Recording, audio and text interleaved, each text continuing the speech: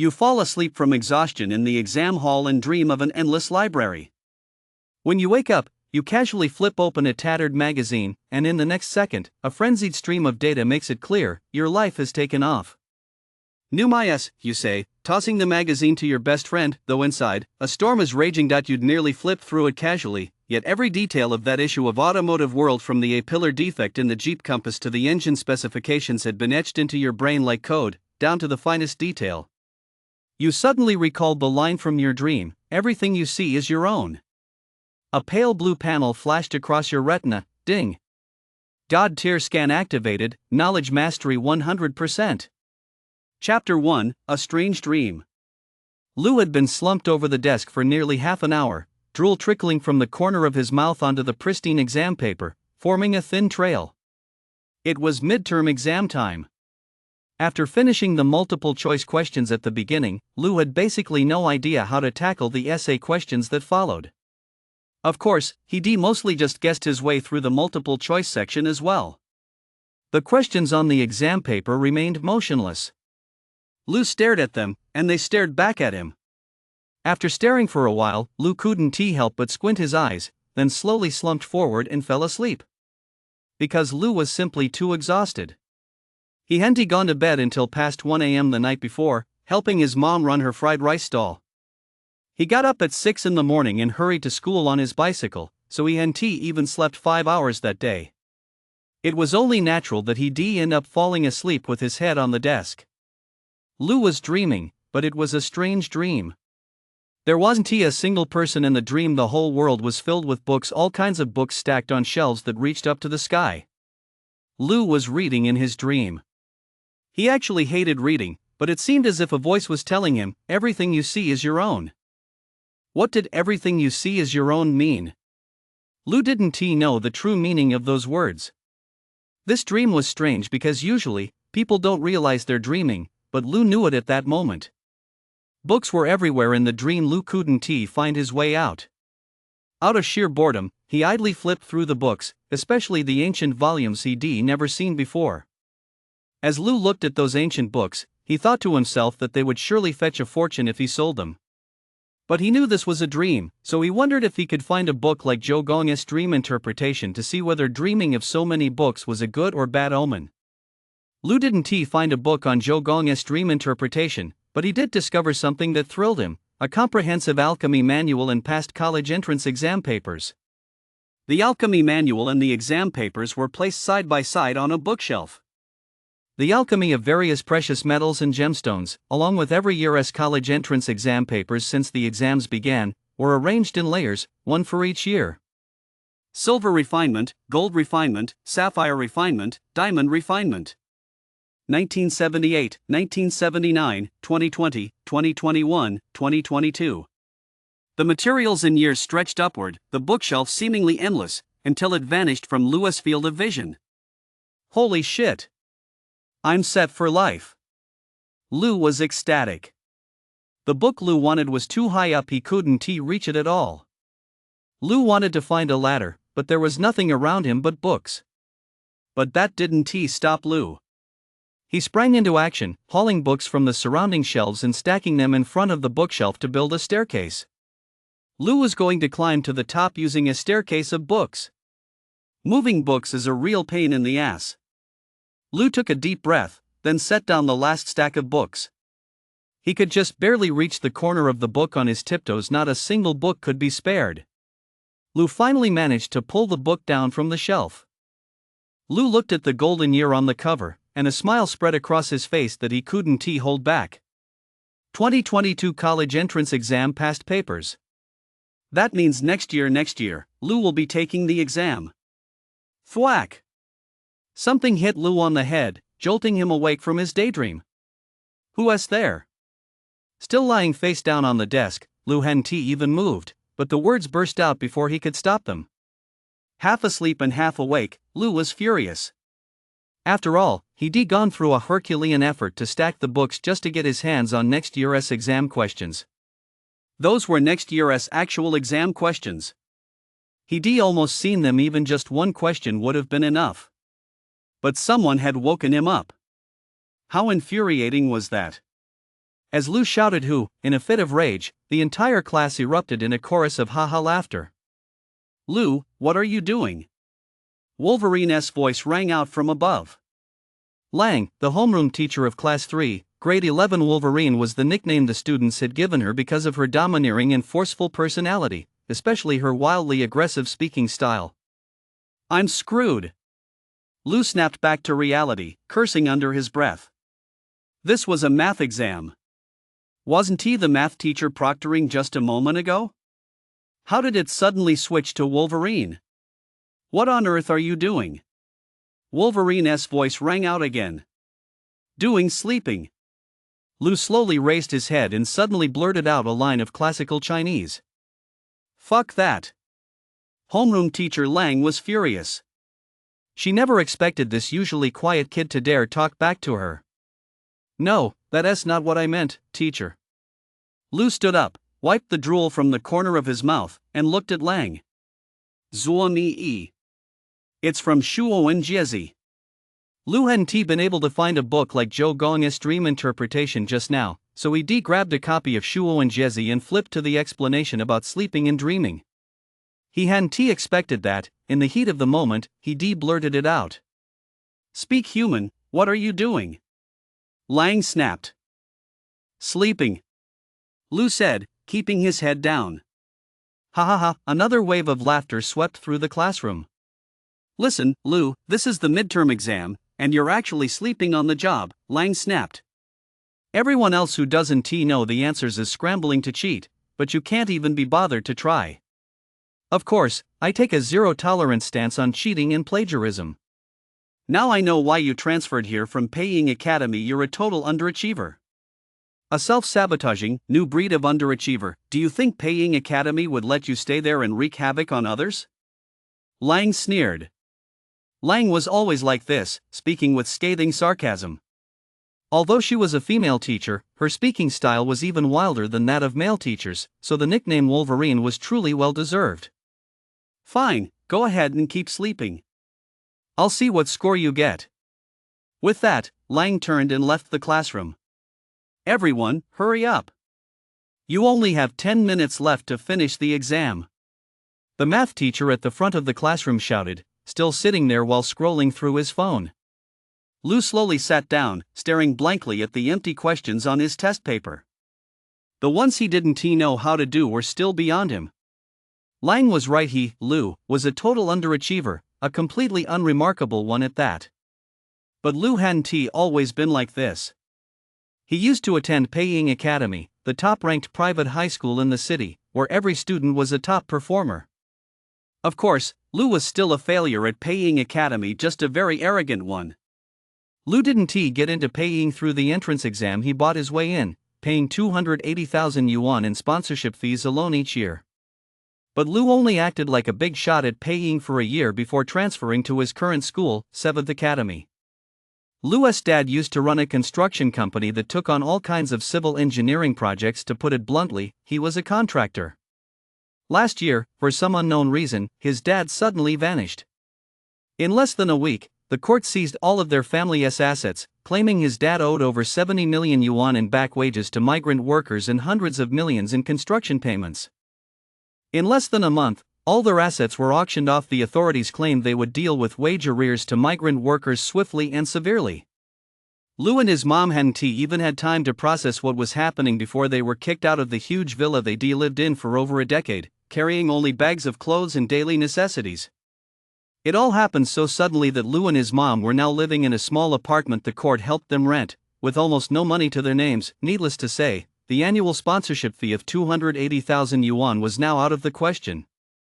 Lou stared blankly at the exam paper in front of him for a moment, and then the bell rang, signaling the end of class. After handing in his exam, Lou sat back down at his desk. His head felt heavy. Ever since that strange dream he had earlier, his mind had felt hollow, as if something had been sucked right out of it. It was as if a cup that had been filled to the brim with water had suddenly been emptied. "Hey, buddy, the latest issue of Car World." A magazine, clearly well-worn and battered, was held out in front of Lou. The one handing it over was Fat Dragon, Big Fat Dragon, as he was nicknamed because of his slightly plump build. Fat Dragon was the only close friend Lou had made in the nearly year since transferring to 7th Academy. You could call him a true buddy. Lou used to be a lively, outgoing guy, even a bit cocky. Smoking, drinking, fighting, and chasing girls, he did it all. But ever since something happened at home, Lou had suddenly become a different person, growing quiet and reserved. This was especially true after transferring to 7th Academy, where he didn't know anyone from before. He almost never participated in class activities and never voiced his opinions. He rarely interacted with his classmates, not because his personality had changed, but because he didn't want anyone to know about his family's situation. After all, his dad running away because he owed migrant workers wages wasn't exactly something to be proud of. But Lou and Fat Dragon became best buddies because Lou's South Current place was practically right next door to Fat Dragon's. Lou's family rented a place in Garden New Village, one of Binhai City's oldest neighborhoods, right next to Jinshan Village, the city's largest urban village. And Fat Dragon's family lived in Jinshan Village. In Fat Dragon's own words, he was a true local, a potential second-generation demolition beneficiary. Lou casually took the magazine and flipped through it. Knew my ass. Lou tossed the magazine back to Fat Dragon. "Isn't this fucking last month's issue?" Lou felt a bit baffled. He'd only flipped through a couple of pages, yet every single detail of the magazine's contents was now crystal clear in his mind. This clarity wasn't the kind most people imagine. It was the kind where you feel it in your bones, as if. Lou couldn't quite put it into words right away, but he just felt a strange sensation in his heart. "Just messing with you." Fat Dragon laughed. "Didn't you just get chewed out by Sister King Kong? Just trying to help you get over the awkwardness. Did you stay up late again last night?" Lou nodded without saying a word. He didn't want to talk about his family at school. The reason Lou and Fat Dragon had become such close friends was that they lived so close together that Fat Dragon knew quite a bit about Lou's family. Fat Dragon knew that Lou and his mom ran a street stall selling fried rice, and sometimes when he walked by their stall at night, he'd even help out if they were busy. Before they knew it, the two had naturally become good friends. Of course, there was another important reason: they shared a common passion: cars. "My dad promised to let me take driving lessons and get my license this summer," Fat Dragon said as he pushed his bike, waiting at the traffic light as usual and chatting with Lou about cars. "You're a senior next year, for crying out loud. You should be at home cramming for exams, not learning how to drive," Lou said. "With my grades, I wouldn't get into college even if I studied myself to death," Fat Dragon laughed. "My dad's the sharpest guy in Jinshan Village. You think he'd just send me to driving school on a whim? The tuition's over 5,000. The old man's pretty sneaky. He knows I won T-Pass, so he'd rather I give up early and make other plans. He wants me to drive for a ride-hailing service after the college entrance exams. Actually, driving for a ride-hailing service isn't so bad. The ride-hailing business is booming right now. It's often hard to even get a ride," Lou said. "As if you ride ride-hailing services all the time," Fat Dragon scoffed. Lou ignored Fat Dragon. In reality, he used to take a ride-hailing service to school every single day, and not just any service, but the premium kind. Xiao Yao's note: new book is now available. The plot is really taking off. Add it to your bookshelf if you like it. Chapter 2: The Magical Fried Rice. When it came to starting work right after the college entrance exams, Lou was still quite eager. Actually, Lou had wanted to drop out and find a job a long time ago, but his mom insisted he study hard. "Even though we don't have the money to keep you at paying, you'll still have to study hard at 7th Academy. You have to go to college no matter what. Mom will sell everything she owns to make sure you finish your degree." Those were Lou's mom's exact words. In truth, Lou's mom knew exactly how Lou was doing in school.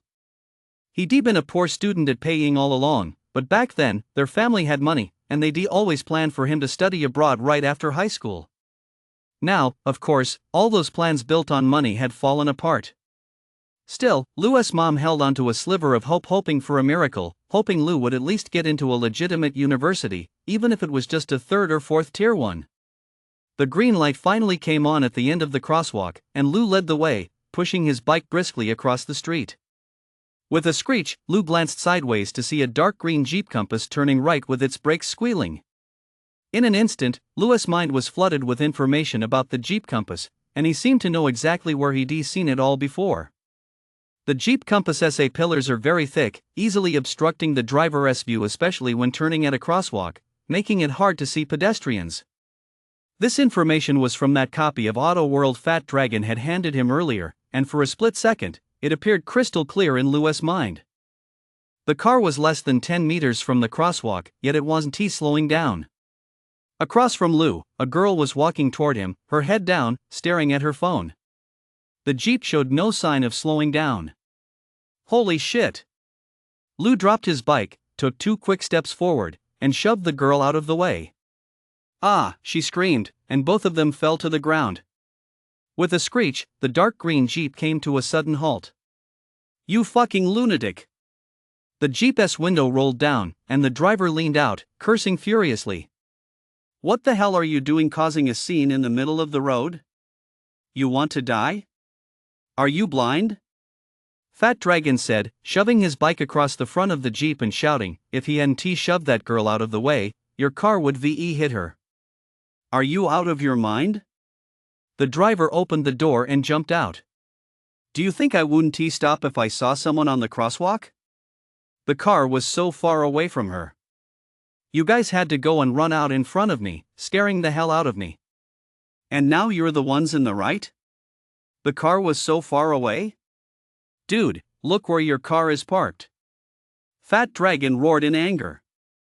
The driver glanced down and saw that more than half the front of his car had already crossed the crosswalk. If you guys hadn't startled me, how would my car have ended up here? The driver said, sounding somewhat exasperated. If it weren't for us, you would run her over and killed her, Fat Dragon shouted loudly. We saved her life for you, and instead of thanking us, you're cursing at us? What kind of person are you? Did you buy your driver's license? Lou felt a bit awkward at that moment. He lunged straight ahead, landing right on her chest. Startled, Lou jumped up immediately. I'm sorry, I didn't mean to, he said as he reached down to help the girl up. Are you okay? Lou asked casually.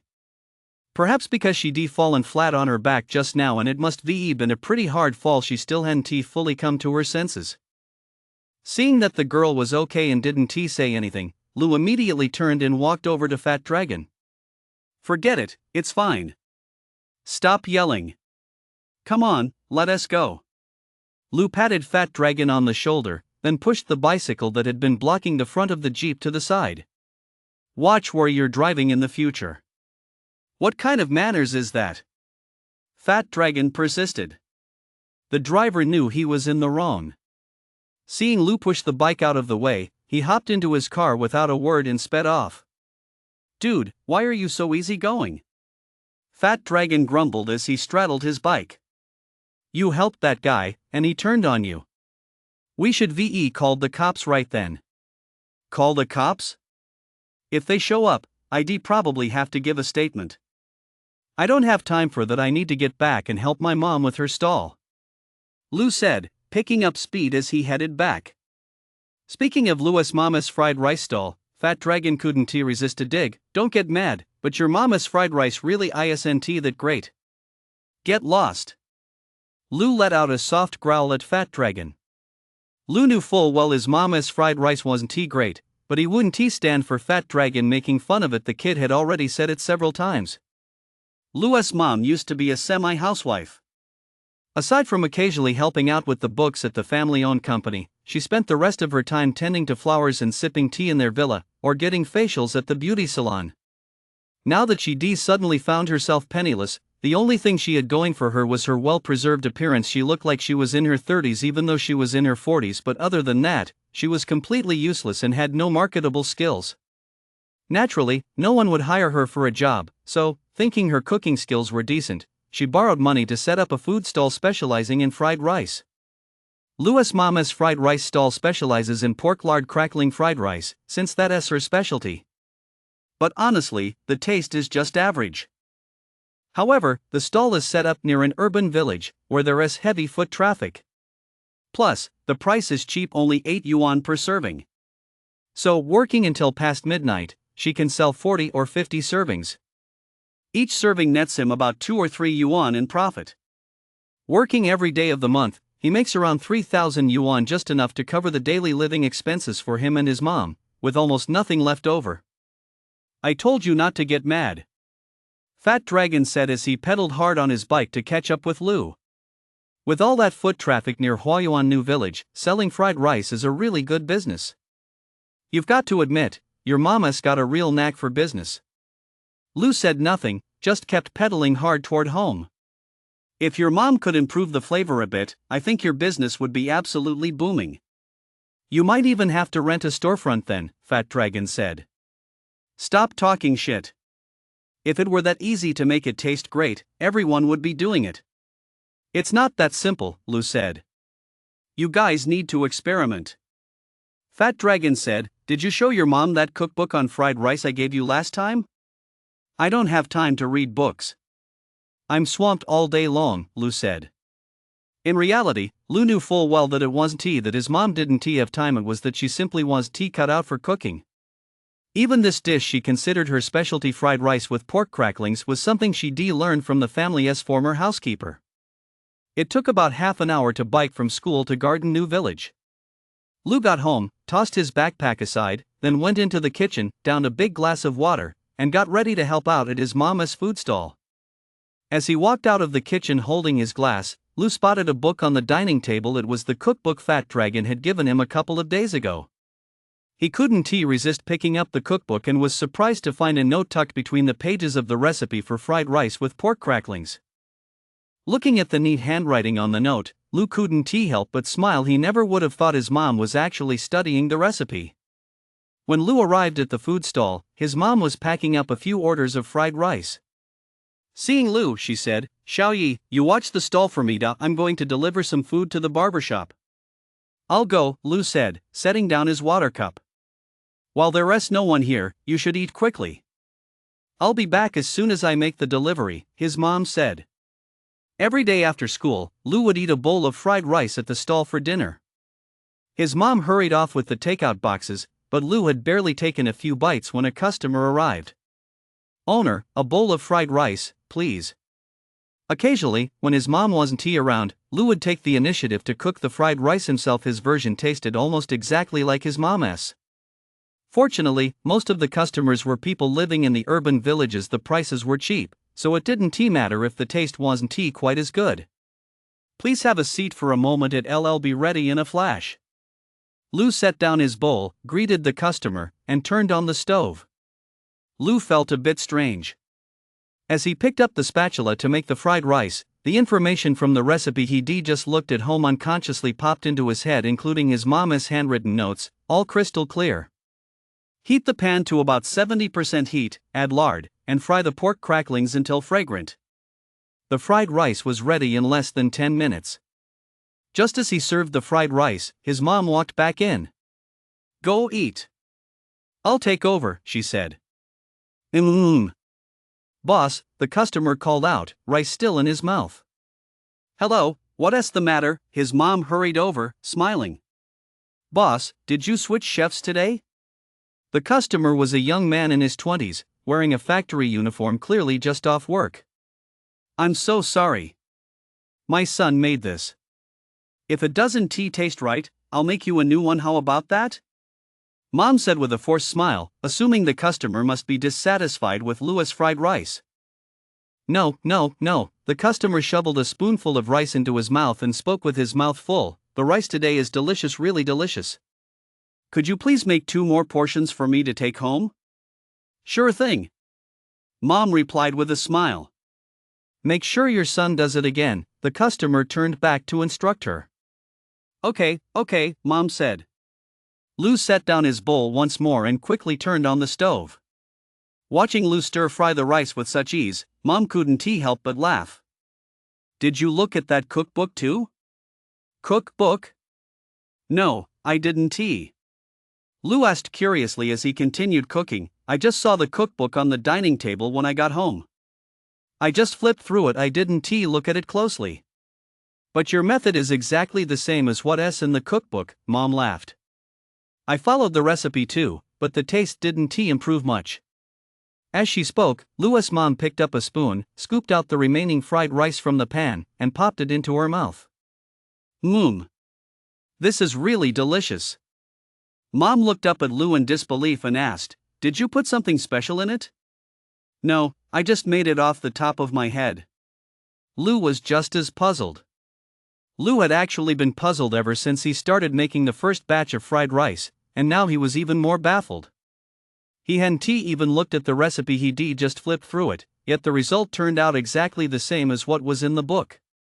What was even more unbelievable to Lou was that not only had he followed the recipe's steps to a T, but the final result met all the requirements listed as if he were a professional chef, with his technique and timing flawless. This feeling. Wait, Lou had felt it before when he saw the magazine Fat Dragon had handed him at school. His mom handed the rice to the guest, then turned to Lou and smiled. "How did you make this?" "Teach Mom, too." Lou was stumped by his mom's question. He really didn't know how he'd done it. It was as if he'd been born with the skill, or as if someone had been guiding his hands the whole time. Ha! As soon as Lou thought of the fried rice, the information from the recipe book appeared crystal clear in his mind once again. So Lou recited the recipe word for word to his mom, but she couldn't help but shake her head. "That's exactly how I made it. Just make it a few more times. The flavor will probably improve gradually," Lou reassured her. "Young people pick things up fast." "I'm getting old," his mom sighed. Then, as if suddenly remembering something, she added, "Oh, your homeroom teacher called me today." "Ha?" Lou was startled and hurriedly asked, "What did she say?" "I didn't answer it. Later, when I saw the missed call, I tried calling her back, but she didn't pick up either," his mom said. "Is something going on at school?" "Nothing's wrong. She probably just wanted to check in on how students are studying at home." "A phone check-in," Lou replied. "I told you to stay home and study, but you wouldn't listen. You had to come help me sell fried rice," Mom said as she wiped the table. "You can't handle it all by yourself. Besides, no matter how hard I study, I'll never get into college. I might as well start earning money early." Lou's voice grew quieter as he spoke. "Shut up. No matter what, you're going to get into college. Do you want to spend your whole life selling fried rice like me?" Mom snapped angrily, "I'm going to your school to talk to your homeroom teacher about your grades." "Ha?" Lou looked terrified. Chapter 3, I Get Stronger by Reading. Unexpectedly, they sold over a dozen extra servings of fried rice that night. Most importantly, they finished all the rice and ingredients they'd prepared by a little past 11, forcing them to close up shop early. "Should we prepare more fried rice tomorrow?" Lou's mom asked with a smile as she pushed the cart. "Let us prepare 15 more portions than today," Lou said. "If it sells as well tomorrow as it did today, then prepare 15 more the day after. If it doesn't sell, we'll cut back on the extra portions. We'll just keep adjusting like that, add more when it sells well, and cut back when it doesn't." I'll listen to my son," Mom said with a smile. "Then starting tomorrow, I'll be the one doing all the stir-frying," Lou said with a smile. "You'd better teach Mom how to do it," Mom said suddenly, her tone turning stern. "You've been helping me sell fried rice every night, and it's definitely getting in the way of your studies. You'll be a senior next semester. Teach me more over the next few days. Once I've learned, you won't have to come out anymore, you can stay home and study. You can't possibly handle it all by yourself. If the fried rice tastes even better, you'll be even more swamped," Lou said. "It'll only be a year of being swamped. We'll worry about that after the college entrance exams. If you don't get into college, you'll be selling fried rice with me for the rest of your life." Mom sighed as she spoke. "I wonder where your dad has run off to. It's been over a year now, he should at least call to let us know he is okay." At the mention of his dad, Lou fell silent. He didn't know what to say. His dad used to be busy with social engagements all day long and rarely had time for him, but he'd usually try his best to meet his requests. But whenever the topic turned to his dad running away after defaulting on migrant workers' wages, Lou really didn't know what to say. In fact, Lou's mom had heard rumors more than once that Lou's dad was dead, but she didn't dare believe it, and she certainly didn't dare tell Lou. Deep down, she still clung to a sliver of hope, just as she clung to the hope that Lou would get into college. When Lou got home and took a shower, he passed the dining table and saw the cookbook again. He picked it up without even opening it. He clearly recalled every detail about the fried rice with pork cracklings that he glanced at before. Lou put the cookbook down, rushed back to his room, and grabbed a history textbook at random. Lou hated history more than anything. It required rote memorization. He was only halfway through the history book. He hadn't even read the latter half yet. Lou flipped through the history book rapidly, just as he had with the cookbook earlier, glancing casually at each page. In less than 5 minutes, Lou had quickly skimmed through half the history book and closed it. Lou gently closed his eyes and tried hard to visualize the content he'd just skimmed. Holy shit! Lou couldn't help but widen his eyes in shock. The contents of the history book he'd just casually flipped through were now crystal clear in his mind. Even every punctuation mark and every printing flaw in the book were perfectly distinct. Lou was utterly astonished. He hurriedly pulled out his biology, geography, chemistry, and physics textbooks, flipping through them just as quickly before closing them. Lou went wild. Lou realized his eyes were like a scanner. Just one glance was enough to scan the contents of a book and store them in his brain. No! Lou realized something was off. It didn't seem that simple.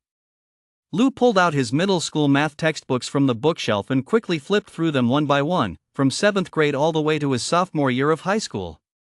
It took him about an hour to finish all 10 books. Then, Lou pulled a Huanggang past exam collection from his backpack. He found the final exam paper for the second semester of his sophomore year. He wanted to test himself. Lou finished the exam in just 65 minutes. He felt he'd never taken so long to complete a test before, yet he also felt he'd never found it so satisfying, as if all the answers were already in his head, just waiting for him to write them down. Holy crap! Lou exclaimed in surprise after checking his answers. 136 points? Lou stared at the number he'd written in black ink, unable to believe his eyes. For every single point of knowledge that had appeared in the textbook, even the extended questions, Lou had answered perfectly. The 14 points he lost, however, were entirely outside the scope of the textbook. Lou's heart was pounding. He couldn't help but repeat the process and review the history section. 100 points. Lou had actually scored a perfect 100. This was history, after all. The essay and analysis questions at the back of the exam weren't the kind where you could get a perfect score just by memorizing the textbook word for word, unless you truly internalized the historical knowledge from the book. No, Lou suddenly realized he hadn't merely scanned the textbook's knowledge into his brain like a scanner. He had truly mastered it. It was just like making fried rice. Both Lou and his mom had looked at the recipe and followed it, but only Lou had achieved the result described in the recipe. Lou suddenly remembered that dream. Everything you see is your own creation. It was as if a voice had told Lou this in his dream, and now he suddenly understood the meaning of those words. Lou was ecstatic. He slapped himself hard across the face. Holy shit! That really fucking hurts. Lou couldn't help but rub his mouth again. He knew he wasn't dreaming. Lou thought back to that dream, and to the college entrance exam questions that had left him with such regret. But right now, he felt no regret at all. If reading books made him stronger, who needed those damn college entrance exam questions? Isn't this the dojutsu from Naruto? Lou marveled to himself as he examined his eyes in the mirror from every angle, trying to spot any changes. His eyes were still the same. Aside from a few crusts of eye gunk from staying up late, he found nothing out of the ordinary. This wasn't some dojutsu. Lou hadn't discovered any earth-shattering powers in his eyes. For now, aside from his vision, memory, and comprehension becoming superhuman, nothing else seemed different. But that was enough to keep Lou awake all night. Lou's mom knocked on his door as she headed out to buy groceries. "Xiao-Yi, time to get up." "I'm going grocery shopping," she called softly from outside. "Oh, I'm up." Lou dropped the pen he was holding and quickly packed his backpack. Lou hadn't slept a wink all night. How could he possibly sleep? He spent the entire night flipping through books, pulling every textbook off the shelf, just as he'd done in his dream, using them as steps. He went through them one by one, page by page, even revisiting some of his elementary school textbooks. Today was the second day of midterms. Unfortunately, he'd already taken the three main subjects Chinese, math, and English yesterday. Today was for the minor subjects like history and physics. Lu hurriedly downed a bowl of kanji, then pedaled his bike toward school as fast as he could. Fat Dragon. Lu spotted Fat Dragon at the entrance to the neighborhood and, in a rare display of cheer, waved and called out from a distance. "Hey, buddy, hit the jackpot? Why are you so happy today?" Fat Dragon chuckled.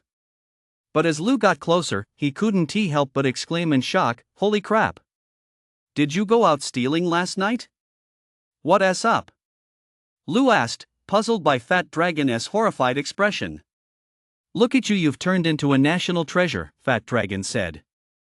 "Oh." Lu realized what he meant and laughed. "I was so absorbed in my studies last night that I read until dawn." "You're full of it.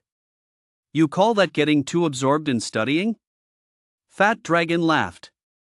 "We'll see how many practice tests you can sleep through later. Bro, don't doubt me. I really did study all night, starting from elementary and middle school. I'm catching up on everything I missed before," Lu declared solemnly. "Holy shit! Did your family's fried rice sales take a hit, so you've decided to buckle down and study hard now?" Fat Dragon said. "Get lost," Lu snapped. "Just you wait and see. We've got exams coming up today and tomorrow, and I'm gonna blow everyone away. I'll blow the school away and show you all what I'm really made of." "Bullshit." Fat Dragon laughed. "Everyone else might not know your true worth, but I sure do." "Fine, you fatso, just you wait," Lu said, pedaling hard as he sped off. "Lu, if you manage to rank in the bottom 5 of the class on the midterms, I'll wash dishes for you for a week." Fat Dragon gave chase, bellowing after him. Today was the second day of midterms. With 4 exams on the schedule, the classroom was already packed to the brim, everyone reciting their notes at the top of their lungs. Lu set down his backpack, turned, and walked out of the classroom, heading toward the sophomore office. He was going to find Wolverine because Lu was really worried about yesterday's phone call. Although he'd gotten lucky yesterday and his mom hadn't answered the call, knowing Wolverine's personality, he was sure to call his mom again today. Lu couldn't let his mom find out that he'd actually been sleeping during the midterms. He wasn't afraid of being scolded by his mom, he was afraid she'd send him home and not let him go out to work at the food stall that night. It wasn't that Lu enjoyed running the stall, it was that he felt heartbroken for his mom. His mom used to live the life of a wealthy housewife, but now, to make ends meet, she was selling fried rice without a single complaint, enduring the grease fumes and street dust. To the underachievers, Wolverine Lang was one word: ruthless. But to the top students, she was another: dedicated. Before 7 in the morning, she was always the first one in the sophomore office. Lang looked at Lu knocking on the door and couldn't help but be a little surprised. "Lu, what wind blew you here?" This was Lang's usual style of speaking. Lu walked over quietly, head bowed, and said, "Teacher, I apologize for sleeping during yesterday's exam."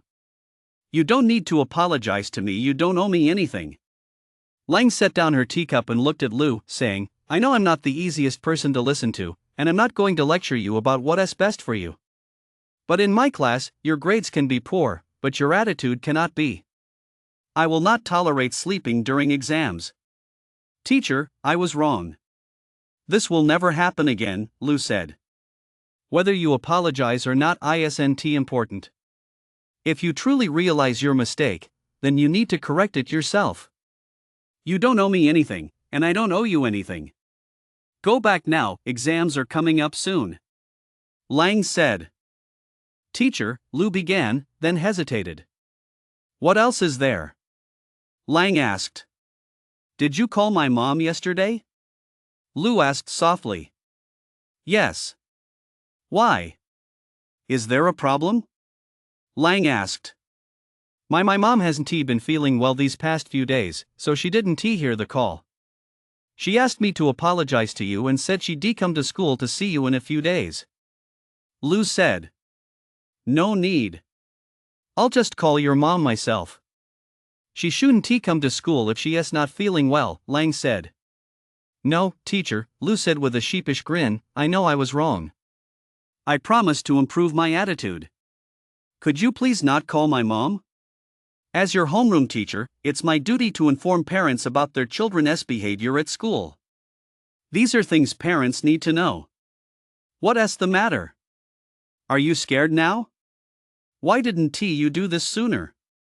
Lang said with a cold laugh. Teacher, I really know I was wrong, and I'll change. I reflected on it as soon as I got home yesterday, and I started studying hard that night. I even pulled out my middle school textbooks to review, Lu said quickly. Teacher, please give me another chance. Look at my grades, I promise to study hard and improve. Just give me some more time. If I don't make progress, you can call my mom anytime and tell her on me. Tell on you? Lang exclaimed in surprise. No, report the situation, Lu said with an awkward grin. All right, but you said it, Lang nodded. Chapter 4, A Struggling Student Can't Become a Top Student.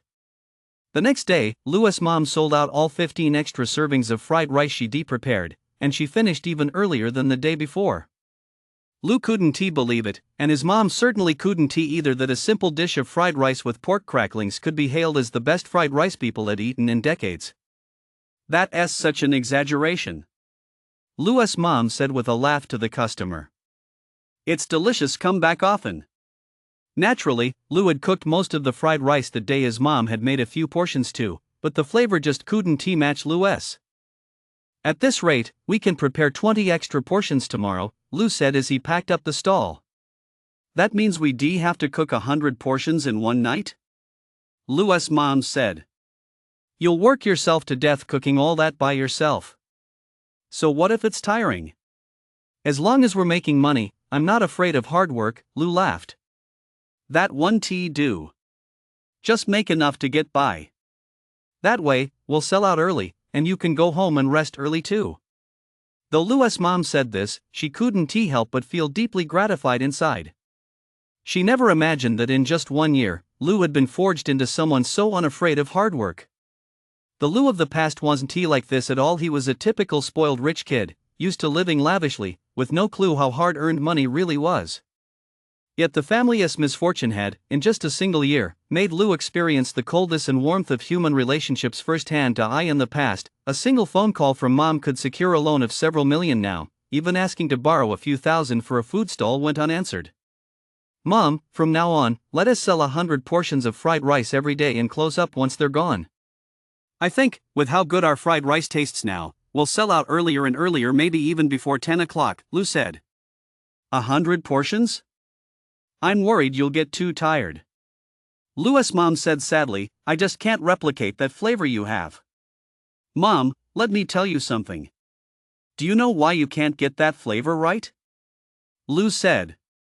You're too honest, you put in too much rice. No, I thought if the taste was just average, I'd make up for it with quantity. Besides, our stall is here in Jinshan village, and we're selling to migrant workers. They have big appetites. Lu's mom said. That's why your fried rice doesn't have that special flavor. Plus, if the portions are too big, even the best food gets old. It's better to serve a little less so people actually want more. Lu said, look, I put one less scoop of rice in mine than you do, but people still come back for seconds. You've got a point there. Mrs. Lu said, suddenly realizing. So, from now on, use one less scoop when you make fried rice.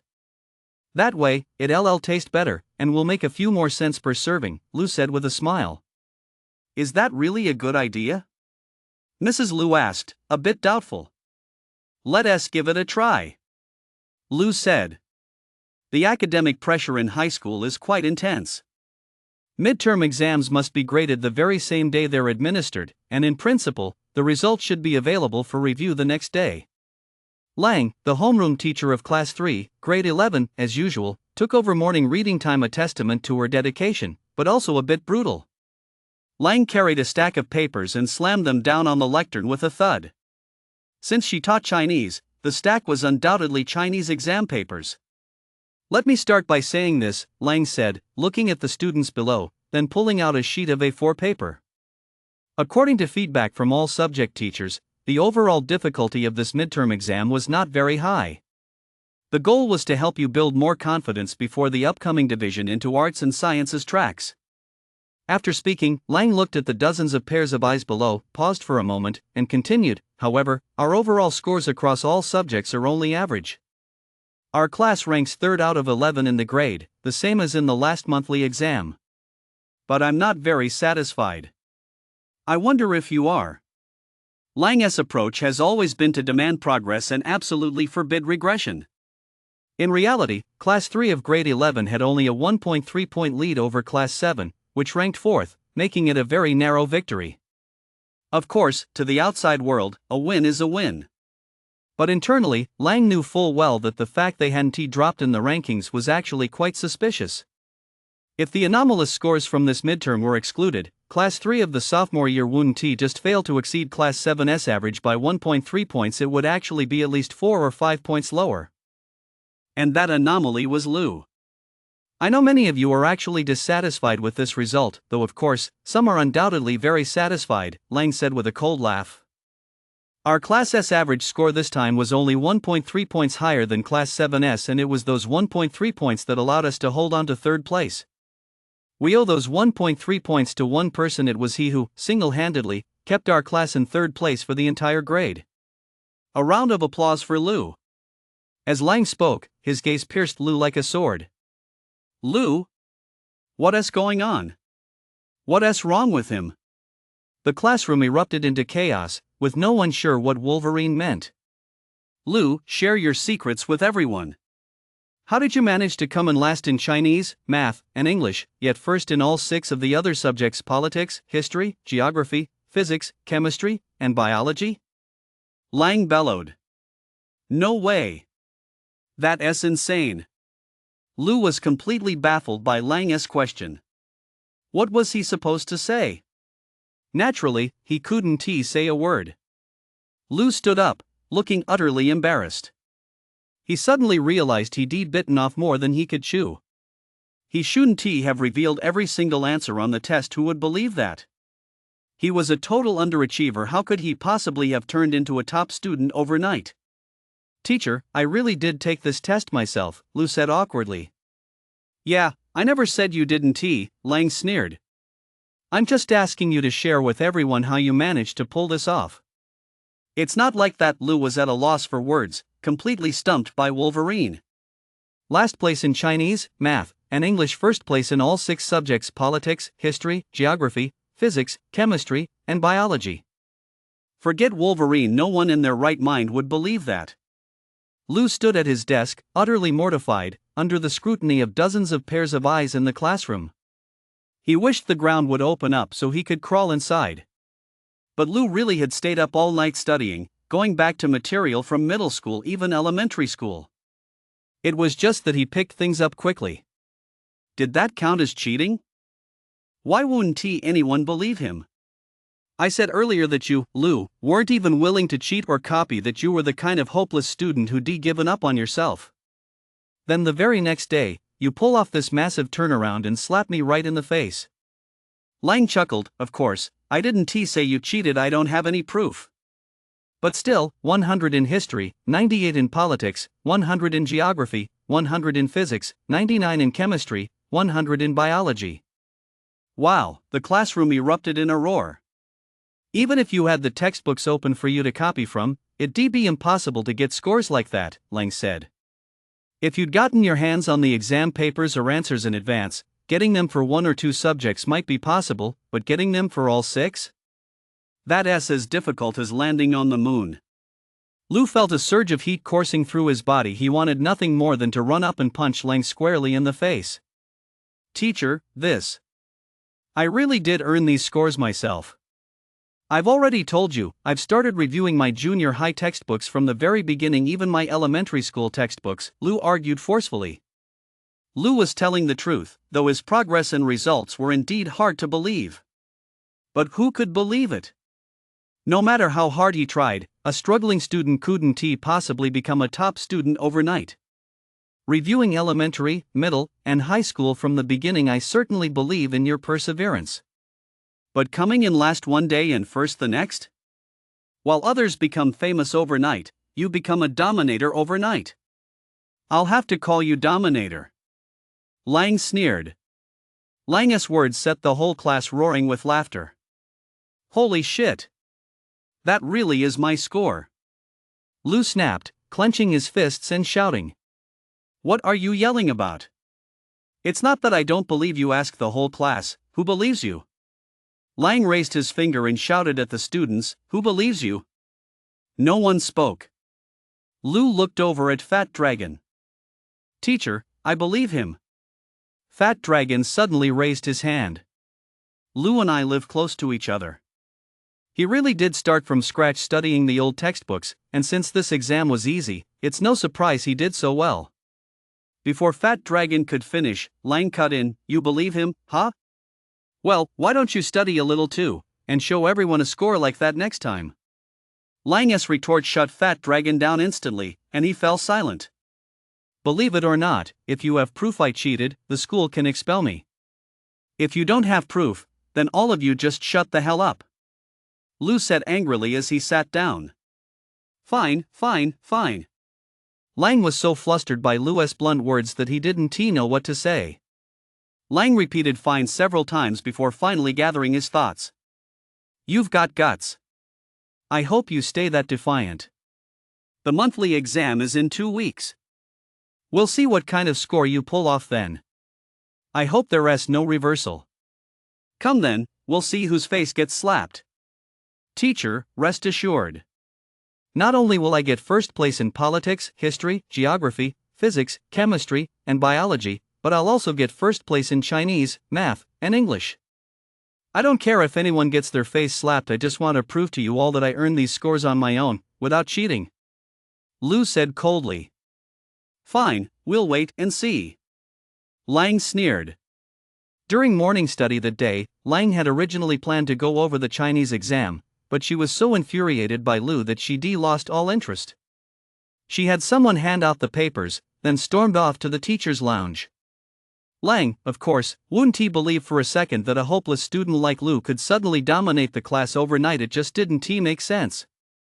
Lang had originally kept Lou's unusual scores under wraps. She didn't want to draw attention from teachers and other classes, lest Class 3 of the sophomore year lose its third place ranking. But at that moment, she wasn't thinking that way. She hurried into the faculty office, approaching the desks of the history teacher, the physics teacher, and asked if there was any possibility that the midterm exam papers or answers had been leaked. However, the answers were almost identical. A leak is impossible, unless a hacker breached our computers. The test questions are all stored there. But this isn't the college entrance exam. Who would go to such lengths just for a regular midterm? But Lang didn't buy it. She suddenly recalled what Lou had said to her early the morning after the midterm. Lou had told her he'd study hard, asked her to wait and see his grades, and begged her not to call his mom to tattle on him. Wasn't it obvious? Lang suddenly realized that this clearly proved Lou had known in advance that he would get good grades, and the only possible explanation was that Lou had taken the risk of obtaining the answers just to prevent her from calling his mom. Lang felt her logic held water. With that thought, she couldn't help but let out a cold laugh as she pulled out her phone. Chapter 5: The Phone Call Controversy. As a transfer student, Lou wasn't particularly close with his classmates to begin with. Combined with his usual reluctance to socialize, he was already shrouded in mystery to the entire class. Now, with Lou suddenly becoming a top student overnight and even standing up to Wolverine, his mystery only piqued people's curiosity even more. In less than half a day, news of Lou's heroic feat had spread throughout the entire school. At lunchtime, everyone was buzzing about this genius who ranked last in Chinese, math, and English, yet first in every other subject from politics and history to geography, physics, chemistry, and biology. Dude, you're fucking awesome. Spill it. Where do you get the answers? Fat Dragon quietly pulled Lou into a corner of the cafeteria and whispered. You don't believe me either, do you? Lou snapped. It's not that I don't believe you, man, but going from zero to hero overnight just isn't scientific. This isn't just a underachiever-esque comeback, this is defying the laws of nature. Fat Dragon said with an exaggerated expression. How should I put this? Lou looked genuinely troubled. How should he put it? Should he say he had a pair of Rinnegan eyes that could scan textbooks? Not only would no one believe him, but he might even be sent to a mental hospital for being a lunatic. If you don't believe me, I've already told you I really did start studying from scratch a long time ago. Doing so well this time was just luck, the exam wasn't hard, Lou said. You're full of it. You only reviewed the elective courses, but you didn't study the main subjects like Chinese, math, and English? Fat Dragon said with a dismissive tone. You actually hit the nail on the head. The elective courses have less material, so I started with those first. I did review the main subjects too, but the results don't show up as quickly. But just you wait, I'll definitely prove Wolverine wrong on the next exam, Lou said. Fine. If you don't want to talk about it, forget it. I don't care about grades anyway. Are you worried I'll steal your top spot? Fat Dragon laughed. How the hell are you just like Wolverine? I've told you a million times I didn't cheat, Lou snapped. Don't yell at me, I'm the only one in the whole class who stood up for you, Fat Dragon said. Yeah, but I'm telling the truth. I really did take that test myself. If you don't believe me, bring me a test right now, and I'll take it right here in front of you, Lou said. Save it. You should show Wolverine instead, she'd never believe you in a million years, Fat Dragon said. She can believe it or not, Lou said, shoveling a mouthful of rice into his mouth before looking at Fat Dragon and grinning. You remember what you said, don't you? I say a lot of things, I don't remember everything, Fat Dragon feigned ignorance. Stop your fucking nonsense. You're serving tables for me tonight, Lou said. Holy shit. Does this count too? Fat Dragon laughed. Why wouldn't he it? You and Wolverine both have no proof I cheated, so just shut the fuck up, Lou said. Fine. Fat Dragon said impatiently. You're getting more and more cocky with every word you say. As usual, Lou went home after school, filled a big jug with water, and then rushed over to his mama's fried rice stand. But today was a bit strange. When Lou got to the stand and called out to his mom twice, she didn't even acknowledge him. Lou could tell his mom looked really upset. Mom, what's wrong? Lou asked. His mom kept working, ignoring him. What's wrong with you? Say something. Lou got frustrated and walked over to tap his mom on the shoulder. Get lost. Go home, and don't ever come back. Lou's mom suddenly snapped. Mom, what did I do? What made you so mad? Lou asked, completely baffled. I was wondering why your homeroom teacher called me out of the blue. I never imagined you'd turned out this bad, Lou's mom said, grabbing a large spoon used for stir-frying and swinging it at Lou. Seeing this, Lou quickly ran away.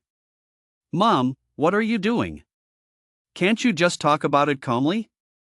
We're out on the street, can't you wait until we get home to hit me? That spoon is all greasy, don't get my clothes dirty, Lou shouted as he ran. It's bad enough that you're doing poorly in school, but why did you have to cheat?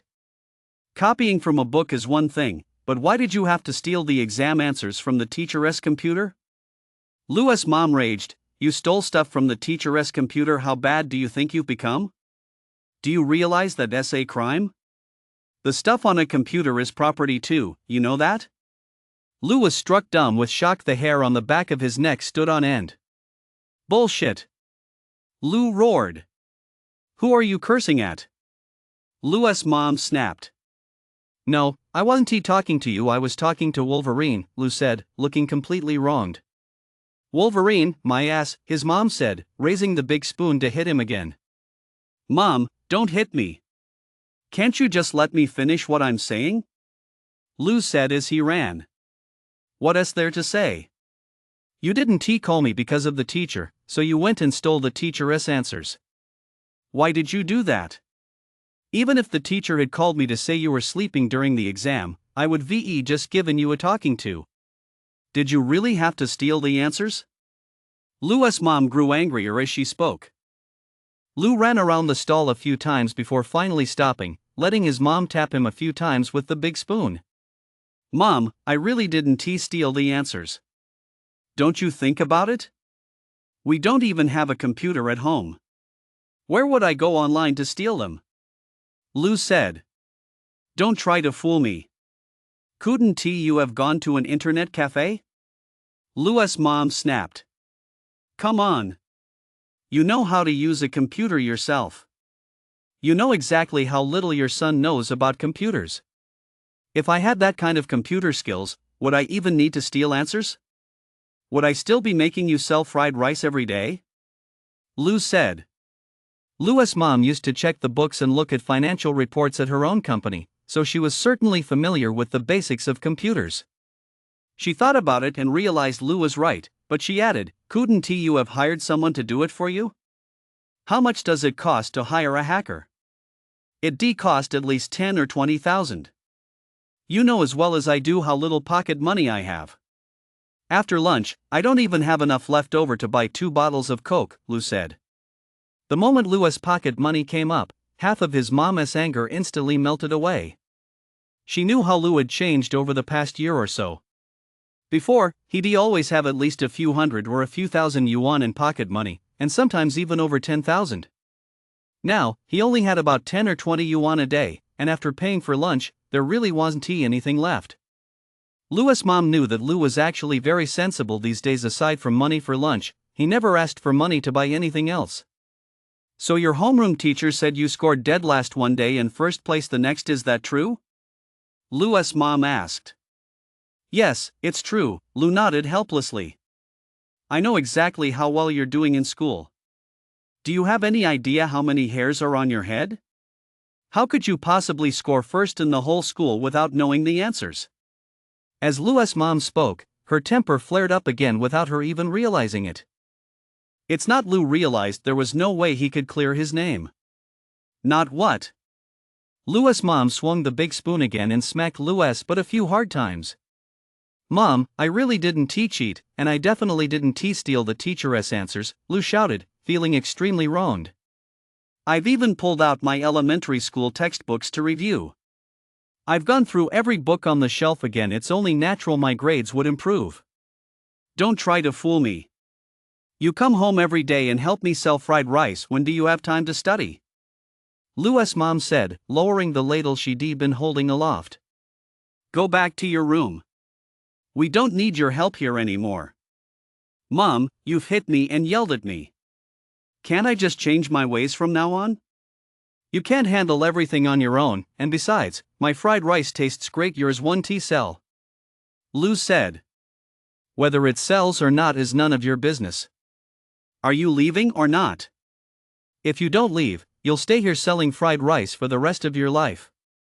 I'm leaving. Lou's mom said, tossing down the ladle and turning to walk away. Fine, I'm leaving.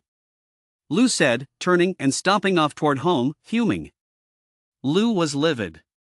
He wanted nothing more than to appear right in front of Wolverine and punch her right in that despicable face. He thought Lang was absolutely despicable. They agreed not to call his mom about his grades. Even if she didn't believe his grades, she should at least have presented some evidence, but to accuse him of stealing answers from the teacher's computer with absolutely no proof was simply shameful. Lou went home and stewed in his anger for a while, then dragged all the books in the house out onto the floor. He was going to prove to everyone that he really hadn't cheated. That night, Lou's mom didn't come home until after midnight, carrying a huge pile of unsold ingredients. Lou ignored his mom. He was angry that she didn't believe him and was taking Wolverine's word for it. Lou's mom didn't bother with him either, but instead of speaking, she casually tossed a bag in front of him. Lou glanced at it. It was his favorite banana cake. Take it away, I'm not eating it. Lou said. Starve to death then, you never do anything right all day long, and now you've even learned to talk back, Lou's mom snapped. Do you really believe everything Wolverine says? Why wouldn't you believe your own son? Lu couldn't help but shout angrily. Believe what about you? I know exactly what you're like. Can a poor student suddenly become a top student overnight? Go ask around at your school how many people would believe that? Lu's mom said. Fine, fine, fine. I'll make you believe me. I'll have Wolverine call you again and tell you herself that I didn't cheat, I really did come in first, Lu shouted. I'll be waiting, Lu's mom shouted back. If you want to eat cake, what are you going to eat? Should I cook you a bowl of noodles? I'm not eating. I'm full of anger. Lu snapped angrily. I've been working all day and haven't even had a chance to vent my frustration. So what if you've been wronged? Are you threatening me by refusing to eat? Eat if you want to. If you're so tough, don't eat at all from now on. Lu's mom retorted furiously. Her words struck a chord with Lu. He really shouldn't be angry with her. She had already changed so much for the sake of their livelihood. Did we have a lot of fried rice left over tonight? Lu tried to ease the tension between them. From now on, what happens at the food stall has nothing to do with you. Don't ask. Lu's mom's words left Lu speechless. Chapter 6, How to Prove It. When Lu returned to the sophomore office, Lang didn't seem surprised. It appeared as though everything had been exactly as she'd expected. Lu, you skipped morning reading. Why did you come looking for me again?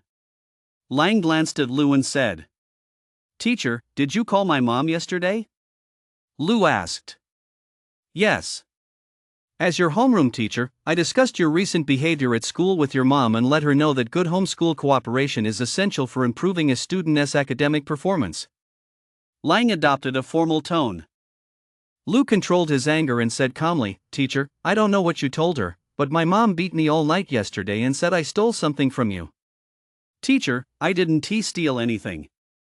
I never said you stole anything. Lang set down his teacup and said earnestly, I just explained to your mom the likelihood of your grades suddenly improving overnight. As for whether you earned those grades through your own ability or obtained the answers by some other means, that's something only you can answer. Lu couldn't help but fly into a rage. Analysis? You son of a bitch, isn't that basically saying I stole them? Teacher, when you put it that way, my mom'll think I stole your answers.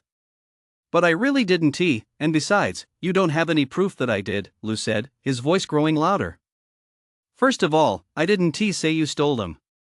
As your homeroom teacher, your grades have skyrocketed overnight. I have to analyze the reasons and draw conclusions, don't I? Calling a student's parents to discuss matters is an important part of my job as a homeroom teacher. There's nothing wrong with that, is there? Lang said sternly, looking at Lu. No. Before Lu could continue, Lang added, Second, your grades have skyrocketed overnight. Until you prove that you actually earned them through your own efforts, isn't it my right as your homeroom teacher to explore all possibilities? Isn't it reasonable for me to ask your mom about the situation? Lu was left speechless by Lang's rebuttal. It seemed Lang was right. As his homeroom teacher, it was indeed her right to discuss his progress with his parents, and it was an essential part of her job. But wouldn't Lang's so-called analysis and speculation sound like facts to Lu's mother?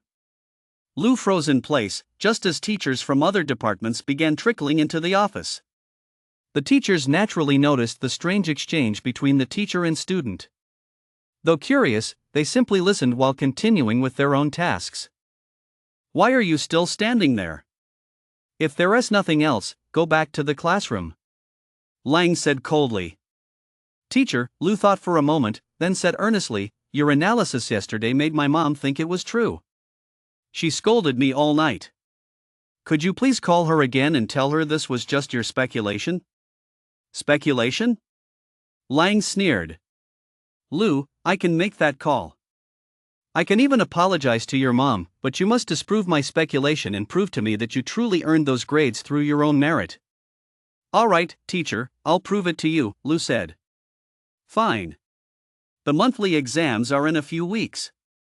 If you can achieve the same results on the next exam, I'll keep my word and call your mom to apologize, Lang said, looking at Lu. However, Lu showed no sign of leaving. Go back. What are you still standing here for? All the teachers in the office are listening. As long as you can prove yourself, I'll keep my promise and call your mom, Lang said impatiently. Teacher, I can't wait that long. Could you please call my mom right now? Lu said calmly. Lu, Lang snapped, don't push it. I've been very patient with you. Why can't you understand what I'm saying? Lu, the physics teacher sitting across from Lang, stood up, patted Lu on the shoulder, and smiled. Teacher Lang has made himself very clear. As long as you can prove your grades are genuine, Teacher Lang will call your mom. I'll vouch for you.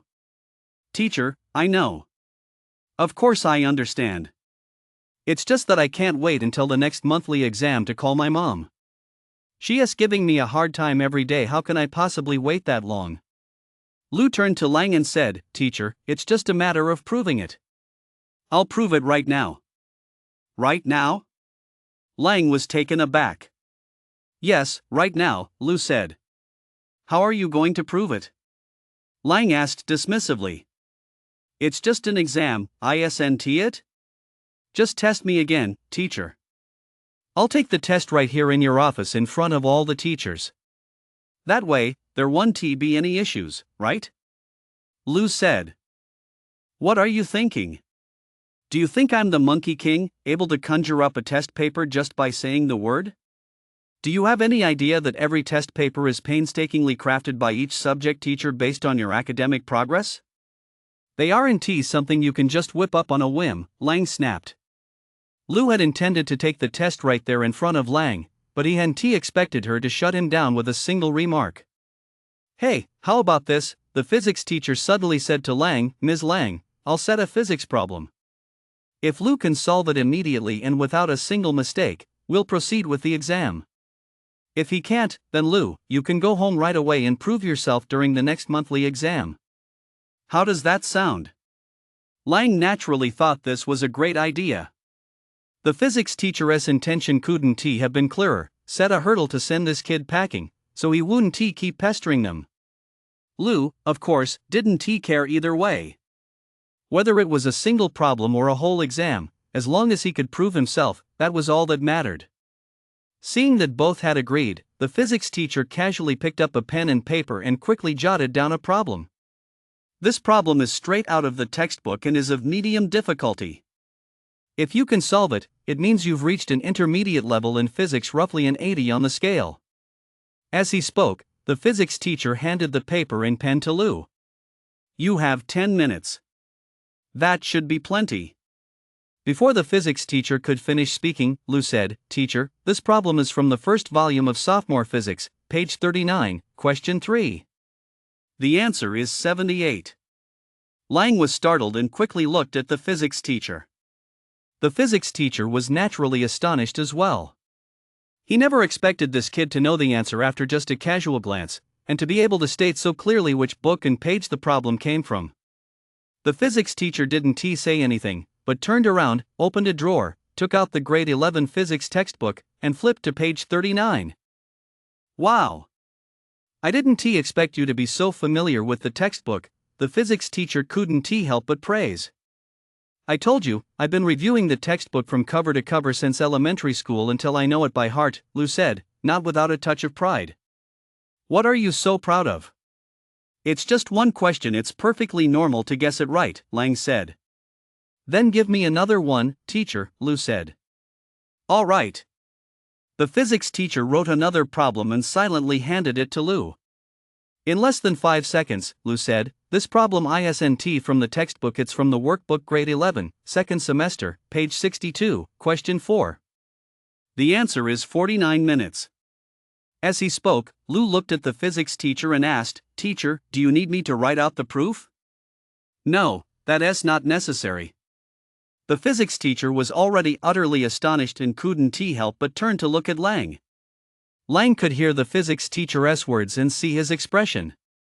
She couldn't help but wonder, could Lu really have memorized the contents of the textbook so thoroughly? Teacher Zhang, do you have any past exam papers on hand? Lang asked. Yes. The physics teacher was naturally intrigued.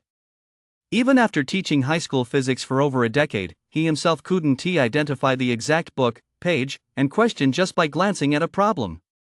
Yet Lou had actually done it.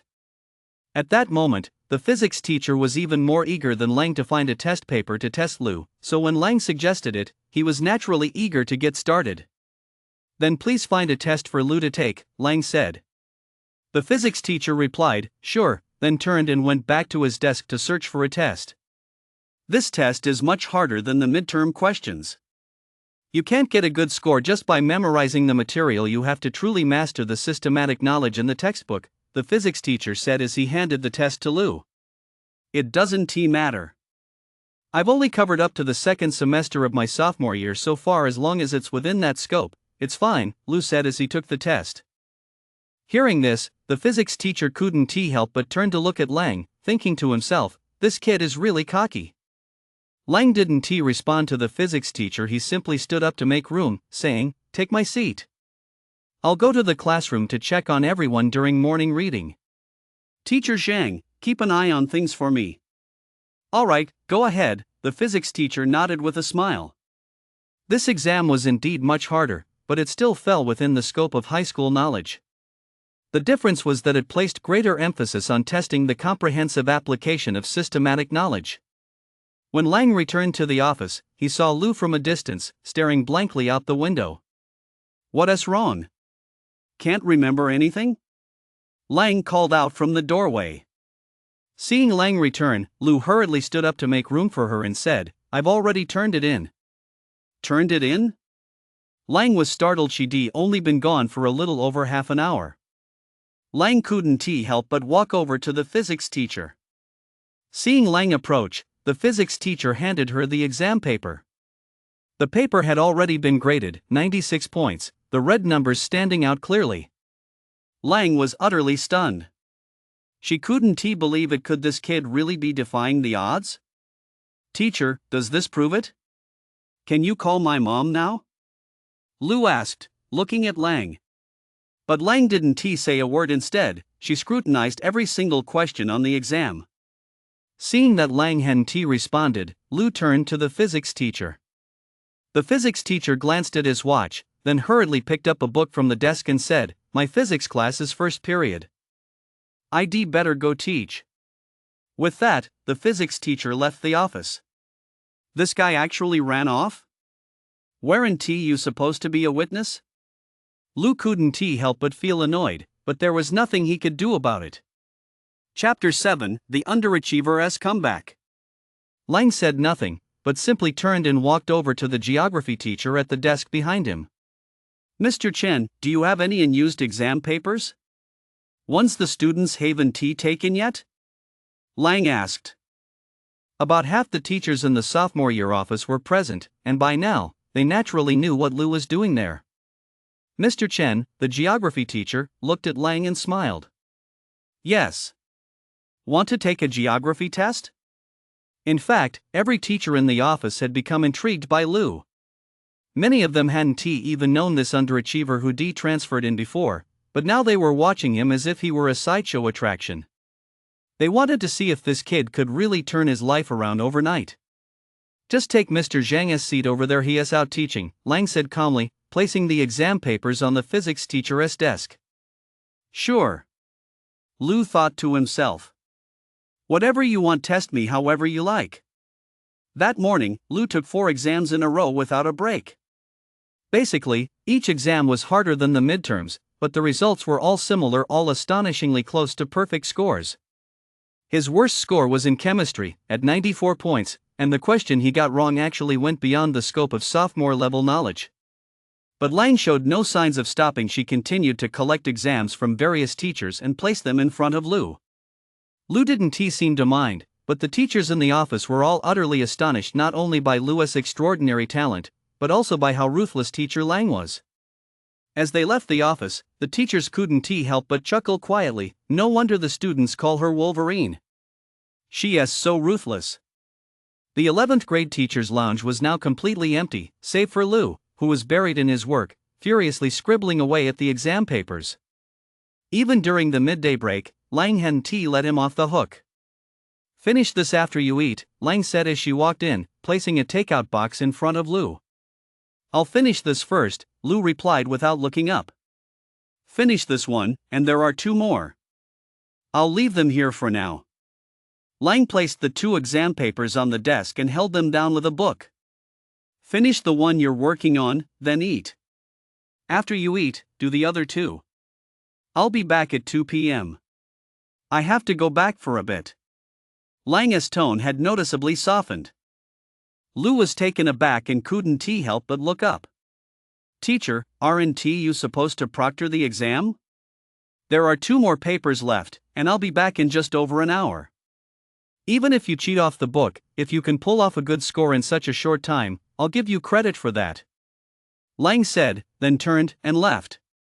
After finishing the history exam he was working on, Lu didn't hesitate to open the takeout Lang had brought back. He was really hungry.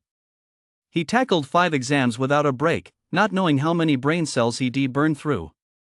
Holy crap! Lu exclaimed.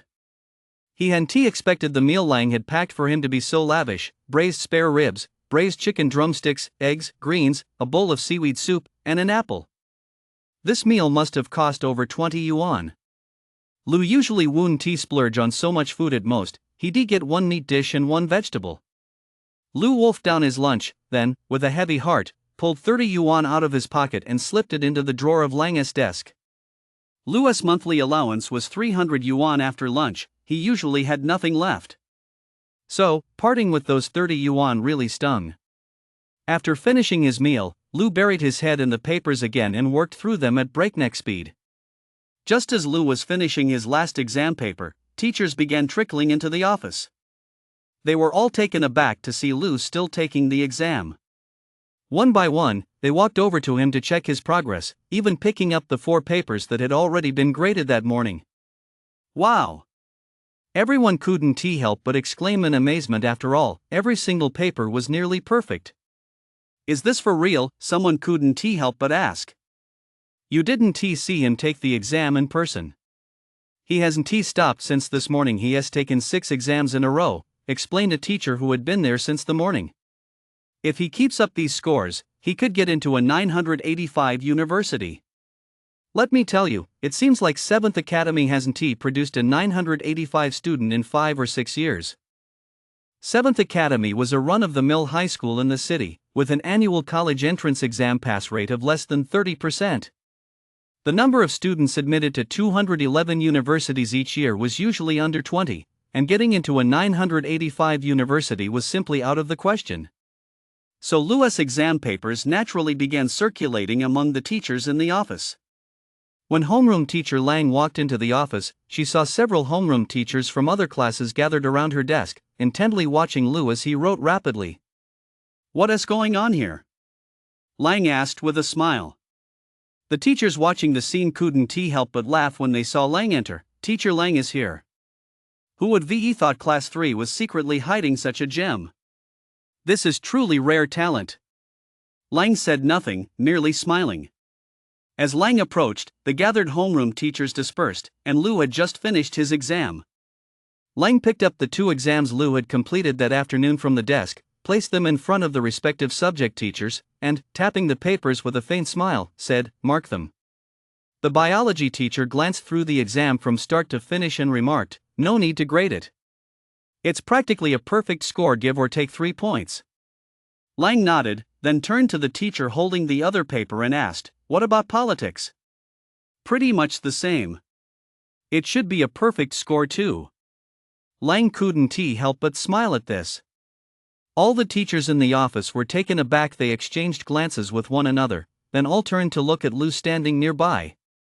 "Teacher, is that enough? Does this prove I didn't cheat?"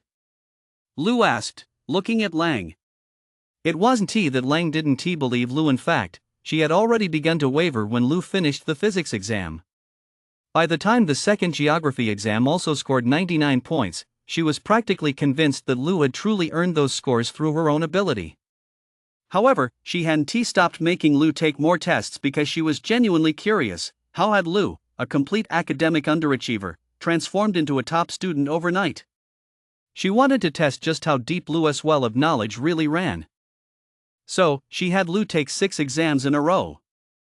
Lang sat down gently, then sighed with a touch of embarrassment and laughed. Lu, you're really rubbing it in, aren't you? Lu didn't say a word, he just looked at Lang. Alright, I'm a woman of my word. You slapped me in the face, Lang said awkwardly, and I accept it. As she spoke, Lang pulled out her phone. When Lang put her phone away and watched Lu dash out of the office like the wind, she couldn't help but laugh awkwardly. Ms. Lang, didn't Lu transfer here from Peiying? Lang nodded and smiled. Yes, he transferred from Peiying. Peiying's students are all top-notch. It's not that surprising he scored so well. He has been at the bottom of the class for over a semester since he transferred here. Suddenly getting several perfect scores on the midterms, how could I possibly believe it? Lang chuckled.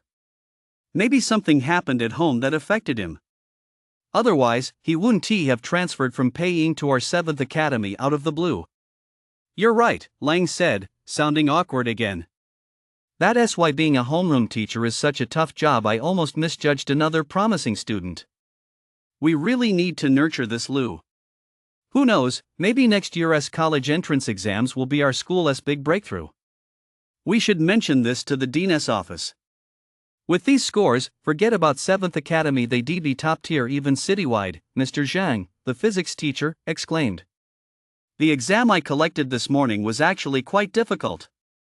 No one knew who started it, perhaps the homeroom teachers from the sophomore offices, but in less than a class period, a legendary story had spread to every corner of 7th Academy.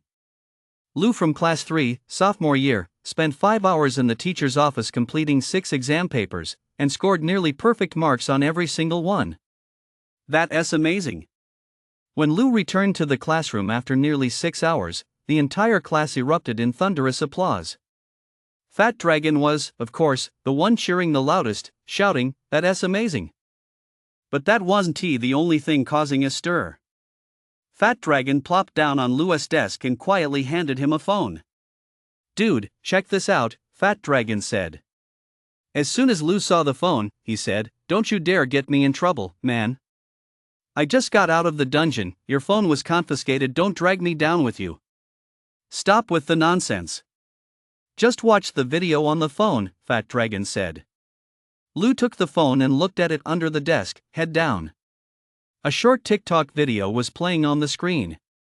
The picture wasn't very clear, it looked like it had been captured by a security camera. Holy shit, isn't that Lu looked up at Fat Dragon. Before Lu could finish, Fat Dragon nodded.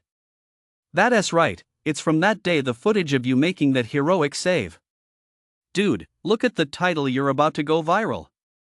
Lu looked down again at the bold text on the video, middle schooler's amazing anticipation saves life in a second.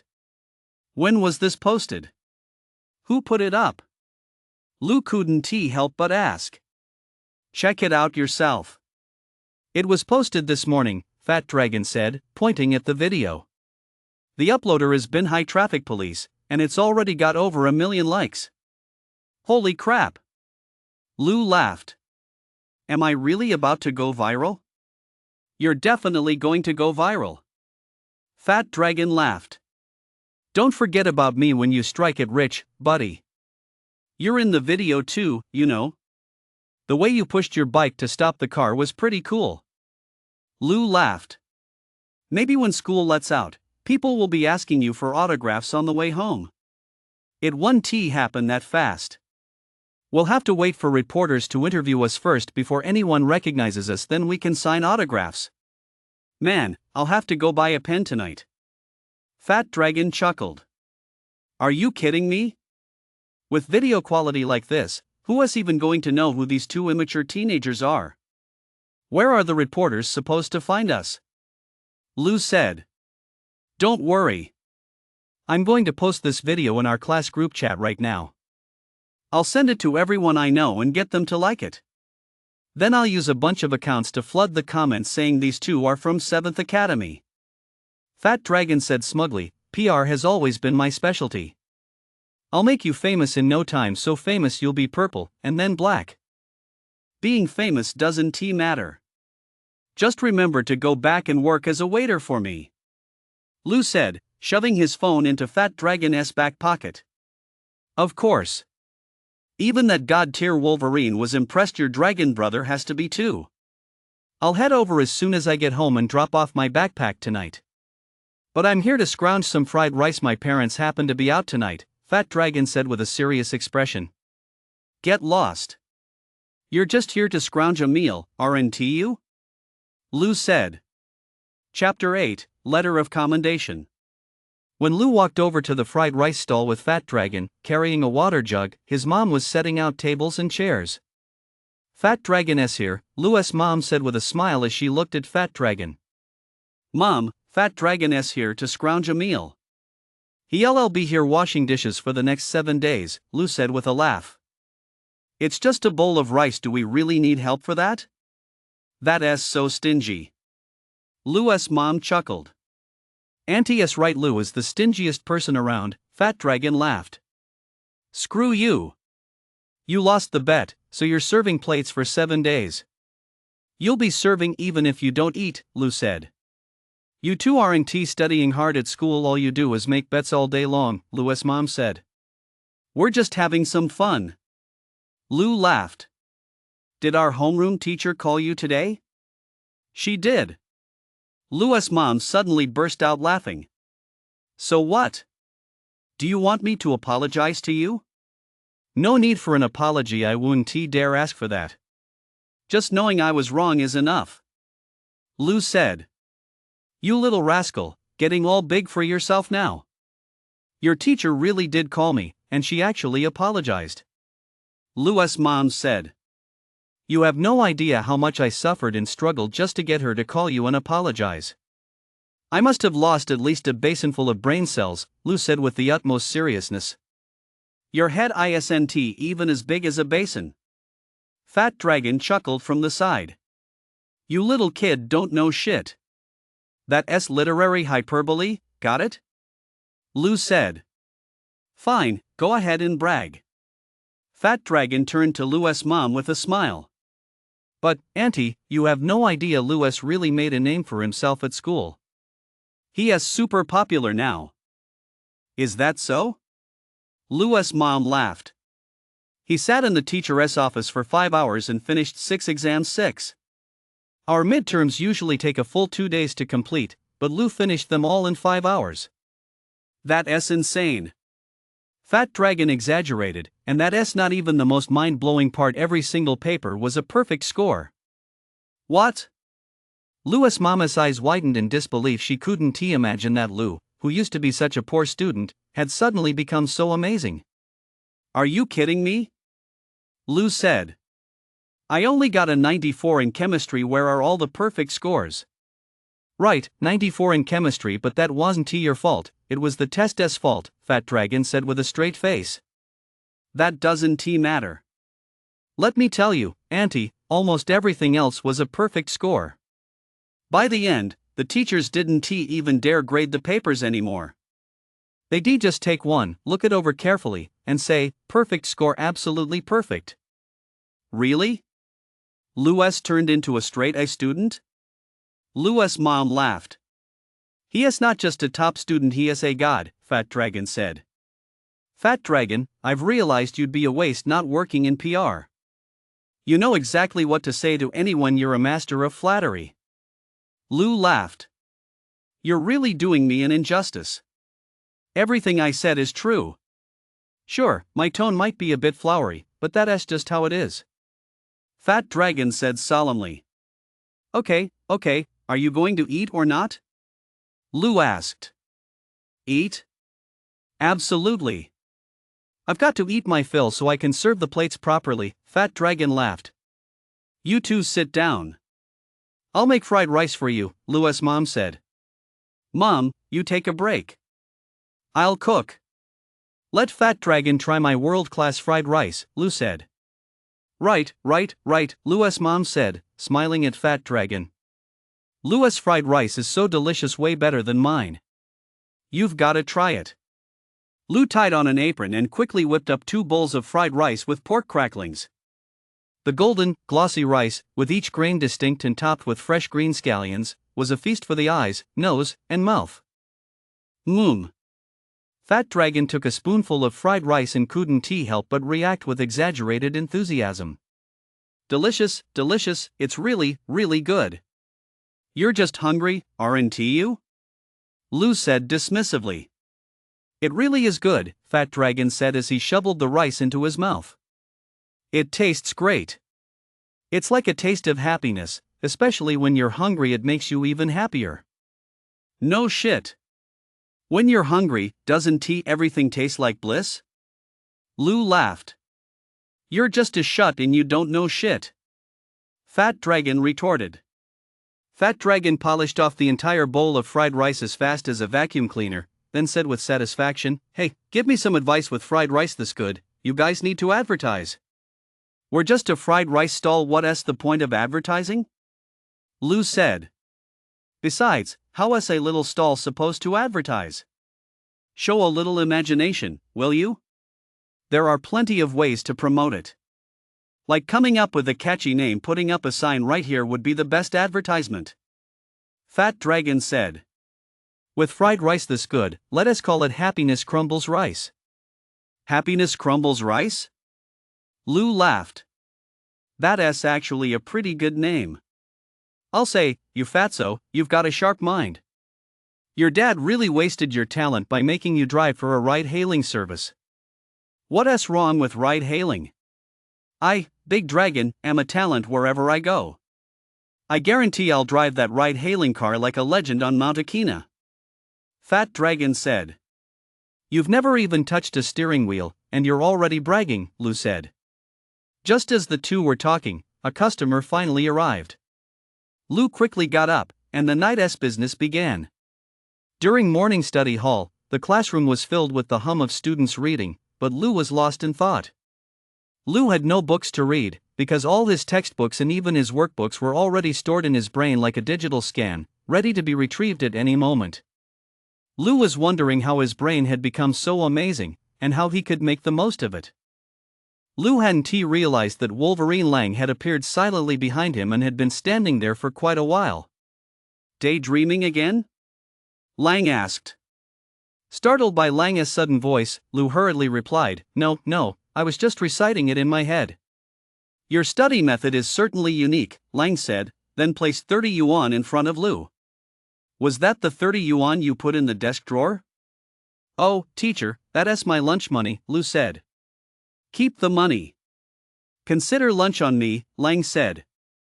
No, thanks, Lou replied. Take it. I'll treat you to a fast food meal. Consider it my apology. We're even now. With that, Lang continued on his way. Lou had only been being polite. As soon as Lang was gone, he quickly slipped the money into his pocket. Neither Lou nor Fat Dragon were approached by any reporters, nor did anyone ask them for autographs on the way. However, Fat Dragon did have a very thick marker pen tucked away in his backpack. They didn't get the attention they imagined, but they did receive an invitation from Wolverine. During the break between the third and fourth periods, Wolverine walked into the classroom with a grin and shouted, Lou, Fat Dragon, you two come with me to the principal's office. Huh? Fat Dragon looked utterly terrified. Lou stared at Fat Dragon's almost contorted, chubby face, thoroughly baffled. If he'd been called to the principal's office alone, it might have been because his recent rise to dominance had impressed the principal. But being summoned alongside Fat Dragon? That was definitely not a good sign. Big Brother Dragon is so awesome he has even made it to the school administration level. The classmates in the classroom couldn't help but start teasing. Stop making a fuss. Lang barked.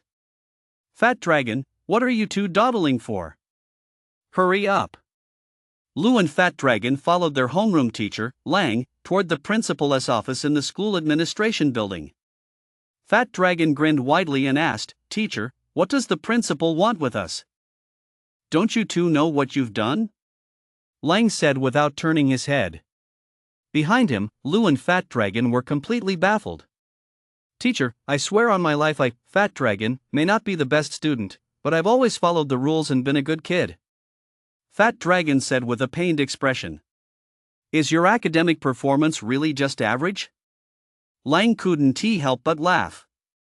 Lang walked extremely fast, and before they knew it, the three of them had entered the principal's office. Inside the principal's office, besides the principal and the dean of students, there were actually two police officers wearing large hats. Lou and Fat Dragon exchanged a glance, thinking, "What the hell did you do to get us dragged into this?" Both of them were terrified. "Commissioner Pang, these are the two students involved," the principal said with a smile as he stood up. "The two students involved?" Lou and Fat Dragon's hearts leapt into their throats, pounding so hard they felt like they were about to burst out of their chests. "This is Lou, and this is Fat Dragon," Lang introduced with a grin.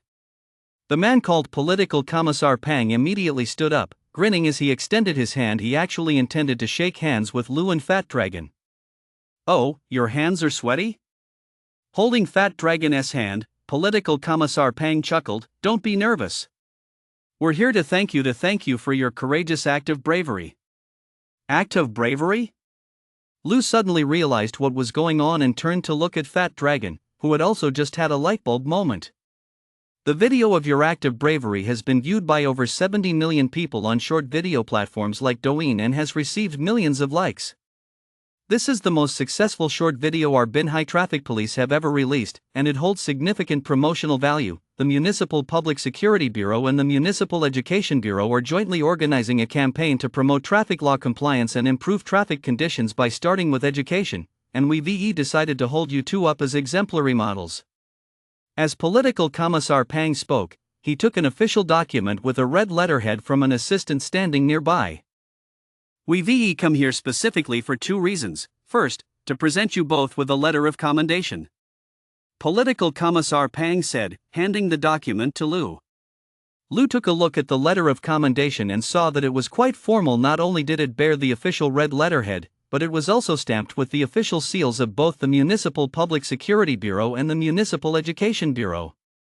"Secondly, we are designating your 7th Academy as an advanced educational unit for traffic law compliance and traffic improvement," said Political Commissar Pang, reaching over to take a gleaming bronze plaque. Commissioner Pang handed the plaque to the principal and smiled. "We must thank the school for nurturing such outstanding students. The school should actively promote the exemplary deeds of Lou and Wang." "Absolutely," the principal replied with a smile. Lou and Fat Dragon watched as everyone in the office grinned and chatted about what seemed to them like completely irrelevant topics, then posed for a few photos holding the official letter and the plaque. Just before they were about to leave, the principal actually confiscated the official commendation letter from their hands. Fat Dragon had originally wanted to take it back to show off, but the dean of students said they needed it to make promotional materials, so it should stay at the school. "Damn it, all talk and no action. They won't even give us some tangible reward," Lou said, unconcerned with the commendation letter. He wanted something more practical. "We risked our lives doing that, and the school just reaped all the benefits. What the hell?" Fat Dragon fumed.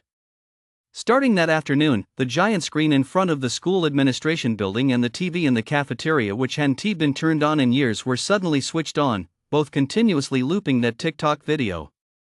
A banner with large characters read, "Lou and Fat Dragon, students of Class 3, Grade 11, demonstrated heroic conduct." Below the video was a bright red congratulatory message: "Congratulations to our school on being jointly recognized by the Municipal Public Security Bureau and the Municipal Education Bureau as an advanced educational unit in the adhering to traffic laws and improving traffic safety through education campaign." Chapter 9, The Long-Legged Beauty.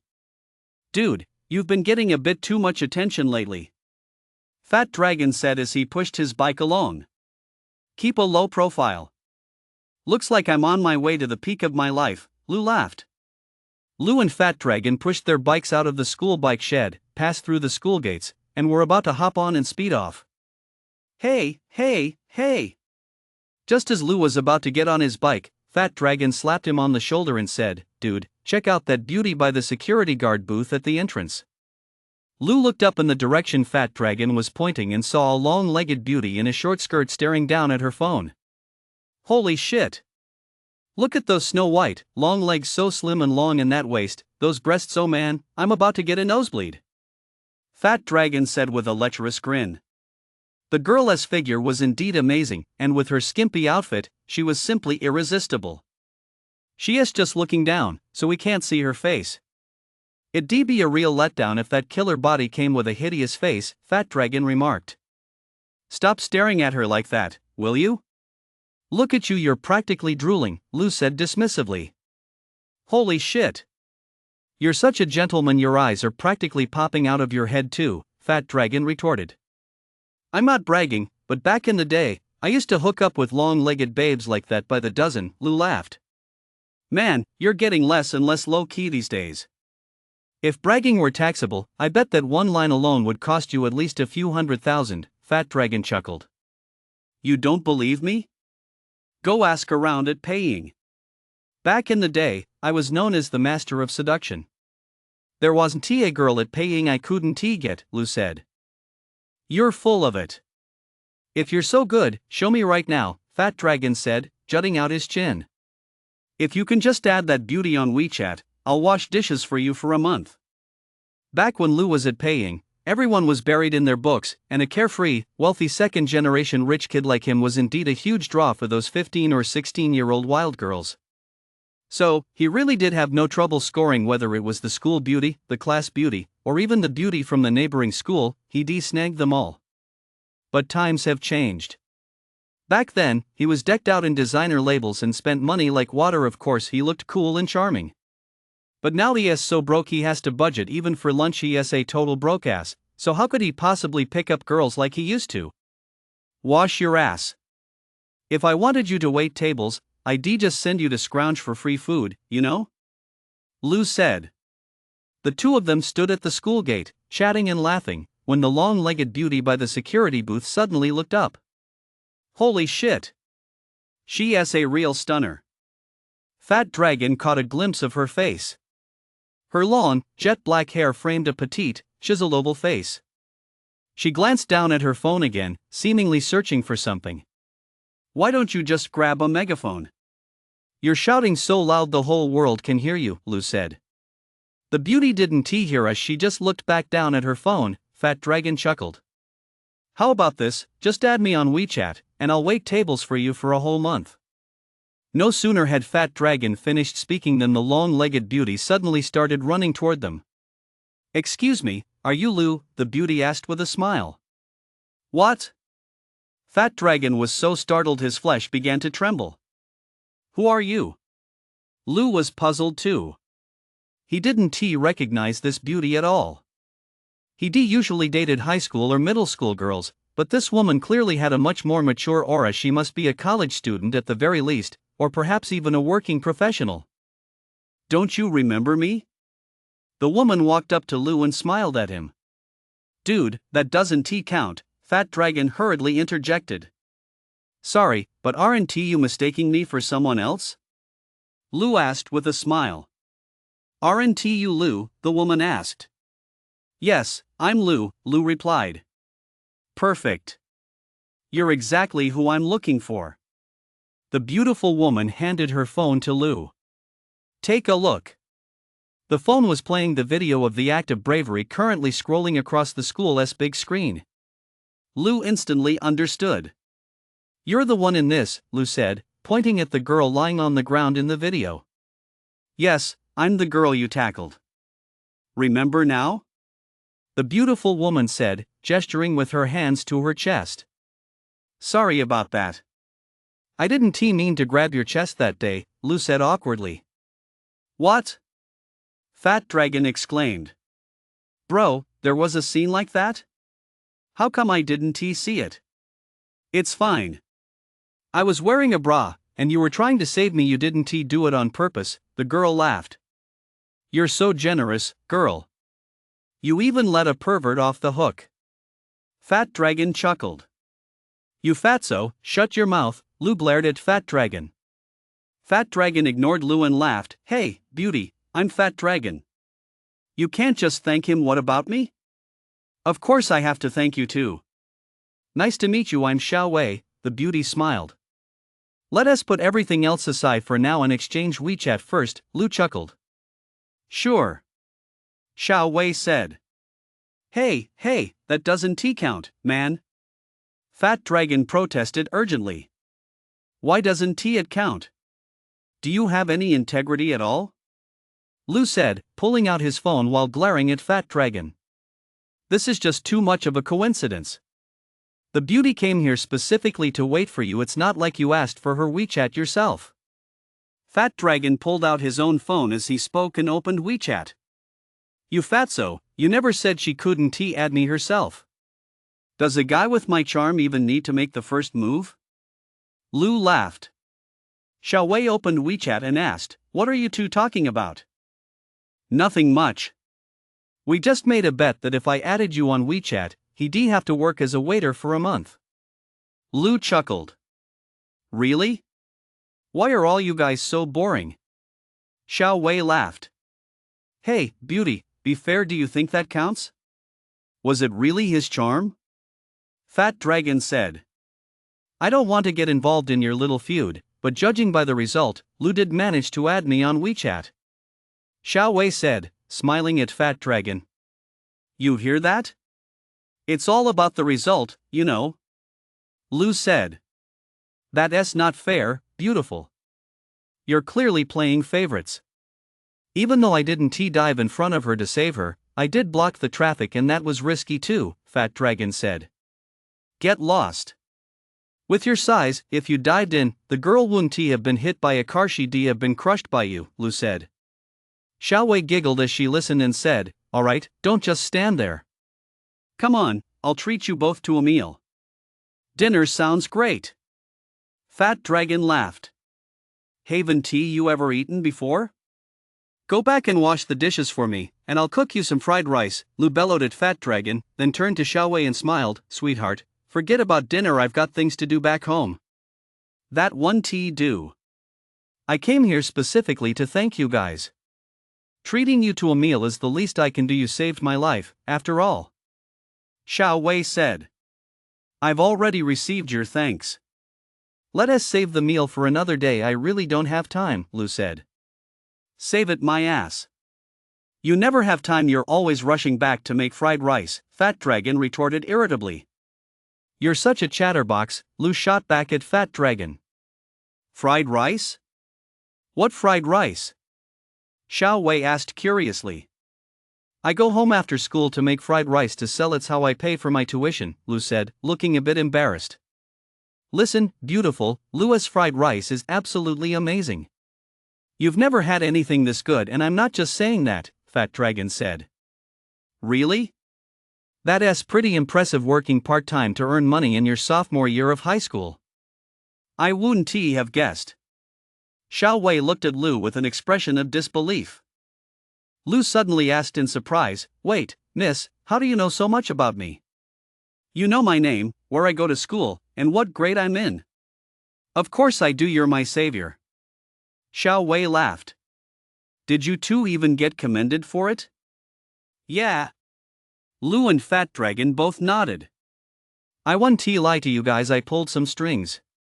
My dad works at the Municipal Education Bureau, and they happen to be organizing an event with the Public Security Bureau. I figured it was the perfect opportunity to track you two down, Xiao Wei explained. I knew it. How did such a tiny thing get turned into a city-level model case? Fat Dragon said. Here's the thing, since your fried rice is so delicious, Lu, can I join you guys for a meal? Xiao Wei asked. Huh? I don't think so. It's a street stall over in Jinshan Village, Lu said, looking a bit hesitant. Jinshan Village is full of landlords. I heard they're about to be demolished, Xiao Wei said. Yeah, Lu patted Fat Dragon on the shoulder. Fat Dragon is a native of Jinshan Village, a future second-generation demolition heir. If you hang out with me, Dragon, I'll treat you to barbecue every day, Fat Dragon said smugly. Fuck. Lu scoffed. Can't you be a little more ambitious? Is your barbecue made of Louis Vuitton or Armani? Like it's some kind of precious treasure or something. Ha ha. Xiao Wei was in stitches from Lu and Fat Dragon's banter. These two together were a real pair of clowns. Alright, let us go. Whose car am I riding in? Xiao Wei asked. You're really going? Lu asked. Of course I am. Let the beauty try your legendary fried rice, Fat Dragon laughed. To win a woman's heart, you have to win her stomach first. Get lost. Why don't you choke on your own drool? Can't you be a little more polite in front of a lady? Lou said. Oh, being polite now? Aren't you the so-called master of picking up girls? Why are you suddenly getting shy? Fat Dragon laughed. Xiao Wei did feel a bit embarrassed hearing that, and hurriedly added, all right, let us go. Whose car am I riding in? Beautiful lady, you should ride in Brother Dragon's car. It's luxurious and comfortable, and most importantly, it has a back seat. Fat Dragon said with exaggerated drama. Give me a break. Your car is dangerous enough for you to ride in, add one more person, and it'll fall apart before you've even gone half a meter, Lou scoffed. You should ride in my car. Your car doesn't even have a back seat. Fat Dragon laughed. Look how flimsy it is, it's not nearly as sturdy as mine. That's not true. Xiao Wei said earnestly, Lou's bike is made entirely of carbon fiber. It must cost tens of thousands. Are you serious? Fat Dragon looked horrified, his face a picture of disbelief. I never would have guessed you were a secret millionaire. Lou hadn't expected this beauty to know anything about bicycles.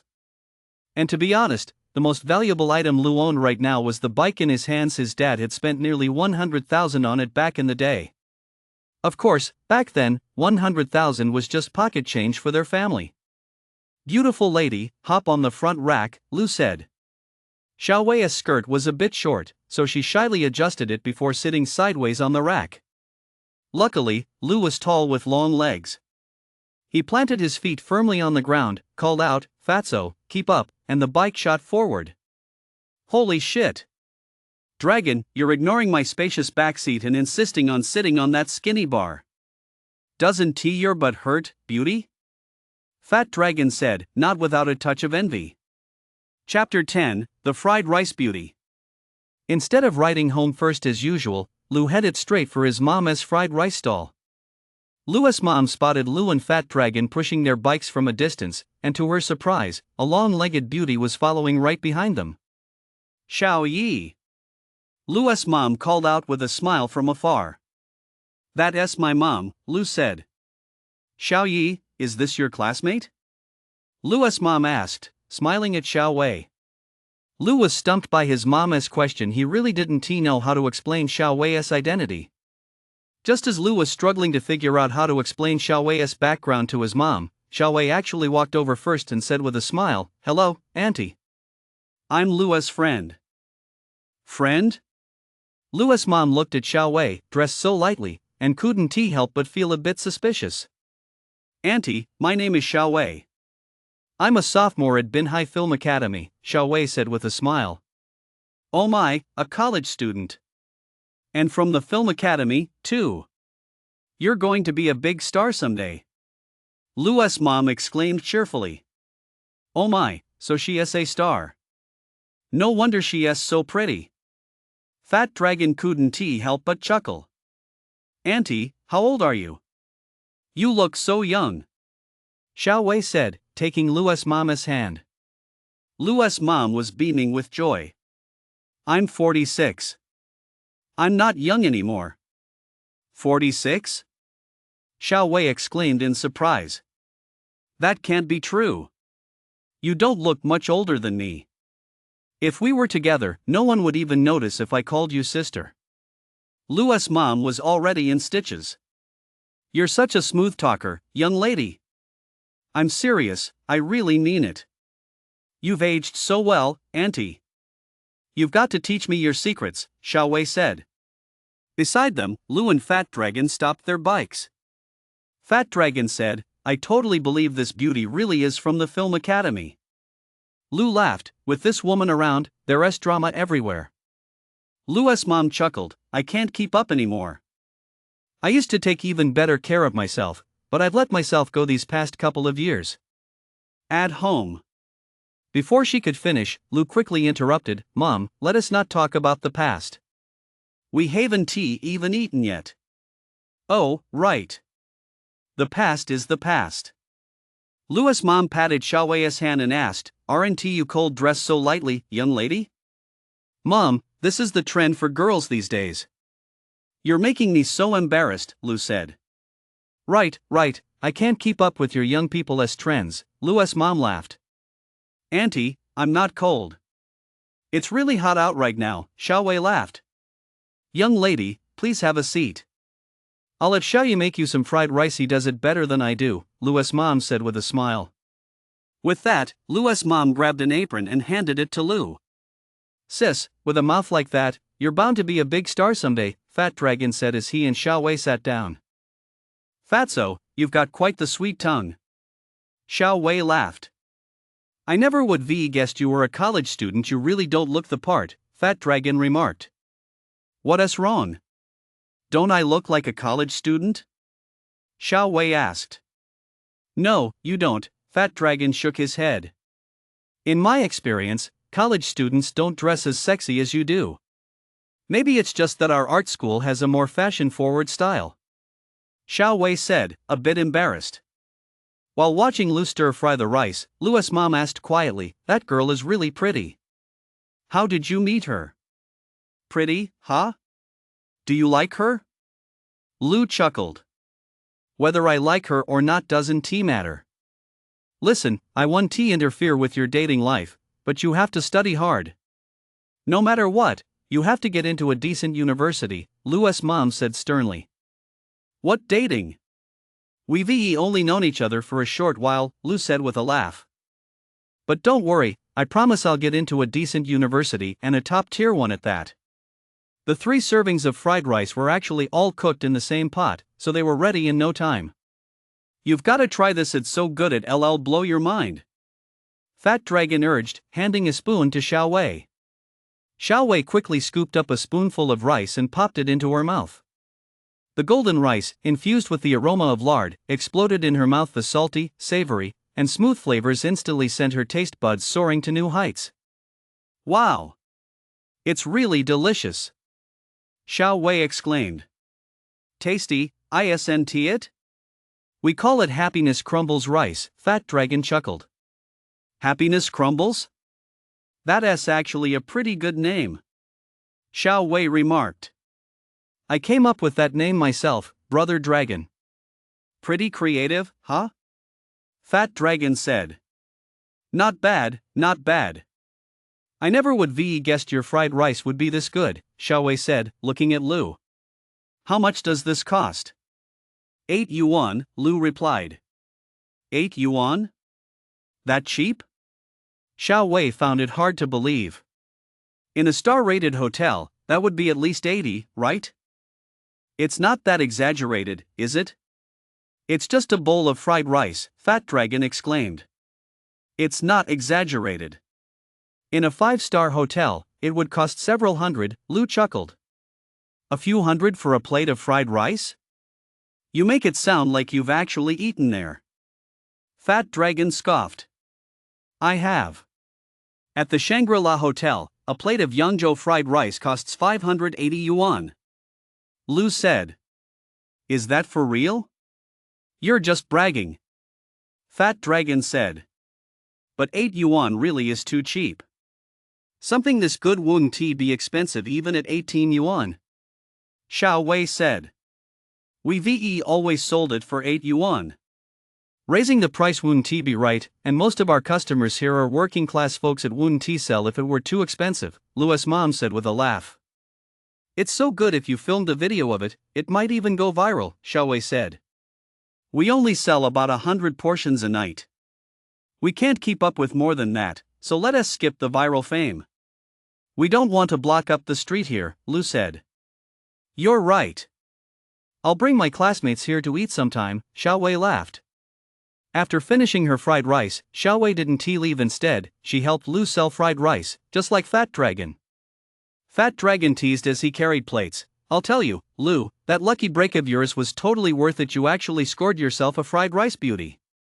I'd say those 100 portions of fried rice definitely won't be enough." Lu's mom felt a bit guilty about it and thought it was completely unnecessary. One person cooking fried rice and 3 people serving plates. That was way too extravagant. Xiao Xiao, it's dirty and noisy out here on the street. You and Fat Dragon should go home. Lu and I can handle it. It's just a meal, I can't really let you two serve plates, Lu's mom chuckled. It's fine, Auntie. I'm just getting a taste of real life. I'm studying acting, maybe my teacher will have me play a street vendor next time. Xiao Wei laughed. Besides, what is a little plate carrying? Lu saved my life, after all. As she spoke, Xiao Wei pulled out her phone and showed Lu's mom the video on TikTok. Oh my, I was wondering where Xiao Yi could have met such a pretty college student, so that's how it happened. Lu's mom laughed. That day, the 100 or so portions of fried rice Lu's mom had prepared sold out before 11 a.m. Besides the fact that the fried rice tasted really good, having a leggy beauty serving the plates was probably a bonus too. After packing up the stall, Xiao Wei said she was heading back to school, so Lu's mom asked Lu and Fat Dragon to walk her there. Xiao Wei's film academy wasn't actually too far from Jinshan village, about a 30-minute bike ride. Jinshan village was an urban village, home to a large number of working-class laborers. Though the place was dirty, messy, and run down, it was bustling with activity. The 3 of them pushed 2 bicycles as they made their way through the city's largest urban village. Xiao Wei had never been here before, and on her first visit, she was curious about everything. So instead of hopping on their bikes, the 3 of them walked, taking in the sights and pointing out the peculiarities of the area to Xiao Wei as they went. Once they left Jinshan village, the whole world suddenly seemed to fall silent. The 3 walked and chatted. Fat Dragon and Lu, in particular, were fascinated by college life and bombarded Xiao Wei with questions, acting just like 2 high schoolers who'd never seen the world before. Lu suddenly recalled a question he'd been pondering lately and asked, "Hey, is there a lot of books in the college library?" "Yeah, the library at our film academy has over 400,000 books." Xiao Wei replied.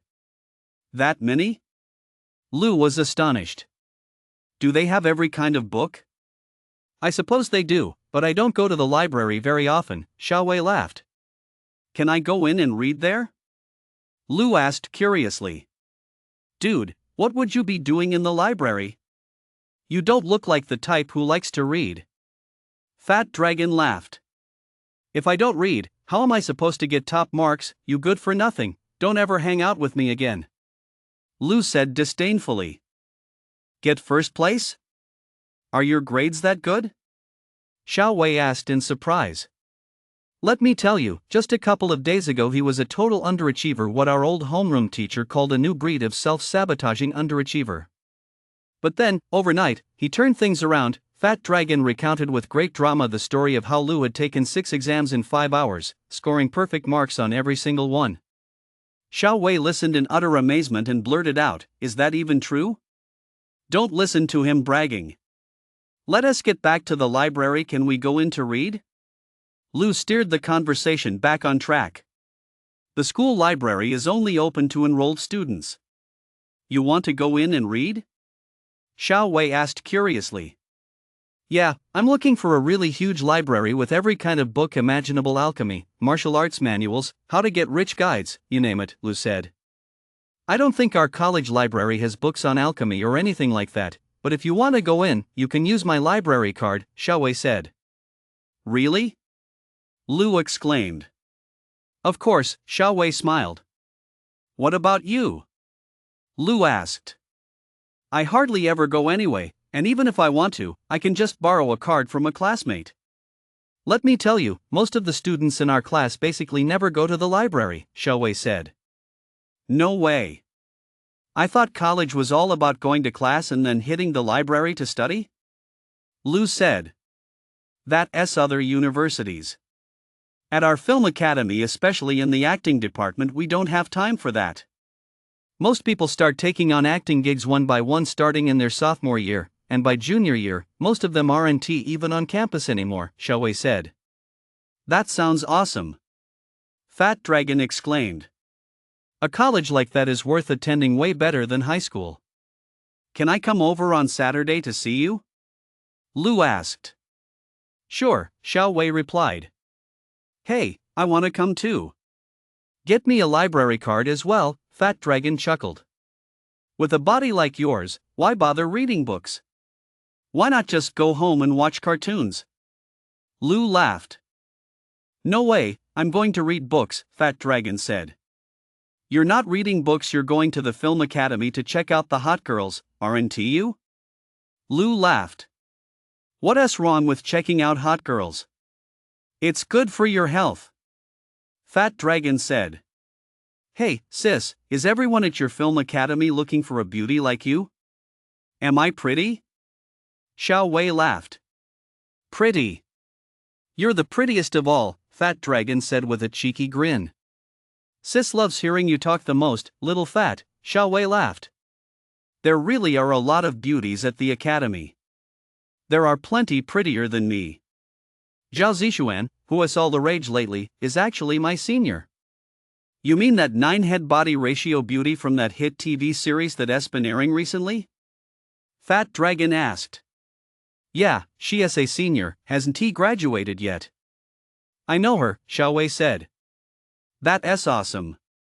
When are you gonna get me an autographed photo, sis? Fat Dragon asked. Are you serious? Who even wants autographed photos these days?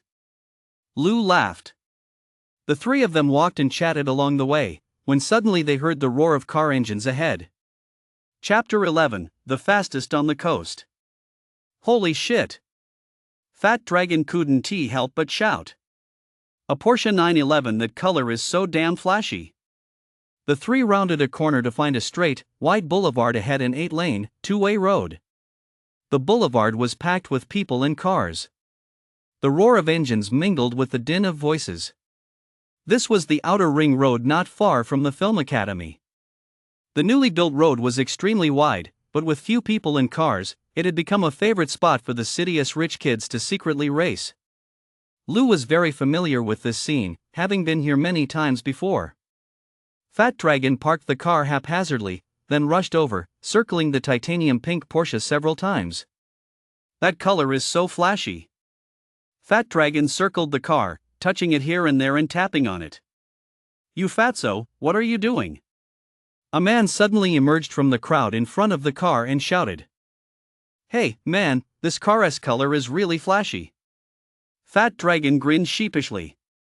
Where did you crawl out of? Can you even afford to pay for the damage if you scratch it? The guy was dressed pretty stylishly, but his tone was pretty aggressive. It's just a quick touch, what's the big deal? Fat Dragon snapped back, then turned around to push his bike back.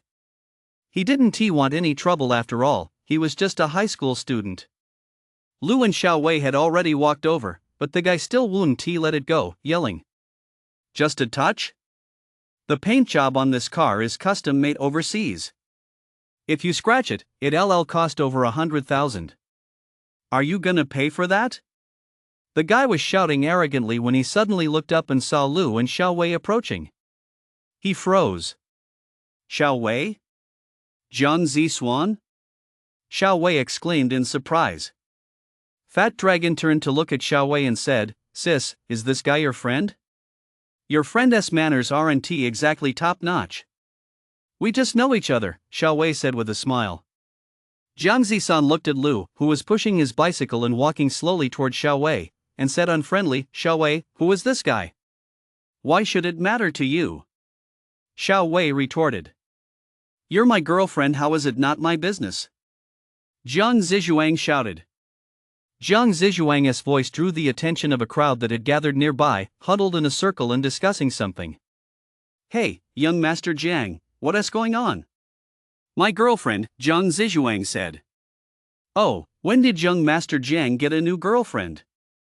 Zhang Zixuan, you fucking stop bullshitting. I'm not your girlfriend. I'll say this one more time, I have nothing to do with you. Stop making shit up, Xiao Wei shouted. Fine, ex-girlfriend then? Zhang Zixuan said. Ex my ass. I never agreed to date you in the first place, got it? Xiao Wei retorted. Oh. Someone next to Zhang Zixuan suddenly chimed in, young Master Jiang, didn't you say there's no girl you can't get? Get lost, get lost, get lost. Stop fucking stirring up trouble, Jiang Zisu roared.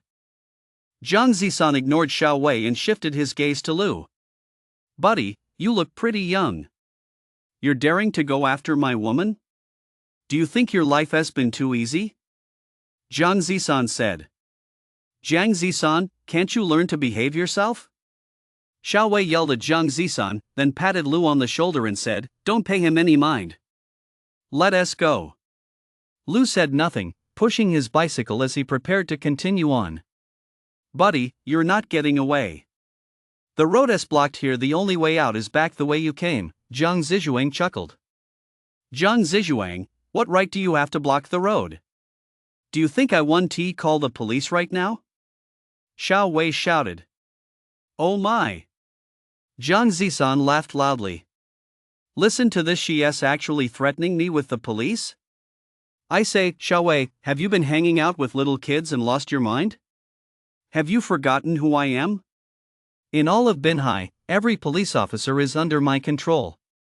Go ahead and call the cops. I'll make sure you wait until tomorrow morning and still won't see a single patrol car. Ha ha ha. The crowd behind Jiang Zisan burst into laughter.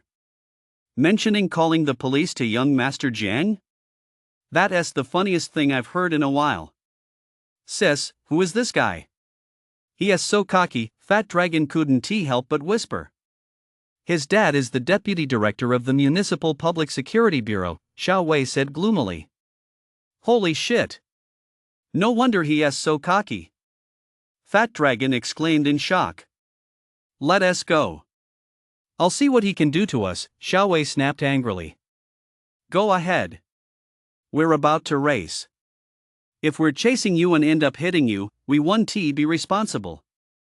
We've already warned you about the risks. Jiang Zishan laughed. Xiao Wei started to walk forward, but Lu didn't budge. He knew these rich kids all too well. He used to be one of them himself. Street racing does tend to block off roads, but it's rare to see someone like Jiang Zisan out racing this early. Then again, it's no wonder after all, his dad is the deputy director of the Public Security Bureau. These rich kids' driving skills were all self-taught and inconsistent. It would indeed be quite dangerous for the three of them to go any further. Hey, if you're leaving, how about we have a race? Jiang Zizhuang said. A bike race is fine, but let us skip the car race, Lu shook his head. I don't even have a car. Jiang Zizhuan pointed to the 7 or 8 cars parked nearby. No car? No problem. You can pick any one of these. Let us make a bet 100,000 yuan. The crowd of men and women behind Jiang Zizhuan roared in response. I'm betting on young Master Jiang. Me too. Come on, everyone, transfer the money to my phone. If you win, you take the money, and Lu is yours. Do whatever you want with him.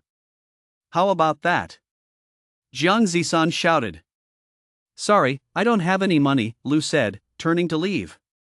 Watching Lu push his bicycle away, Jiang Zisan sneered, I'm telling you, Xiao Wei, how could you have fallen for such a poor? He stopped mid-sentence, swallowing the rest of his words. Because he saw Lu's bicycle coming straight at him. Hey, buddy, it's no big deal if you don't have cash. You can just use these 2 bikes as collateral, Jiang Zishuan said. Lu couldn't be bothered to respond. He wouldn't bet his bicycle for anything. It was the most valuable possession his family owned. We'll just head back then. Xiao Wei shouted, Lu, let us go. Lu nodded, and side by side with Xiao Wei, he turned to head back. Young Master Lu?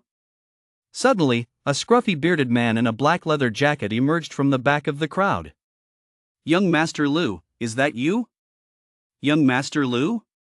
The man hurried over. Brother Zhu? Lu turned to look at the man, surprised and delighted. Holy shit, it really is you. Zhu Gu laughed. You're here too? Lu asked. Of course. Wherever there are modified cars, you'll find old Zhu, Zhu Gu chuckled. But I haven't seen you in nearly 2 years. How did you get so weathered? This composed look today doesn't suit you at all. Something happened at home, Lu said, looking a bit embarrassed. I heard about what happened at your place. Zhu Gu patted Lu on the shoulder, then turned to Jiang Zijuan and said with a smile, "Young Master Jiang, it's all a misunderstanding. This is young Master Lu, we're all in the same circle. Let them go ahead." Young Master Lu? Isn't he the fastest driver in Binhai? Someone couldn't help but murmur. "I don't care what number he is. This is the track, if you want to get through, just race." Jiang Zisan said dismissively. "Young Master Jiang, do old pig a favor. Young Master Lu hasn't driven in ages. Let us call it a day today, we'll do it next time." "I'll set up the race," old pig said with a laugh. "Who the hell do you think you are?" Jiang Zisan snapped. "Old pig, you're here to do business. Don't push your luck. How dare you meddle in my affairs?" Just as Pig Brother and Jiang Zisu were talking, Xiao Wei quietly asked, "Who is this Pig Brother?" Pig Brother is the figurehead of the Binhai car modification scene. Over half of all modified cars in Binhai come from his workshop. He carries a lot of weight in the scene, Lu explained. But no matter how much clout Pig Brother had, he was getting thoroughly beaten down by Jiang Zisu. Shugu was probably the oldest among this group, in his early 30s. Generally, people listened to what he said and had to give him face unless they wanted to be cut off from the scene. But there was one person Zhuge dared not cross, Jiang Zixuan. After all, Jiang Zixuan's father was the deputy director of the Public Security Bureau, and Zhuge's car tuning business operated right on the edge of the law. With just a flimsy excuse, his livelihood could be shattered. "Alright, then you guys handle it yourselves. I'm not getting involved," Zhuge said with a laugh. Lu patted Zhuge on the shoulder and grinned, "Thanks, Zhuge. It's fine, we'll just take a detour." Zhuge lowered his head and whispered, "I drove my Subaru here today." Lu couldn't help but look up, scanning the surrounding cars until he spotted the blue Subaru WRX STI parked at the very edge of the lot. "Modified it again?" Lu asked. "Pushed it to the limit, 705 horsepower, Zhuge said." "What's the 0-60 time?" Lu asked. 3.5 seconds. "Just got it out, not many people know about it yet," Zhuge said. "Holy shit! That's insane!" Lu exclaimed. "You could have a little race with Jiang Zi, just hold back to about 60% of your power," Zhuge muttered under his breath. "Jiang Zi has only been in the scene this year, he is basically just a keyboard warrior.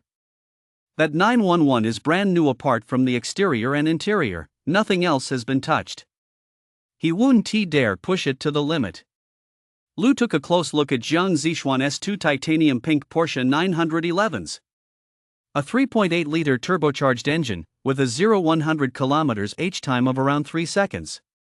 If Lu were to drive this car, he could probably hit 2.8 seconds. It would absolutely blow Pig Brother's Subaru out of the water.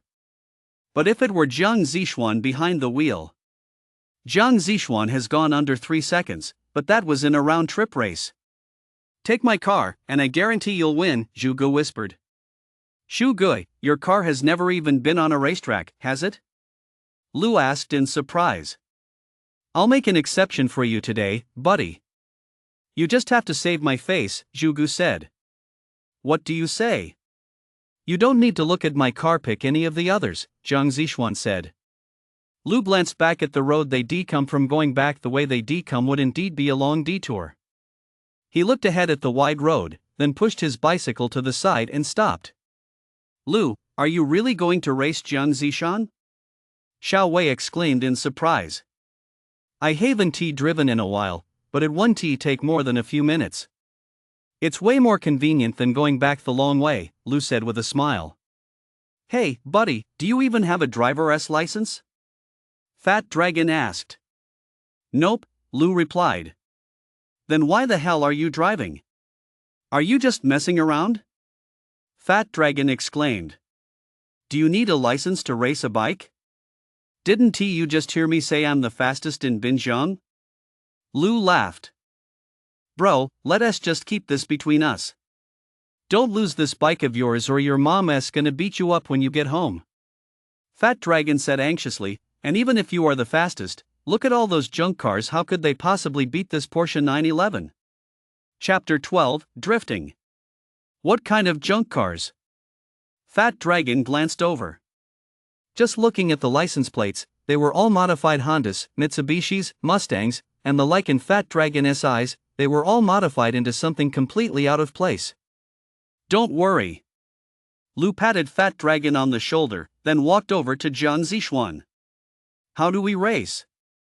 Lou asked, looking at Jiang Zixuan. See that? Jiang Zixuan pointed about 300 meters ahead on the road. The cars race to that spot, go around the cones in the middle of the road, and then come back to the finish line here. Whoever gets here first wins. All right, Lou said. Wait a minute, Jiang Zixuan said with a smile, looking at the bicycle parked by the roadside. Park your bike right in the middle of the road.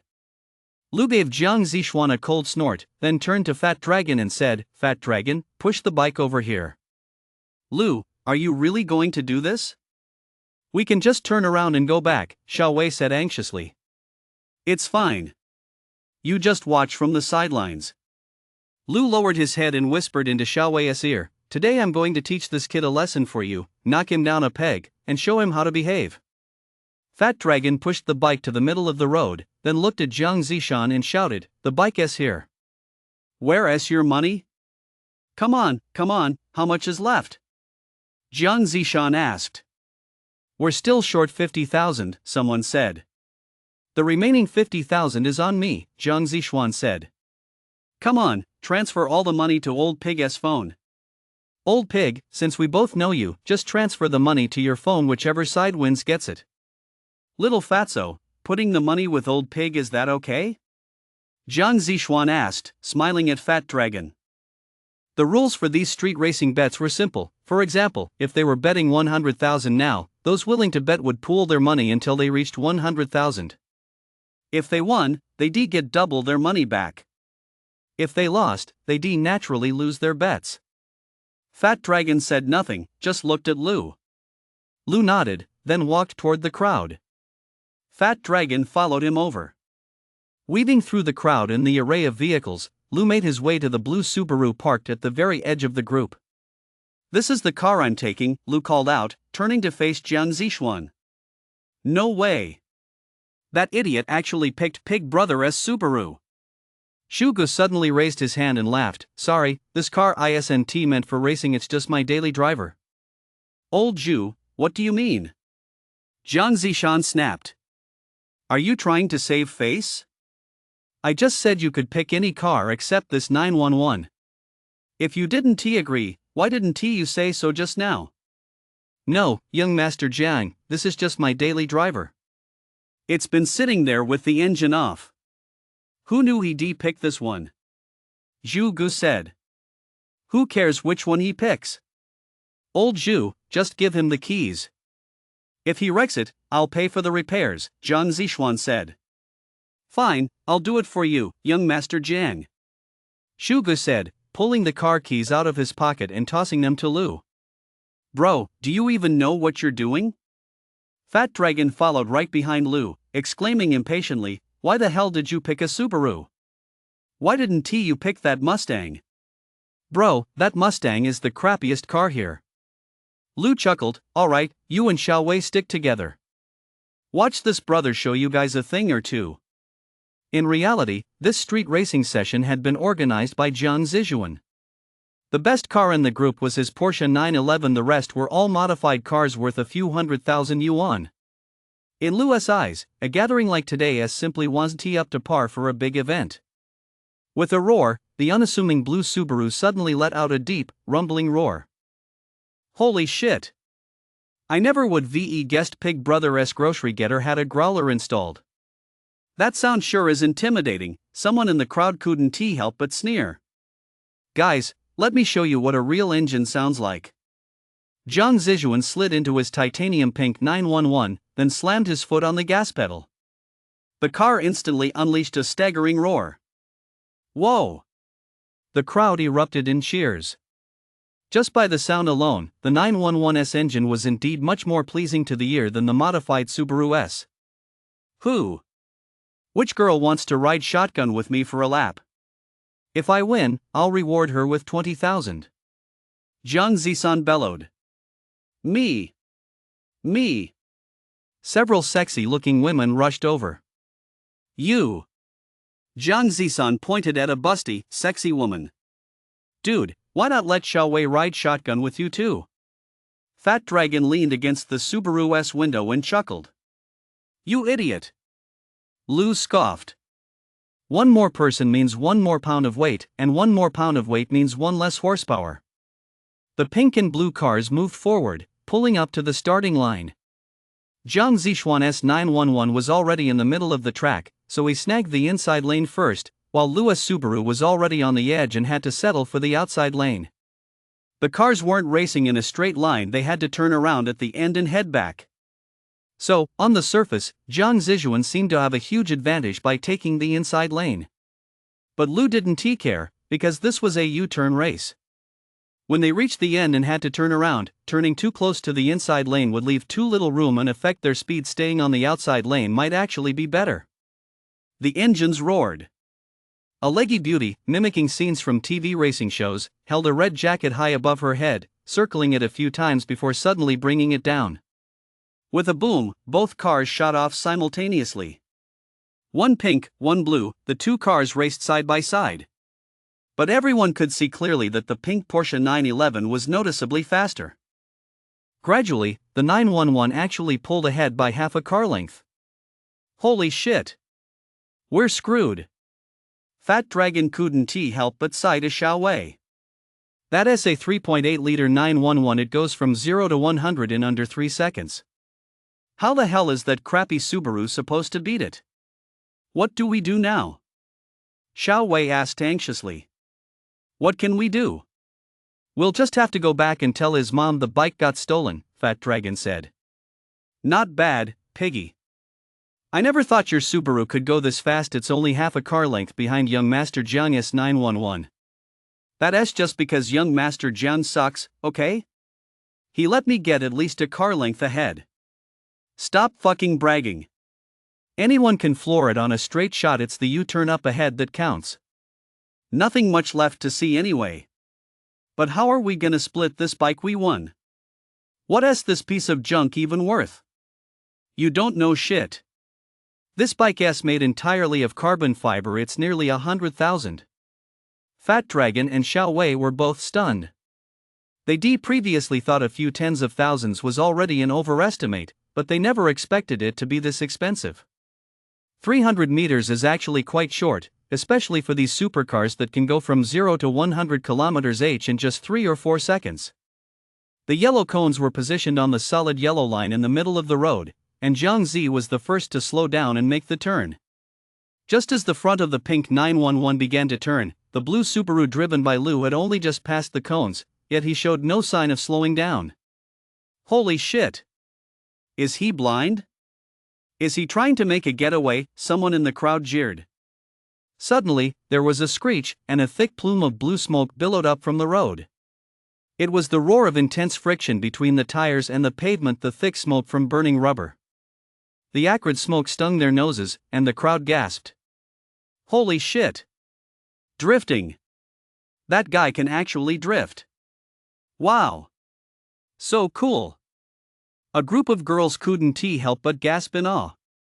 Lu pulled the handbrake, turned the steering wheel, and hit the gas in one fluid motion. Several drifting techniques flashed through his mind simultaneously, and he executed them all at once. The blue Subaru spun 180 degrees in an instant, then with a roar, a blue blur shot forward like lightning. By the time the Subaru had raced dozens of meters ahead, Jiang Zisu's titanium pink 911 had finally spun around and was flooring the gas pedal in a desperate attempt to catch up. But it was too late. Lu's strategy was to use that spin to let the Subaru outrun the Porsche. Anyone can floor the gas on a straight stretch, but not everyone can execute an instant drift, and not just any car can pull it off. Lu didn't know if Jiang Zishuan had the skills to drift, but this brand new Porsche 911 didn't have a handbrake, it had electronic brakes. Drifting with it would be extremely difficult, it required highly specialized skills. Lu pulled up and opened the door with a flourish. All the girls present were captivated by his cool demeanor, and naturally, Xiao Wei was equally surprised and delighted. She never imagined this guy could drive so well and look so handsome. Holy shit. You're amazing, man. I had no idea your driving skills were this good. You can even drift? Where do you learn that? Fat Dragon exclaimed in surprise. It's in the book. There is an article on drifting in that issue of Auto World you brought over last time, Lou said. Don't bullshit me. You think you can learn just by reading a book? I've read that issue 3 or 4 times already. Fat Dragon said. Young Master Lou, Pig Brother ran over, it's been 2 years since we last saw each other, and your skills have really improved. That drift just now was absolutely stunning, way better than your previous ones. You must have been practicing a lot, right? Actually, I haven't practiced at all. Lou chuckled, but I've been studying the theory lately, reading up on it.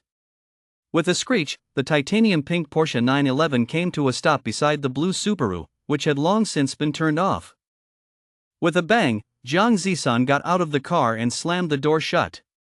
The crowd watched Jiang Zisan, each of them looking as dejected as wilted eggplants, heads hanging low. After all, they all lost money. Though for these rich kids, this amount was nothing, losing still stung. Lou handed the car keys to Zhu Gu and said, Zhu Gu, thanks a lot. Let us keep in touch. No need to be so polite, we're all friends in the scene, Zhu Gu chuckled. I see you've left a few of those street racing and car modding groups. Want me to add you back? No, thanks, Zhu Gu. I'm done with that scene. Lou chuckled. Alright, let us go. Lou turned and started pushing his bicycle. Where are we going? Let us collect our winnings first. Fat Dragon said. Forget it. I don't need the money. Lou whispered into Fat Dragon's ear, don't collect the money. If you do, it's gambling. What is there to be afraid of? Fat Dragon muttered under his breath, then shouted loudly, you win, you lose. Pig Brother, transfer the money over. Fat Dragon pulled out his phone, opened the payment QR code, and handed it to Pig Brother. Pig Brother glanced at Jiang Zichuan, who was sulking on the sidelines. Jiang Zichuan shouted, Old pig, why are you looking at me?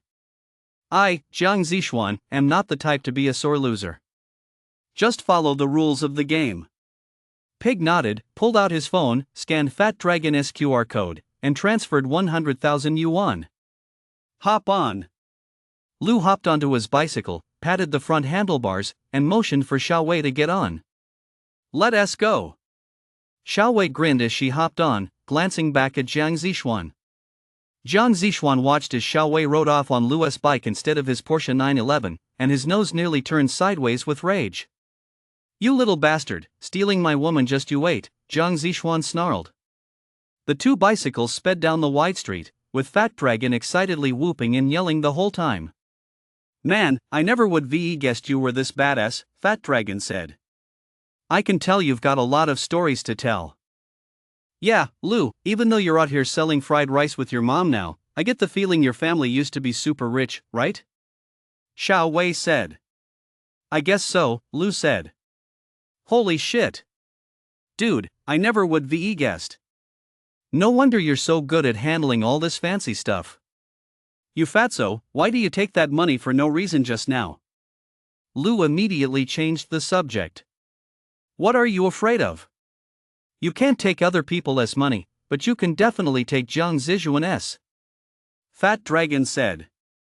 What do you mean? Lou asked, confused. Are you stupid? If you get in trouble over this money, Jiang Zichuan will get in trouble too. But who is Jiang Zichuan? Could he really get in trouble? Fat Dragon said. Oh, right. I'll say, Fatso, I didn't realize you were so smart. Lou said. Chapter 13, Gaoyu. Lou and Fat Dragon were in a real bind. Because there was 100,000 yuan on the phone, they were in a real bind. It was a bind, not a blessing. Of course, after the stress, they probably feel relieved. What were they worried about? They were afraid their parents would find out about the money. Fat Dragon wanted to transfer the money to Lou, but Lou didn't dare accept it. If his mom found out, how could he explain it? Say he won it from street racing with someone? He did get beaten to a pulp by his mom. Before his family's troubles began, Lee used to go street racing all the time, and his mom found out a few times. She beat him with a tickling rake until his whole body was bruised, then locked him up at home for 10 days without letting him leave. After that, Lou mostly stuck to official racetracks. He never dared to do something as unsafe and illegal as street racing again. Fat Dragon was in the same boat. If his dad found out there was suddenly 100,000 yuan in his phone, he'd definitely think he'd gone off the rails and done something bad. The two of them nervously discussed what to do, then went out for a big meal after school at lunchtime. After the meal, they still hadn't come up with a solid plan. Each holding a cup of milk tea, they sipped contentedly. As they passed a bank, Fat Dragon suddenly had a brainwave. "Dude, why don't we just deposit it in the bank? Are you even 18 yet?" Lou asked dismissively. "To be honest, I actually am. I just had my birthday last week." Fat Dragon said smugly. "You're still just a minor, aren't you?" "Damn it. I'm older than you, okay. Just because you're an adult doesn't mean I'm your old man," Lou retorted. Since they had nothing better to do at noon anyway, Lou followed Fat Dragon into the bank. "Holy crap. I've been racking my brain for ages, almost drove myself crazy." Fat Dragon grumbled. "Hey, let us each get an account. We'll split the money 50-50, Lou suggested. "That's your prize." "I don't want any of it.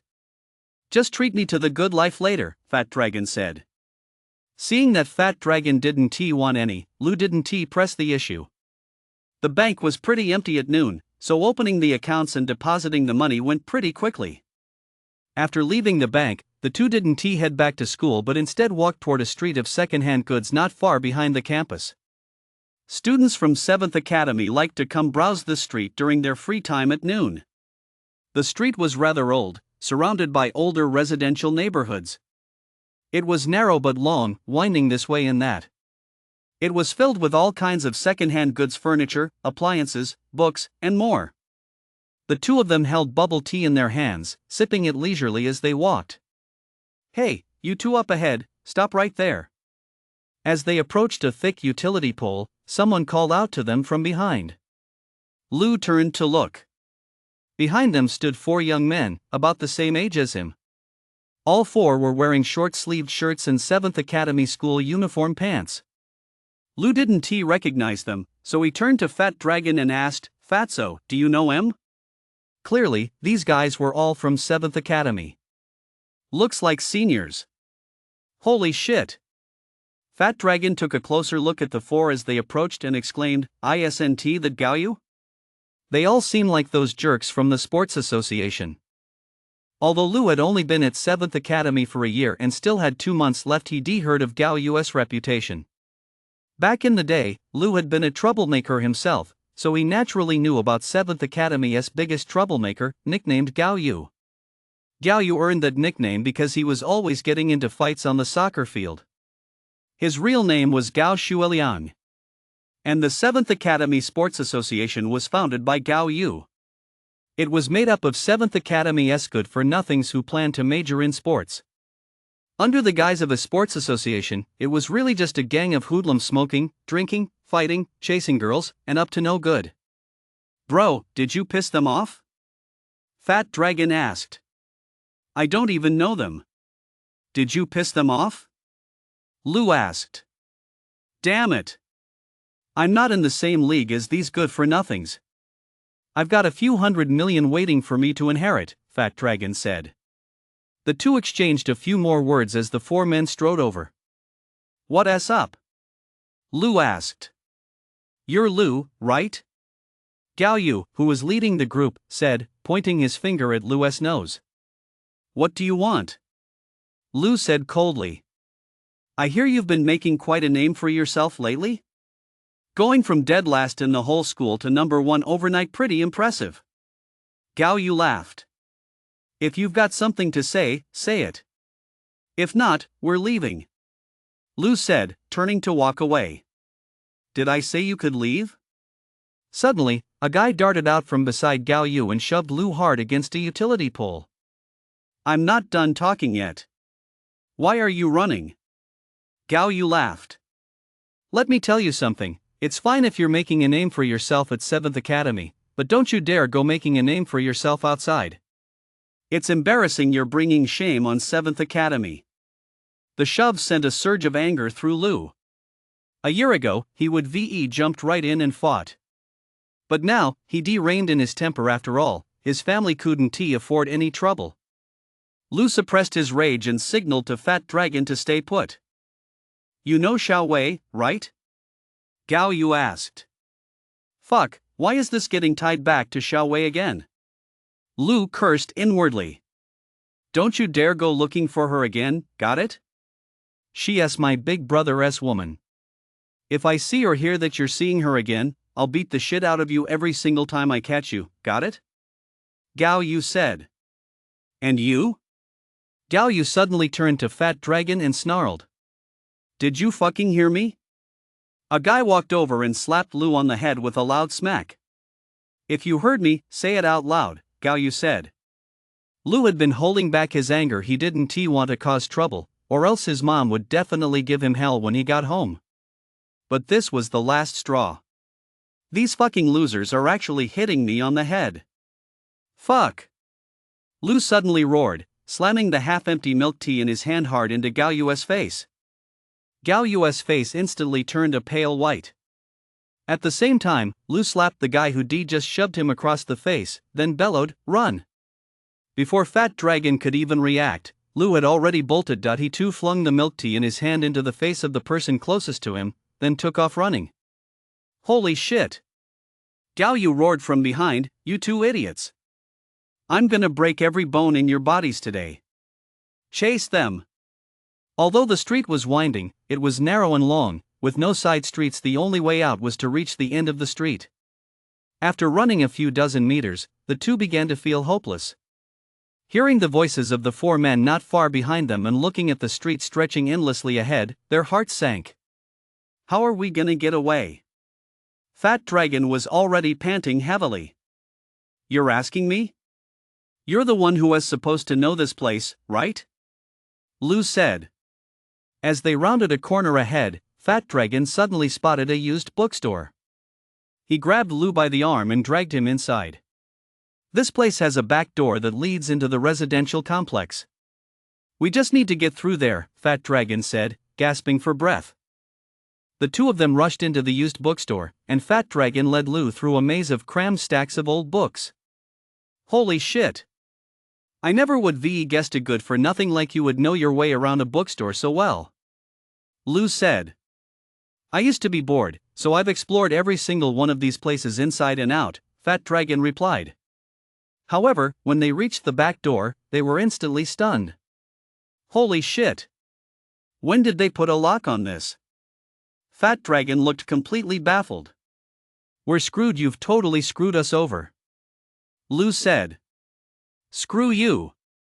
It's your fault for chasing girls that got me into this mess. Fat Dragon grumbled as he shook the heavy iron padlock on the door with all his might. What are you two doing? An old man wearing glasses suddenly emerged from the stacks of books and snapped. Oh, boss, why is the door locked? Fat Dragon asked with a sheepish grin. The neighborhood's on lockdown, so we locked it. This way blocked, stop jiggling the lock.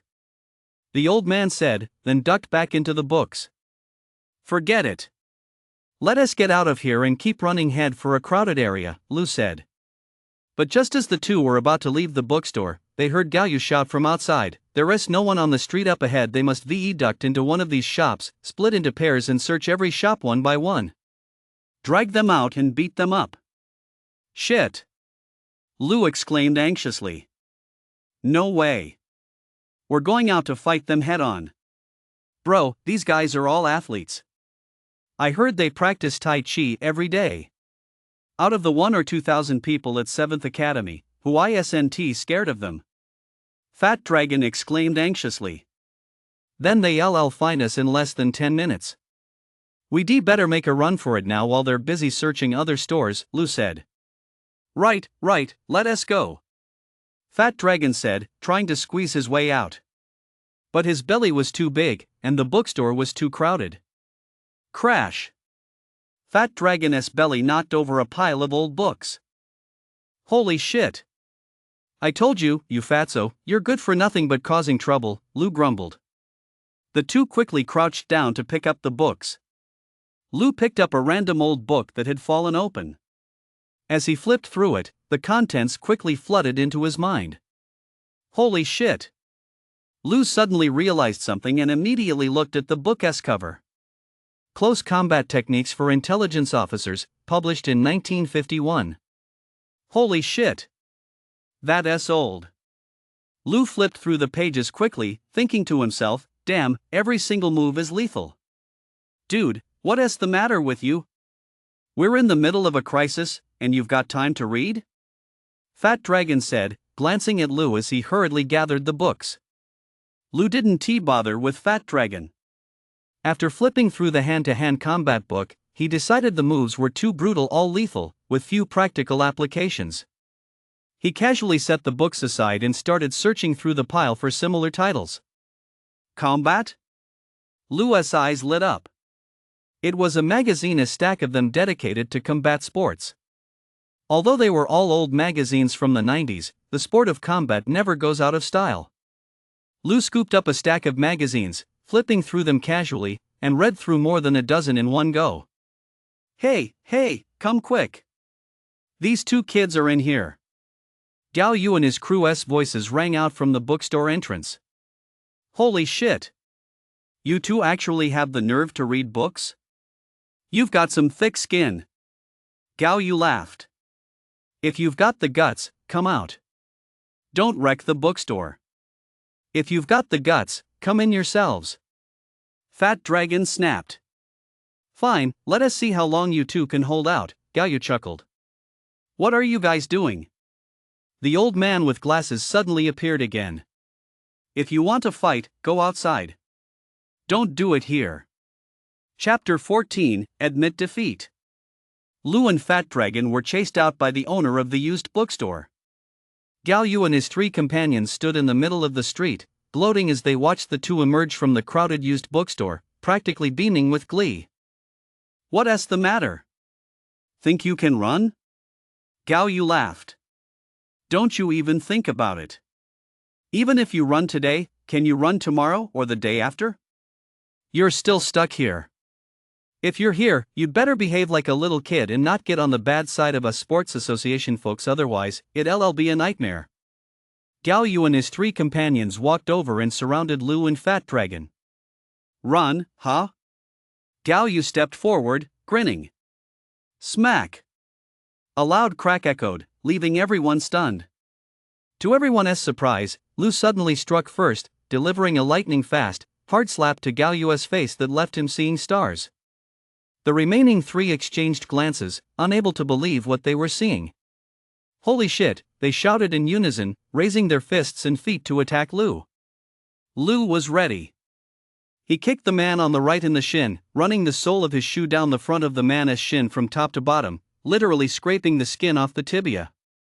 This move was actually from Close Combat Techniques for Intelligence Agents, a technique with low lethality but capable of rendering an enemy incapacitated in an instant. The blow stripped the skin from the shinbone, causing excruciating pain. The man instantly collapsed, screaming in agony. Using the same technique, Lou took down the man on the left, who also fell to the ground, howling in pain. The remaining man had already locked arms with Fat Dragon. Lou ignored Fat Dragon for the moment. He stepped forward and slapped Gao Yu across the face, making Gao Yu's ears ring. Gao Yu wasn't someone to be messed with. He gritted his teeth against the searing pain in his face, yelled, "Fuck you," and swung a punch at Lou. In Lou's eyes, these were nothing but amateur punches not worth fighting against. Instantly, the various fighting techniques he'd just seen in the martial arts magazine popped into his mind quite naturally. Moreover, just like when he'd been stir-frying rice with pork cracklings earlier, Lou seemed to have a natural knack for it. Facing Gao Yu's desperate, furious lunge driven by shaman anger, Lou took a quick step forward and landed a straight punch right on Gao Yu's throat. Ugh! Gao Yu couldn't get a word out. He immediately crouched down, clutching his throat in obvious agony. Lu glanced at Gao Yu and figured the guy was out of commission for the time being. He only used about 60 or 70% of his strength on that punch. He hadn't dared go all out, afraid of shattering Gao Yu's Adam's apple. If he had actually shattered Gao Yu's Adam's apple, he'd be finished too. He'd be dragged to the police station, charged with at least a brawl at best, detention at worst, jail time. That's why Lu always exercised great caution when striking. The same went for the two men he'd kicked earlier. Neither was seriously injured, no broken bones, but it hurt. It hurt like hell. Lu turned and charged toward Fat Dragon. To his surprise, Fat Dragon had actually fallen to the ground, locked in a bear hug with the other guy. Although Fat Dragon might not be able to outfight that guy, he was certainly a slippery one. Right from the start, he'd grabbed the guy and held him tight, then used his sheer bulk to flip him onto the ground and pin him down. No matter how much the guy kicked and punched, Fat Dragon wouldn't let go, using every ounce of strength to squeeze and crush him. The harder Fat Dragon squeezed, the harder the guy struck Fat Dragon's head. And the harder the guy struck, the harder Fat Dragon squeezed. The two of them were locked in a desperate struggle like this. Fat Dragon's head was about to swell up, while the guy underneath was bright red in the face and struggling to breathe. Thankfully, Lu showed up. He grabbed the guy on the ground by the ear and shouted, "Get up!" Seeing that Lu had actually come over, Fat Dragon let go and scrambled to his feet. Holy shit! Fat Dragon looked around after getting up and saw that the other three were all lying on the ground. He couldn't help but exclaim, "Dude, did you take them out?" Lu ignored Fat Dragon and instead yanked the man on the ground to his feet by his ear. Smack! Smack! With his left hand still twisting the man's ear, Lu delivered two hard slaps with his right hand, one after the other, leaving the man reeling. After the slaps, Lu grabbed the man by the ear and flung him onto Gao Yu. The ear twist move was from a martial arts magazine. As long as you twisted the ear, the person would basically be completely under your control. Lu turned and flung the first two men he'd knocked down still by the ears onto Gao Yu's side. "Dude, you're fucking awesome." Fat Dragon watched as Lu skillfully took down four men. "Then why the hell did we run just now? Who the hell wants to fight unless they have to?" "We were backed into a corner," Lu said. Fat Dragon walked over and delivered two hard kicks to the butt of the guy he'd just been grappling with. The man sprang up with a whoosh and swung at Fat Dragon, who quickly ducked back in fright. Lu stepped forward, grabbed the man's thumb, and applied a slight downward pressure. The man immediately let out a series of "ah" cries, his entire body twisting in the direction of Lu's force. This move was taken from Close Combat Techniques for Intelligence Officers, published in 1951. The original technique involved snapping the thumb clean off, but Lu wouldn't dare do that. He was merely subduing the guy. However, Lu remembered a line from Close Combat Techniques for Intelligence Officers: "Reactionaries are everywhere and extremely vicious. When dealing with an enemy, you must be even more vicious than they are, only then will they fear you." So, with one hand twisting the thumb and the other delivering two sharp slaps, Lu left the kid completely dumbfounded. As he slapped him, Lu growled, "You dare to resist? You even hit our brother Long? I'll teach you a lesson today." The kid was stunned into silence by Lu's blows. "Stand there and don't move, got it?" Lu demanded, tightening his grip. In agony, the kid nodded frantically and stammered, I got it." Only then did Lu let go. He crouched down and looked at Gao Yu, who was still clutching his throat, and said, "Tell me, who sent you to look for me today?" Gao Yu clutched his throat, his eyes bloodshot with rage. He glared at Lu with hatred, but he was powerless to resist now. He just gritted his teeth and remained silent. "You want to say, huh?" Lu said, grabbing Gao Yu by the ear and twisting it hard. "Are you going to talk?" At first, Gao Yu tried to hold it in, but as Lu's grip tightened, the pain became unbearable. He let out a series of cries, "Zhang Zhang Zijuan. Let go, it hurts." Lu let go and chuckled, "Zhang Zijuan. It's that kid again. I guess losing 100,000 last time wasn't enough for him. You guys don't learn anything good, you just follow that kid Zhang Zijuan around. You're going to end up in jail sooner or later." Fat Dragon said, kicking Gao hard. Gao looked up and glared at Fat Dragon. Holy shit! You dare glare at me? Fat Dragon crouched down and pointed at Lu. Do you even know who he is? You actually dare to mess with us? Gao Yu and the others remained silent. Fat Dragon had no intention of letting them speak anyway. He continued, go ask around at Paying. Find out who young Master Lu is. He is notorious for being ruthless and tight-lipped. No one knows how many people he has crippled. He got expelled from Paying and transferred here. And you guys actually dare to mess with young Master Lu? Are you just itching for a beating? Fat Dragon's wild fabrication nearly made Lu burst out laughing. Alright, cut the crap. Lu slapped Fat Dragon on the back, then turned to Gao Yu and said, it's bad enough that none of you are studying properly, but you're also running some damn gang-like organization. Do you even know the government is cracking down hard on this? I've been playing by the rules, but you guys still dare to cause trouble everywhere. Lu glanced at the other three as he spoke, then continued, you all listen up. From now on, you'd better behave yourselves here. Don't let me catch you running wild again, otherwise, every time I see you, I'll beat the shit out of you. Got it? Gao Yu said nothing, just glared at Lu with hatred. I asked if you heard me. Are you deaf or something? Lu said, then slapped him hard across the face. Gao Yu's ears rang, but he still clenched his teeth and said nothing. Fine, I'll make you talk. Lu struck again, landing 2 more slaps, one on each cheek, and Gao Yu's face swelled instantly. I heard you. Tears welled up in Gao Yu's eyes. All his life, wherever he went, he'd been a tyrant. When had he ever suffered such humiliation? But what could he do? The gap in strength was simply too great. The other guy had taken down all 4 of them in a matter of minutes, leaving them no chance to fight back. Do you surrender? Lu asked, staring at Gao Yu. Gao Yu remained silent. Smack! Another slap landed. Do you surrender? I surrender. Gao Yu was on the verge of tears. Fat Dragon, standing nearby, was stunned by Lu's actions, and the other 3 were equally dumbfounded.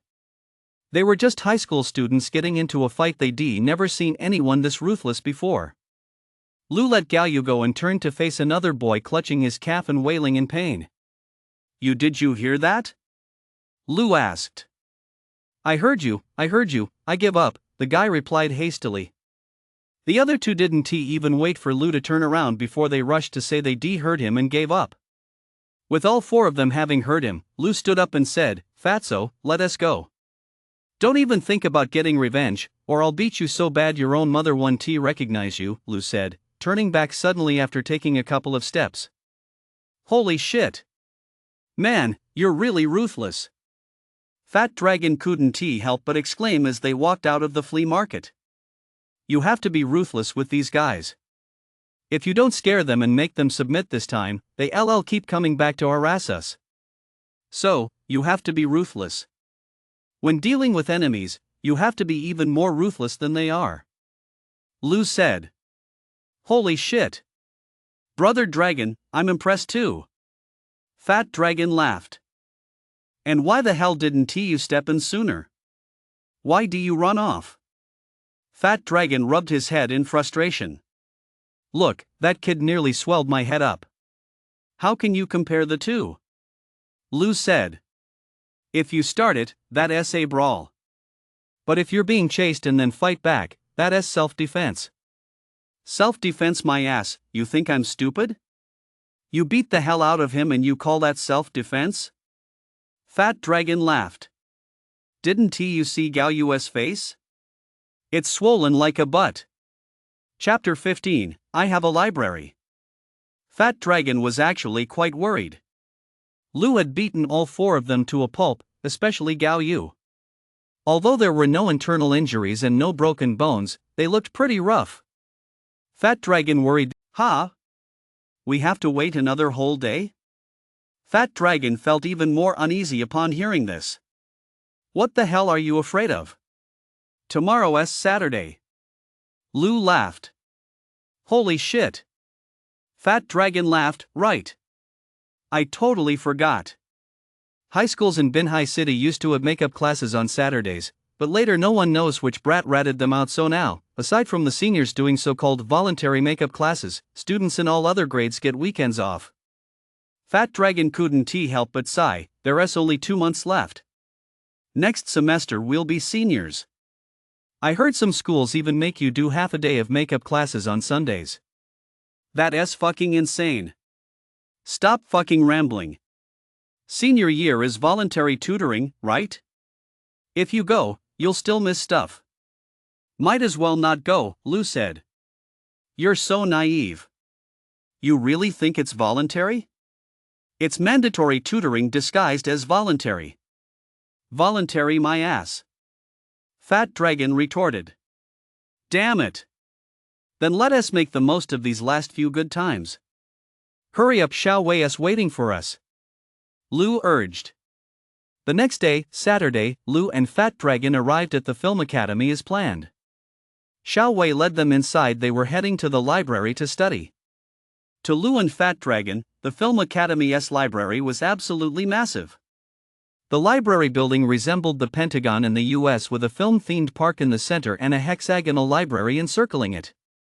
The library had 6 floors, each shaped like a hexagon. The space was mind-bogglingly vast, packed to the brim with books. Lou and Fat Dragon stood at the entrance to the first floor, completely dumbfounded. Don't just stand there like that, this is only the first floor. Xiao Wei laughed. Xiao Wei took the 2 wide-eyed high schoolers on a quick tour from the bottom to the top, giving them a brief overview of the types of books in each section on every floor. Remember, you can't talk loudly or eat inside. Xiao Wei cautioned, you two especially need to be careful. If a librarian catches you, not only will you two be banned from coming here, but everyone listed on this library card will be in trouble too. Lou and Fat Dragon nodded. Don't worry. We're just here for the novelty. We'll probably only come a couple of times and then never again. These days, who even reads books anymore? Fat Dragon laughed. Alright, then. Let us each do our own thing. Meet at the entrance at noon. I'll take you two to our college cafeteria for lunch, Xiao Wei said. I've never eaten at a college cafeteria before. I probably won't even get into college myself, so I'm definitely going to eat my fill today, Fat Dragon laughed. After that, the 3 of them went their separate ways to look for books. The library was too big, and the collection too vast. Lou had no idea where to start. He didn't know exactly what books to look for. He just wished there was a book like the one he was looking for. For example, one on alchemy.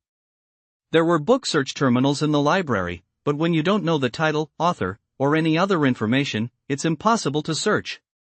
So, Lou decided he first needed to figure out how the books were organized in the library. Xiao Wei's earlier explanation had been too brief. In truth, she wasn't entirely clear on how books from different categories were arranged either. After wandering around the library for a while, Lou finally found 2 books on library management. He couldn't help but marvel, for such a massive library with such a vast collection, there were only 2 books on its own management. How ironic. It took Lou only about 10 minutes to scan the contents of both books into his brain like a high-speed scanner. Lou now clearly understood how the library's books were classified and how they were arranged and stored. This was crucial for him from now on. No matter which library he visited, he would be able to find the book he wanted in a very short time. Having grasped the classification and arrangement of the books, Lou went straight to the point. What he wanted to read most now was the legendary alchemy. Although reason told him it was unscientific, he was still filled with curiosity. After searching for quite some time in the sections for engineering, chemistry, and mineralogy, Lou still couldn't find any books on alchemy. Instead, come on, who is going to fight you over such an old-fashioned wuxia novel? Lou scoffed. In reality, the university cafeteria wasn't anything special. To Lou and Fat Dragon, it was just a lot bigger than the one at their 7th academy, with a few more options. As for the taste, well, it was just so-so. Fat Dragon ate distractedly, his mind still on that wuxia novel. Lou and Xiao Wei were discussing which of the universities in Binhai had the best cafeteria when they noticed Fat Dragon wasn't joining in.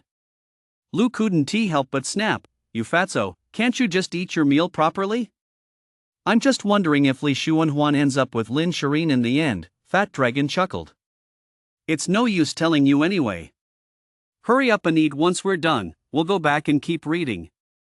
I've found that reading books is way more satisfying than staring at a phone. Eat properly. You won't be able to eat university cafeteria food like this again, you should really appreciate it. Lu teased, no need to keep reading. Li Xuanhuan killed Shang Wanhong and ended up with Sun Xiaohong, while Lin Shireen and Long Xiaoyun stayed at Xingyun Manor. Ha! Fat Dragon froze for a moment, then snapped, holy shit. Lu, you're such a jerk. I saw how anxious you were to know the ending, so I just told you ahead of time, Lu chuckled. Put. Xiaowei sprayed a mouthful of rice out of her mouth, laughing so hard she clutched her stomach and scrambled for tissues. What else do you want to know? Who's better, Jing Wuming or Ah Fei? Or Lu chuckled. Stop, stop, stop. Please, big brother, don't say another word. If you do, I'm going to smash this rice bowl over your head. Fat Dragon pleaded, clutching his chopsticks. Hurry up and eat your meal properly, or I'll tell you all about the duel between Li Xuanhuan and Shang Wanhong, Lu said. Okay. I'm scared of you, bro. I'll eat properly, Fat Dragon laughed. I never would have guessed you'd read these wuxia novels, Lu. Xiao Wei said. Not really. I just flipped through this one while Fat Dragon was reading it and got a rough idea of the plot, Lu laughed. But it's definitely much better than web novels. Absolutely. I suggest you guys check out some works by Jin Yong and Liang Yuxing. They're really in a league of their own compared to web novels, Xiao Wei said with a smile. Sis, you know your stuff. Have you read them all? Fat Dragon asked in surprise. Of course. We're studying acting, so we have to read all these novels that are often adapted into movies and TV shows. Who knows, maybe one day I'll get to play a role in one. Xiao Wei said. I think you could play Lin Xianer, the most beautiful woman in the martial arts world. Fat Dragon laughed. You're such a smooth talker, little chubby. Hurry up and eat, then get back to reading. Xiao Wei laughed. After the three of them finished lunch, they plunged back into the library. Fat Dragon, of course, hurried off to find the novel he hadn't finished reading, and Lu, influenced by Fat Dragon, tagged along and flipped through a dozen or so wuxia novels. Works by Jin Yong, Gu Long, and others. After reading a dozen or so wuxia novels, Lu recalled the martial arts magazines he'd seen at the used bookstore yesterday. He wished there really were martial arts manuals. If he could just glance at one and master the skills, that would be totally awesome. Of course, there were no such manuals. Lu knew that well enough, but that didn't stop his curiosity. After flipping through a dozen or so martial arts novels, Lu headed over to the sports and athletics section to look for books on martial arts and combat sports. He looked through 7 or 8 books on traditional Chinese martial arts forms like Bagwazang and Wing Chun, but found them uninteresting as soon as the content entered his mind. He felt they lacked practicality. Especially compared to that book published in the 1950s, Close Combat Techniques for Intelligence Officers, they fell far short. He set aside these traditional martial arts books and picked up titles on grappling techniques, practical Muay Thai skills, and combat training with special forces soldiers. Lu devoured another dozen or so books in one sitting, reading them with great interest and finding them far more practical. As Lu read more and more of these books, his way of thinking began to shift unconsciously. He realized that the traditional martial arts books he had read at the beginning no longer seemed as impractical to him as they had before.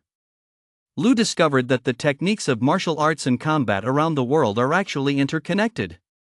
For example, Bagwazang and Muay Thai share many similarities. While traditional martial arts may appear impractical, this is actually because practitioners limit themselves to the forms themselves. As Lu read more, these combat techniques, fighting styles, and martial arts forms began to connect in his mind without him even realizing it. His perspective on martial arts, which he had once deemed impractical, suddenly cleared up. It was as if Lu had suddenly grasped the practical value and subtleties of those forms. Chapter 16, Back to the Old Bookstore. Lu asked Xiao Wei if each library card allowed him to borrow books to take home. Xiao Wei replied, yes, you can borrow 10 books with each one. Only 10? Lu thought that was too few. Is 10 not enough? Xiao Wei exclaimed in surprise. If you read them carefully, it'll take you half a month. Even if you skim through them, it'll still take a week. Little did she know that Lu could finish a thin book in just an hour, and even a thick tome would take him no more than 2 hours. Lu couldn't help but feel a bit disappointed. Being able to read only 10 books in a 5-day week was practically a waste of life. It'd be great if we could borrow more. Lu said. Well, there's always my card, Fat Dragon said. Whatever books you want to borrow, plus mine 20 books should be enough for you, right? Aren't you going to borrow some wuxia novels? Lu asked. Borrow my ass. I'll just read them here in the library. If I really want to read them, I don't know how to use a phone anyway. I'm not hauling 10 wuxia novels home. If my dad saw that, he'd tear me apart, Fat Dragon laughed. I mean, I'm a hopeless underachiever. He is already planning to have me drive for a ride-hailing service. Why would he care if I study or not? He wouldn't care even if you flew to the moon. Lu laughed. Hey Lu, are you really planning to study seriously? Xiao Wei laughed. Stop hanging out in the library all the time. Next Friday is a holiday. Why don't we go hiking and camping? I'll borrow an SUV and take us to Wuyuan Mountain. How about it? Wuyuan Mountain was about 50 or 60 kilometers from the city.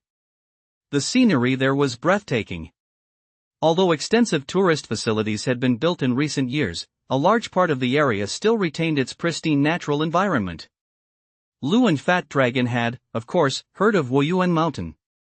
They'd heard the scenery there was breathtaking, especially deep in the mountains. There was also a very interesting legend about the place. It was said that in ancient times, a general had hidden his troops there, fought battles, and brought along a great deal of treasure, but both the soldiers and the treasure later vanished into Wuyuan Mountain. As for exactly when this ancient time was, some said the Song or Yuan dynasties, others the era of Li Zicheng, the rebel king, and still others the Taiping Heavenly Kingdom period. In any case, many people have gone there searching for national treasures, but they've all come back empty-handed. Fat Dragon was immediately thrilled by Xiao Wei's suggestion and quickly agreed. When Xiao Wei mentioned inviting a few female classmates from the film academy to join them, Fat Dragon got even more excited. Are they all beauties? Fat Dragon asked. Of course. Who isn't a beauty at our film academy? Xiao Wei laughed. But Lu couldn't help but feel a bit hesitant. Camping was out of the question after all, he still had to come back to sell his fried rice. Xiao Wei could tell Lu was worried, so she suggested that if it really didn't work out, they could just leave early and be back by nightfall. Lu thought that would work. In fact, he wanted to get out and clear his head, enjoy some fresh air. After all, ever since the incident at home, he hadn't left the city for over a year, and his personality had become quiet and reserved. As for what to prepare for a day trip, Lu and Fat Dragon were completely clueless. Neither of them had any experience. Don't worry, leave it all to me. Xiao Wei laughed. The three agreed to meet on Saturday, with Xiao Wei handling all the details regarding the specific time and necessary supplies. She mentioned she'd gone camping several times before, implying she was quite experienced. Thinking they'd be hiking in the wilderness for the May Day holiday, Lu grabbed a few books on wilderness survival while borrowing books. When Lu picked out the books, he didn't bother looking at the covers or titles. He just went by thickness, grabbing whichever ones were the thickest. 20 hefty tomes. Lu and Fat Dragon each had to carry 10, which made Fat Dragon curse the moment he heard the plan. What the hell has gotten into you? Are you even going to finish 20 books? And why did you specifically pick the thickest, heaviest ones? Are you trying to mess with me on purpose? Fat Dragon complained. Shut up. I'll make you a plate of fried rice tonight to help you recover. I happened to see a cookbook at the library today with a secret recipe for fried rice. I'll cook it for you. Lu said. Give me a break. You glance at a cookbook in the library and think you can whip up some secret recipe fried rice? Fat Dragon scoffed. Believe it or not, just don't eat it later, Lu said. In reality, the secret recipe fried rice never got made because they lacked the ingredients. Lou hadn't actually been looking at any other cookbooks in the library today. Instead, he'd taken the time to read the legendary 4 great classical novels. He'd come across many recipes in Dream of the Red Chamber, and on a whim, he'd decided to try making fried rice using some of the methods described there. However, there was nothing in the house, and Fat Dragon wasn't interested, so he just let it go. Fat Dragon wasn't uninterested, he was on edge. Fat Dragon was still worried about punching Gao Yu yesterday. He was afraid that as soon as he got home, his dad would start yelling at him, asking, "Did you get into a fight yesterday, you little brat?" So, after helping Lou take the book home, Fat Dragon scurried back to his own place. Fat Dragon's worst fears didn't come true. Even after returning to school on Monday and finishing a full morning of classes, Wolverine hadn't come looking for him. Fat Dragon slapped Lou on the shoulder and said, "Come on, buddy, let us go get some steak." Get lost. Once was enough. Eating it every day? Are you paying for it? Lou said. Look at you being such a cheapskate. You've got 100,000 in your account, what's wrong with treating yourself to a few steaks? Fat Dragon said. You can't just waste that money. Who knows, maybe one day those little scumbags will get arrested, and we'll have to pay that 100,000 back. Lou said. Give it a rest. You're just a damn cheapskate. Fat Dragon sneered. I'm treating today, okay? That's a deal. Lou laughed. I'll have the tomahawk steak. I'm treating you, and you want a tomahawk steak? Last time you treated me, you ordered me an American classic steak. Fat Dragon snapped. That's a classic, damn it. Not everything can be a classic. A tomahawk steak will take at least a few hundred years to become a classic. Lou chuckled. Get lost. Classic just means the cheapest option, you big idiot. Fat Dragon laughed.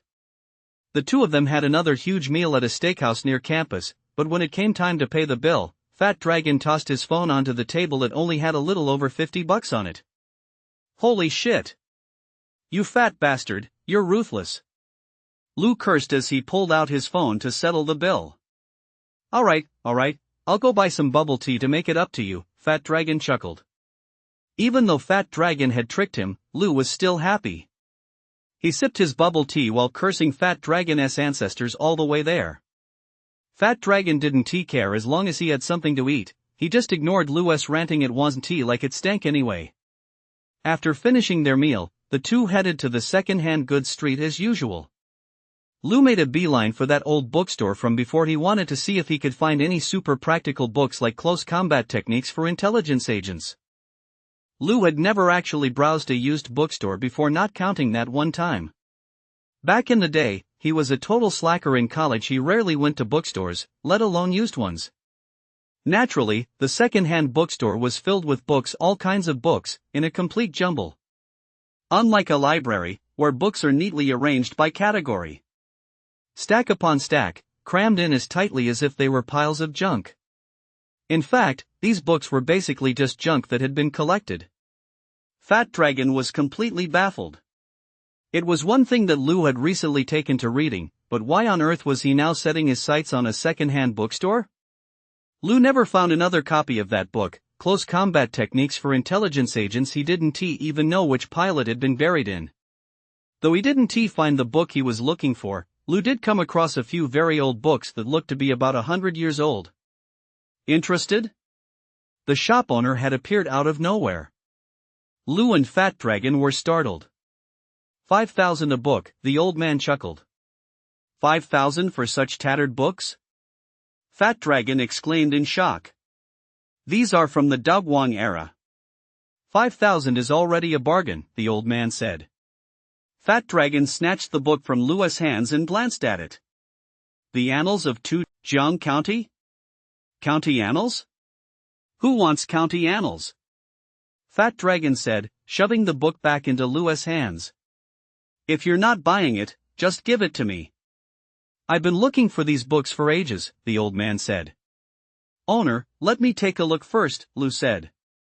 If you're not buying it, don't look at it. What's so interesting about a county annals? The owner said, reaching out to snatch the book from Lou's hands. Wait, let me check the condition first, Lou said, quickly flipping through the pages. Seeing that Lou was just checking the condition, the old man didn't say anything else. Lou quickly flipped through the few county annals, then handed them back to the old man and said, the condition isn't good, and the price is too high. We'll look for something else. The old man couldn't be bothered with them. He grabbed the county annals and turned to leave. Holy shit! Why the hell are you interested in county annals? Fat Dragon asked, puzzled. Curiosity. This two Jiang County Annals is our local county annals, Lou said. That's impressive. You know that? I've never even heard of Tu Jiang, Fat Dragon exclaimed in surprise. You should read more. All you do is eat all day long. Lou said. In reality, Lou had only recently developed a love for reading. Since reading was useful and helped him get stronger immediately, he had grown to love it. Before, he was no better than Fat Dragon. All he did was play and loaf around all day. The two of them left the used bookstore and headed toward the school. As luck would have it, they ran into Gao Yu's son from a distance. The four of them had their pant legs rolled up high and were surrounding a short student by a street tree, saying something to him. Holy shit, what are we gonna do? Fat Dragon couldn't help but look troubled. Why don't we turn around and find another spot? Fuck, are we scared of them or something? Lou said dismissively. No, Fat Dragon said, you said last time that whenever we see them acting like bullies, we beat them up every single time. Look at this, are we really gonna go beat them to a pulp again? Lou thought about it and realized he was right. We really can't fight them today. It's been too soon since the last time they'll definitely figure it out. Forget it, let us just turn around. Pretend we didn't see anything. Just as Lou was about to turn, he noticed those bastards were staring right at them. Damn it. Guess you just have bad luck. Lou sighed. Ugh. Fat Dragon looked utterly frustrated, but he didn't stop walking and continued strolling along at a leisurely pace. Gao Yu seemed to have been alerted by someone. He immediately turned his head to look at Lou. The moment he saw Lou, Gao Yu stiffened as if he'd been zapped by electricity. He gave the short student leaning against the street tree a light tap, muttered a few words under his breath, then led the few sports association guys away, heads down, walking quickly toward the school. Holy shit! They actually took off? Fat Dragon looked utterly incredulous. Dude, did you really scare the crap out of them? I told you, you have to scare the hell out of these guys and make them submit in one go. Now look how well behaved they are, Lou chuckled. Avoiding us is the best outcome. It saves us from having to take action. Chapter 17, Midterm Exams. Lou noticed that his mama's pork lard fried rice had improved a lot lately. Although it still fell a bit short of his own, the gap wasn't that big anymore. Lou's mom wasn't cut out for cooking, but after all, it was just pork lard fried rice. The ingredients and process were simple. With more practice, she naturally got the hang of the timing. Although the fried rice stall hadn't turned into the viral hotspot they initially predicted, business was still booming. They sold over 100 servings of fried rice every day, usually selling out before 10 a.m. Lou's mom wanted to prepare more, but Lou didn't want her to get too tired and thought about 100 servings was enough.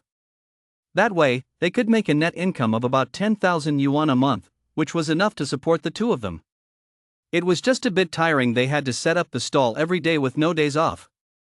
So Lou insisted on limiting it to 100 servings a day. Lou even made a sign that read, 100 servings a day. We close once we're sold out. Lou's mom didn't quite understand. Why not make as much money as you can, she asked. Can you ever make all the money in the world? It's good enough. Look at my dad, he used to be out socializing every day, never home. He made a lot of money, but now he is gone, and the money is gone too. Is that any fun? Lou said. Talking about his dad was a taboo subject in Lou's family. Just bringing it up made his mom sad. I don't know what happened to your dad. There were no signs at all before it happened.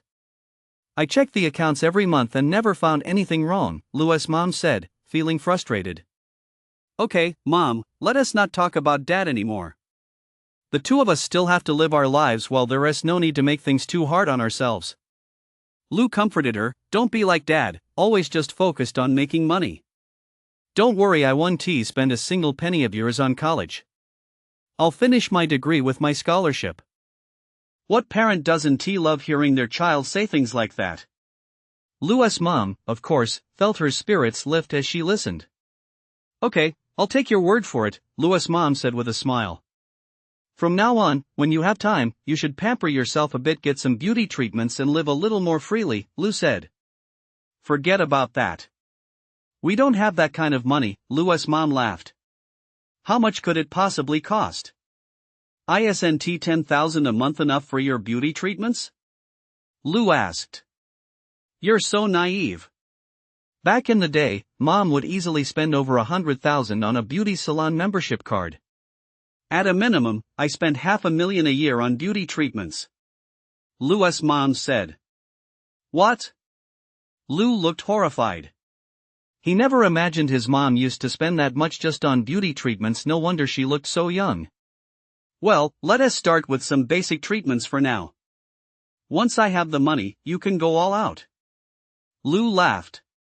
Although Fat Dragon owed Lu over a month's worth of dishwashing shifts, he didn't come by every day. He was afraid his dad would scold him. But his dad had been away a lot lately because of the property demolition. So Fat Dragon was able to come by often to help Lu with the dishes and score a free meal while he was at it. Hey, how is your reading going? Fat Dragon asked as he carried a tray. Just 20 books. I finished them ages ago. Lu said. That's not what I meant. I'm talking about the midterm tomorrow. How is your studying going? Fat Dragon said. Damn it. Why the hell would I need to study for that? Lu said dismissively. Holy shit. You've been bragging your ass off. The whole world's waiting to see what kind of score you'll pull off on this midterm, Fat Dragon laughed. I've heard Wolverine's been acting all cocky in the office lately. Cocky? Lu asked, puzzled. Why the hell is she being cocky? What has that got to do with me? You don't know? She's being cocky because of you. All the other classes are buzzing about how Wolverine's been bragging that class 3 is definitely going to get first place in the whole school on this midterm, and that no other class should even think about getting first place from now on. Holy shit. That's so cocky. Lu laughed. With you there, she's bound to be cocky. Fat Dragon suddenly said mysteriously, Bro, wanna teach Wolverine a lesson? Damn. That's not right, is it? Lu laughed mischievously. In reality, Lang wasn't just eyeing first place in every monthly exam. She was also aiming for a top-tier 985 university in next year's college entrance exams. However, 7th Academy wouldn't be dividing students into arts and sciences tracks until the end of this semester, so Lang wasn't sure what Lu would choose or whether he'd stay in her class. Consequently, Lang kept her more brazen remarks to herself, merely pondering how she could convince Lu to stay in her class. The monthly exams at 7th Academy were extremely intense and grueling, starting right after morning self-study and wrapping up all 9 subjects in just 2.5 days. The first subject was Chinese. Unlike other classes, where mastering the textbook content usually guarantees a solid score, Chinese was different. This wasn't a primary school Chinese exam. The test content had little to do with the textbook material. To score well on Chinese, daily accumulation of knowledge was crucial. Additionally, understanding the nature of the exam was vital.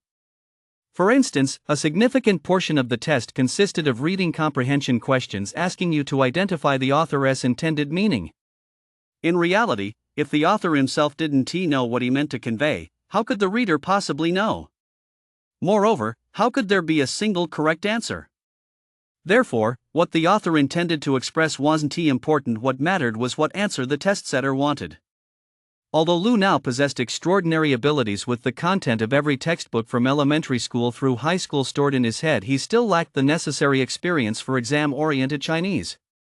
The Chinese exam gave Lu a rude awakening, making him clearly realize that there was at least one subject he hadn't mastered yet, and he needed to figure out a solution. The other subjects after Chinese were a breeze. Lu calculated his scores precisely for each one. He scored 142 on math and 143 on English. For the 6 elective courses, he planned to score 94, 95, 99, arranging the last digit of each score in order according to the exam sequence. Students hate exams the most, yet they love them the most. Because once the final exam of the monthly tests is over, there are no classes in the afternoon. The teachers grade the papers, and the students get the afternoon off. Since there were no classes in the afternoon, Lu planned to go home and help his mom prepare ingredients for dinner, but Fat Dragon insisted on playing basketball, saying he hadn't exercised in ages and had finally gotten a half day off. Lu thought Fat Dragon had a point. It had been too long since he de-exercised, and he did need to get moving. But he wasn't interested in basketball, and since the whole school had the afternoon off, the courts would probably be packed. Fatso, didn't you want to learn how to drive? How about I take you go-karting? Lu suggested. As soon as Fat Dragon heard the word driving, he perked up. Driving sounds great. Where is it? Fat Dragon exclaimed excitedly. You don't even know that? It's south, really close to our school, just a 10-minute bike ride, Lu said. Just so we're clear, Fatso doesn't have any money. You're treating me. Fat Dragon said earnestly. Alright, I'll treat you, Lu said. The two grabbed a quick bite at the school cafeteria, then hopped on their bikes and headed straight for the go-kart track. To their surprise, since it was a half day off from school, everyone was out and about and had even ended up here. It seemed students all thought the same way. Since they'd finally gotten a half day off, none of them wanted to go home. Going home meant being nagged by mom and dad to read books and do homework, so they'd rather spend the afternoon having fun outside. The go-kart track wasn't big, about the size of 2 or 3 basketball courts, but the area around it was packed with people. There were at least 20 people waiting for a turn. Holy shit! We'll be waiting until the cows come home. Fat Dragon couldn't help but sigh. It's quick, 10 minutes per session, $50, Lu said. 50 for 10 minutes? Fat Dragon exclaimed. Damn, why don't they just rob people? Back in the day, I raced here for 3 straight days, Lu said. 3 days? You're a big spender. Fat Dragon exclaimed, is that where you honed your driving skills? Bullshit. You can't learn much driving technique from go-karts, but they do help you get a feel for the car. After go-karting, you can take a camper van out on the track to do laps. That's where you really develop your skills, Lu said. You should practice go-karting more. It's really helpful for a newbie like you. But it's just way too damn expensive. Fat Dragon sighed. No big deal. Your family's got a few $100 million, right? What the hell are you worried about? If not, just buy the whole place and drive around here all you want. Lu chuckled. A few $100 million, my ass. We haven't settled the compensation for our house demolition yet. People are showing up at my place almost every day, taking turns bombarding my dad to get him to sign and move out. It's fucking driving me crazy. Fat Dragon said. Damn. That's a first world problem. Lu laughed. But don't be too greedy. Just settle for a reasonable amount. Does 200 million or 300 million really make a difference? It's not like you're missing out on 100 million. I don't even want to deal with family stuff. My dad won't let me get involved. It seems like several companies have banded together to negotiate. Fat Dragon spoke as he walked toward the track's edge, watching the go-karts whiz by. Hey! Fat Dragon suddenly shouted, isn't that our class president? Lu looked in the direction Fat Dragon was pointing. Ahead, at a sharp turn on the track, 2 go-karts had collided. Sure enough, sitting in the pink go-kart in the rear was Gu-man, the class president of Class 3, Grade 11. Gu-man was the object of Fat Dragon's affection and, of course, the goddess of every boy in the school. Gu-man was 7th Academy's newly crowned campus queen last year, and she was an excellent student too, consistently ranking in the top 3 of her class and nearly always in the top 10 schoolwide. And yet, right now, a scene was unfolding that was breaking Fat Dragon's heart. A girl jumped out of the cart ahead and rushed straight over to Guman's side. What's going on? Isn't it normal to bump into each other while karting? Lou exclaimed in surprise. That girl looks like she's from class 4, grade 12. Fat Dragon narrowed his eyes, then suddenly gasped, holy shit. It's Liang Lu, the female tyrant from the arts club. As the names imply, the Sports Association is a clique formed by students with athletic scholarships, while the Arts Association is naturally a clique formed by students with arts scholarships. The Sports Association and the Arts Association, these two troublemaker groups, are notorious at 7th Academy. Currently, Gao Yu from the Sports Association and Liang Lu from the Arts Association, one male, one female, are nothing short of a nightmare for 7th Academy. To be honest, Liang Lu is actually quite pretty and was a strong contender for the title of school beauty, but unfortunately, she lost out to Gu Man. The clash between Gu Man and Liang Lu was beyond description. You'll have to use your imagination. Gu Man was strapped into the car by her seatbelt and couldn't get up, so she could only wave her hands around frantically. Holy shit! This is fucking lawless, Fat Dragon said as he stepped onto the track. Fatso, don't go in there. The cars are going so fast, don't get hit, Lou exclaimed in alarm. But Fat Dragon paid no heed and charged forward without hesitation. Chapter 18, Low Key to a Fault. Lou had no choice but to charge onto the track as well.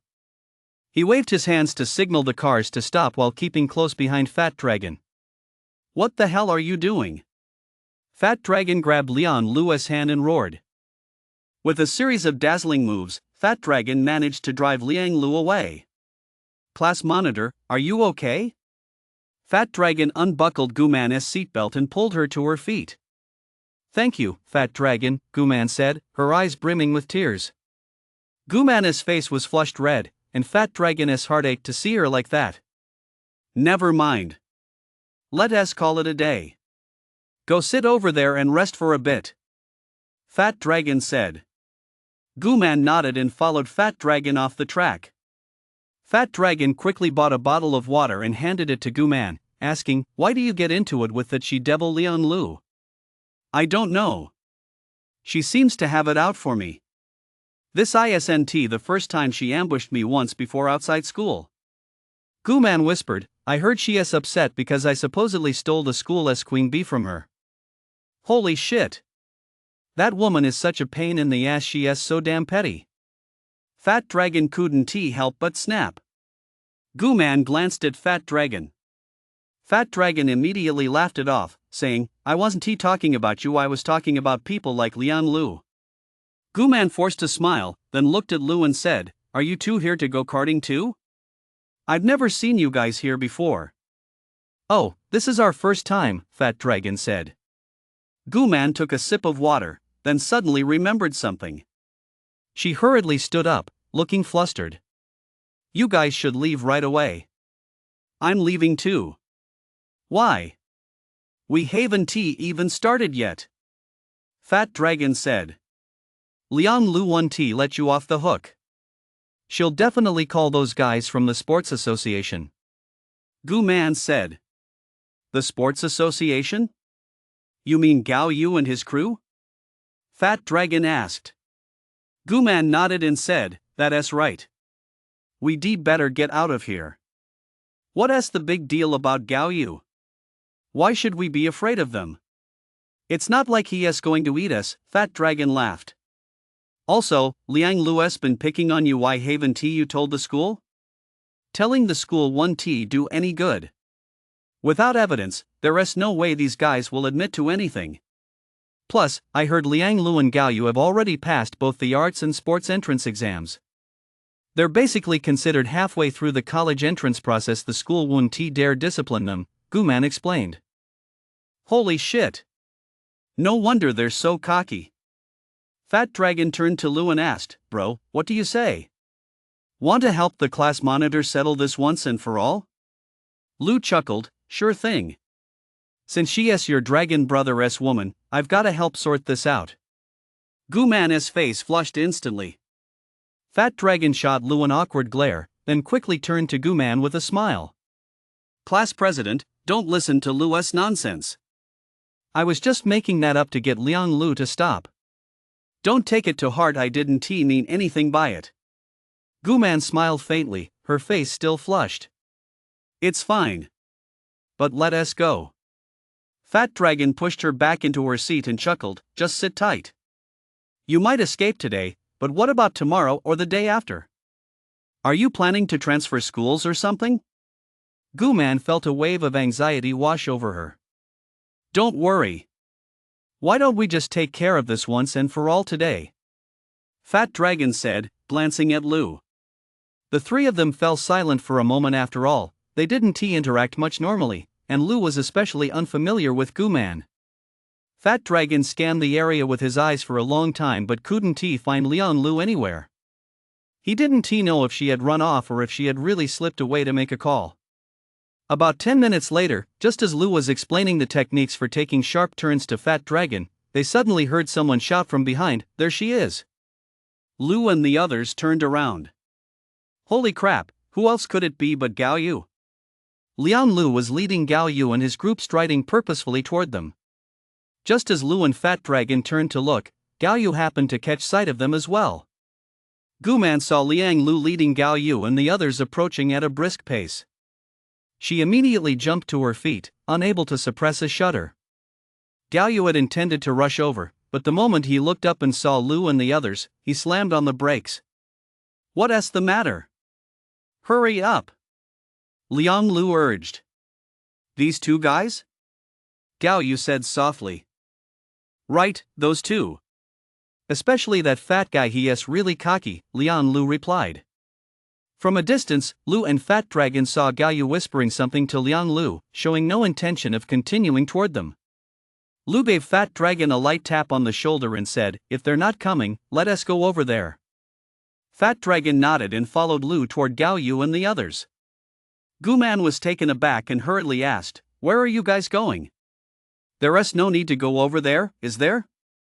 Seeing that the two were ignoring her, Guman reluctantly followed them. Gao Yu hadn't expected Lu and Fat Dragon to head straight toward him.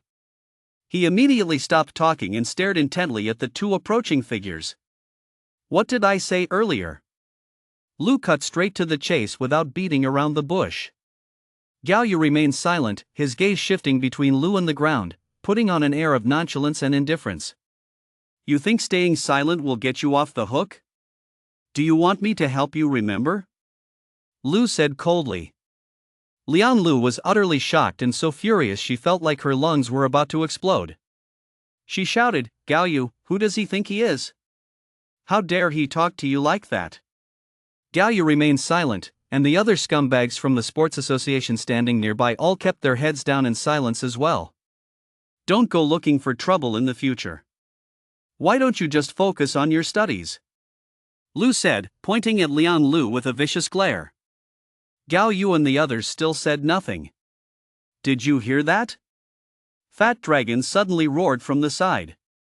Everyone at the go-kart track was startled by Fat Dragon's roar and turned to look. I heard you, Gao Yu muttered. Fat Dragon looked up and scanned the others. They all murmured in unison, we heard you. Seeing that everyone had shown their allegiance, Lu and Fat Dragon couldn't be bothered with the terrified Liang Lu anymore. Without Gao Yu, this woman couldn't do a thing. As Lu and Fat Dragon turned around, they suddenly spotted Guman they hadn't even noticed when she slipped up behind them. Guman's face was just as terrified as Liang Lu's. Alright, the misunderstanding cleared up. We're all classmates now, so it's all good, Fat Dragon said with a smile. You guys, Guman wanted to say something, but didn't know what to say. She was too stunned. She never would have imagined that these two unassuming classmates from her class were actually so formidable. They even managed to make Gao Yu obey them. Nearly half the people at the go-kart track were students from 7th Academy, and they, too, had been shocked by what they just witnessed. Who is this guy? He is so low-key. Want to keep playing? Fat Dragon asked Guman softly. Guman was still reeling from the shock of what had just happened. She now looked at Lu and Fat Dragon with completely different eyes. You guys go ahead, Guman said. Just then, an empty cart became available. A few people were about to rush over to grab it, but when they saw Lu and Fat Dragon approaching, they immediately stepped aside. Meanwhile, Galyu was walking away from the karting track with his head down. Holy shit! Galyu, who the hell is this guy that you're scared out of your wits? Just go for it. Liang Lu pressed. Keep your fucking voice down. Don't you care about losing face? Galyu snapped. It's you who's losing face, not me, Liang Lu retorted. You don't know shit. Galyu raged. Aren't those two from our 7th academy? Liang Lu asked, completely baffled. I've seen that fat guy at school before. Yeah, Galyu snapped. But don't mess with those two. Got it? Chapter 19, I need to lose weight.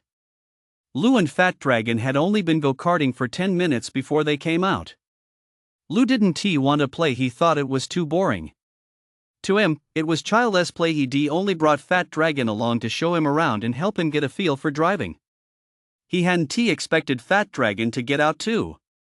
Fat Dragon was heartbroken over the cost $50 for 10 minutes. What else could he do with that money? Neither of them expected Guman to still be there, waiting for them. Why did you two stop playing? Guman asked softly. It's too expensive, it's killing me. Fat Dragon laughed. Go ahead, I'll treat you, Guman said with a smile. Just kidding.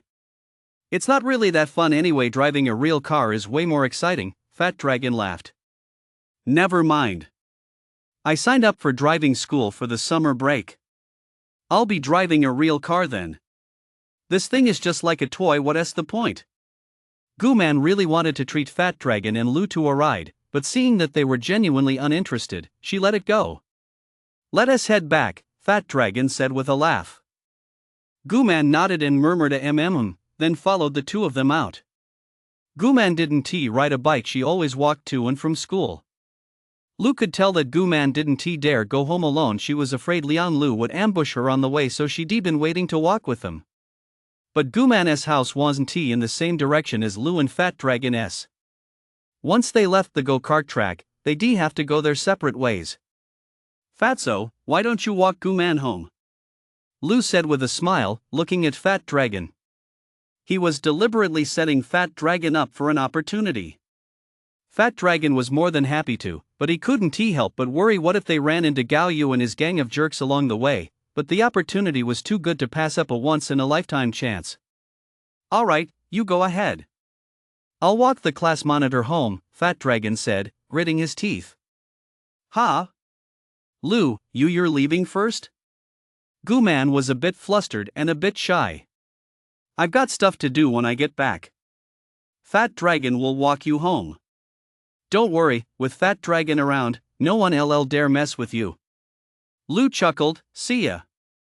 With that, Lu pedaled off on his bike, leaving Fat Dragon and Guman alone. When Lu saw Fat Dragon again, he was drenched in sweat and holding a few ice cream bars. Whoa! You're being so generous today, you even brought a gift. Lu teased. Of course. Fat Dragon said, handing an ice cream to Lu's mom. Auntie, have an ice cream. Fat Dragon, why are you so happy today? Did something good happen? Lu's mom asked as she took the ice cream. Him?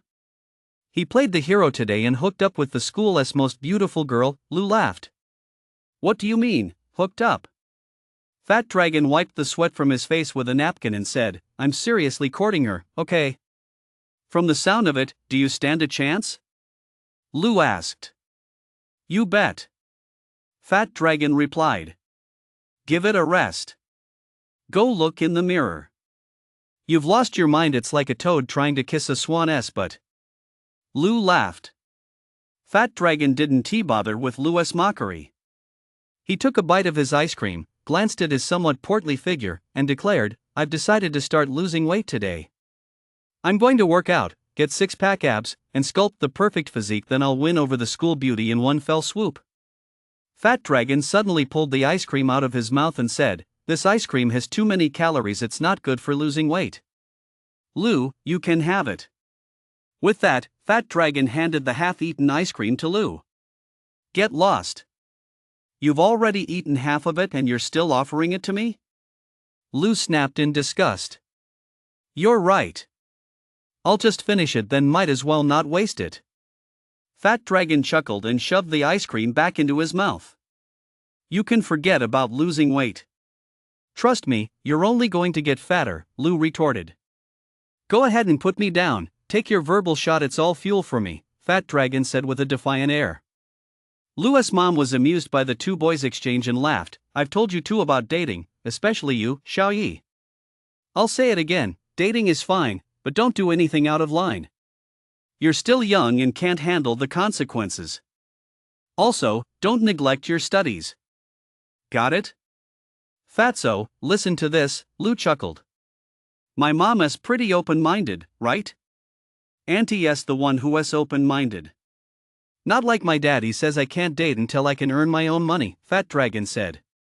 So materialistic. Oh, Mom.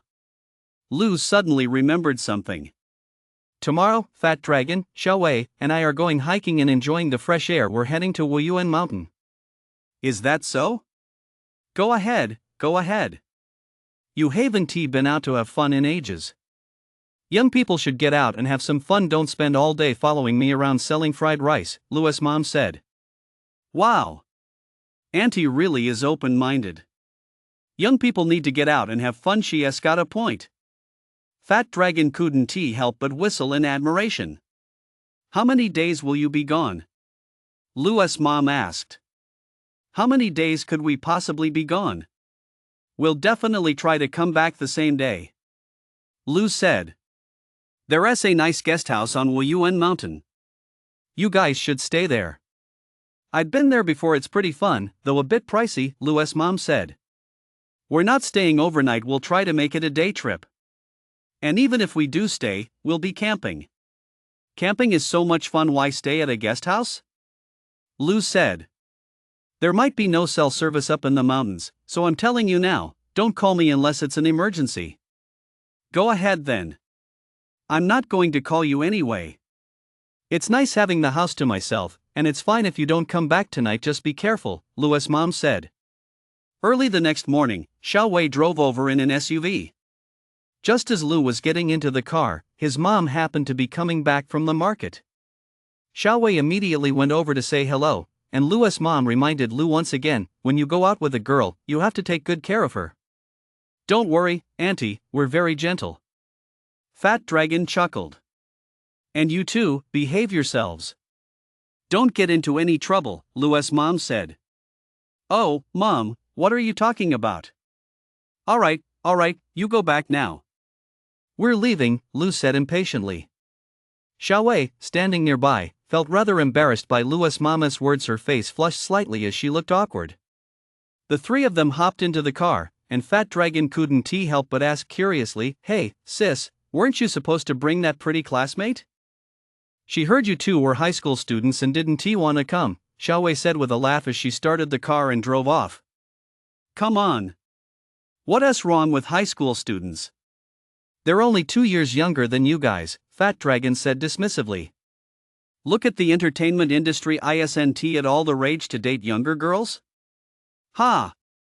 Xiaowei was amused by Fat Dragon's remark and laughed. Who's in the entertainment industry? You guys. It's only a matter of time. When that day comes, you'll regret for a million years that you passed up a chance to go for the younger ones today, Fat Dragon chuckled. If I'd known your classmate wasn't coming, I would invited Guman instead. Who's Guman? Xiaowei asked. The school's most beautiful girl, Lu said. Lately, this kid has been daydreaming about chasing after her. I wouldn't have guessed it, little fatty, Xiaowei glanced at Fat Dragon sitting in the backseat through the rearview mirror and laughed. You actually dare to chase after the school beauty? Want your big sister to teach you a few tricks? I'd love to learn. Fat Dragon exclaimed excitedly. Alright, if you take good care of me today, I'll teach you some killer moves when I get back, Xiaowei said with a laugh. Sure, whatever you say. Brother Dragon's always been a tough fighter. Fat Dragon chuckled. You fatso, you better behave yourself around me. If you try any dirty jokes, I'll make you pay dearly. Xiao Wei laughed. I'm innocent, sis. Which word in that sentence was dirty? Don't get the wrong idea, Fat Dragon said, looking aggrieved. Fine, then you won't be learning any special moves, Xiao Wei said. Can't I just say I'm sorry? Fat Dragon pleaded. I'll be at your beck and call. I'll do whatever you say today. Please spare me, sis. The three of them chatted and laughed as they drove out of the city, heading toward Wuyuan Mountain. Xiao Wei mentioned that she had been to Wuyuan Mountain once before and had camped there. The scenery was truly breathtaking. Especially further in, there was a place called Lianhuaping, a very flat, open basin surrounded by mountains. Come nightfall, fog would roll in, and when the wind blew, it felt just like a fairyland. The three didn't take the standard tourist route. They left the scenic area road, turned onto a farm track, and drove about 10 kilometers before stopping at the foot of the mountain, next to a mineral water plant under construction. Since they weren't planning to camp, they didn't have to carry anything too heavy. Each person carried a small backpack filled with snacks like cookies and chocolate, along with bottled water light enough for the hike. Their goal was to climb to the highest peak of Wuyuan Mountain Guzilao and, if time permitted, visit Lianhuaping as well.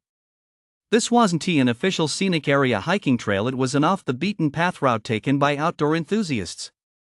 Of the three, only Xiao Wei had some experience with outdoor hiking and camping, though in reality, she'd only been on 2 mountain hikes, one of which was this very route. The trail had clearly been well-trodden, with markers along the way and plenty of trash like empty water bottles.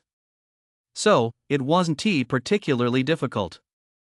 None of them were used to hiking these off-the-beaten-path trails, especially Lu and Fat Dragon, who found everything new and intriguing. Fat Dragon, in particular, chattered nonstop, asking questions left and right. Xiao Wei couldn't help but take on the role of tour guide and seasoned outdoor expert, explaining this and that to the two of them as they walked. It was just past noon when the three of them finally reached the summit. Traveling light, they made it up pretty quickly. At the top, the three of them struck various poses for photos. After about 10 minutes, Xiao Wei suggested they have a picnic on the summit. We should had a picnic ages ago. If we don't eat now, I'm going to die of exhaustion. Fat Dragon said. What nonsense! How could you die of exhaustion without eating? Lu laughed. Fat Dragon ignored him, set down his backpack, and then, as if by magic, pulled out a 2.5-liter bucket of Coke. Tell me, if we don't eat now, am I going to die of exhaustion? Fat Dragon said with a smug look on his face. Holy shit! Lu nearly lost it. Xiao Wei saw Fat Dragon suddenly pull out such a huge bucket of Coke and burst out laughing so hard she almost choked. You fatso, I'm impressed. You actually carried this massive bucket of Coke all the way up here without a word. You're amazing. Xiao Wei laughed. Surprised? Happy? Fat Dragon grinned. What else did you bring? Lu grabbed his backpack and rummaged through it. Besides the bucket of Coke, Fat Dragon's backpack contained nothing but a box of Snickers. You fatso, you only brought a bucket of Coke and a box of Snickers? Lu asked in disbelief. So what? Once we finish eating, we'll just head back, Fat Dragon said dismissively. Drinking Coke up here on the mountaintop is so refreshing. You fatso, do you think drinking Coke will help you lose weight? Fat chance. Lu laughed. Chapter 20, The Giant Bucket of Coke. Xiao Wei took a picnic mat out of her backpack and spread it on the ground. Then, as if performing a magic trick, she opened her backpack and placed 4 boxes of exquisite fruits, pastries, and other treats on the mat. Holy crap! Sis, you're like a fairy sent from heaven. You just pulled all this good stuff out of thin air. Fat Dragon exclaimed excitedly. Paired with my Coke, this is absolutely perfect. Lu couldn't believe Xiao Wei had managed to pack so much good food into her backpack. Lu, what do you bring? Show us, Fat Dragon said. Lu opened his backpack and said sheepishly, I brought a few apples and some hardtack. What? Fat Dragon exclaimed, that's it? Before Lu could say a word, Fat Dragon snatched the backpack from his hands and started rummaging through it. Holy crap! You brought rope too? Fat Dragon exclaimed. No food left? Nope, Lou said. I mean, bro, what are you doing bringing hardtack and rope? Are you going to war or something? Fat Dragon frowned. We're just going to eat and drink and then head back, right?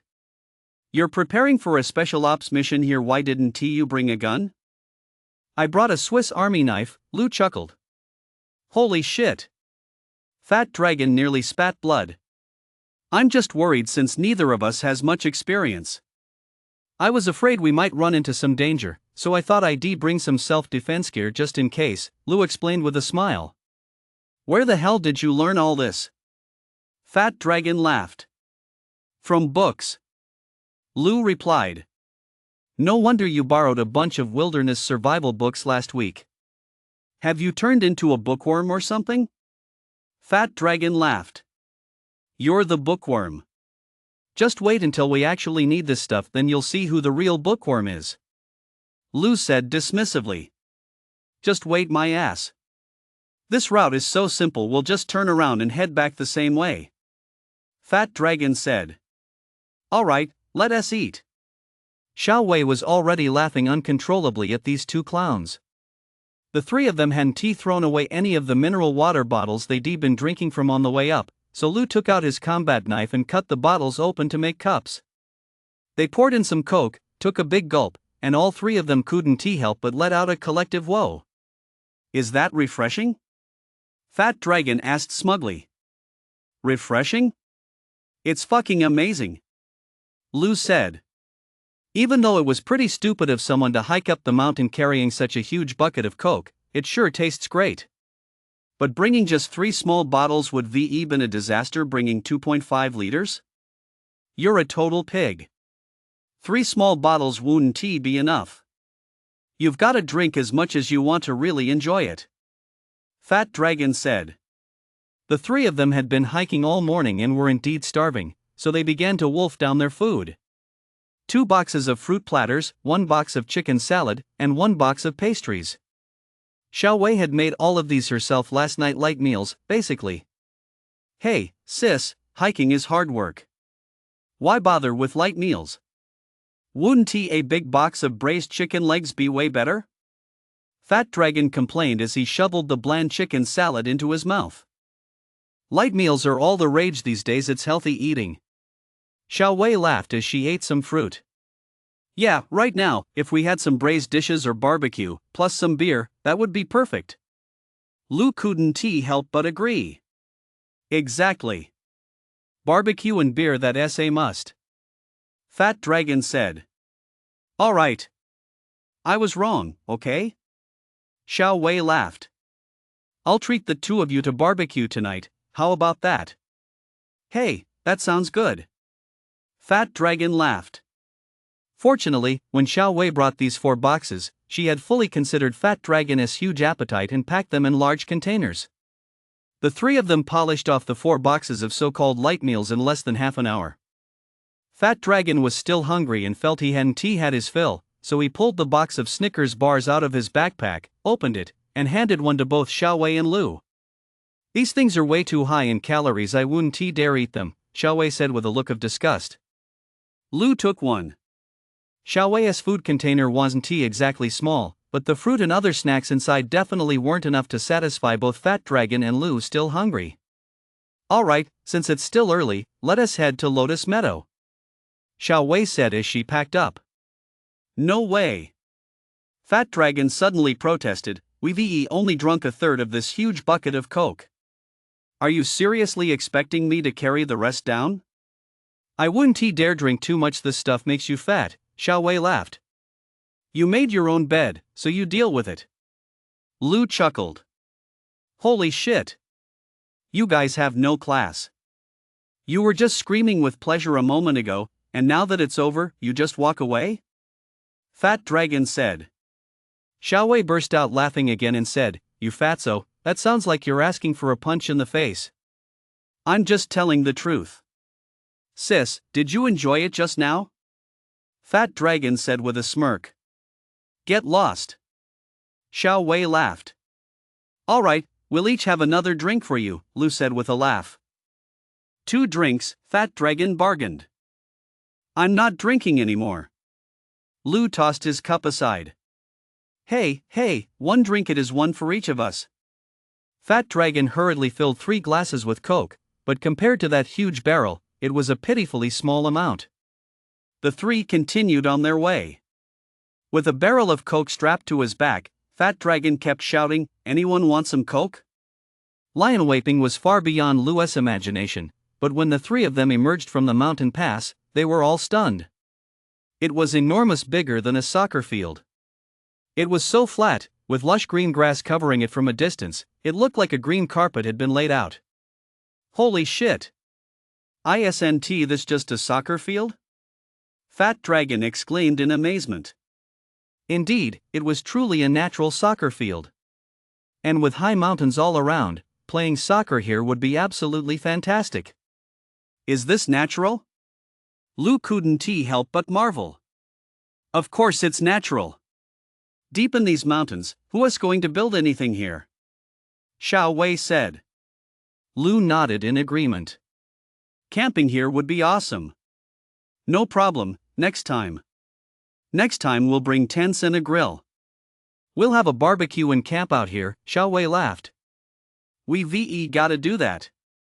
Fat Dragon laughed. Next time I'll bring Gu Man. The 3 of them walked onto the carpet-like lawn of Lian Huaping, then dropped their backpacks and started rolling around on the ground. Lu lay on the grass, looking up at the sky and the surrounding mountains, when a thought suddenly crossed his mind. Lu got up and examined the grass closely. Then he pulled out his combat knife and dug into the ground a few times. This isn't natural, Lu suddenly shouted. You mean it was man-made? Fat Dragon scoffed. Come over here and take a look. There is something wrong with this soil, Lu said. Fat Dragon and Xiao Wei both scrambled to their feet and ran over, asking curiously, what is wrong with the soil? Look, Lu said, pointing to the hole he just dug with his combat knife. The top 10 centimeters or so of soil here is loose, but as soon as you dig down, it suddenly gets as hard as stone. Look, Lu said, digging a bit with his knife. The tip was coated with some whitish soil. This has clearly been compacted by human hands, Lu said. Fat Dragon took the knife from Lu's hand, walked 7 or 8 steps away, and dug another hole. The result was the same. The top 10 or so centimeters were loose soil, but dig any deeper and you hit hard, whitish earth. Holy crap! It's really all like this. Fat Dragon exclaimed after digging 3 or 4 holes in a row. But who in their right mind would build a soccer field out here in the mountains? Xiao Wei asked curiously. Fatso, do you remember those county annals from the used bookstore? Lu suddenly asked. County annals? You mean the one about that river? Fat Dragon asked. The 2 Jiang County annals, Lu said. Oh, right. 2 Jiang. What's up? Fat Dragon asked curiously. I remember there was a passage in those annals that described one of the 8 scenic views of Wuyuan Mountain as mist rising over Lotus Pond. It said that Lotus Pond is surrounded by mountains, with a marsh in the middle where all kinds of animals come to drink. It described the scenery as beautiful, with clouds and mist swirling, and a myriad of atmospheric wonders. Lu said. Holy shit! Dude, you only flipped through those books a little, so how do you know the contents so clearly? Fat Dragon exclaimed in surprise. Lu didn't respond to Fat Dragon's astonishment but continued, think about it, isn't Lotus Plain actually Lotus Pond? Oh, right. Fat Dragon and Xiao Wei exclaimed in unison. This used to be a marsh, it must have been filled in by human hands, Lu said. No wonder it's so flat, someone who didn't know better might think it was a mountain soccer field. Fat Dragon said. Xiao Wei couldn't help but ask curiously, who do you think would build a soccer field out here in the mountains? Soccer field, my foot. Fat Dragon laughed. Out here in the mountains, what else would the Chinese build besides tombs? Oh! Fat Dragon exclaimed, suddenly realizing something. You mean there might be a huge tomb down here? Have you guys heard the legend about the treasure hidden in Wuyuan Mountain? Lu asked. You mean the story about the Taiping rebellion hiding treasure in Wuyuan Mountain? Fat Dragon asked, suddenly getting excited. Lu nodded. Something like that. I heard it was treasure from the Southern Song dynasty, Xiaowei said. It's just a legend, Lu said. You're not saying there's treasure buried down here, are you? Fat Dragon roared. Can you stop overreacting? Let me finish, okay? Lu said. Go on, Fat Dragon said. In theory, county annals record all the local legends and stories, but there is no mention of this story in the Tuzhong County Annals. Lu said. That set of county annals has several volumes. You just flipped through a few pages, you didn't even finish reading them. How do you know? Fat Dragon said. Shut up. Lu snapped. That volume was written during the Daoguang era of the Qing dynasty. What does that tell you? Huh? Xiaowei asked, puzzled. It means this story happened after that set of county annals was written. That's obvious. Fat Dragon said dismissively. You're not that stupid after all. Lu chuckled. So does that mean I am stupid? Xiaowei suddenly realized. No, you just need to be pretty. Lu laughed. You've got quite the instinct, don't you? Xiaowei laughed. Don't interrupt. Go on. Brother Dragon, I suddenly felt a faint, inexplicable. Fat Dragon suddenly ran out of words. What's so inexplicable? Xiaowei waited for ages but couldn't get Fat Dragon to squeeze out the last few words. Inexplicable means I don't know. Keep going. Fat Dragon said. You're nuts. Xiaowei glared at Fat Dragon. If this story is true, it most likely dates back to the Taiping Rebellion era, since the county annals were just completed not long before that, and before that, this place was just a swamp, but now it's a field. Do you think there might be some connection between the two? Lu said. Are you saying it was filled in by the Taiping Rebellion? Xiaowei asked. Chapter 21, Mist Rises Over Lotus Plain. All three stared in astonishment at the grassy field, as flat as a sports field. I don't know what version of the story you've heard, but when I was a child, my grandfather told me that Wuyuan Mountain hides many treasures. He said that in ancient times, a general trained his troops here. Later, for some unknown reason, those soldiers suddenly vanished, and the treasures are said to still be hidden within the mountain, Lu said. Pretty much. That's what I heard too, Fat Dragon said. Xiaowei nodded as well, indicating that her version was similar. Drill grounds. Look around this vast fog source mountain. We've climbed all the way up here, and apart from this spot, where else could they possibly have trained troops? Never mind training their isn't even a place big enough for a few dozen people to stand, Lu said. I see. You mean this is exactly where the Taiping Heavenly Kingdom trained their troops, Fat Dragon said. Lu nodded. It must have been the Taiping Heavenly Kingdom that leveled this area to use as a drill ground. It's just perfect for that. That makes sense. Xiaowei couldn't help but nod in agreement. So is the treasure buried here? Fat Dragon asked. Probably not. Burying treasure would be done in secret, and filling in this whole area would have been quite a massive undertaking. Plus, this compacted earth, it's easy to bury things in, but a pain to dig up. Lu said. Then what's the point of all your analysis, making such a big mystery out of it? It's useless. Fat Dragon said, looking disappointed. But it does mean it can't be too far from here, Lu said. Damn it.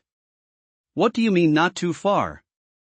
Out here in the mountains, a little bit can be a world of difference, okay? Fat Dragon said dismissively. No wonder I've heard so many people go into the mountains looking for treasure and never find a damn thing. Just as Lu and Fat Dragon were talking, they suddenly heard Xiaowei cry out. Hey! Why is it fogging up in broad daylight? Xiaowei pointed around them. Yeah, seriously? Fog just rising out of nowhere like this? Lu couldn't help but exclaim. White mist had quietly begun to rise from all around the large grassy area, hazy and ethereal like wisps of white gauze.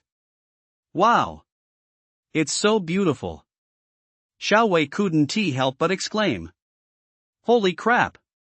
We could shoot a movie here, it's like a fairyland, Lu said excitedly. Fatso, grab your phone and film a clip. The three of them were thrilled beyond belief, running across the vast lawn, chasing after the faint, ethereal mist. They struck all sorts of poses and started taking photos of each other. After playing for a while, Lu glanced at his phone. It was already past 3 o'clock. They had to hurry back down the mountain. Just as they thought about heading back, they realized the fog around them was getting thicker and thicker. The three of them had just run all over the place on that vast lawn, and now they couldn't tell which way was which. This fog is way too thick. How are we supposed to get out of here now? Fat Dragon said.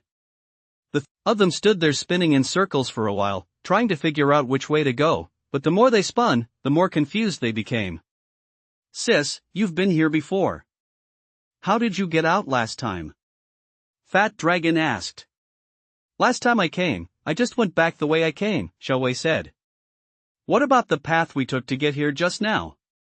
Fat Dragon couldn't help but sigh as he looked out at the vast white mist. We were way too careless. It's fine. Xiao Wei said calmly. We're surrounded by mountains.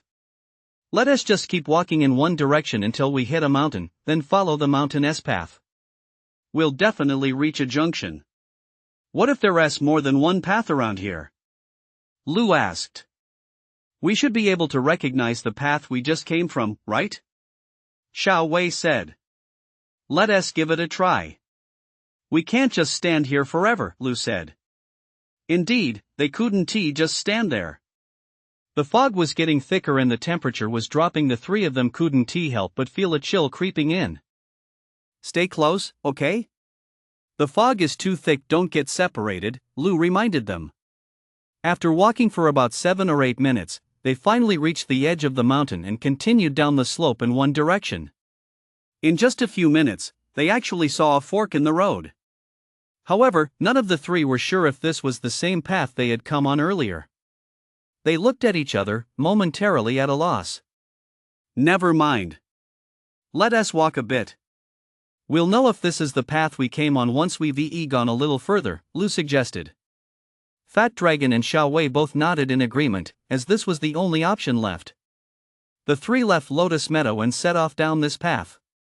Lotus Meadow was truly magical. The mist lingered only within it the moment they stepped outside. Even just a few meters away, it vanished, and the world beyond became crystal clear again. Yet the further they walked, the more confused they became. This path looked remarkably similar to the one they'd just come from, but the longer they walked, the more they sensed something was off. After walking for 10 minutes, they still couldn't be certain if this was the right path, so they stopped, too afraid to go any further. What should we do? Xiao Wei couldn't help but exclaim anxiously. Getting lost in these mountains was extremely dangerous, especially since the area they were in was one of the most pristine parts of Wuyuan Mountain, where wild boars, leopards, and venomous snakes were still common. Most importantly, the three of them hadn't brought any equipment. Calm down, Lu hurried to reassure them. We have 2 options right now, keep going down this path, or turn back and find another one. That's just stating the obvious. Fat Dragon retorted. Lu ignored Fat Dragon and continued, if we turn back to look for another path, we definitely won't have enough time. We have no choice but to keep going down this one. What if this isn't the right path? Fat Dragon asked. We still have 2 options, Lu said. Right or wrong? If it's right, that's obviously better. We'll ride back as fast as we can. If it's wrong, we'll just have to make do with camping here for the night. We'll head back to Lion Waping tomorrow, and once the fog clears, we'll be able to find our way back. Huh? Xiao Wei exclaimed in surprise. But we didn't bring a tent. Then we'll find a cave or something. Xiao Wei looked at the suddenly changing sky and couldn't help but smile wryly. Didn't we check the almanac before coming out today? Let us hurry up and keep moving. No dawdling. Lu said, picking up his pace. No matter how fast they went, they couldn't outpace the weather, especially out here in the mountains, where conditions can change in an instant. The three of them walked briskly for about 10 minutes before they felt raindrops falling from the sky. "It's raining. It's hitting me," the fat guy shouted from the back. "Let us find some shelter first." Lou stopped in his tracks and scanned the surroundings carefully, then said, "You two stay here. I'll go take a look." The area was surrounded by large boulders, with trees and weeds growing densely along their edges. Lou left the path and made his way along the rocks, pushing through a thicket of weeds and shrubs. After walking a few hundred meters, he discovered a large rock with a recessed area. The recess was very big, not nearly big enough for 3 people to sit in, but it was the best spot they'd found so far. Lou hurried back out and led Fat Dragon and Xiao Wei inside. "Is this it?" Xiao Wei exclaimed, looking at the shallow recess. "We don't have time to find a better spot, but this is the best campsite we've found so far," Lou said. "It's not even big enough for that fatso to sit in alone," Xiao Wei said dismissively. "You can call me fatso if you want, but could you at least leave out the dead part?" Fat Dragon protested. "Stop whining. It's about to rain. Get to work," Lou said. "Work? What are we supposed to do?" Fat Dragon asked, puzzled. "Just sit here and wait for the rain." "Wait my ass. This tiny spot isn't even big enough for you alone. Are you going to stand outside and shield us from the rain when it starts?" Lou retorted. "Then what do you suggest? What does the book say we should do?" Fat Dragon couldn't help but scoff. "Here's the plan. Fat Dragon and I will go chop some branches, and you, beautiful lady, go find some dry firewood and grass to build a fire tonight," Lou said. "Chop what? With our bare hands?" Fat Dragon asked. "I've got my Swiss Army knife," Lou said, pulling it out. "This thing is so tiny, how is it supposed to cut down a tree?" Fat Dragon couldn't help but ask skeptically. "You don't know shit. This is a Swiss Army knife," Lou said, then turned to Xiao Wei. "Just gather some dry stuff nearby, don't wander too far. It's got all kinds of stuff on it. Why does it look like some cheap street vendor-esque junk?" Fat Dragon said as he followed Lou, taking the knife to examine it closely. But before long, the Swiss Army knife blew Fat Dragon's mind.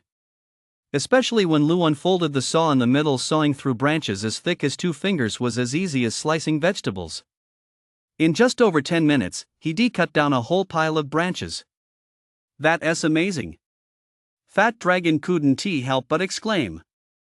"Someday, I'm gonna get one of those. This one's 1600. Lou said. "What?" Fat Dragon looked horrified. "This little knife costs 1600? Why don't you just rob people?" Chapter 22, Hot Cola. Lou used the branches he sawed off with the knife to build a ramp against the rock, then gathered a bunch of large leaves to cover the ramp and keep the rain out. Lou had originally planned to cut some bamboo to make a nicer shelter, but the raindrops were getting heavier, and there simply wasn't enough time. The rock hollow, which had previously been just big enough to fit Fat Dragon's massive behind, was transformed into a small rain-proof hut simply by leaning the branches against it at an angle. "Lou, I never would have guessed, you're actually pretty good at survival out here," Xiao Wei said, looking at the makeshift shelter that had been built in just a few minutes. "Holy shit! Bro, did you really learn this from a book?" Fat Dragon asked, seemingly unable to believe it. "What else?" "I haven't had any training," Lou said. "You just picked it up from reading a book?" Fat Dragon scoffed. "Yeah, I just picked it up from reading a book," Lou said. "I don't buy it for a second," Fat Dragon said. "You must have gone to some summer camp or something before. You rich kids love doing that kind of stuff. Believe it or not." No sooner had Lou finished speaking than a loud crack rang out, followed by another thunderclap overhead. Whoosh! A summer thunderstorm poured down in an instant. The howling wind and torrential rain turned the entire world into a blurry white haze. The mountains and forests, which had been clearly visible just moments ago, were now shrouded in a hazy, indistinct fog. Thank goodness you built this little hut, Lu. Otherwise, the three of us would be soaking wet. Xiao Wei laughed as she sat on the hay, gazing at the thunderstorm outside the hut. It was only a little past 5 o'clock, but the whole world was already dark and gloomy. Although the hut Lu had built offered shelter from the rain, it couldn't block the wind. It was early summer, and the three of them were already dressed lightly. In the mountains, the temperature drops rapidly as soon as it rains, and with the wind blowing, they couldn't help but feel a chill. Xiao Wei couldn't help but shiver as she said, "It's really cold when the wind blows." "If you're cold, let us get a fire going," Lu said, kicking Fat Dragon. "Stop hogging the hollow, move over. We need this spot to start a fire." Fat Dragon stood up and vacated the indentation in the rock, asking in confusion, "How are we going to start it? You're not going to rub sticks together, are you?" "I brought a lighter," Lu said, magically pulling out a disposable lighter. "Damn! Are you Doraemon or something?" Fat Dragon exclaimed in surprise. Luckily, Lu had Xiao Wei gather some dry grass and twigs before the rain started, and with the lighter, he had a fire going in no time. The raucous hollow was too small for someone to sit in, but it was perfect for a fire. Not only did it block the wind, but the heat from the flames was reflected back by the rock. With the three of them huddled around the fire, they warmed up considerably in an instant. After getting the fire going, Lu said to Fat Dragon, "Fatso, how many Snickers do you have left in your backpack?" "2," Fat Dragon replied. "How can there only be 2 left in a whole box of Snickers?" Lu exclaimed. "I ate some earlier," Fat Dragon muttered. "Bullshit. You ate more than half the box by yourself. You're going to get fat to death, and you're still chasing the school beauty," Lu said, pulling 3 energy bars and 3 apples from his backpack. The three of them each ate an apple first, but it was one thing not to eat them once they did, they felt even colder and hungrier. "If only we could have a cup of hot tea," Xiao Wei muttered, hugging her arms tightly as she watched the rain still pouring down. "We don't have any tea, but we can boil some Coke to drink," Lu suddenly suggested. "Boil Coke?" Fat Dragon and Xiao Wei couldn't believe their ears. "Coke is always served cold, who drinks it hot? Haven't you heard of ginger ale?" Lu asked.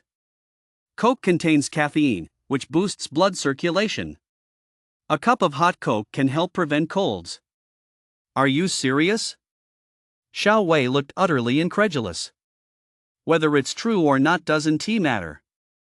The problem is, we don't have anything to boil it with. What are you going to use?" Fat Dragon said. "Watch Shanrun's brilliant plan." Lu laughed.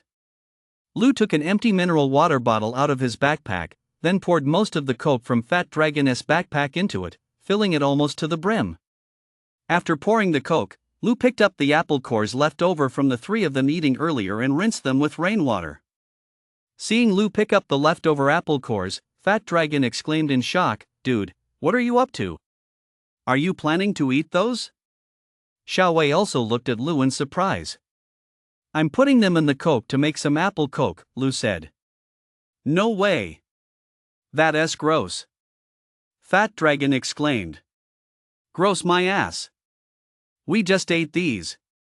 A quick rinse with water will clean them up." "If you think it's gross, don't drink it later," Lu said. After washing the apple cores, Lu chopped them up with his combat knife and stuffed them into the plastic bottle. Then he screwed the cap on tight and tossed it straight into the fire. "What the?"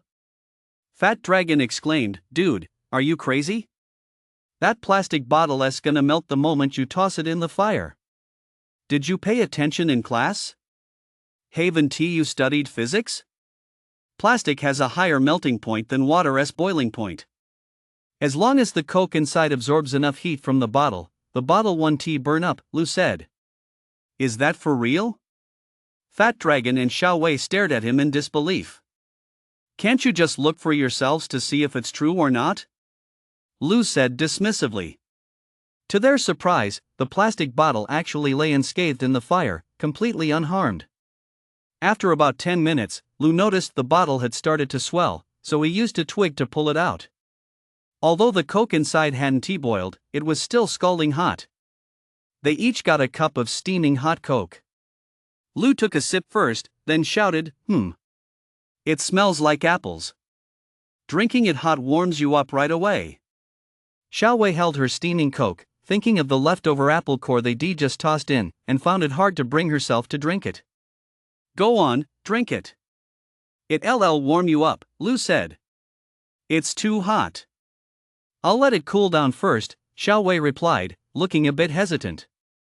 Fat Dragon held his cola with a look of distaste, but seeing Lou drinking it with such relish, he couldn't help but take a small sip. Fat Dragon smacked his lips and took another sip. It's actually pretty good, Fat Dragon said, and then started drinking it non-stop. Wow! It's warm and soothing. Fat Dragon actually downed the entire cup of Coke in one go. Aren't you the one who doesn't drink this? Lou chuckled. Fat Dragon ignored Lou and looked at the steaming Coke in Xiaowei's hand, saying, Sis, if you're not going to drink it, should I finish it for you? Girls are naturally sensitive to the cold, and Xiaowei was craving a cup of hot tea at that moment, but the apple core in the drink was making it hard for her to stomach. But seeing Fat Dragon chug it down and start eyeing her drink, she blurted out, I'll drink it. Why wouldn't I? Saying this, Xiaowei took a small sip, but that single sip felt like discovering a whole new world. As the hot Coke went down, her stomach warmed up immediately, and her whole body felt much better. So warm, Xiaowei said as she drank.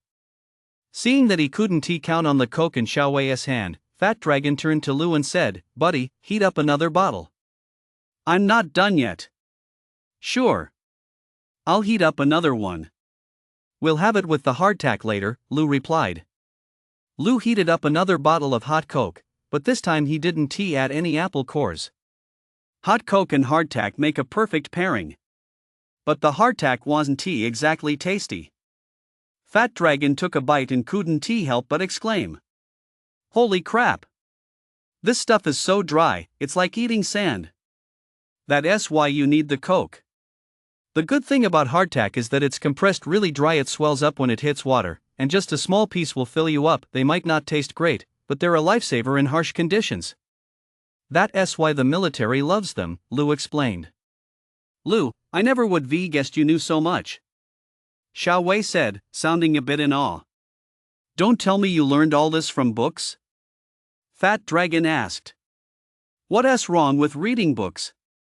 You learn knowledge from them. Books contain 1,000 varieties of chestnuts, books contain houses of gold, and books contain beauties as fair as jade. Lou chuckled. Holy shit! You're spouting all these sayings now, Fat Dragon said. Wait a minute, you weren't like this before, were you? I remember you used to be even more of a loser than me. How come you've suddenly become so well read lately? Reading books. Lou laughed. I've been loving to read lately and have learned a lot with knowledge. Both body and soul undergo a transformation. Haven't you noticed I've become more mature and handsome lately? More tall and imposing? My ass. You've just gotten even more of a show-off. And you talk way too much. Fat Dragon laughed. The three of them chatted and joked, but the hardtack was indeed hard to swallow. They could only manage 1.5 pieces before giving up. Man, wouldn't it be awesome if we could grill some meat over this fire right now? Fat Dragon said, practically drooling. I've got some Coke, too. Grilled meat and Coke is way better than these damn hardtack and Coke. You fatso, I can hear you swallowing your saliva. Xiaowei heard Fat Dragon swallow. Ah! I want to go back and eat grilled meat. Fat Dragon shouted. When we went to chop branches earlier, I saw a bunch of holes dug by animals over there, probably wild boars. If it doesn't rain, we could actually hunt one down, Lou said. Bro, you're not saying you're going to set a trap or something to catch a wild boar, are you? Fat Dragon laughed. Yeah, of course I'm going to set a trap, Lou said. You're just full of shit. You're lucky you managed to build a shitty shack and you're talking about catching wild boars? Do you think you're Bear Grylls or something? Fat Dragon scoffed. Believe it or not. Lu couldn't be bothered to respond. If you can catch a wild boar in these mountains, I'll wait on you for a whole year. Fat Dragon said. How many days of dishwashing do you still owe me, you bastard? Lu sneered. You carry a lousy plate, and I'll make you a plate of fried rice. With your looks, who do you want you carrying plates? A beauty carrying plates would be more like it. Then I'll do it. Xiao Wei suddenly laughed. Lu, if you can really catch a wild boar, I'll go carry plates for you. Hey! Did you hear that? The fried rice beauty, a future A-list star, is that enough for you? Fat Dragon chuckled. Holy shit! Are you serious? Lu laughed. Of course I mean what I say, Xiao Wei laughed, but how about this? Fat Dragon does a year, and I'll do a month. Deal. A month with a beauty is worth a whole year with a fat slob. Lu laughed. Holy shit. That's blatant discrimination. Fat Dragon exclaimed. Chapter 23, The Cave. Lu actually went out to set traps while the rain had let up a bit. Luckily, there was bamboo nearby. Lu had originally planned to use it to build a shelter, but since there wasn't enough time, he didn't end up using it. Bamboo is the best material in the wild, and since he happened to have some rope in his backpack, Lu used the bamboo and rope to make a few traps. He learned the techniques for setting traps from books, but Lu executed them effortlessly and with great skill, as if he were a seasoned hunter with decades of experience. Fat Dragon, who was helping by shining his phone light, watched Lu complete the task with the same ease as a veteran hunter and couldn't help but exclaim, Bro, you don't actually just learn this from books, do you? Would you believe me if I said I'm a genius? Lu chuckled. No way. Fat Dragon shook his head like a rattle. I don't believe it. Then don't ask. Lu clapped his hands. That's the best we can do with these traps. Whether we catch a wild boar or not depends mostly on luck. Seeing the two return in less than an hour, Xiao Wei exclaimed in surprise, You set the traps that fast? Damn! He's not human, he can do anything. Fat Dragon joked. I'm starting to wonder if he's a demon in disguise. Is it that hard? Lu laughed. The book explains it clearly. You just need to take notes and follow the instructions. Damn! That's easy for you to say.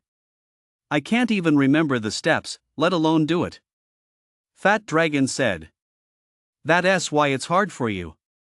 For someone with a good memory and smarts like me, it's relatively simple. Lu laughed. When they'd gone out, the rain had been light, but now that they were back, it had unexpectedly started to pour. Damn! If this rain keeps up, we're definitely not catching any wild boars tonight. Lu couldn't help but sigh. No problem. If we don't catch any, I'll be impressed with you, Brother Long. Fat Dragon sat down with a smile. Man, this is boring. Why don't you tell us some gossip from your film school, sis? Sure thing. I'll tell you guys some juicy stories about the hottest stars from back when they were in school. Xiao Wei laughed. The three of them chatted about the gossip for a while before they all started yawning. After all, they'd been hiking all day and were genuinely exhausted. Sitting around the campfire, the three of them had unconsciously leaned against each other and fallen asleep. They didn't know how long they'd slept, but when they woke up, it was because they were freezing. The fire had gone out, but the rain was still falling. What time is it? Xiao Wei asked, her eyes still half closed. Just past midnight. Lu said. Let us get the fire going again, Xiao Wei said. It's freezing. We're out of firewood. Lu rummaged around for a while before managing to find a few twigs on the ground. Holy crap! It's only midnight. Are we supposed to freeze to death without a fire? Fat Dragon shivered. Fat Dragon reached out and felt around. Suddenly, he noticed that the rock hollow was warm, and he hurriedly called out, Hey, this rock is actually pretty warm. We can lean against it to keep warm. As he spoke, Fat Dragon kicked the already extinguished fire aside with his foot, then plopped himself right into the hollow, pressing his back tightly against the rock to warm up. Move over. Don't you know ladies go first? Lu said. Come on over and squeeze in. If the beauty sits down, we'll squeeze her so tight she'll turn into a dried up husk. Fat Dragon laughed. Alright, let us squeeze in. Xiao Wei said as she sat down, then began squeezing Fat Dragon with all her might. Lu sat on the other side of Fat Dragon, and the two of them attacked from both sides, desperately squeezing Fat Dragon in the middle. Holy shit! I told you to squeeze in, but not like this. Fat Dragon shouted. Just because I'm a big guy doesn't mean you can trample all over me. The more Fat Dragon protested, the more excited Lu and Xiao Wei got, ramming into him with all their might. You guys are ruthless. I'm not sitting here anymore. Fat Dragon shouted. Suddenly, with a crack, Fat Dragon vanished. Fatso? Lu noticed Fat Dragon's legs were still there, but the upper half of his body was gone. What's going on? Fat Dragon's voice echoed. The guy had actually collapsed onto the ground. Holy shit! Lu exclaimed, you actually crushed the rock? Crap my ass. Hurry up and pull me up like rocks can actually crack? Fat Dragon shouted. Lu and Xiao Wei immediately pulled Fat Dragon to his feet, then pulled out their phones to inspect the rock behind them. The rock really had a huge hole in it, and it looked like it wasn't a small one either. How did the rock suddenly crack? Xiao Wei exclaimed. I guess we've been burning a fire in this hollow for too long, and it cracked the rock.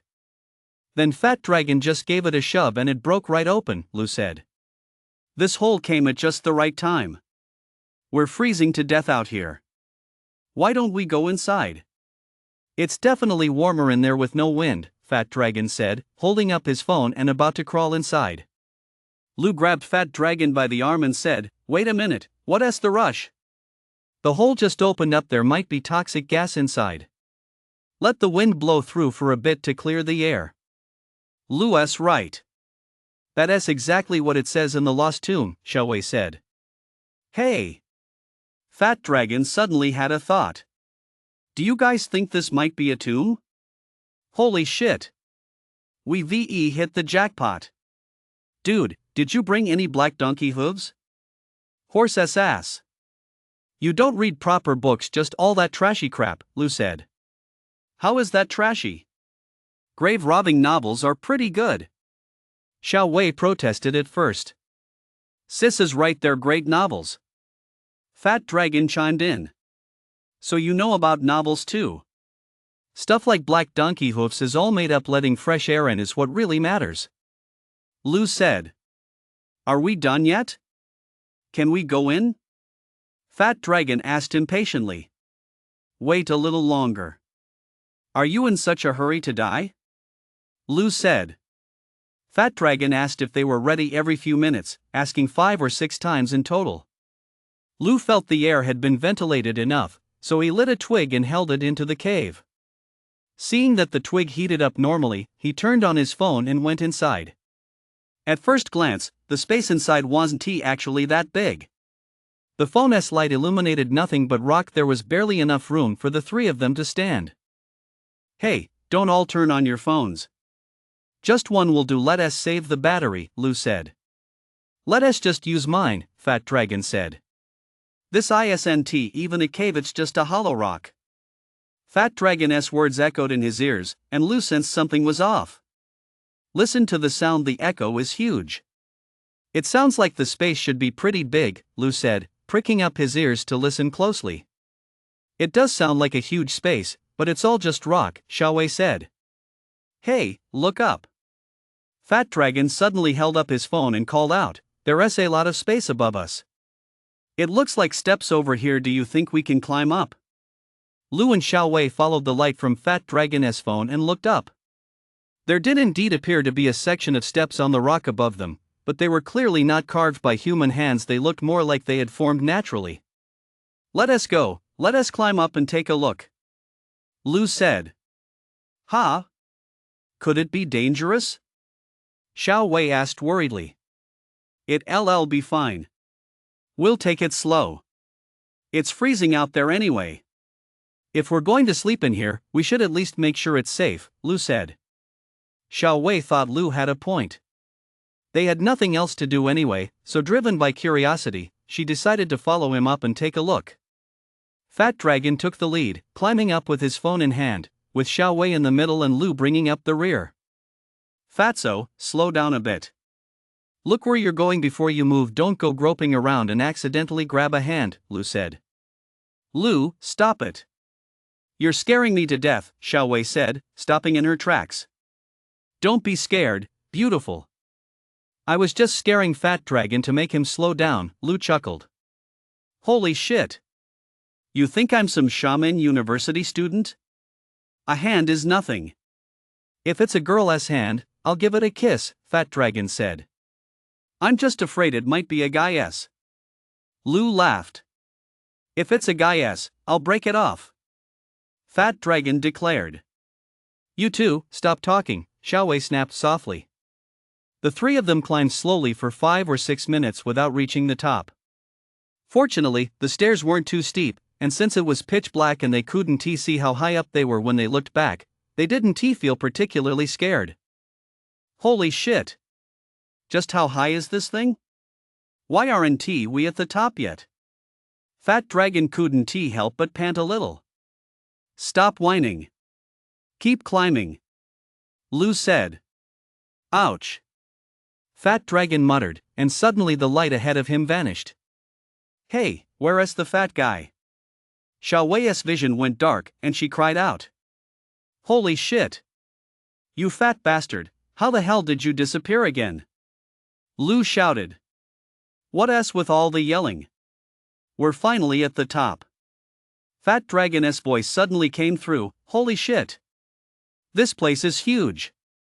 You fat bastard, shine the light on us first. Lu said, pulling out his phone and turning on the flashlight.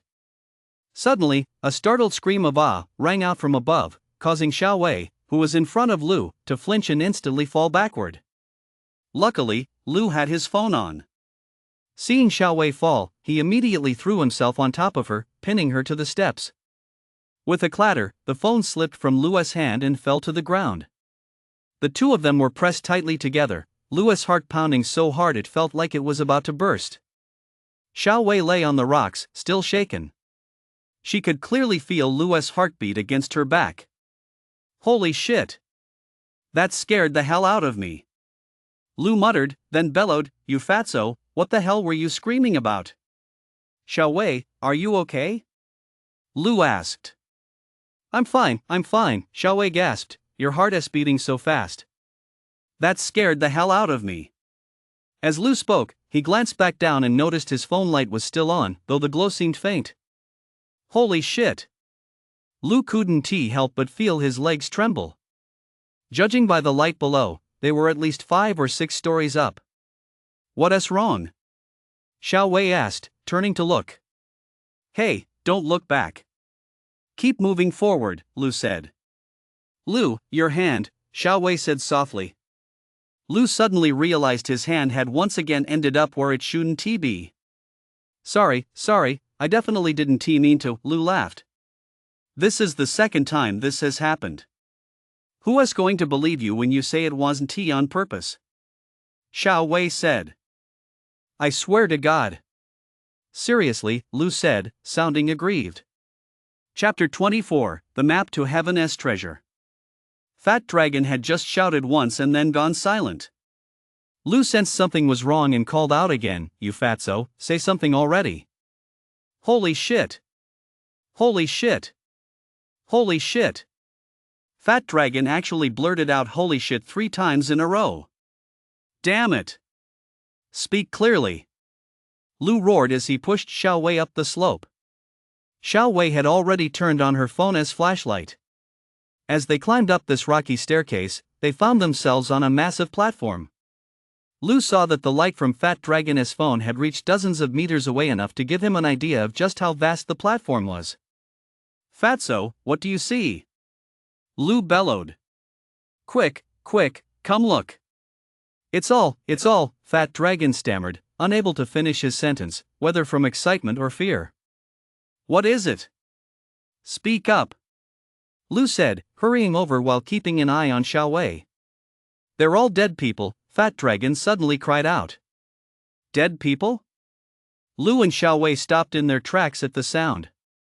Bones, Fat Dragon added. Lu, let us go back. This is too scary. Xiao Wei said, growing frightened. Let us go take a look first.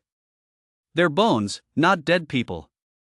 Lu said, then turned and barked at Fat Dragon, you fat bastard, can't you make yourself clear?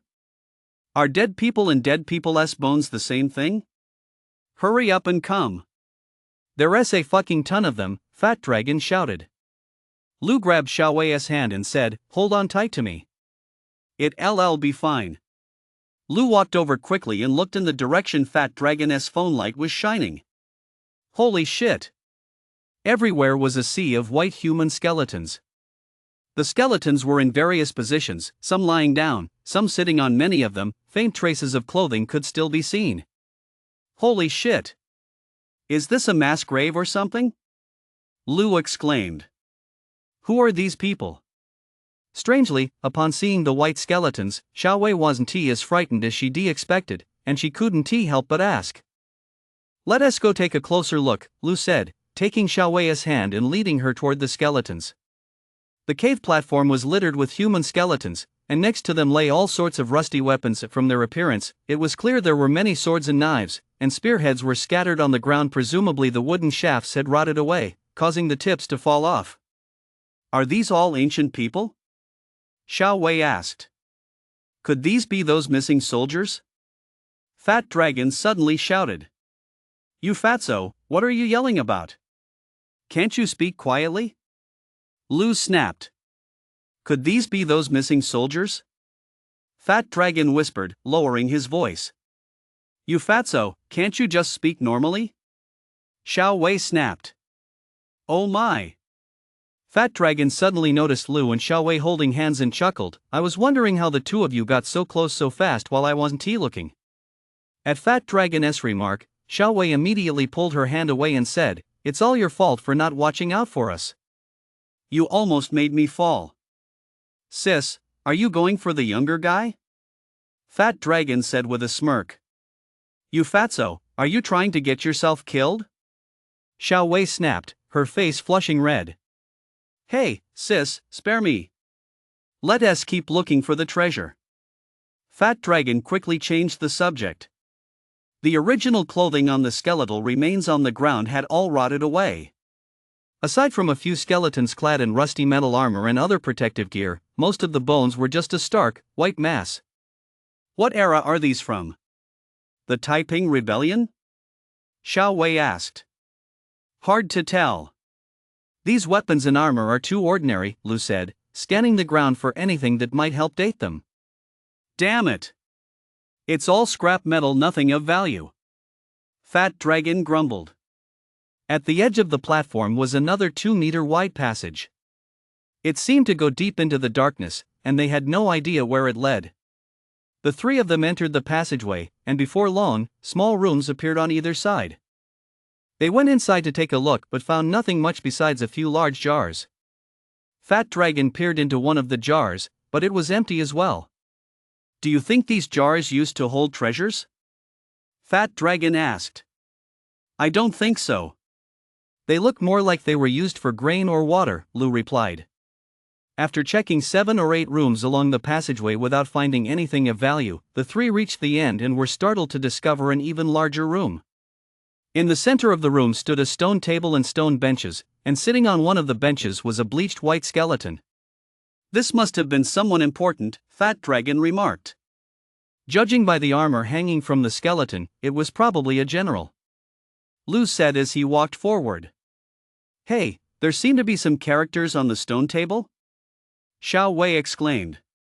Lu glanced at the stone table. There were indeed characters, but they weren't carved into the table itself, they were on a piece of paper. The paper was covered in a thick layer of dust. Lu blew gently on it, clearing away some of the dust. The three of them could vaguely make out a passage of text on the paper, with a map below it.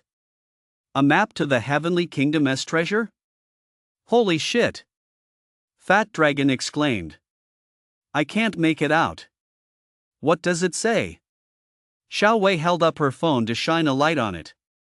It's all dusty. Let me pick it up and blow on it. Fat Dragon said, reaching for the paper on the stone table. Don't touch it, Lu urged. But it was too late. Fat Dragon grabbed the paper and blew on it with a pft. The paper was blown to smithereens by Fat Dragon, just like dust. It's not my fault. Fat Dragon protested. I just blew on it gently, I didn't do anything. You big idiot. Lu snapped. That paper was already rotten, it was just holding its shape here. It had actually turned to dust long ago. The moment you touched it, it vanished. How was I supposed to know such technical details? Fat Dragon muttered under his breath. Holy shit! That was a cultural relic. Lu exclaimed. The point is, the treasure map is gone. Fat Dragon was actually the rune was actually quite simple. Aside from the black metal fragment Lu had picked up from the stone table, the three of them didn't find anything else of interest. The trio emerged from the passageway and began searching the open platform outside, trying to find something valuable or interesting among or beneath the skeletal remains. Apart from a few copper coins, they found nothing else. The three of them naturally had no interest in the rusty swords, spears, and other such items. After circling around for a long time without finding anything interesting, they noticed it was already past 2 o'clock. What do we do now? Xiao Wei asked. Let us rest for now. We'll head out again when it gets light, Lu said. Rest here? Xiao Wei asked, looking utterly incredulous. I wouldn't dare close my eyes here. All these bones are terrifying. Let us go back down. Right, let us go back down. Sleeping here really is creepy, Fat Dragon agreed. Alright, I'll lead the way this time, and you bring up the rear, Fat Dragon, Lu suggested. Coming up was easy, but going down was another story. It took the three of them over half an hour, using both hands and feet, to finally make it back down. All three of them couldn't help but feel their legs trembling. I'm dead tired, Brother Dragon. Fat Dragon sat down on the ground, panting heavily, unable to get back up. Once Lu reached the bottom, he noticed his phone was still lit up. He picked it up and saw that the screen was shattered and the phone was slightly bent, but it still functioned normally and was usable. Damn it! We didn't find the treasure, but we lost a cell phone, Lu grumbled. The three of them were completely exhausted from all the commotion and didn't want to move once they sat down. But when it came to sleeping, none of them could or dared to do so. After all, with countless eerie white bones looming overhead, they were all afraid that if they closed their eyes, something would come and grab them. As soon as dawn broke, the three of them crawled out of the cave. The rain had stopped, and the air outside was incredibly fresh. The three of them couldn't help but take deep breaths. It was still a bit chilly in the morning. Seeing Xiao Wei shivering, Lu gathered the remaining branches on the ground and stoked the fire again. Since there wasn't enough firewood, Lu sawed off some of the drier branches from inside the hut and burned them.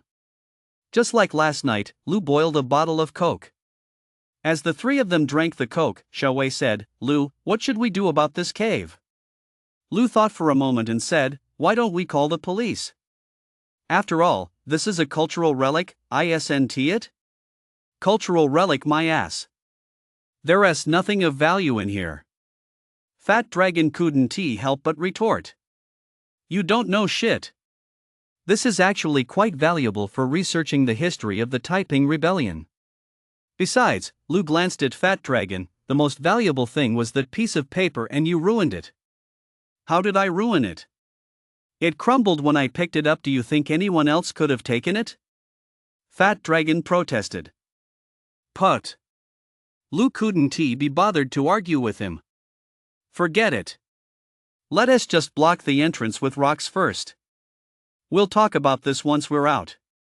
The three of them drank a cup of hot Coke and instantly felt much warmer. Chapter 25, The path through the valley is cut off. It rained on and off all night, finally stopping at dawn, but the sky still looked gray and gloomy. It rained all night. No animal is going to come out now. With that, Lu led Fat Dragon and Xiao Wei to check the traps they set the night before.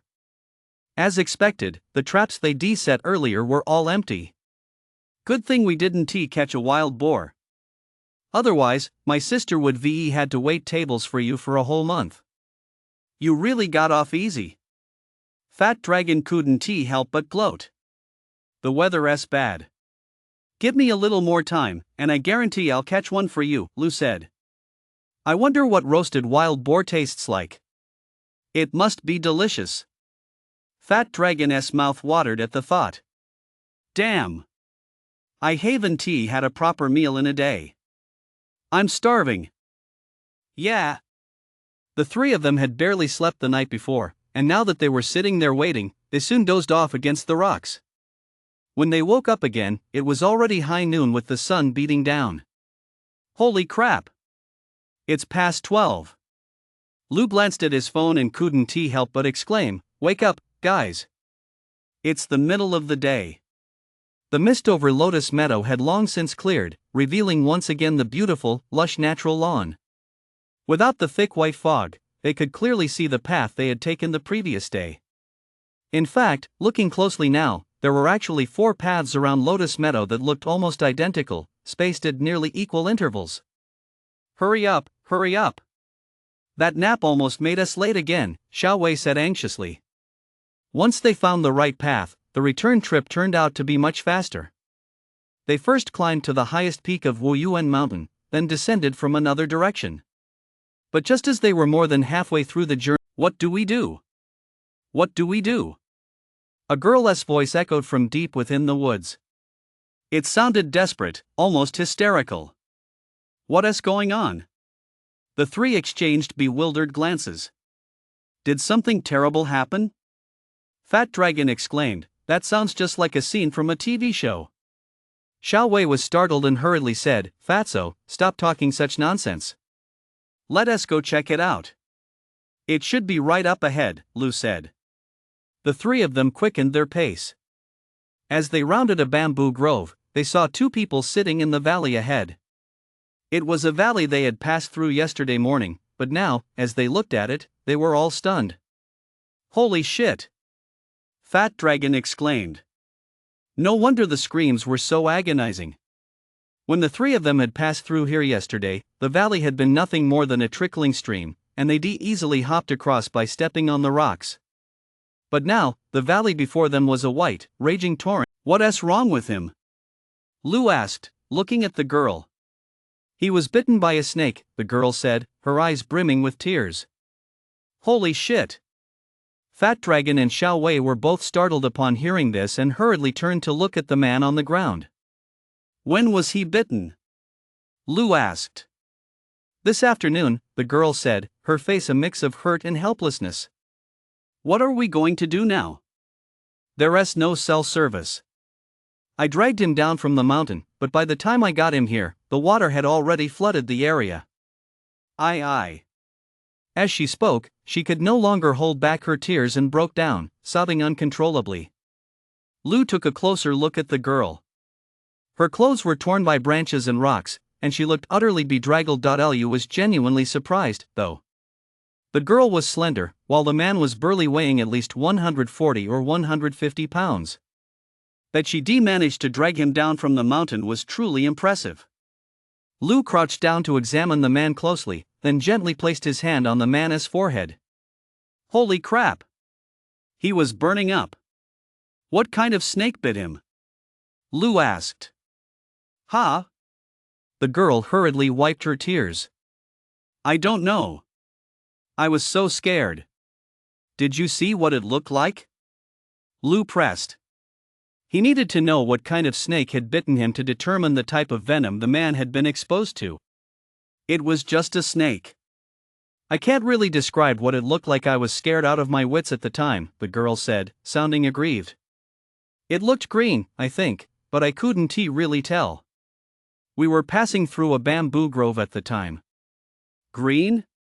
Lu's mind immediately jumped to a very common venomous snake in China, the bamboo leaf viper. "Where was he bitten?" Lu asked. "On the back of his hand," the girl replied. Lou picked up the man's hand and examined it closely. The entire back of his hand was severely swollen, purple, and oozing a little blood. "Who is he to you?" Lou asked casually as he examined the wound. "Huh?" The woman was taken aback by the question. "A friend." Just as Lou was wondering how these two could be friends, Fat Dragon let out a cry. "Holy shit! It's fucking raining again." Lou felt raindrops hitting his face too. "It's about to get dark, and it's raining again.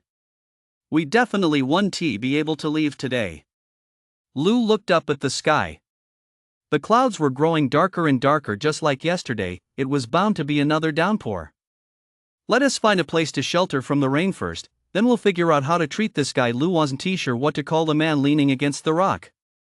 "Oh, his last name is Sue," the girl said. "Alright, let us find shelter first, then figure out how to treat Mr. Sue," Lou said. Fat Dragon was startled upon hearing this and hurriedly asked, "Dude, you know how to treat a snake bite?" "No way. Even if I did, I'd need to know what kind of snake." Lou was already fairly certain that Mr. Sue had been bitten by a bamboo leaf viper. He couldn't help but feel a bit relieved. Thank goodness he'd read over a dozen books on wilderness survival last week. It turned out to be a stroke of luck that his knowledge was coming in handy. Chapter 26, Treating a Snake Bite. The ecosystem of Wuyuan Mountain was still relatively well preserved, especially in the area where Lou and the others were climbing. A healthy ecosystem meant abundant wildlife, which naturally increased the chances of encountering venomous snakes and wild beasts. Fortunately, the rich ecosystem also made it easy to find various plants and medicinal herbs.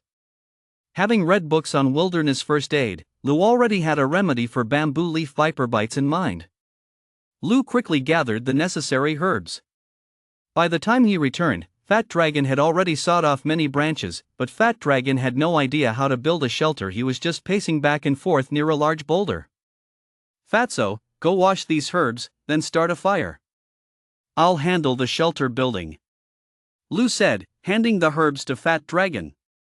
Fat Dragon was just fretting over how to build it when Lou took over. He hurriedly grabbed the herbs and went to wash them.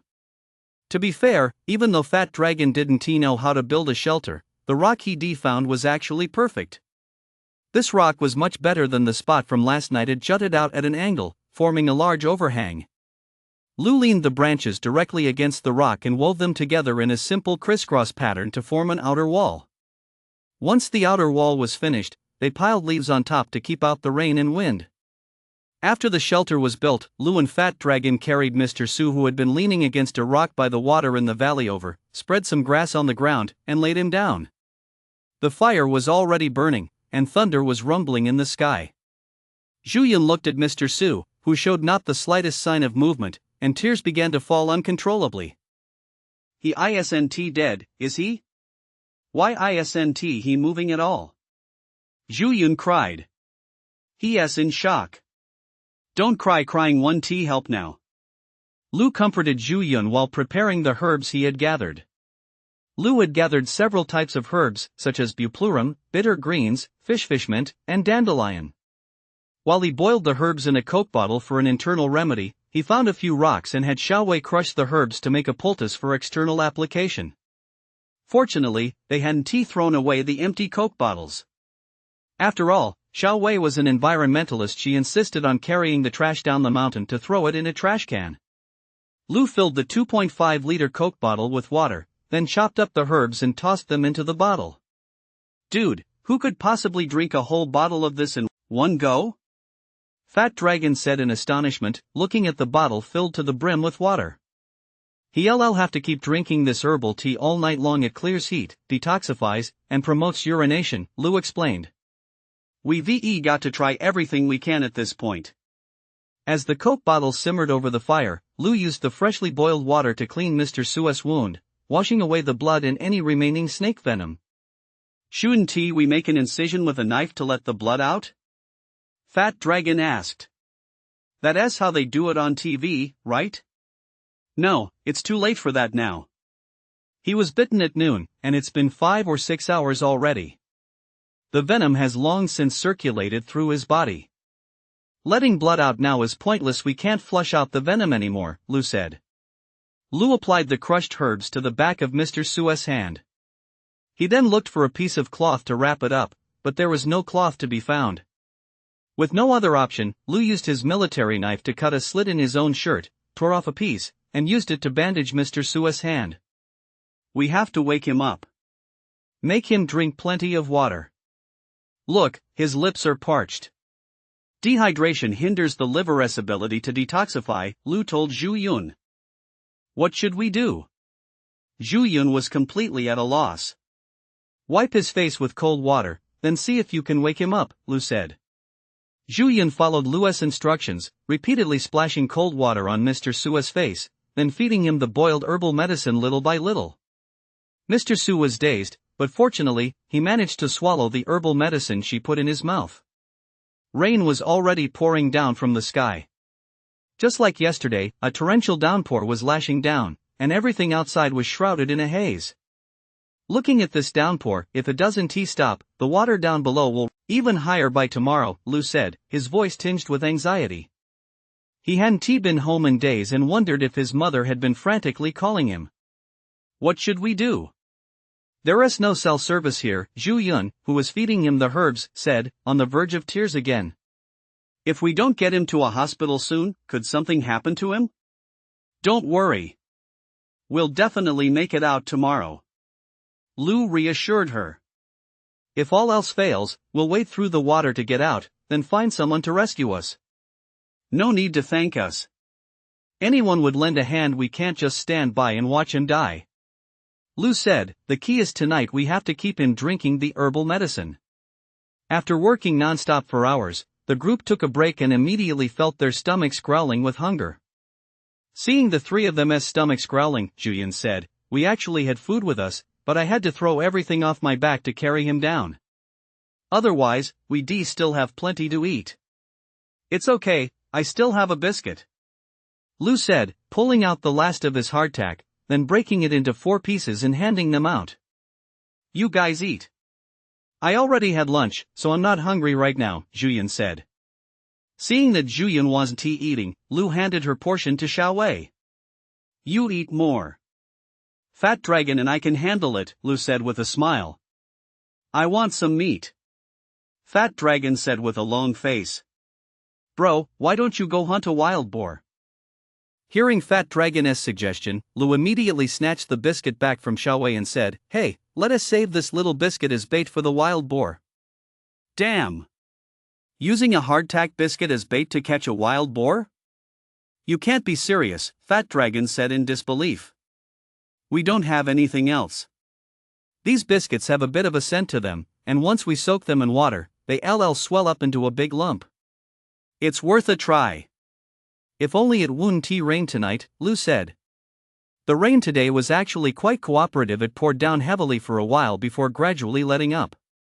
Before long, the dark clouds dispersed, and the sky was suddenly filled with starlight. Lu took Fat Dragon into the woods to set traps, just like they had the night before. While out gathering herbs earlier, Lu had already scouted several spots where wild boars were known to roam. It's been raining for 2 days. I bet the wild boars are just as starving as we are.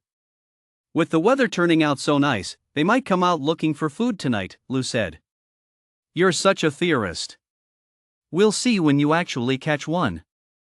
I'm ready to eat, Fat Dragon said dismissively. After setting the traps, the two returned to the shelter, only to find that Mr. Su had already woken up. Hello, Xiao Lu, right? Thank you for saving me. Xiao Zhu just told me what happened, Mr. Su said weakly. Get some rest, and be sure to drink plenty of the herbal tea, Lu said.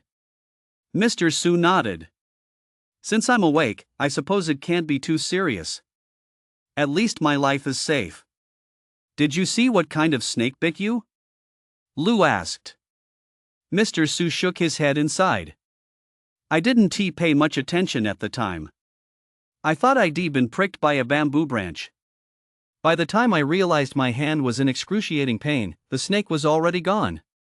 Lu nodded and said, rest for now. I'll come back tonight to change your topical dressing. Mr. Su nodded and said, thank you so much. I never would have guessed that you, Xiao Lu, being so young, would have such extensive wilderness survival experience you even know how to treat snake bites. It's nothing special. I just like reading books, and I learned all this from them, Lou said. It's good to love reading. Young people should read more. Mr. Su chuckled. I wonder where you're studying right now, Lou. Oh, I'm still in high school. I'm a sophomore, Lou said, looking a bit embarrassed. Oh, I wouldn't have guessed you were just a high school student. I never would have thought you'd handle things so calmly. Really, each generation of young people is stronger than the last. Mr. Su couldn't help but remark, with today's advanced technology, young people have access to so much more knowledge than we did back in our day. Naturally, each generation is stronger than the last. Society is always progressing. Of course, each generation is stronger than the last. Actually, this is a product of the times, Fat Dragon said with a laugh. You're quite right, that's exactly how it is, Mr. Su said with a smile. Are you a high school student too? We're classmates, Fat Dragon replied with a laugh. Just as they were talking, they suddenly heard a horrifying animal scream coming from the woods. What's that sound? Zhu Yun and Xiao Wei both jumped at the noise. Holy shit! You've got to be kidding me! Fat Dragon exclaimed in shock. Fatso, hurry up! Lou said, turning and heading into the woods. Lou's trap had actually caught a wild boar. It wasn't very big, but it looked pretty terrifying. Its two white tusks were bared, and white foam was foaming from its mouth. With its legs bound by a rope, the boar was thrashing about wildly, squealing loudly. What do we do? Fat Dragon stared at the boar's terrifying tusks, momentarily at a loss. Kill it, of course. What else? Lou said. How? We can't even get close to the thing. I've heard wild boars are really fierce, even tigers and leopards don't dare take them on, Fat Dragon said. Can't you think of a way? Lou asked. Let us go cut down a couple of thin bamboo poles, sharpen them, and stab the boar to death. Holy shit! Isn't that a bit too cruel? Fat Dragon said, looking horrified. Cruel? Lou asked. Yeah, a little, Fat Dragon nodded. Then should we just let it go? Lou said. No way. Fat Dragon immediately protested, even if it's cruel, we have to stab it. Otherwise, you'd be even crueler to my stomach. So, stop fucking whining. You're acting like a hypocrite, Lou laughed. You're the one who wants to eat pork, and now you're complaining it's cruel. You're gonna be the one stabbing it in a minute. Bro, can't I just say I was wrong? Fat Dragon laughed. The two men cut two thin bamboo poles and sharpened them to a point, then used them to spear the wild boar to death. It was already tangled in the surrounding branches. The boar wasn't actually that big, weighing about 30 pounds. They took it to the water's edge and gutted it with a military knife, discarding all the innards. They didn't have time to clean them out anyway. The net meat from a single wild boar was probably only about 10 pounds, but it was more than enough for the group to enjoy a hearty meal. Chapter 27, Old Sue. Seeing that Lou and Fat Dragon had actually carried back a wild boar that had been washed and skinned, Xiao Wei and the others were naturally astonished and, of course, thrilled beyond belief. The fire was blazing. Lou built a simple rack, skewered the pork on bamboo sticks, and placed it over the flames to roast. Well, Fatso, you've got the grilled meat you wanted now. Lou chuckled. Without any seasoning, I have no idea how this will taste, Fat Dragon said, rubbing his hands together as he watched the pork roasting over the fire. You're never satisfied, are you? You want seasoning? Why don't you just ask for some beer too? Lou said irritably. But despite his words, Lou casually produced some wild herbs for seasoning from who knows where, crushed them, and rubbed them onto the pork to remove the gamey smell and enhance the flavor. Yeah, a few more bottles of beer would be perfect, Fat Dragon laughed. Be grateful. Lou laughed. I caught this wild boar for you guys, so don't forget to bring me a plate. Not me, it's the lovely Xiao, Fat Dragon said. If we're serving, then serving, but you'd better pack me a bowl of fried rice, Xiao Wei laughed. The freshly slaughtered wild boar meat sizzled over the fire, releasing a rich, meaty aroma. Wow! It smells amazing. Even Mr. Su, who had been lying on the ground, couldn't help but crawl to his feet. This wild boar meat was completely natural, and since the boar wasn't very large, the meat was exceptionally tender. While grilling, Lu and Fat Dragon had sliced each piece thin about the thickness of a finger to speed up the process. As a result, after about 10 minutes over the fire, everyone was already digging in, each with a skewer. Wow! This is so delicious! Fat Dragon took a bite of the grilled meat, and grease dripped down the corner of his mouth. It really is fragrant, and there's even a hint of sweetness. Xiao Wei remarked. The young wild boar's meat was tender and juicy, grilled to perfection. Although no seasoning had been added, for someone who'd been starving for so long, it was a rare delicacy. Even Mr. Su, who had been completely drained of energy, couldn't resist having a skewer and couldn't help but praise, wild game really is delicious. A wild boar weighing over 10 pounds was devoured by the group in a single night, especially Fat Dragon, who was eating the pork chops with such gusto that his hands and face were covered in grease.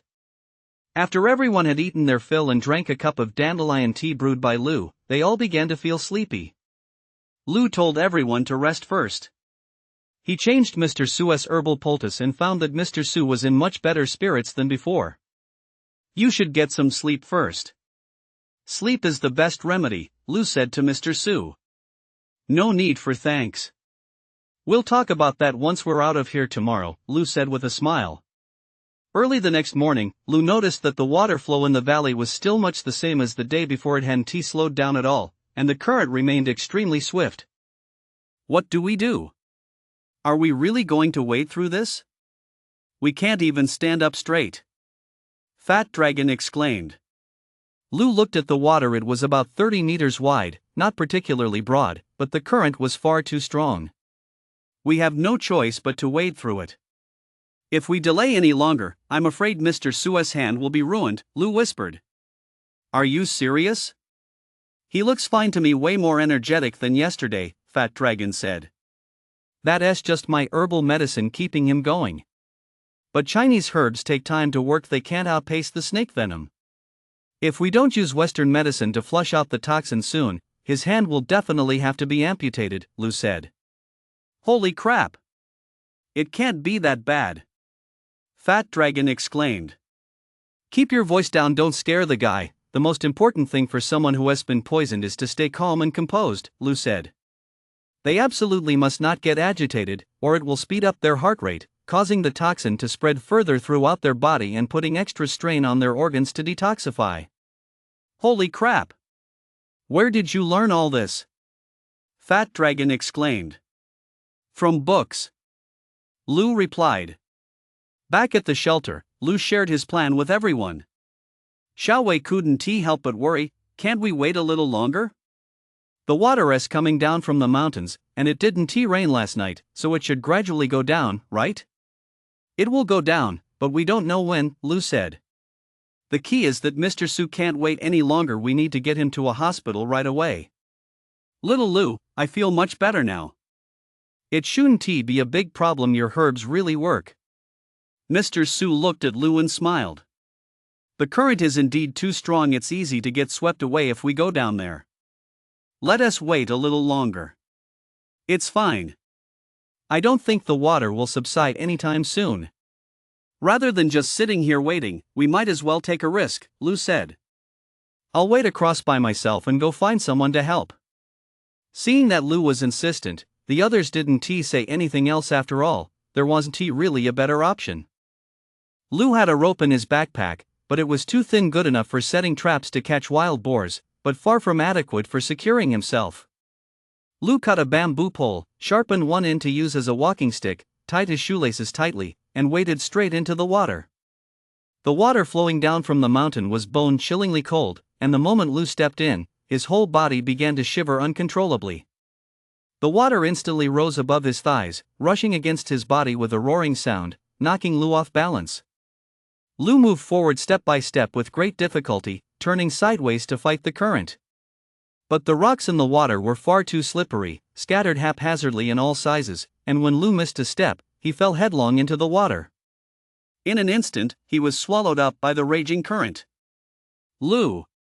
The crowd on the bank gasped in alarm, watching with bated breath. Lou was swept away by the torrent. He had actually planned this all along. If he were knocked down by the water, he would cling desperately to a rock no matter what. Underwater, Lou clung tightly to a rock, then slowly raised his head. Fortunately, the water wasn't very deep. As long as he could keep his head above water, Lou would be fine. "I'm okay." Lou poked his head above the surface and shouted toward the shore. Since standing in the water made him vulnerable to being swept away, he decided to simply crouch down and crawl across, clinging to one rock after another. Lou took a deep breath, then dove straight to the bottom, clutching a rock as he crawled toward the opposite bank. Fortunately, the river wasn't very wide, and after diving in 3 or 4 times, Lou finally managed to crawl ashore. Seeing Lou finally reach the bank, everyone couldn't help but let out a deep sigh of relief. Lou was freezing to death, so he had no choice but to take off his clothes and run frantically toward the shore. When Lou returned, he was already sitting on a rumbling excavator. The place where Lou and his group had parked was a mineral water plant under construction. There happened to be an excavator working on the site, so Lou paid 500 yuan to have it brought over. On this mountain, only a tracked excavator like this could make it, and no other vehicle would have stood a chance. Watching the excavator roar toward them, everyone couldn't help but cheer. The excavator extended its bucket, scooped up the group, and with a single rotation and reverse, drove straight back out the way it had come without stopping. "This thing is awesome. From now on, we'll just take an excavator up the mountain, guaranteed to be foolproof." Fat Dragon laughed as he stood in the bucket. Upon arriving at the mineral water plant, Lou paid for the excavator, and the 5 of them got into the car and headed straight for the nearest hospital. Once they were out of the mountains, their cell phones had service again. Following Lou's instructions, Xiao Wei navigated to the nearest township health center.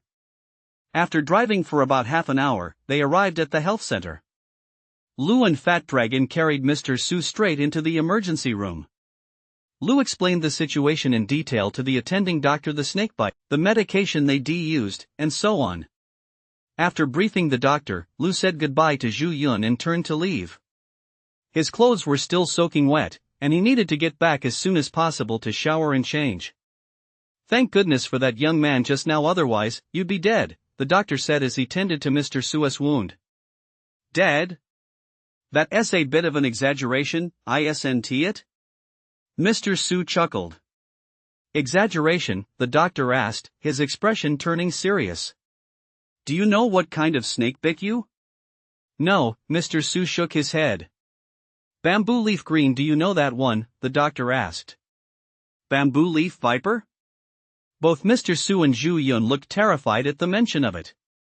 The bamboo leaf viper is one of China's 10 most venomous snakes. Just hearing its name sends a chill down one's spine. If bitten by one, the sheer terror alone could be enough to kill you. "Doctor, how did you know?" Zhu Yun couldn't help but ask. "The young man from earlier told me," the doctor replied. "But he didn't even see it. How could he know?" Mr. Su asked. "I don't know how he knew, but judging by the symptoms, they do indeed match those of a bamboo leaf viper bite. It's thanks to him that he applied the herbal remedies in time, otherwise, you wouldn't have survived last night," the doctor remarked. "That young man really knows his stuff. Unless you're an experienced mountain dweller, you wouldn't know how to use these herbs. It's also a good thing he didn't tell you what kind of snake bit you. Otherwise, if you'd heard that and panicked, your condition would likely have worsened. And if you'd arrived even half a day later today, we wouldn't have been able to save your arm. You would have needed an amputation at the very least." "What?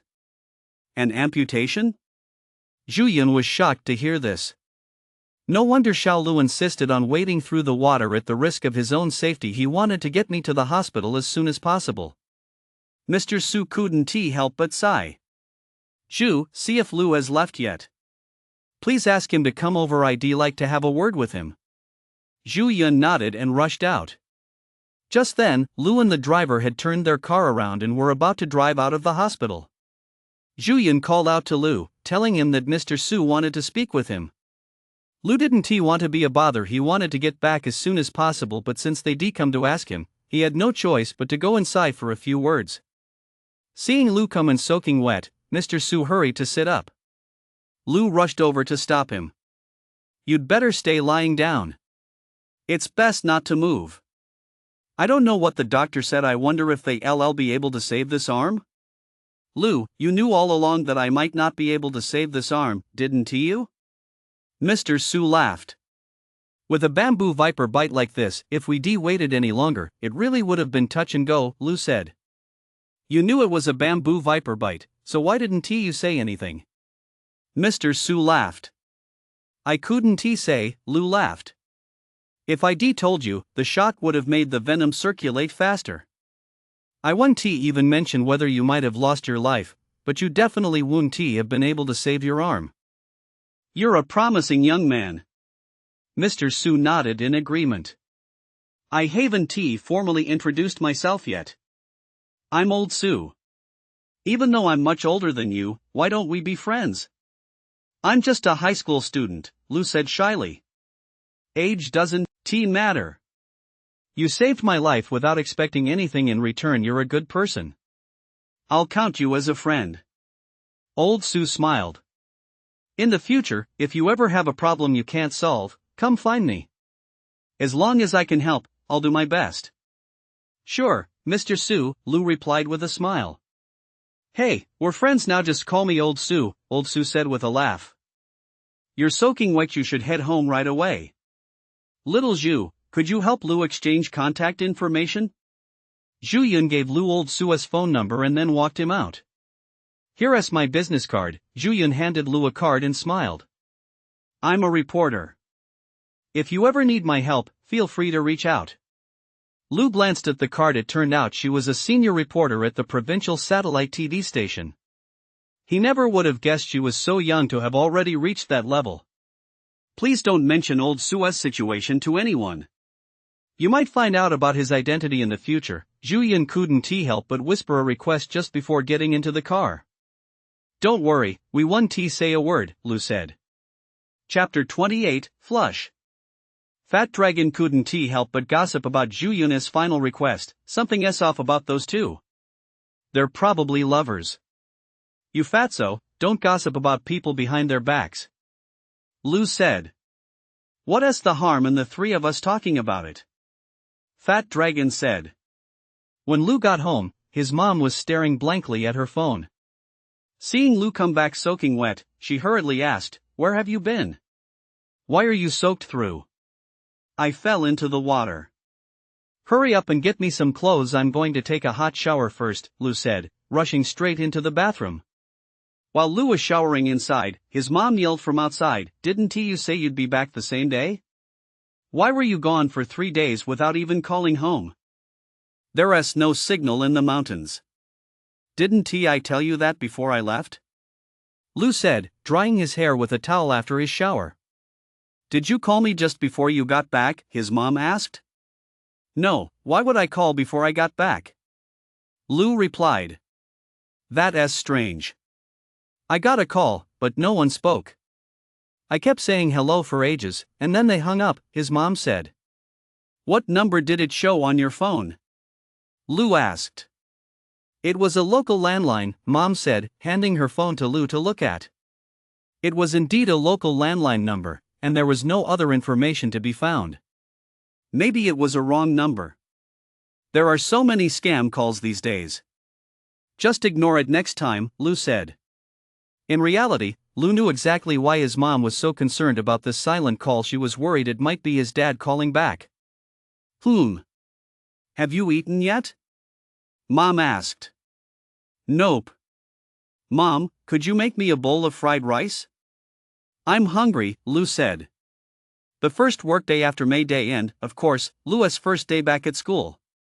Lang, the homeroom teacher of Class 3, Grade 11, felt a bit down. The results of the monthly exam before May Day had come out, and her class still held third place in the grade, which was exactly what she had expected. However, the student she had been hoping would take first place in the entire school was not Lu from her class. They were only 1 point apart in the total score, and that single point gap left Lang both furious and utterly baffled. There were 9 subjects on the sophomore year exam, and Lu had scored high marks in 8 of them. In fact, the combined score for those 8 subjects was more than 30 points higher than that of the school's top student in the same subjects. Yet, despite this, Lu still failed to secure the top spot in the overall rankings. One subject had dragged down the average, and it wasn't any other subject, but the Chinese class taught by Lang. Lu scored only 91 in Chinese, and that single subject alone wiped out the more than 30-point lead he had built up in the other 8 subjects, forcing him to cede the top spot. Lang looked at the score sheet in his hand, particularly Lu's column, and noticed that the scores for the 9 subjects appeared to follow a very regular pattern. Chinese 91, Math 142, English 143, Physics 94. History 99. The last digit of each of the 9 scores ranged from 1 to 9, arranged in a perfectly orderly sequence. It was simply too strange. When Lu received his Chinese exam paper during morning self-study, he couldn't help but be taken aback. He was astonished by the sheer coincidence. For his previous exams, he had carefully calculated the scores for all 8 subjects except Chinese. Only for Chinese did he have no idea what score he would get. Unbelievably, following the order of the exams, the last digit of his Chinese score was a 1. What surprised him even more was just how difficult the Chinese exam had been. He had read through all his Chinese textbooks from elementary school through high school, yet he barely scraped by with a passing grade. Before morning self-study was even over, Lu was called to the office by Lang. Lang tossed the score sheet in his hand to Lu and said, "Take a look at your scores." Lu picked up the sheet from the desk. Aside from Chinese, the scores for all other subjects were exactly as he had calculated. "What's up? Teacher, you're not going to accuse me of cheating again, are you?" Lu said, casually setting the sheet back down. "Take a look at the last digit of your score. Don't you think it's a bit unnatural?" Lang asked. "The last digit?" Lu fought back a laugh and feigned confusion. "What's so unnatural about the last digit?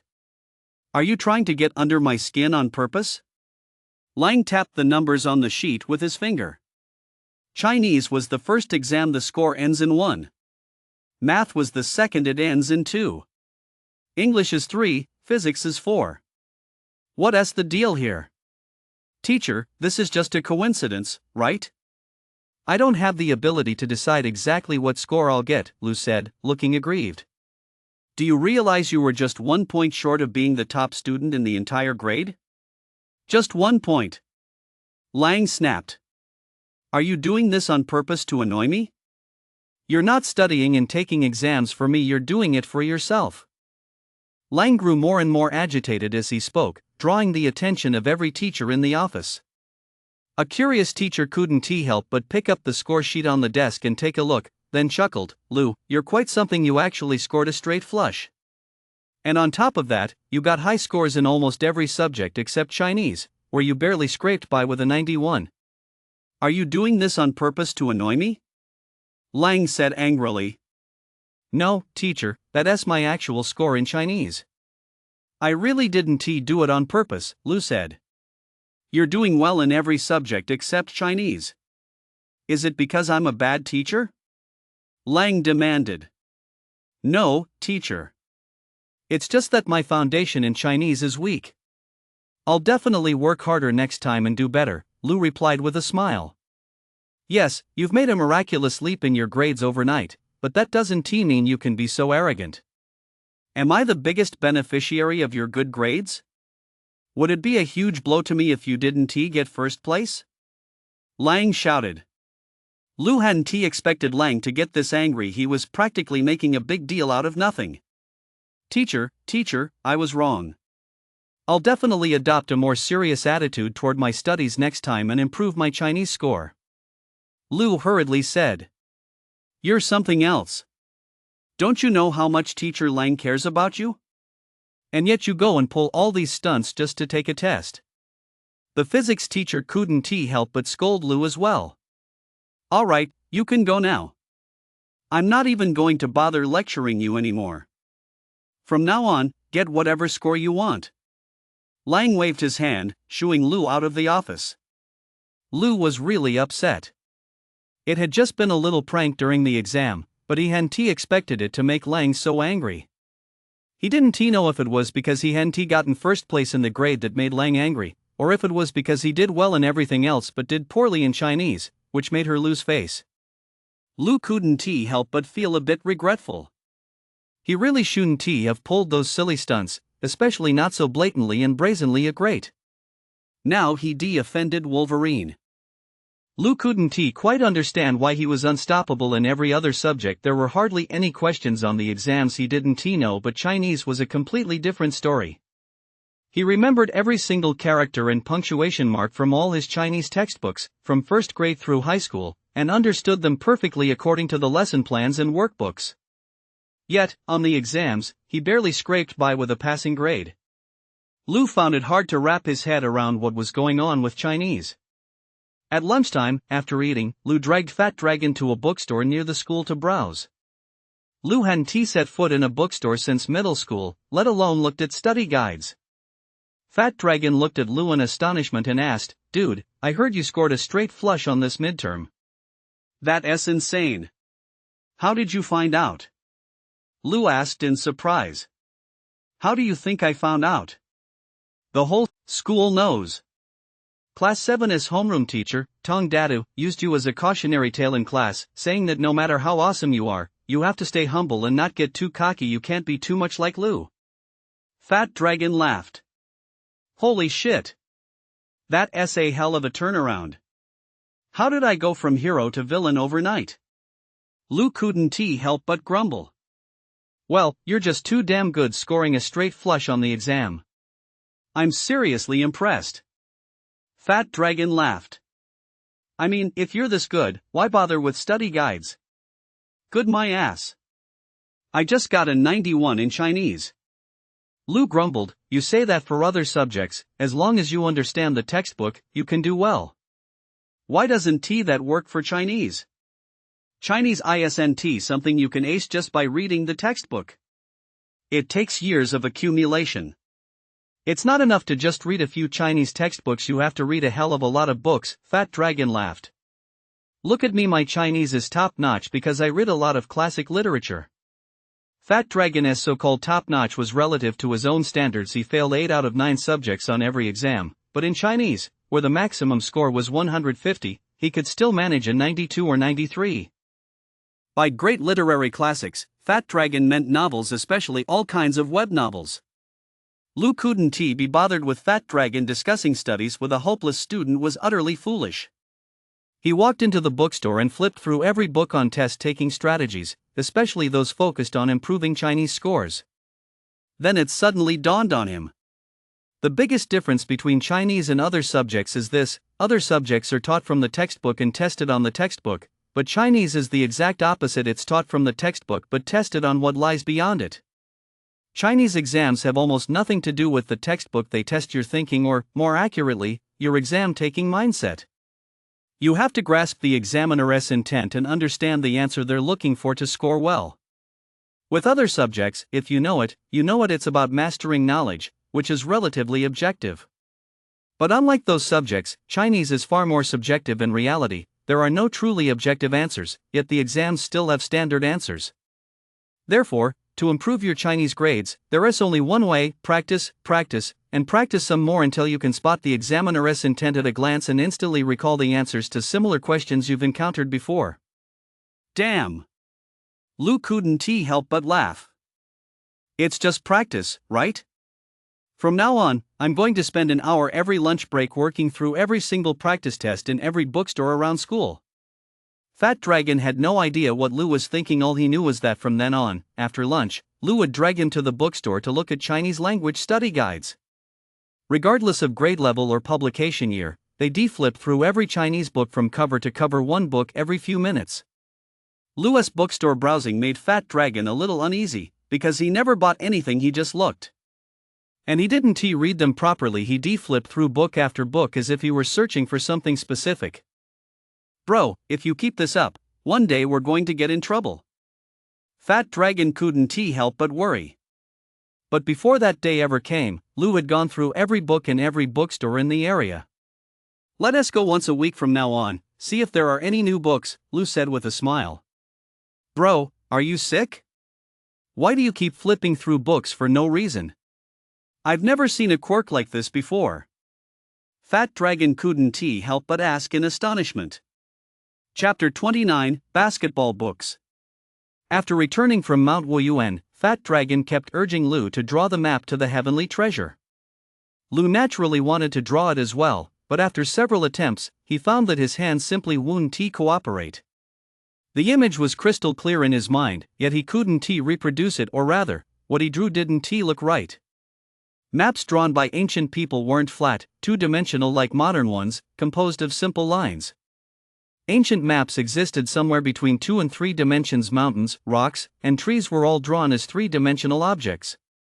So, Lu's drawing ended up looking like a mishmash. What the hell is this? Fat Dragon looked at the map Lu had drawn. It looked just like a drawing by a first grader, truly a sight to behold. Are those even hands? They look more like chicken claws, Fat Dragon mocked. Damn it! If you're so good, try drawing it yourself, Lu retorted. It's in your head, isn't it? If it were in mine, I'd have it done in a heartbeat, Fat Dragon said. Lu couldn't be bothered with Fat Dragon. The guy was all talk. To draw the treasure map, he'd first have to learn how to draw. Just basic sketching would do. He didn't need to be an expert. On Saturday, Lu dragged Fat Dragon to the Film Academy library. Fat Dragon wasn't too keen on going, but when Lu told him they could check out the pretty girls at the Film Academy, he reluctantly hopped on his bike. Lu's plan for the week was to learn how to draw, all for the sake of drawing the treasure map.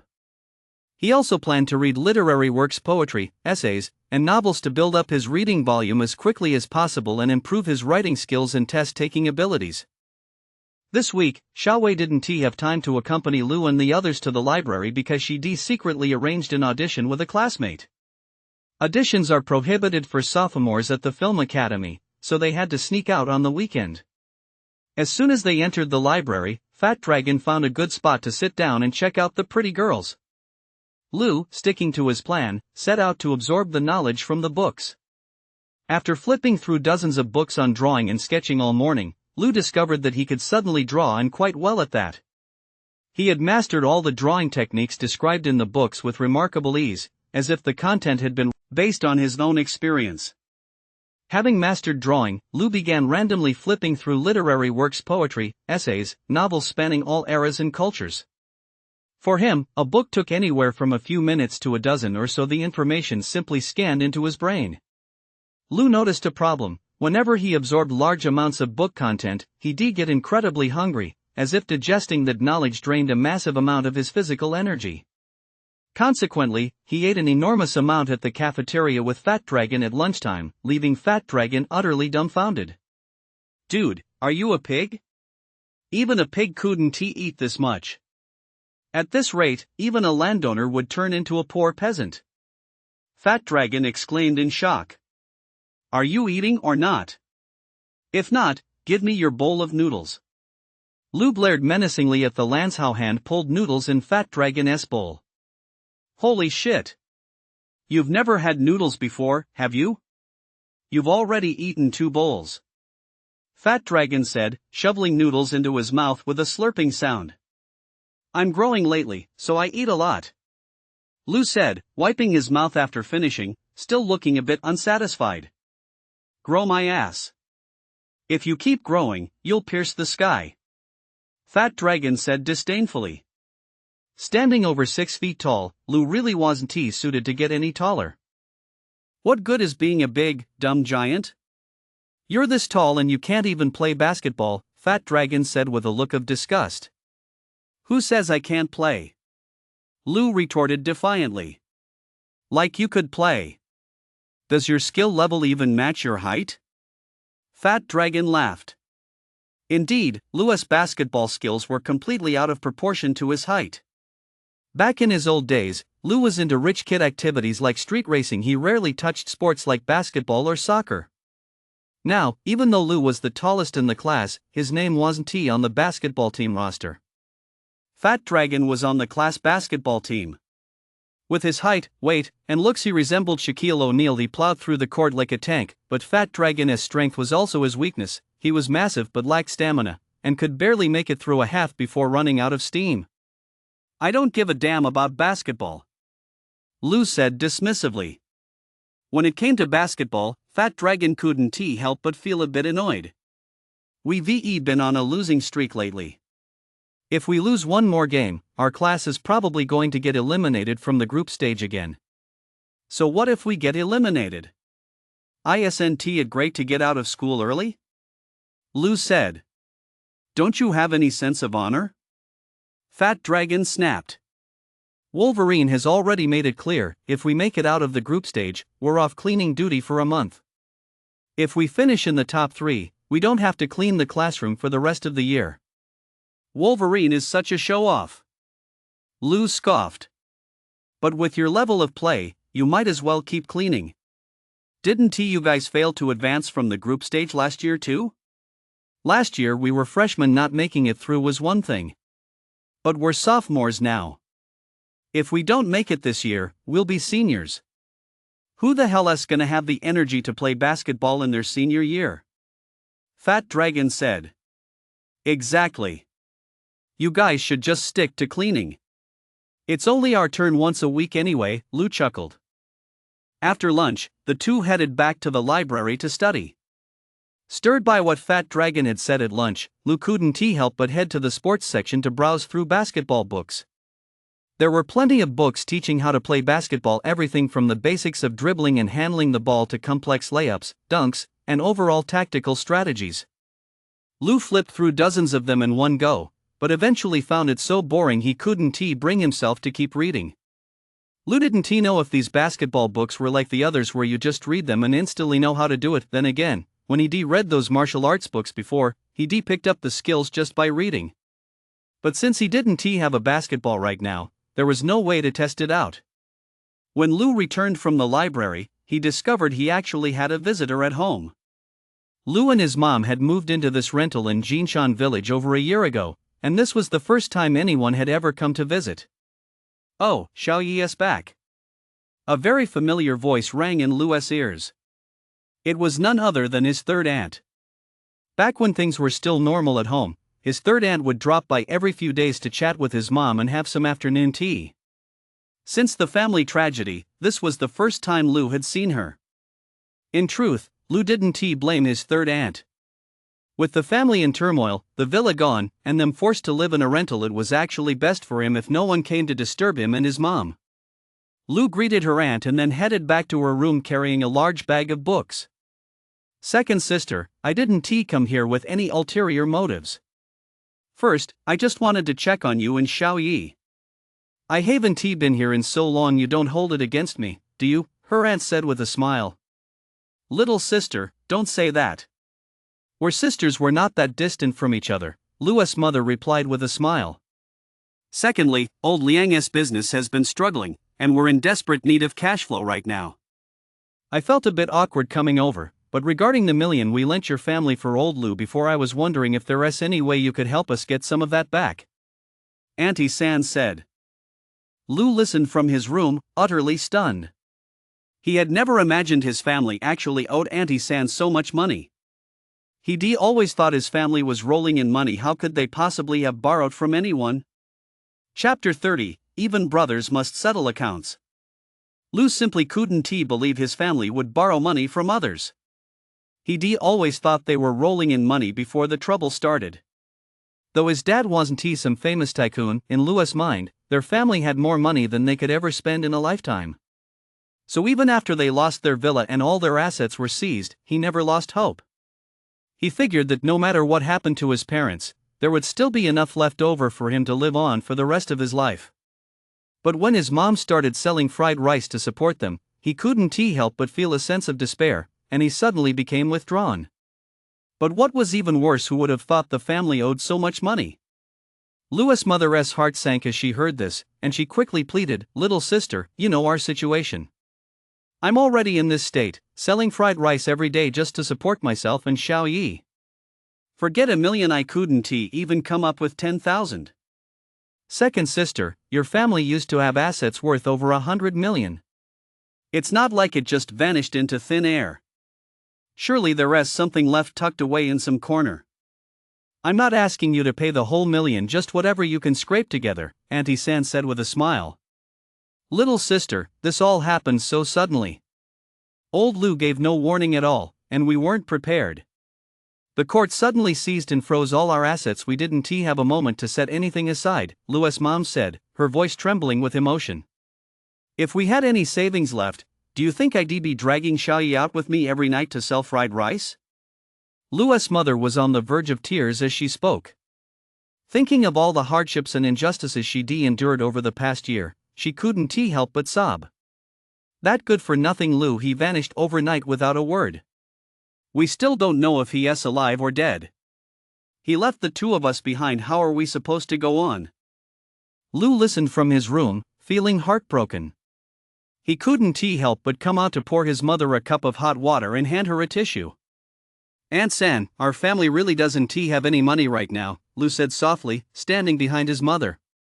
But don't worry, Aunt San. No matter what happens to my dad, I'll find a way to pay back the money we owe you.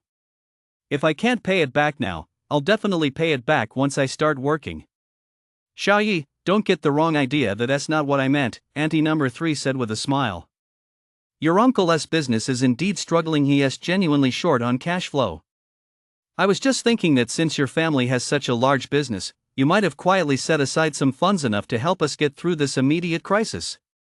Little sister, we really don't have any, Lou's mom said. Second sister, your family used to run a big business and has such a wide network.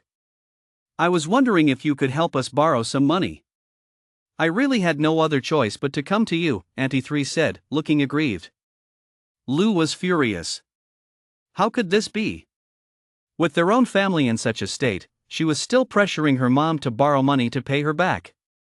Little sister, it's not that I won't lend it, I just can't get it. Lou's mother wiped away her tears and said, last year, I had to borrow tens of thousands just to set up a fried rice stall, and it took me ages to get it. Where do you expect me to borrow over $1 million from? You don't understand. Ever since the trouble hit our family, the relatives and friends who used to visit us don't want anything to do with us anymore. They don't even come by the house, let alone lend us money. Upon hearing this, Auntie felt a bit awkward and quickly laughed. Since something happened in your family, I suppose everyone felt it would be inappropriate to disturb you, afraid of causing you more distress. Seeing that she really couldn't get any money, Auntie chatted casually for a few more minutes before leaving. After seeing Auntie off, Mom said to Lou, don't blame Auntie. Back then, when she lent us money, she didn't even blink an eye. That's because we had money back then. She was worried you wouldn't pay it back. Besides, Dad's been looking out for Auntie's husband's business all along, Lou retorted angrily. You're right about that, but we owe them money. It's only natural for them to come ask for it back. We can't blame them, Lou's mom said. But they can't push it too far, can they? We told them we're broke, and yet they still asked you to borrow more, Lou said.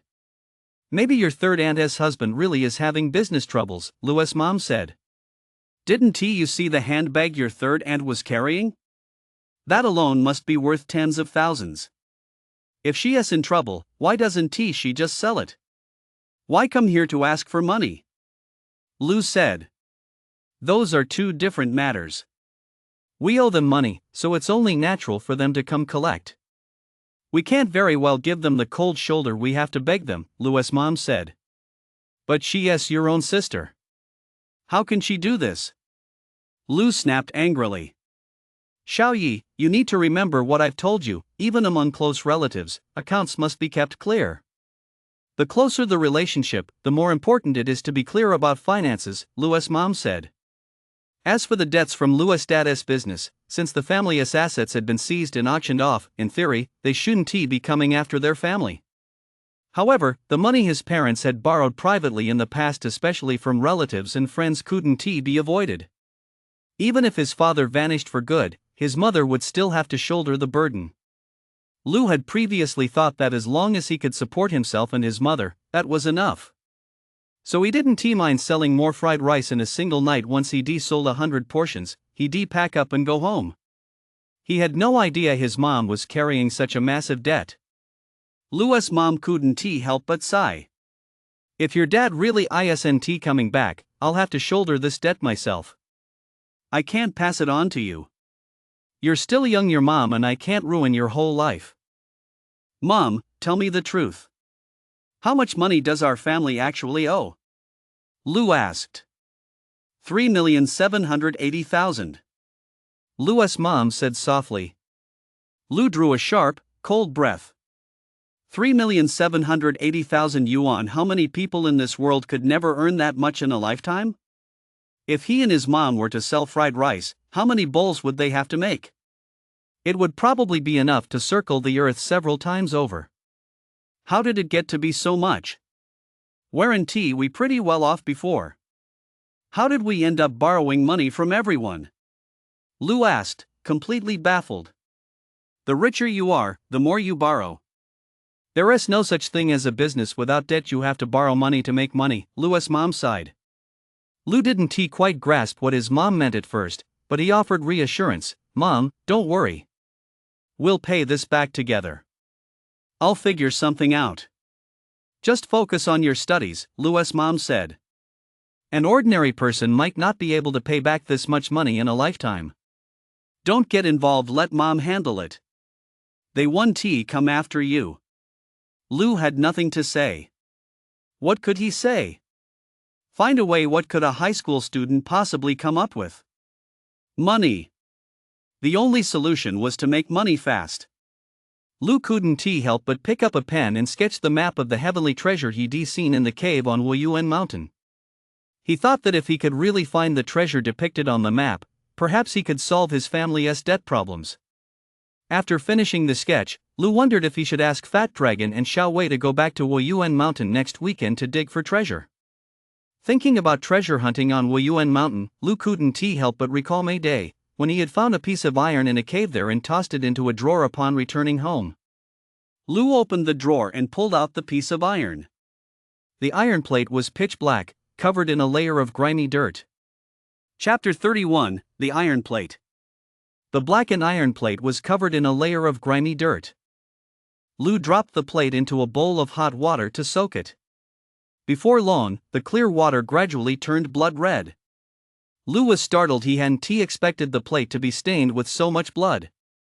After retrieving the piece of iron from the bowl, Lou noticed some patterns on it and couldn't help but fetch a cloth to wipe it down repeatedly.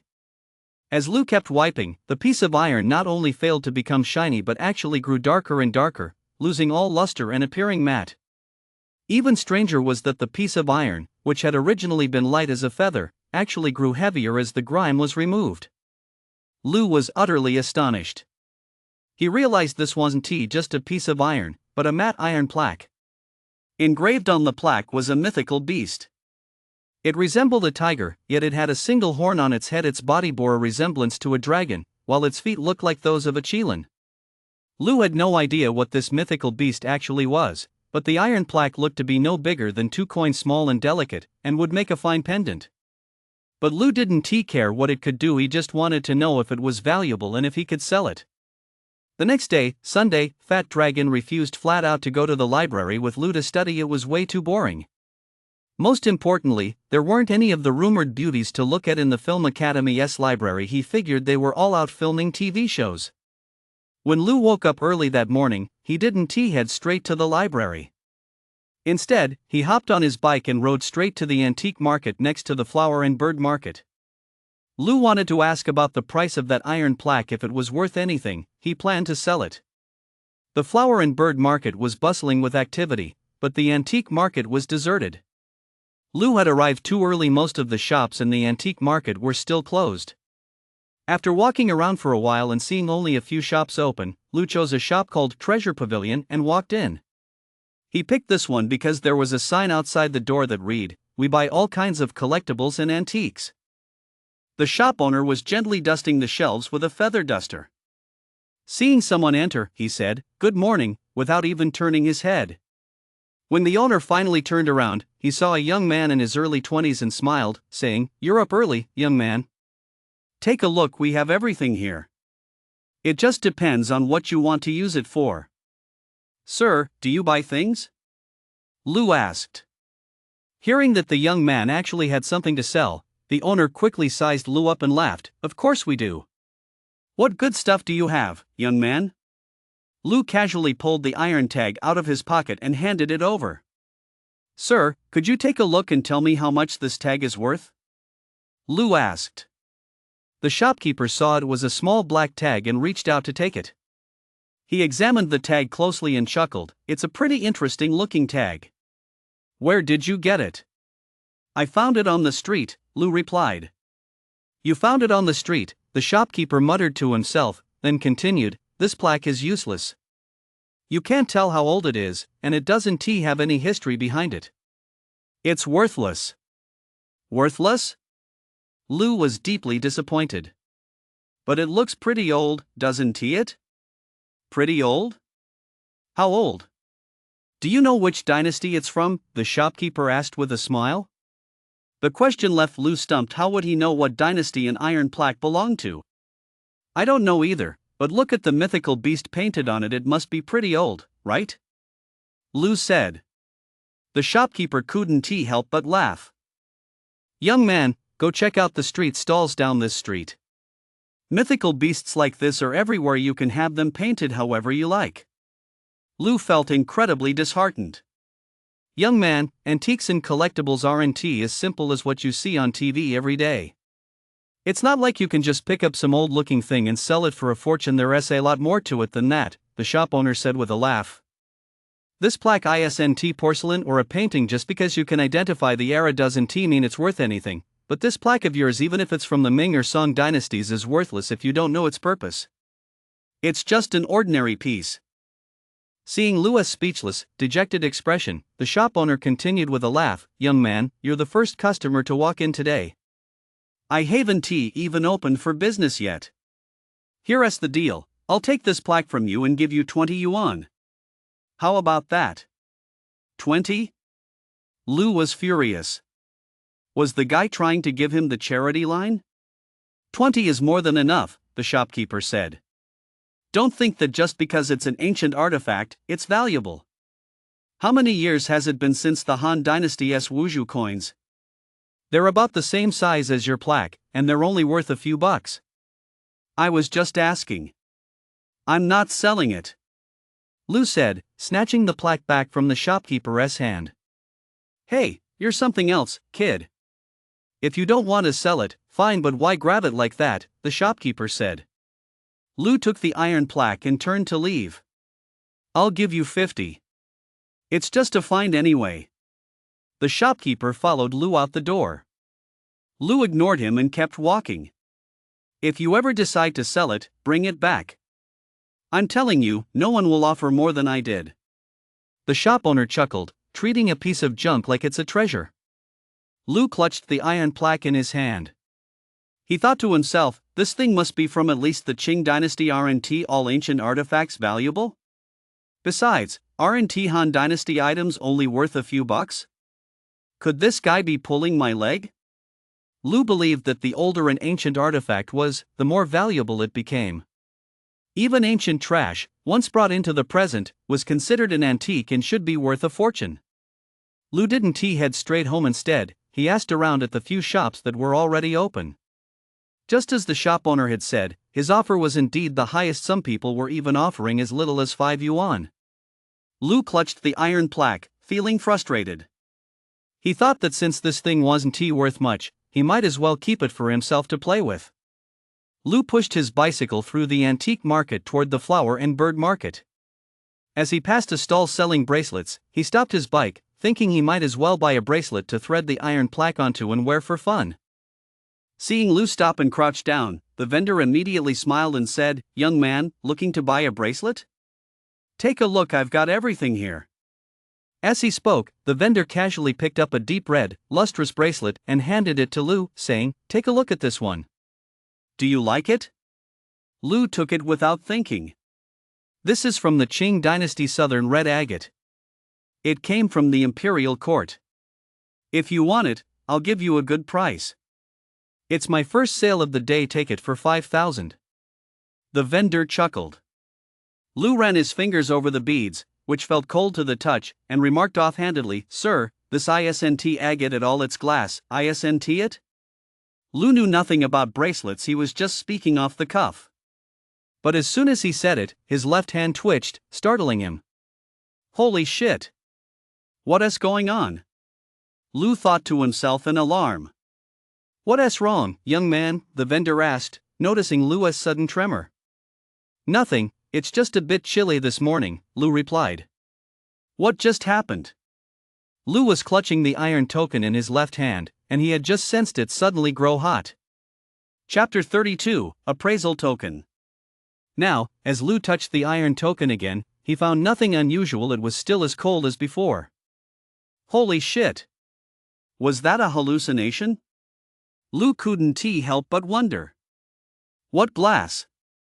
If you don't like it, just pick another one. Don't talk nonsense, okay? Unbeknownst to him, Lou had accidentally hit the nail on the head regarding the bracelet's true nature. The vendor snatched the bracelet from Lou's hand, then picked up a pale yellow one and handed it to Lou, saying, "Take a look at this one. It's amber. It's really worth 2,000. Lou ran his fingers over it and said offhandedly, "It's plastic, isn't it?" Holy shit! Lou blurted out. The iron token in his hand grew hot again, but it returned to normal in an instant. What did you say? The vendor asked. Nothing, Lou hurriedly replied. I don't have much money. Just give me a cheap, nice-looking one. Why didn't you say so sooner? The vendor tossed aside the so-called amber bracelet and pointed to a pile of white, speckled ones. Those over there are all Bodhi seed bracelets. 50 yuan a string. Pick any you like. Lou glanced at them and said, 50 is too expensive. Never mind. With that, he turned and walked away, pushing his bicycle. Hey, young man, come back. Take one for 10 yuan just to break the ice, the vendor called out. Lou bought a Bodhi bead bracelet for 10 yuan, then untied it and threaded the iron token onto it, fastening it around his wrist. Lou was quite surprised by the metal tag on his wrist. It had suddenly become hot. Lou couldn't figure out why the tag was heating up. What was the principle behind it, or had he simply been mistaken both times? No, Lou was quite certain he had clearly felt the tag change twice right there at the bead stall. Lou rode his bike to the Film Academy library. He was filled with curiosity about the iron tag on his wrist and wanted to find out exactly what kind of tag it was.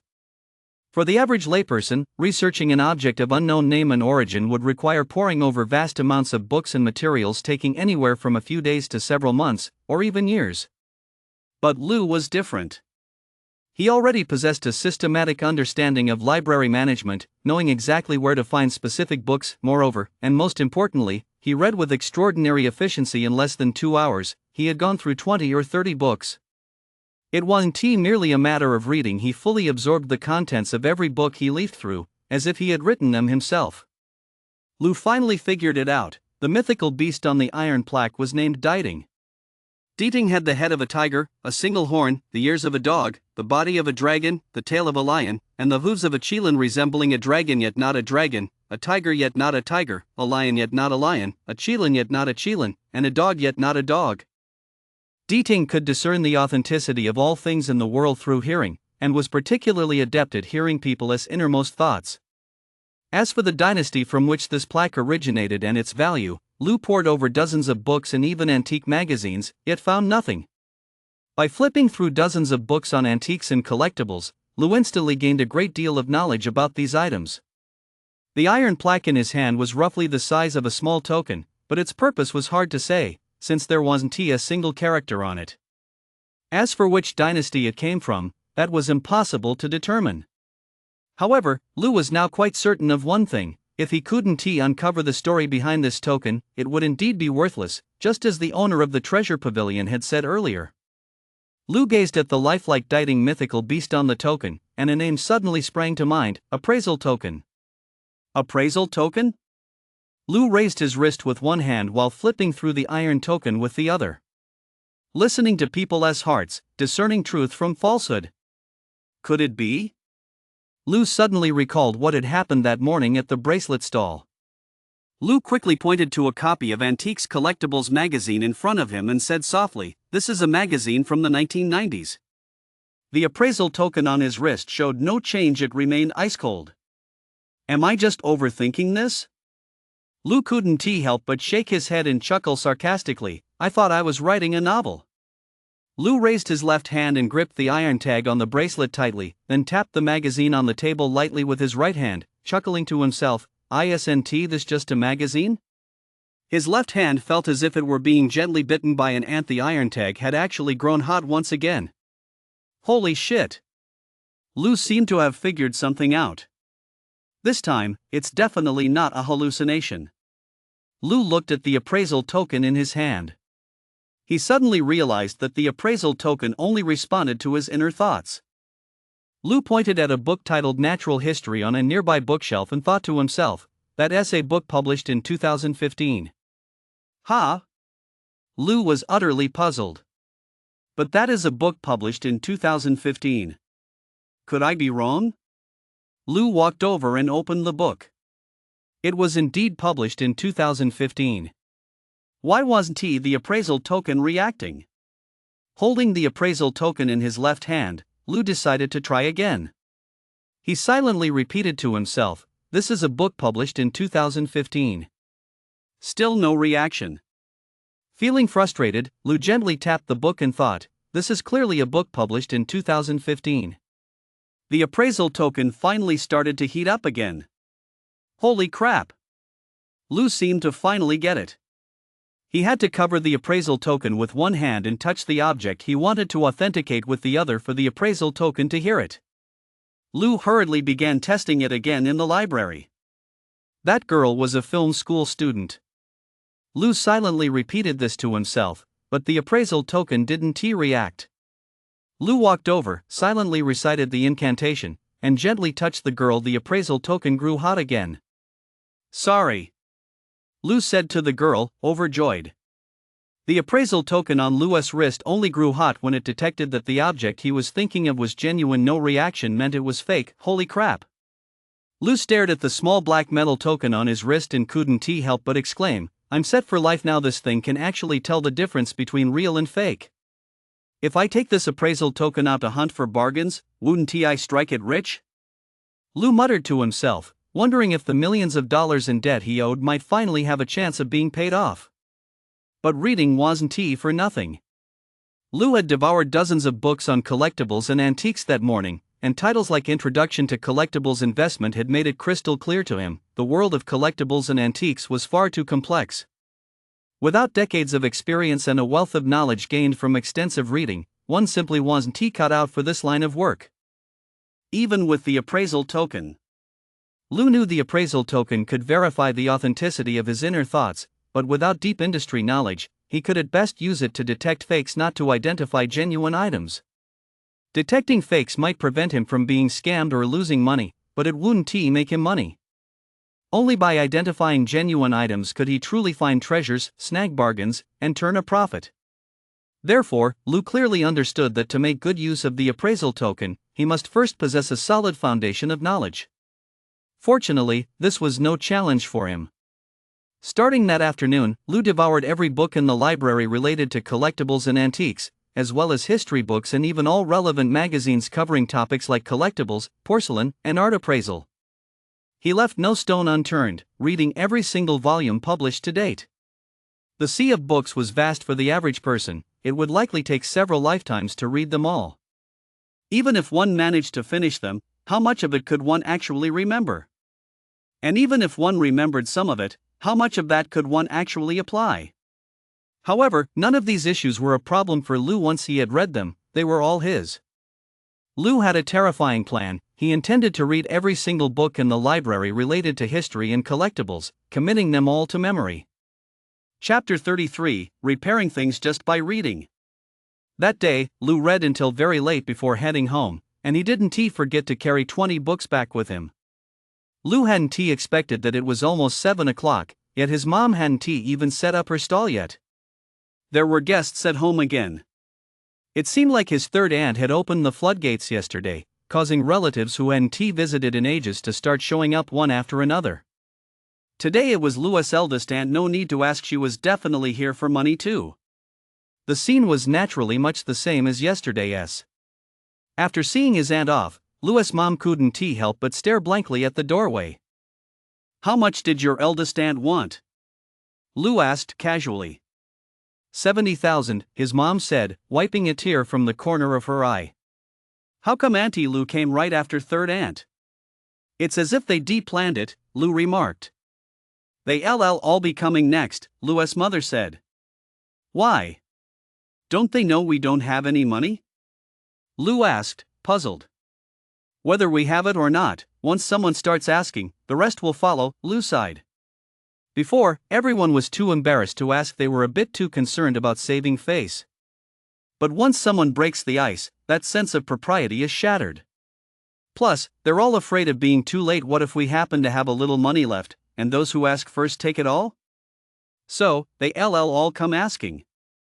Auntie and third aunt were Mama's own sisters, and next would come uncle, along with Dada's uncles and aunts. He knew his mom was truly in a bind and deeply saddened. He knew she didn't know how many more times she'd have to cry and beg like she did today. Mom, I won't be able to help you sell fried rice from Monday to Friday anymore. Lou suddenly spoke up. Huh?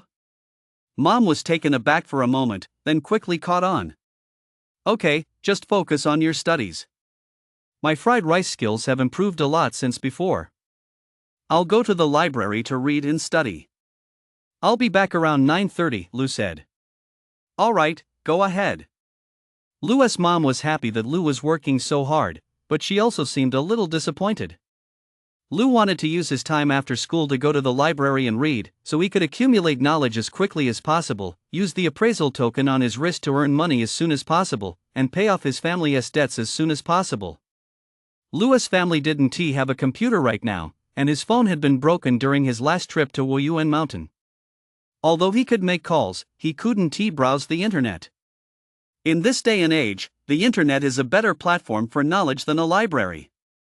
There are now many digital libraries and e-books online, most of which can be read directly, making it far more convenient than visiting a physical library. Moreover, the Film Academy's library has a limited collection.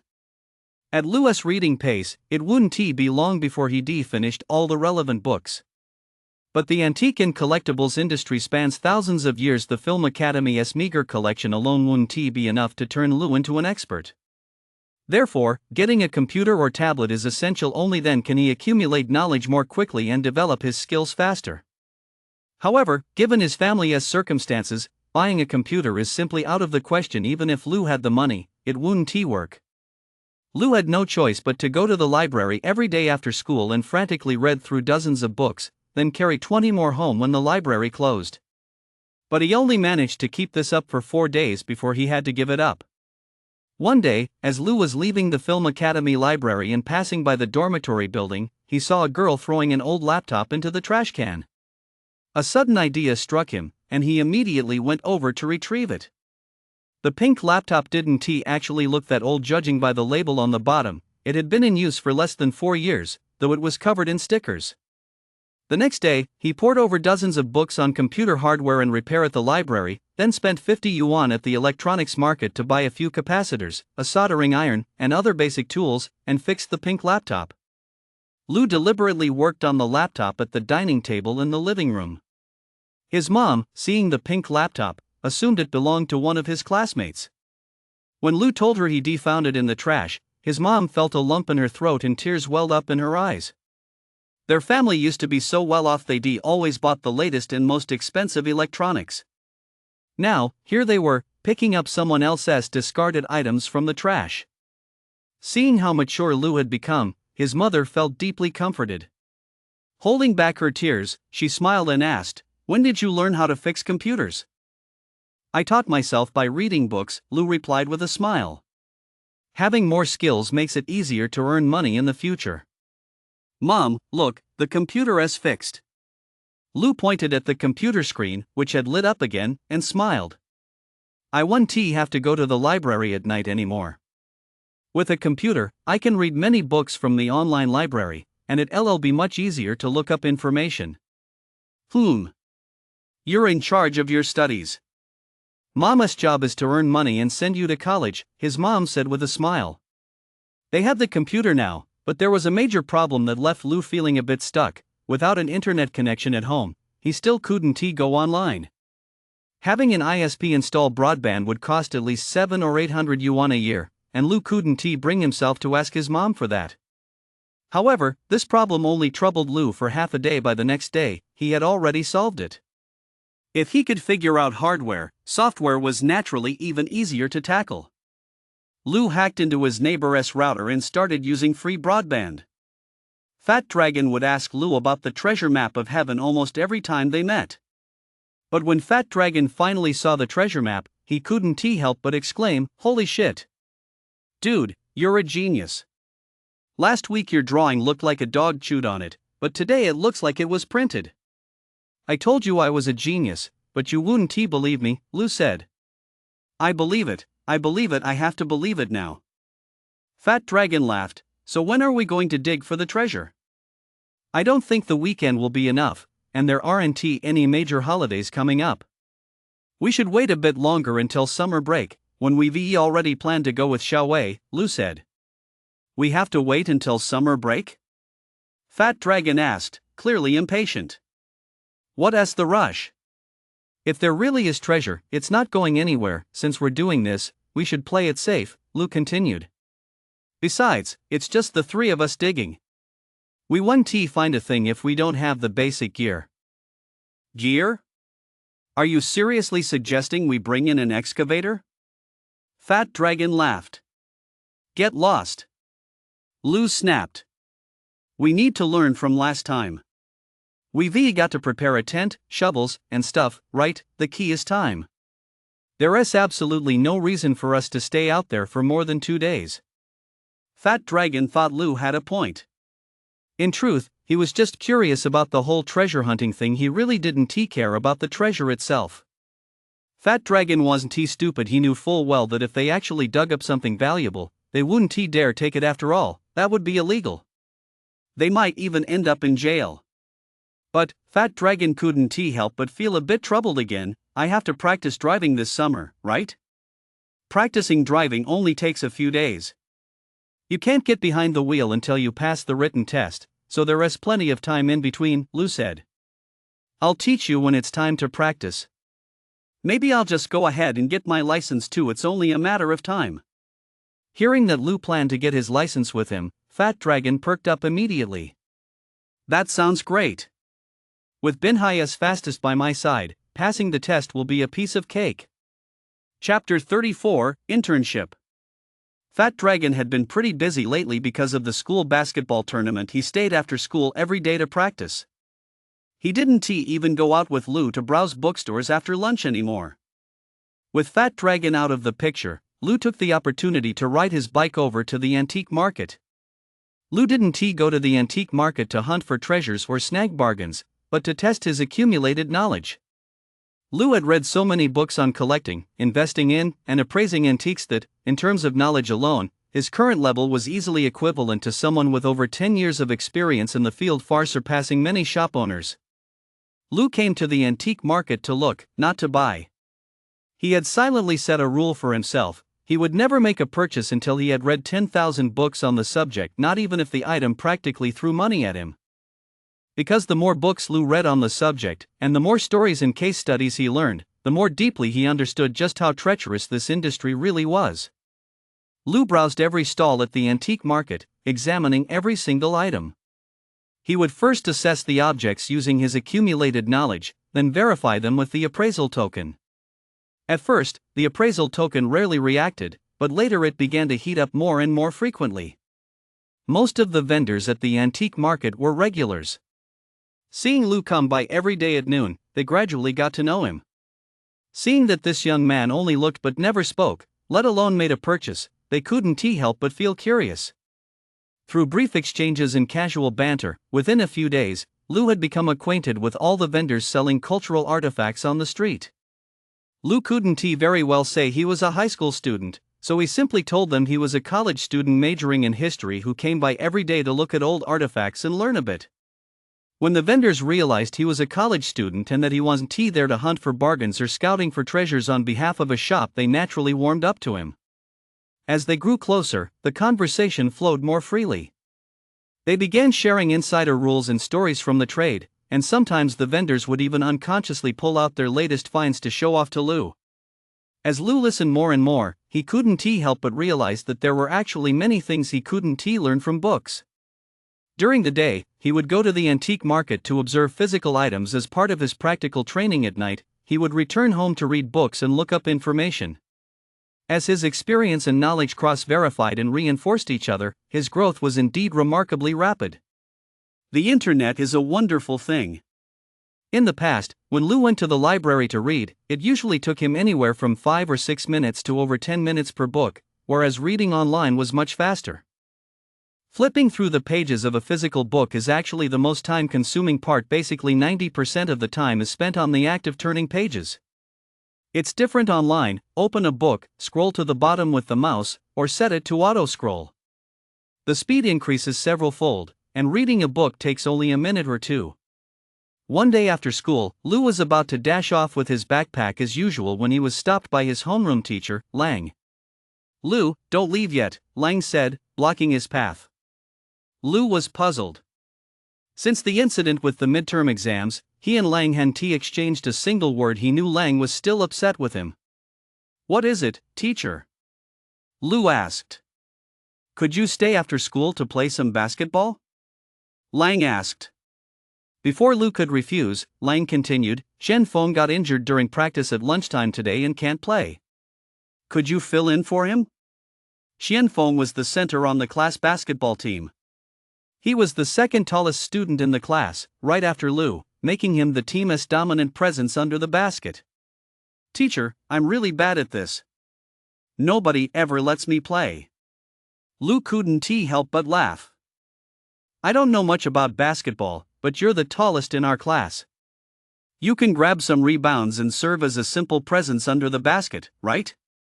Lang said. It seemed Lang really didn't understand basketball. It wasn't just about being tall.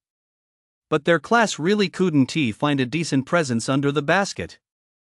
If they lost a player like Xian Feng, they would surely lose most of their rebounds, both on offense and defense. Their class wasn't exactly a powerhouse to begin with. If they lost their rebounding edge, they might as well not even play. Seeing Lu hesitate, Lang added, "If we lose this game today, we'll be eliminated from the group stage, so you'd only have to play one game. But no matter what, I don't want to give up. You've been in Class 3 for almost a year now and have hardly ever participated in class activities. Could you make an exception today?" With Lang putting it that way, how could Lu possibly refuse? Besides, he actually read some basketball books before. Maybe he could apply that knowledge to his actual skills, just like he did with martial arts. "All right," Lu agreed. "But I don't have a jersey or shoes." "No problem. Just use your height to grab some rebounds on the court and show everyone that you're not giving up. We weren't a match for Class 7 even when Xian Feng was here, and without him, we're definitely going to lose." "Don't worry too much about it," Lang said. Lu didn't say anything, but he felt a bit annoyed inside. What's that supposed to mean? Are you just sending me out there as a prop? You don't even expect me to contribute? Then why bother putting me in at all? You might as well just pick someone at random. But since Lu had agreed, he couldn't back out now. The only thing he could do was prove them wrong. Lu hadn't expected the basketball court to be packed with spectators. Almost everyone from his class was there. He usually bolted out of the classroom as soon as class ended and never participated in any group activities, no matter what. When the classmates saw Lang arrive with Lu, they were all taken aback. "Lu? He plays basketball? Bullshit. Haven't you seen him in PE? He is just a big dummy who travels when he goes for a layup." Fat Dragon was also surprised to see Lu approach and hurried over to ask, "Dude, what's up? Wolverine actually picked you to play?" "I don't know. Is our class out of players?" Lu said. "We got players. It's just that you're too tall. No need to waste your talent," Fat Dragon laughed. "It's fine, just go on. We're going to lose anyway." Lang handed Xian Feng's jersey to Lu and had him throw it on over his clothes. But Lu was wearing jeans and a pair of canvas sneakers. He looked like he'd just been thrown into the game at the last minute. Qianfeng was the captain of the class basketball team. He never imagined Lang would bring Lu in to replace him. He couldn't help but curse under his breath, but he couldn't say it out loud after all. Lang was the homeroom teacher. Qianfeng looked down on Lu, at least when it came to basketball. When Lu first transferred to the school, Qianfeng saw that Lu was even taller than he was and tried to recruit him for the team. But during a PE class basketball game, he discovered the guy couldn't even make a layup without traveling. Although Qianfeng couldn't play himself, he hobbled over to the sidelines and instructed, "Everyone, give it your all today. After the tip-off, Lu will come off the bench to give the starters a rest. Lu, once you're on the court, your job is to grab rebounds. You know how to grab rebounds, right?" Lu was taken aback for a moment, then nodded nonchalantly. Chapter 35, The Tool. Once you're on the court, start running. Don't worry about anything else, just head straight to the paint and wait. Grab the ball as soon as you see it, and pass it out immediately. No dribbling. Got it? Qianfeng instructed Lu. Lu thought to himself, "Are you fucking treating me like a tool?" But Lu didn't show any dissatisfaction, he just nodded in agreement. Everyone, listen up. Lu south on the court solely to grab rebounds. Don't pass the ball to him, Qianfeng said. Wait, that's no fun. Isn't that basically 5-on-4? Fat Dragon couldn't take it anymore. Even if Lu was a total noob, this was blatantly discriminatory. What is he supposed to do if we give him the ball? Can he even dribble? Qianfeng shot Fat Dragon a look. He'd probably travel. At least he won't be a liability if he doesn't have the ball. Fat Dragon was left speechless by Qianfeng's retort. It was true that Lu's basketball skills were abysmal, and he really couldn't figure out why Lang had brought Lu along. Alright, is there anything else you're unclear about? Qianfeng asked the group at last. The team members had no objections, so they gathered together and shouted, "Go!" Like most school basketball tournaments, the 7th Academy tournament wasn't particularly professional. Each class's basketball team didn't have a dedicated coach. More often than not, the homeroom teacher served as the coach. Of course, since Class 3's homeroom teacher, Ms. Lang, was a woman who didn't play basketball and knew even less about the game, she generally didn't get involved in the actual gameplay. The best player on the Class 3 basketball team was Qianfeng. He was the captain and also served as the coach, making all the on-court decisions. Lu hadn't expected Qianfeng to put him in the starting lineup. But what surprised him even more was that as soon as the whistle blew and the opening tip-off was over, Lu was taken out. It had only been a matter of seconds. Qianfeng wanted Lu to play a pivotal role by securing the opening tip. Lu certainly accomplished his mission, and he did it beautifully. But he was immediately substituted out. Everyone on and off the court was baffled, and Lu felt incredibly awkward. The move looked professional, but this was a high school basketball game. No one does that. Lang watched Lu slowly walk toward the sideline and couldn't help but frown. Lu hadn't expected Qianfeng to do this. He thought he'd at least get to play for 2 or 3 minutes before being subbed out, but he was pulled after just a few seconds. Damn it! He really treats me like a tool. Lu felt annoyed, but he didn't show it. Instead, he returned to the sidelines without a word.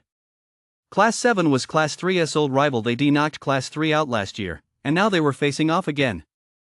In reality, Class 3's strength wasn't that far behind Class 7's. A typical game would end with a margin of less than 10 points. But today was different. With Class 3's star player, Qianfeng, sidelined, the gap in strength between the two teams suddenly became glaringly obvious. By the end of the first quarter, the score gap had already widened to 8 points, 18-10. Class 3 had scored a mere 10 points, just 10 points in a 10-minute quarter. Actually, this was to be expected. After all, it was just an amateur school basketball game. A total score in the 40s or 50s was perfectly normal. The players' skill levels were limited, and both their efficiency on the court and shooting accuracy were extremely low. By the end of the second quarter, the score had widened further to 37-24, a 13-point deficit. In the first half, Lu only got back on the court at the end of the second quarter, but he managed to grab just one defensive rebound before hurriedly passing the ball out under a double team. Then, the whistle blew. Watching the 13-point deficit from the sidelines, Qianfeng bellowed, "Run, damn it! Get moving, don't let them get easy shots. We can't run anymore, nobody has stopped all half. The problem is we can't grab rebounds. We're at a huge disadvantage every time they grab one, we have to chase them back and forth. It's draining our energy," the players complained in unison. "Put Lu in. We can't do this without rebounds," Fat Dragon suggested. Qianfeng couldn't help but glance at Lu.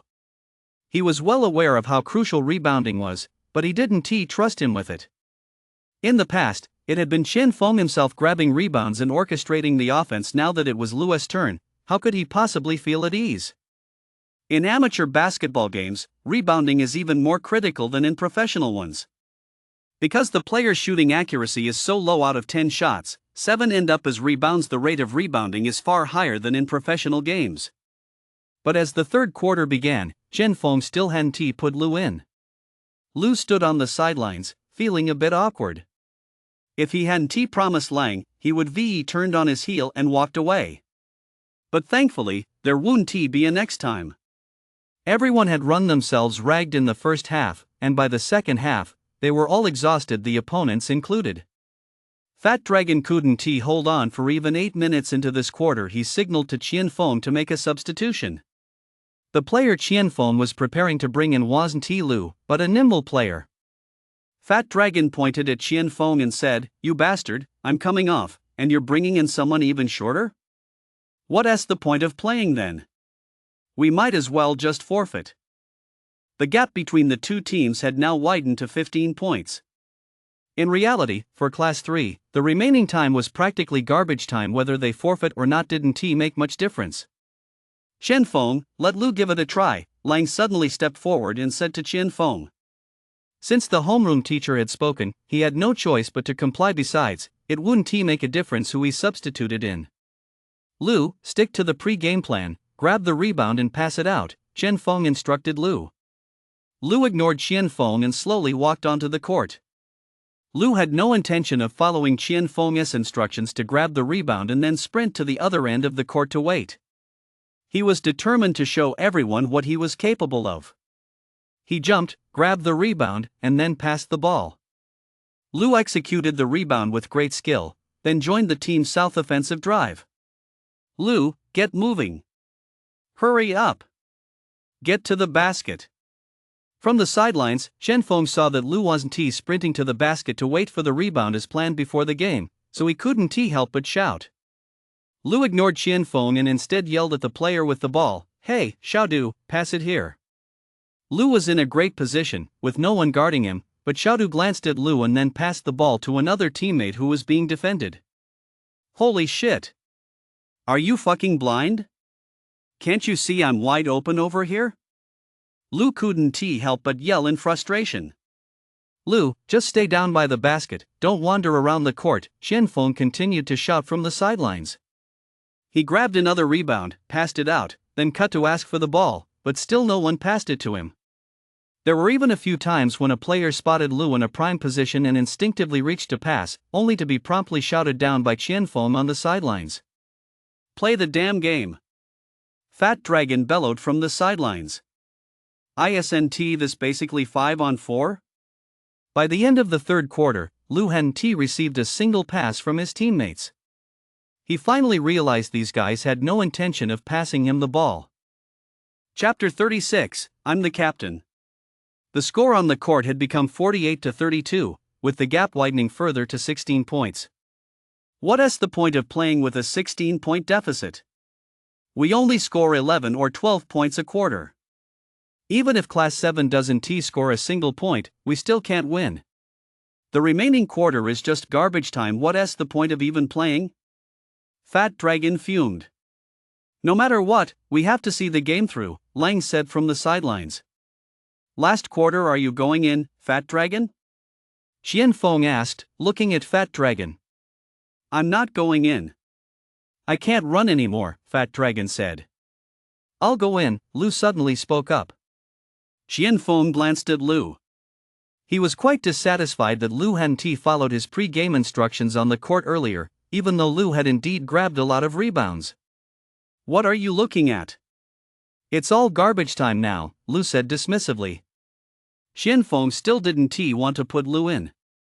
Since it was garbage time, he might as well put someone else in. But before he could tell someone else to go in, Lang spoke up again. "Forget it, let us put Lu in.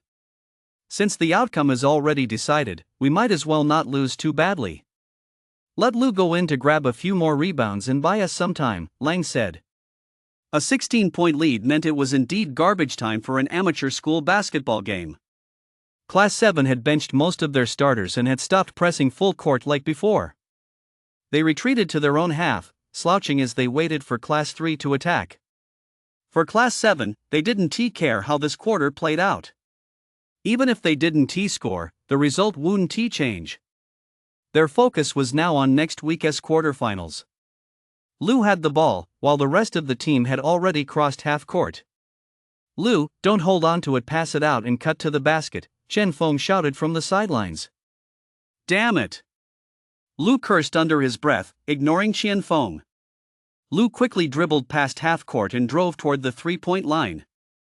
"Lu, pass it out," a teammate on the court called for the ball. Lu ignored them, since no one was guarding him yet. "Rabbit, get on him. Don't let him take an open shot," the Class 7 captain yelled from the sidelines. A player nicknamed Rabbit quickly charged toward Lu. "Pass it already." Seeing someone closing in on Lu, everyone on and off the court grew anxious. Lu couldn't be bothered. Seeing the opponent charge straight at him, he faked a move, sending the guy crashing to the floor. "Holy shit!" A Rondo-style fake, someone in the crowd couldn't help but exclaim. After using a professional-level fake to shake off his defender, Lu jumped from the three-point line, fell back, and released the ball. Holy shit! Everyone on the sidelines was stunned. A swish. Lu nailed a three-pointer, and it went right through the net. The score changed from 48 to 35. That kid's got some luck. He could hit a three even if he stepped in dog shit. Of course, no one believed Lu had made that shot on his own merit. Off the court, Qianfeng didn't stop yelling because of that three-pointer. "Lu, for fuck's sake, remember to pass the ball. You just need to grab the rebounds." Lu didn't even glance at Qianfeng, nor did he bother with the protests from a few players on the court about him not passing. The opponents didn't take Lu's three-pointers seriously either. They continued to dribble slowly across the court, stalling for time as much as possible, treating the rest of the game like garbage time. "Lu, go to the paint," Qianfeng bellowed from the sidelines. Instead, Lu suddenly burst out from under the basket, charging toward an opponent who was dribbling with his back to him, then swiped the ball away with a steal. Qianfeng's shout had made everyone aware of Class 3's strategy, and they all knew the role of Lu, the guy playing in jeans. So, no one expected him to suddenly come out from under the basket to steal the ball. Whoa! The crowd gasped in surprise, but the real shocker was yet to come.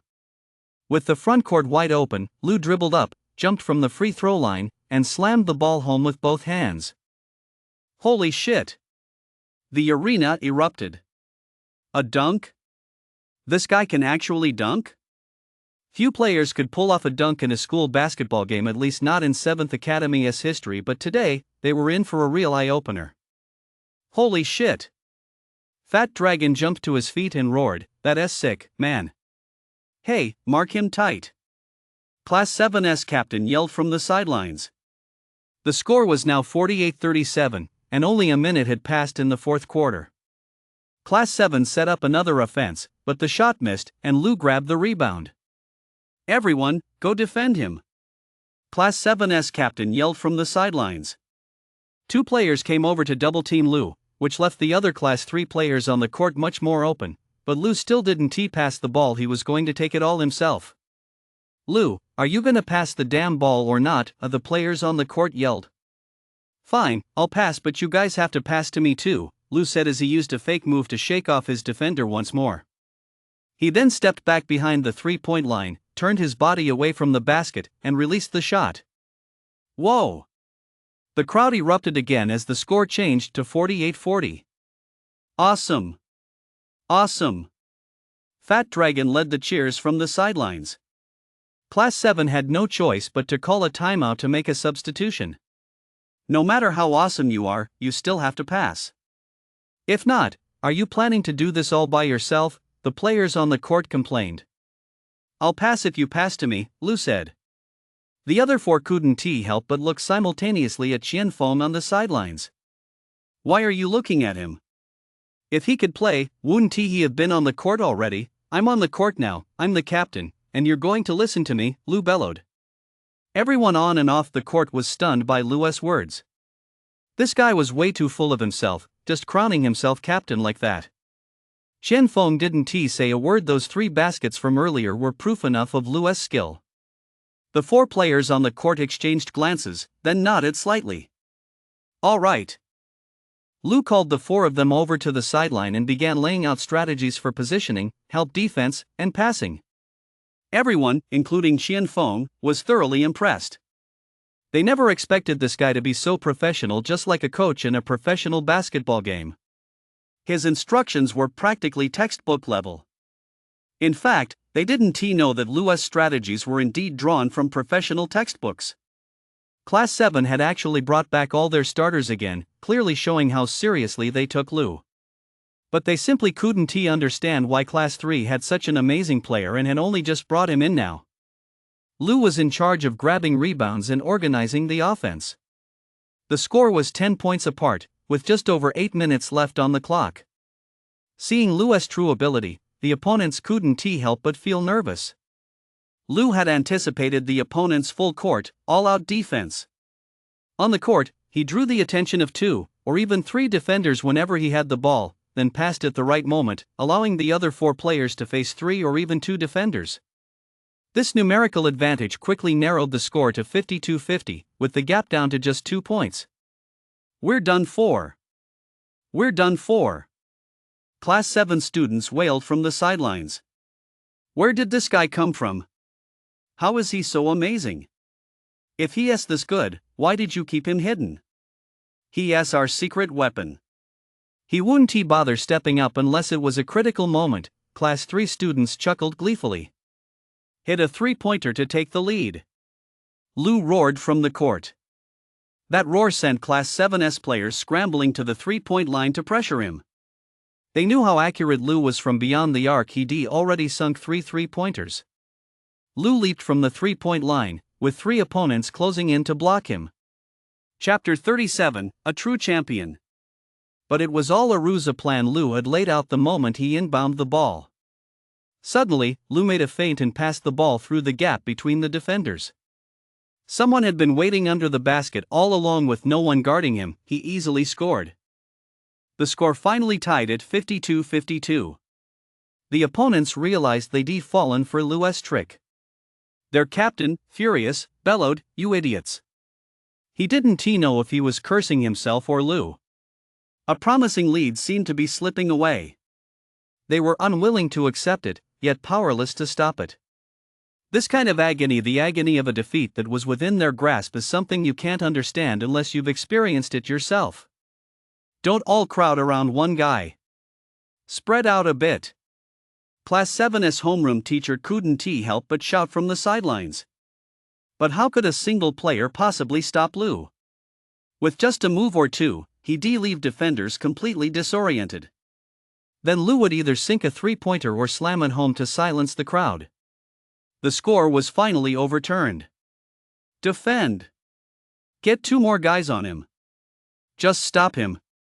Seeing Lu move as if he were in a no-man's land, the homeroom teacher couldn't help but shout for his own defense. But with multiple defenders on him, the rest of the team was left unguarded. Just like before, Lu passed the ball, and his teammates exploited the numerical advantage. The Class 7 players on the court were caught between a rock and a hard place, at a loss, unsure of what tactics to employ. In truth, tactics no longer mattered. No matter how many they tried, they were all the same.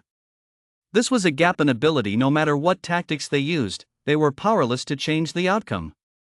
55-66. Led by Lu, Class 3 had turned the remaining 3 minutes into garbage time in just 7 minutes. Finally, as Lou slammed the ball through the hoop, the final buzzer sounded. 57-76. The score was set. Holy shit! I thought you were a bronze player, but turns out you're a king. Fat Dragon bellowed from the sidelines. You're that good? Why didn't you show up earlier? Xianfeng couldn't help but hobble over, laughing. I don't like playing basketball. If it weren't for Coach Lang, I wouldn't have come. Lu said, taking off his jersey and tossing it to Xianfeng. Don't do that. That jersey is yours now. You're the captain from now on. I'm impressed. Xianfeng laughed, we made it through. We're in the quarterfinals next week, and you'll have to play. I only promised Coach Lang I'd play one game. You guys can handle the rest on your own. Lu said, picking up his backpack from the ground and turning to leave. Lu, since you've already led everyone to victory, just keep playing in the upcoming games. Xianfeng already said you're the captain. Lang said with a grin. Lu wanted to refuse. He didn't have time to stay after school to play basketball, he had to go home and study. Coach, I don't have time. I have to go home and study after school. I'm really busy, Lu said. I know. Even if we make it to the finals, there aren't that many games left. Lang chuckled, you can make up for the time you spend on the games elsewhere. Here's the deal, I promised your group a month off from cleaning duties if you made it through the group stage. Now, as long as you participate in the upcoming matches, you won't have to clean for the rest of the semester. And if you make it to the finals, as long as you're in a class I teach at 7th Academy, you'll never have to clean again. Lu was taken aback and asked, are you serious? Lang looked at the students from his class who had gathered around and asked with a smile, do you all agree with my decision? We agree, the students chorused in unison. What do you say? Lang asked, holding out his hand to Lu with a smile. Deal. Lu said, shaking Lang's hand. Xianfeng shoved the jersey back into Lu's hands. You'll be leading everyone in practice from now on. We'll talk about that tomorrow. With that, Lu slung his backpack over his shoulder and ran off. Wow! So cool! The girls on the sidelines couldn't help but swoon as they watched Lu disappear into the distance with the grace of the wind. Lu's been here a year, and he hardly ever says a word. I never would guessed he was such a great player. Apparently, he's a great driver, too. I heard he's even raced on professional tracks. The speaker was none other than the school's most popular girl, Guman. How do you know that? I saw him at the go-kart track teaching someone how to drive. He sounded really professional. Guman laughed. Also, he's apparently a badass in a fight too. Even the guys from the sports association are scared of him. Is that for real? Dude, slow down a bit, Fat Dragon called out as he chased after Lu. Holy shit! I'm already an hour late, can you hurry up? Lu said as he pedaled furiously. You're driving 100,000 yuan luxury car, how am I supposed to keep up on this piece of junk bike that cost a few $100? Fat Dragon complained. Weren't you a total noob at basketball before? How do you pull off such a comeback overnight? Fat Dragon finally caught up and rode alongside him.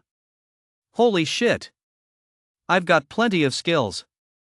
Some I don't even know about myself. Besides, who said I'm bad at basketball? I just don't like playing, Lu laughed. That's not right. Last semester, Xianfeng specifically evaluated you in PE class, and you couldn't even make a layup. It's become a running joke, Fat Dragon laughed. You guys are way too quick to judge someone's basketball skills based on just one PE class, Lu scoffed. You know, the proof is in the pudding. Watch me more often, don't write me off so fast. Lu was actually lecturing him now, so Fat Dragon could only nod and say helplessly, fine, you're the man. The next day at noon after school, Lu was dragging Fat Dragon off to grab a bite to eat when Xianfeng came running over, trying to drag Lu off to practice. Practice? I don't have time for practice. You guys go ahead, Lu said. No, look, since you agreed to play, you've got to play for real. Can you stop acting all high and mighty? Qianfeng snapped. I really don't have time. I'm not trying to show off, I'm not a star player, Lu said. You're the one who wanted to be captain. You tell us, what are we going to do now? The team needs to practice and gel, right? Qianfeng said, and the other players gathered around as well. Exactly. Since you joined, the team is completely different from before. We definitely need to practice and work together to figure out how to play, the other players chimed in. Lu realized they had a point. No matter how strong he was, he couldn't possibly take on 5 players by himself. Alright, I'll go over the strategy with everyone, Lu said as he walked to the blackboard at the front of the classroom and began sketching a basketball court. Lu looked just like a professional basketball coach as he explained the tactics to the group. Player positioning, help defense, passing, rotations, substitutions, it was basically the same as before. Qianfeng, will you be able to play next week? Lu asked. Sure, it's just a muscle strain. I'll definitely be fine next week, Qianfeng replied. You guys don't need to worry about practicing teamwork or chemistry. In a game like this, the most amateur of amateur basketball games, all that talk of teamwork is nonsense. The biggest problem in amateur games is shooting accuracy. If we solve that, first, we'll score points quickly, and second, we'll drastically reduce offensive rebounds, denying our opponents scoring opportunities and conserving our energy. Lu cut straight to the heart of the matter. Everyone nodded in agreement because it was absolutely true. So, from now on, you're all going to practice shooting like crazy every day, find your rhythm, and improve your accuracy, Lu said. Our on-court strategy revolves around me. I'll draw the defense, and you guys will score from all over the court. With this approach, I won't say anything else, but at least at 7th Academy, we'll have no rivals. Although Lu's tactics were simple and aggressive, backed by his own skill, they were a highly efficient, overwhelming strategy, one commonly used by many professional basketball teams.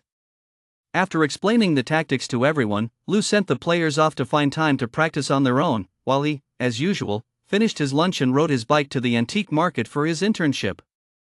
Chapter 38, The Pastel Pencil Holder. In addition to the antique market, Binhai City also has the Antique City and the Huaxia Collectibles Trading Center. These are the primary hubs in Binhai City for the buying and selling of cultural artifacts, antiques, and artworks. Of course, aside from these major venues, there are numerous scattered trading spots throughout the city, though they lack scale or are less conventional. So far, Lu has only been to the antique market. First, because it's close by and easy to get to. Second, because the antique market is quite accessible. It has both shops and street stalls, and the items are a hodgepodge of everything under the sun, ranging from a few yuan to pieces priced in the hundreds of millions. Of course, over 90% of the items at the antique market are fakes. The remaining less than 10% aren't worth much either. In contrast, antique malls and collectibles trading centers are much more upscale. There are no street vendors there, just lavishly decorated, old-world shops. A young guy like Lu, who looks like a broke loser at first glance, would be too embarrassed to go to places like that. Even if he did, he'd likely just get some dirty looks. So, from the very beginning, Lu planned to start with accessible places like the antique market and move on to venues like the Antique City once he had achieved some results. Over the weekend, Lu finally managed to work through his goal of reading 10,000 books, barely sleeping a wink. At least 70% of these 10,000 books were history-related texts and materials, while the remaining 30% consisted of books and resources on antique appraisal, investment, and trading. This 10,000 book milestone was merely a stepping stone. Lu knew full well that if he truly wanted to go far in the antiques business, there was still a vast amount of knowledge to learn and experience to gain. So, he would have to keep reading and studying. After all, there was no shortage of books and resources online. Reaching this milestone meant he was ready to make a move when the right opportunity arose. However, after nearly 2 weeks of observation during his internship, Lu knew full well that it was actually very difficult to find a bargain at the antique market. These days, whether rich or poor, anyone with even a modicum of cultural knowledge or who simply thinks they do wants to dabble in collecting and snagging bargains. So at a place like the antique market, who knows how many times the items on offer have already been resold? So, after browsing for so many days, having practically gone through every single item, Lou hadn't actually found anything worth picking up. That afternoon after lunch, Lou wasn't planning to go back to the antique market. Instead, Fat Dragon dragged him out to wander around off campus. Holy shit! Why aren't you at practice? Lou asked in surprise. You're not going, so why should we? We've been standing on the court all day, shooting hoops like a bunch of idiots. Everyone's laughing their asses off at us, Fat Dragon said. Let them laugh. Just wait till they see what you're capable of, Lou said dismissively. Anyway, I'm not practicing today. My wrist hurts, Fat Dragon said. Fine, practice if you want. Even without you guys, I'll still crush those bastards, Lou boasted. Damn. Cut the crap. You really think you're a star player or something? Fat Dragon scoffed. As they chatted and wandered, they found themselves at the antique street before they knew it. This street was all about second-hand goods. If it was old, you could find just about anything there. The two of them used to stroll down this street often, but they rarely went inside the shops. They'd just come here after lunch to kill time while walking. But ever since Lou had developed a habit of visiting the antique market for his internship over the past 2 weeks, he'd taken a liking to examining old items whenever he saw them. So, when they passed a shop selling second-hand porcelain, he instinctively walked inside. Fat Dragon was very surprised to see Lou browsing the shops today and couldn't help but ask, "What's so interesting about these old broken bottles and bowls?" "I'm bored, so I'm thinking of picking up a vase to put on my desk," Lou made up on the spot. This second-hand porcelain shop sold old porcelain collected by scrap dealers from people moving or closing down their businesses. The shop was crammed to the brim with all sorts of items, big and small. From oversized vases in fish tanks taller than a person to unassuming little porcelain frog figurines, there was a bit of everything. Lou walked in and scanned the room with his eyes, picking up anything that looked old enough to examine. Most of these pieces had marks on the bottom reading "made during the Kanchi era" or "made during the Qianlong era," all fakes, of course. Some even bore labels stating they were microwave safe. Fat Dragon couldn't be bothered to go inside. He was afraid his bulk might accidentally knock something over, which would make him look like a scam artist. Growing impatient, Fat Dragon stood at the doorway and bellowed, "What's there to look at? Just grab something random. I'll take this one, the color's nice, and it'll make a great pen holder." Lou couldn't be bothered with Fat Dragon. He glanced around the shop one last time but didn't spot anything worth his attention, so he turned and walked out. "You've been looking for ages. Isn't this one any good?" Fat Dragon pointed to a brightly colored pen holder on the shelf by the door. Lou glanced at the pen holder. It did look quite old. When he first walked in, he'd been so focused on the interior that he hadn't really looked at the porcelain pieces by the door. This pen holder looked quite new though. Perhaps the mark on the bottom read "Made in Jingdezhen." Lou walked over to examine the pen holder closely and couldn't help but be taken aback. He picked it up from the shelf and looked at the mark on the bottom, which read "Made during the Qianlong era." Lou took a deep breath. The mark looked quite authentic. Looking at the body of the vase, it was painted with flowers and birds, with the 4 characters "Spring is in full bloom" inscribed on it. The upper and lower rims were adorned with enameled patterns, giving it a noble and elegant appearance. Moreover, this pen holder was in excellent condition. No wonder Fat Dragon found it so appealing. Upon closer inspection of the painting and glaze, based on Lou's current level of expertise, this pen holder turned out to be genuine. I wonder which scrap dealer picked it up. Lou felt a surge of excitement. He examined it again and again, then, holding the appraisal token on his left wrist and cradling the pen holder in his right hand, he whispered to himself, "This is a Qing Dynasty Qianlong era pink enameled pen holder." Lou's heart began to race as the appraisal token in his left hand grew hot. Holy shit! Did I really just stumble upon a treasure? "Boss, how much is this thing?" Lou called out softly toward the shop. "Take it for $20, said a somewhat plump middle-aged woman, standing up and tilting her head to glance at the pen holder in Lou's hand. "How about 10? Lou asked. Fine. I haven't made a single sale today, the woman replied impatiently.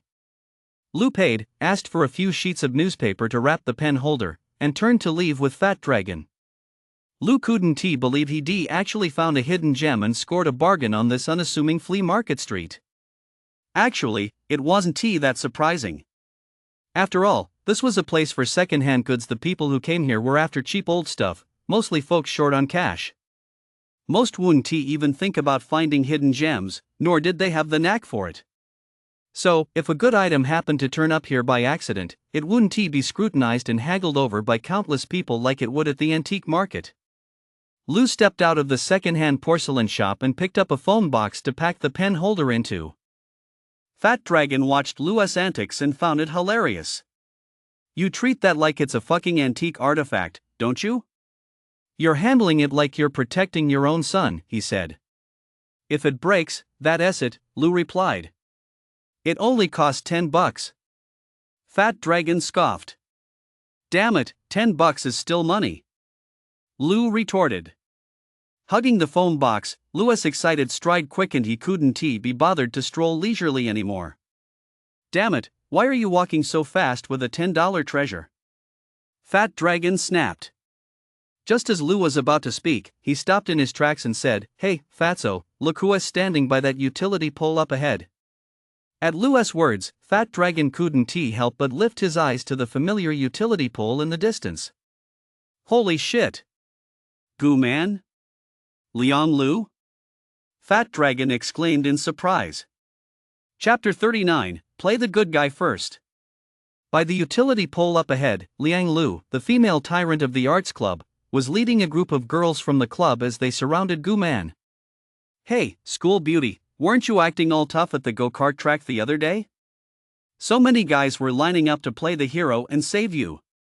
Let us see who the hell is gonna save you today, Liang Lu said, propping one hand against the pole and resting the other on Goo Man's shoulder. Liang Lu, what did I ever do to you? Why are you always picking on me? Goo Man asked timidly. What did I do? Your very existence is a crime. You fucking shouldn't have come to 7th Academy while I was still here, Liang Lu sneered. What the hell is going on? Fat Dragon strode forward and bellowed. The girls gathered around the utility pole were startled by Fat Dragon's roar. They turned to see Fat Dragon and Lu, but Liang Lu still held Goo Man's hair tightly, refusing to let go. Let go. Fat Dragon glared at Liang Lu and bellowed again. What is it to you? Liang Lu didn't let go. Instead, she glared at Fat Dragon with malice and sneered, You'd better not meddle in women's business. Gal, you bunch of cowards might be scared of you, but I'm not afraid of you. Let go of her, do you hear me? Fat Dragon roared once more. I'm not letting go. What are you gonna do about it? Liang Lu shouted back. The few girls following Liang Lu nearby all burst into laughter. The woman's tantrum instantly deflated Fat Dragon's temper. He couldn't go up and slap her. Hitting a woman would look bad if word got out, and besides, he couldn't very well lay a hand on a woman in front of Goo Man.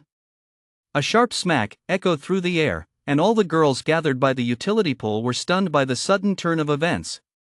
Just as Fat Dragon was feeling frustrated, unsure how to deal with these women, Lu suddenly struck. Holding a phone box in one hand, Lu extended the other and slapped Liang Lu right across the face. Liang Lu was stunned for a moment. She never imagined these two would dare to hit a girl. The girls looked at each other in terror. Liang Lu finally let go, rubbing her face for a long moment before coming to her senses.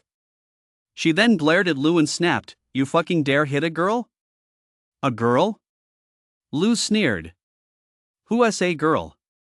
In my book, there are only good people and bad people first, and only then men and women. You have to be a good person before you're qualified to be a woman. Don't you know how to write the word good? A woman, Lu said, tracing the character for good in the air, is defined by being good. You didn't hear me clearly last time, did you? Didn't Gal you tell you not to bully people anymore, or else I'll beat you every time I see you? Lu said, then slapped Liang Lu again with a loud smack. Can you be a good person? Liang Lu hadn't expected Lu to actually strike her and to slap her twice in a row. Tears welled up in her eyes, but she fought hard to keep them from falling. What kind of skill is it to hit a woman? If you're so skilled, go ahead and kill me. Liang Lu stood stiffly, her eyes blazing with fury, as if inviting Lu to strike her. Lu realized he'd made a mistake. You simply couldn't reason with a woman, nor could you prove your strength against her. Unlike Gao Yu, whom he could beat into submission, a woman was a different story. Hitting you isn't a sign of strength, but hitting someone else's? Lu laughed. Fine, I won't hit you. How about I find a few tough ladies from the underworld to keep you company? Lu's words stunned Liang Lu and her group. When it comes to physical altercations between men and women actually have a natural advantage. They can throw a tantrum, and men really can't do anything about it. But when faced with other tough women, they back down. Seeing that Liang Lu and the others had frozen in place, Lu shouted, "Get lost! Don't let me catch you bullying people again." Liang Lu turned on her heel and hurried away with her friends, tears welling up in her eyes. "Gu Man, are you okay?" Fat Dragon asked with concern. Gu Man had been staring blankly at Lu in shock when Fat Dragon asked her. She quickly replied, I'm fine. Bro, did you really hit her just now?" Fat Dragon chuckled. "Damn! If I hadn't hit them, would those female hooligans have let go?" Lu said dismissively. "You have to hit hooligans hard." In reality, the two slaps Lu gave Liang Lu weren't as forceful as when he played golf. He knew exactly how to control his strength so as not to leave any marks on her face. So Lu wasn't worried that anyone would come looking for trouble. When school let out that day, Fat Dragon went to practice golf as usual, but Lu didn't go home. Instead, he rode his bike straight to the antique market. In reality, the shops at the antique market closed quite early from Monday to Friday, usually around 6 in the afternoon, and only stayed open until 8 or 9 at night on weekends. By the time Lu arrived at the antique market, many of the shops had already closed. Lu parked his bike and casually looked around. The antique market was quite large, with dozens of shops of all kinds, all decorated in a similar style after all, that was typical of the industry. So just by looking from the outside, it was impossible to tell which shops were any good. Fortunately, Lu didn't have much choice at the moment. Only 4 or 5 shops were still open. Lu picked a shop called Run Gu Tang and walked inside. There was only one person inside, cleaning a tea tray. It looked like he was about to finish up and close shop. Lu didn't know if this was an employee or the owner. Since many antique shops are run by a single owner, there is no need to hire staff. After all, business in this industry is slow. Sometimes days go by without a single sale. "Sir," Lu addressed the man, regardless of his role. Seeing that someone had actually walked in just as he was about to close, the man hurriedly said, "Hello." Then he turned around and saw that it was a young man. "Young man, are you here to buy something?" the owner asked with a smile. "I have an item. Could you take a look at it for me?" Lu asked. "Oh, you have something?" The owner stopped what he was doing and asked with a smile, "What is it?" "Porcelain," Lu said, pulling a foam box out of his backpack. The shopkeeper walked over. "What kind of porcelain? Wrapped in a foam box? Where did this come from? Could you just take a look first?" Lu said, opening the foam box. The shopkeeper didn't reach out to touch it, nor did he seem to have any intention of doing so. He saw plenty of items brought in like this all day long, almost all of them fakes. Especially porcelain and calligraphy and paintings.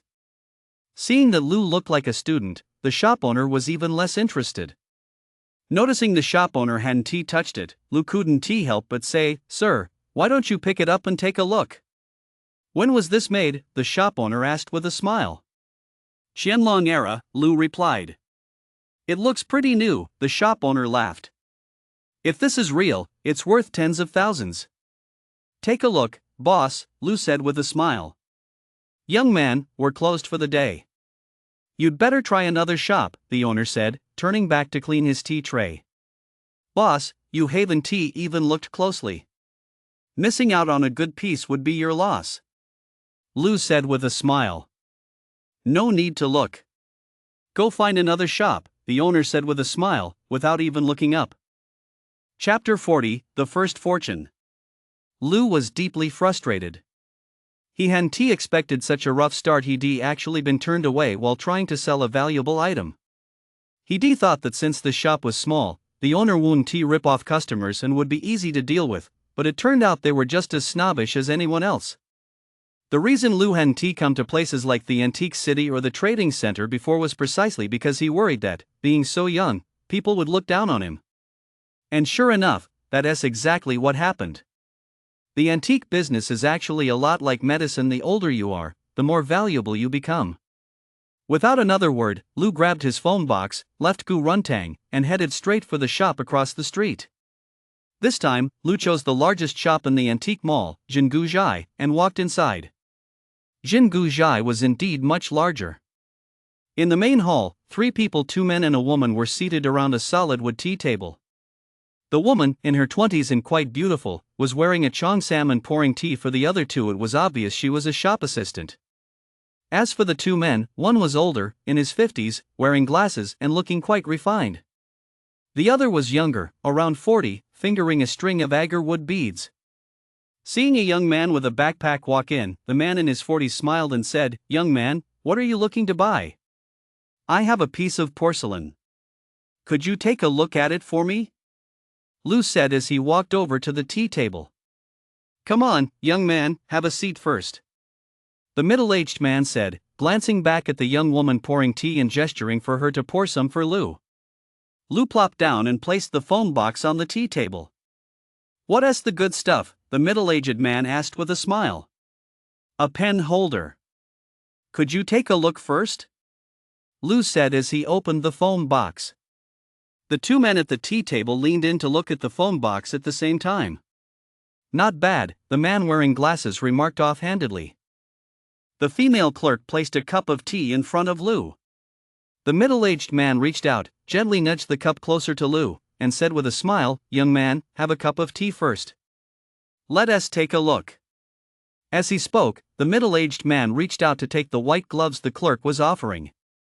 Just as he was about to put them on, he suddenly stopped and handed them to the bespectacled man across the table. "Professor Hu, why don't you take a look first?" the middle-aged man said with a smile.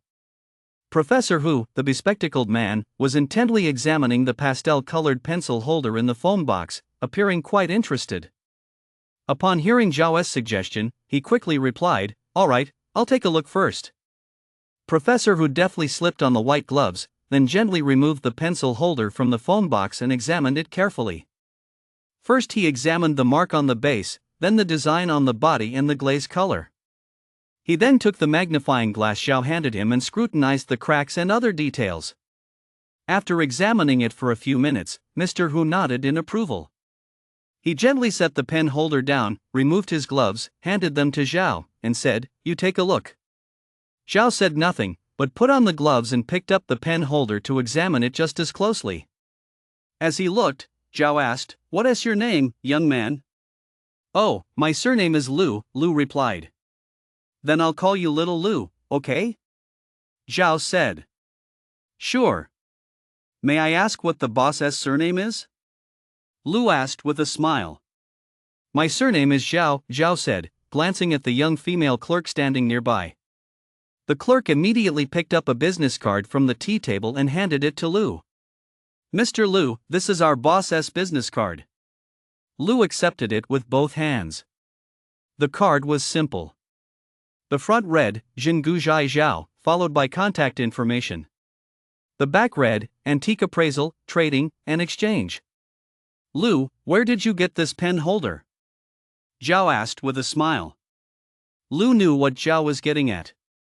On one hand, he was concerned about the item's provenance. On the other, he was fishing for information, trying to find out where Lu had scored the bargain, thinking he might want to check it out himself. "To be honest, Zhao, I'm a history student. I've always been interested in antiques, so I keep an eye out for them. I picked up this pen holder a while back. What do you think of it?" Lu replied with a smile. "A history major? Which university do you attend?" Mr. Hu, the bespectacled man standing nearby, suddenly asked. Lu froze upon hearing this, suddenly realizing that Zhao had referred to this man as teacher. Holy crap! Could he be a college professor? Oh man, what a lie, it was about to backfire right then and there. Oh, Binhai University, Lu said, swallowing his pride. I actually know quite a few professors at Binhai University, teacher Hu said with a smile. Lu's heart sank instantly. Thank goodness this guy wasn't from Binhai University. Where did you find this pen holder? Zhao asked again, inquiring about the location. Lu smiled but said nothing, casually picking up the teacup on the table and taking a sip. Seeing that Lu wasn't going to say anything, Zhao just smiled and said, "Are you planning to sell it?" "Name your price, Zhao," Lu said. Zhao picked up the pink and white porcelain pen holder again, examined it, and said, 10,000 yuan. After speaking, Zhao fixed his gaze on Lu, who laughed and replied, "You're joking, Zhao. That's a serious offer, no joke. It's just a pen holder, there are plenty of them on the market, and that's about what it's worth. If it weren't in such good condition, it wouldn't even fetch 10,000. Zhao said.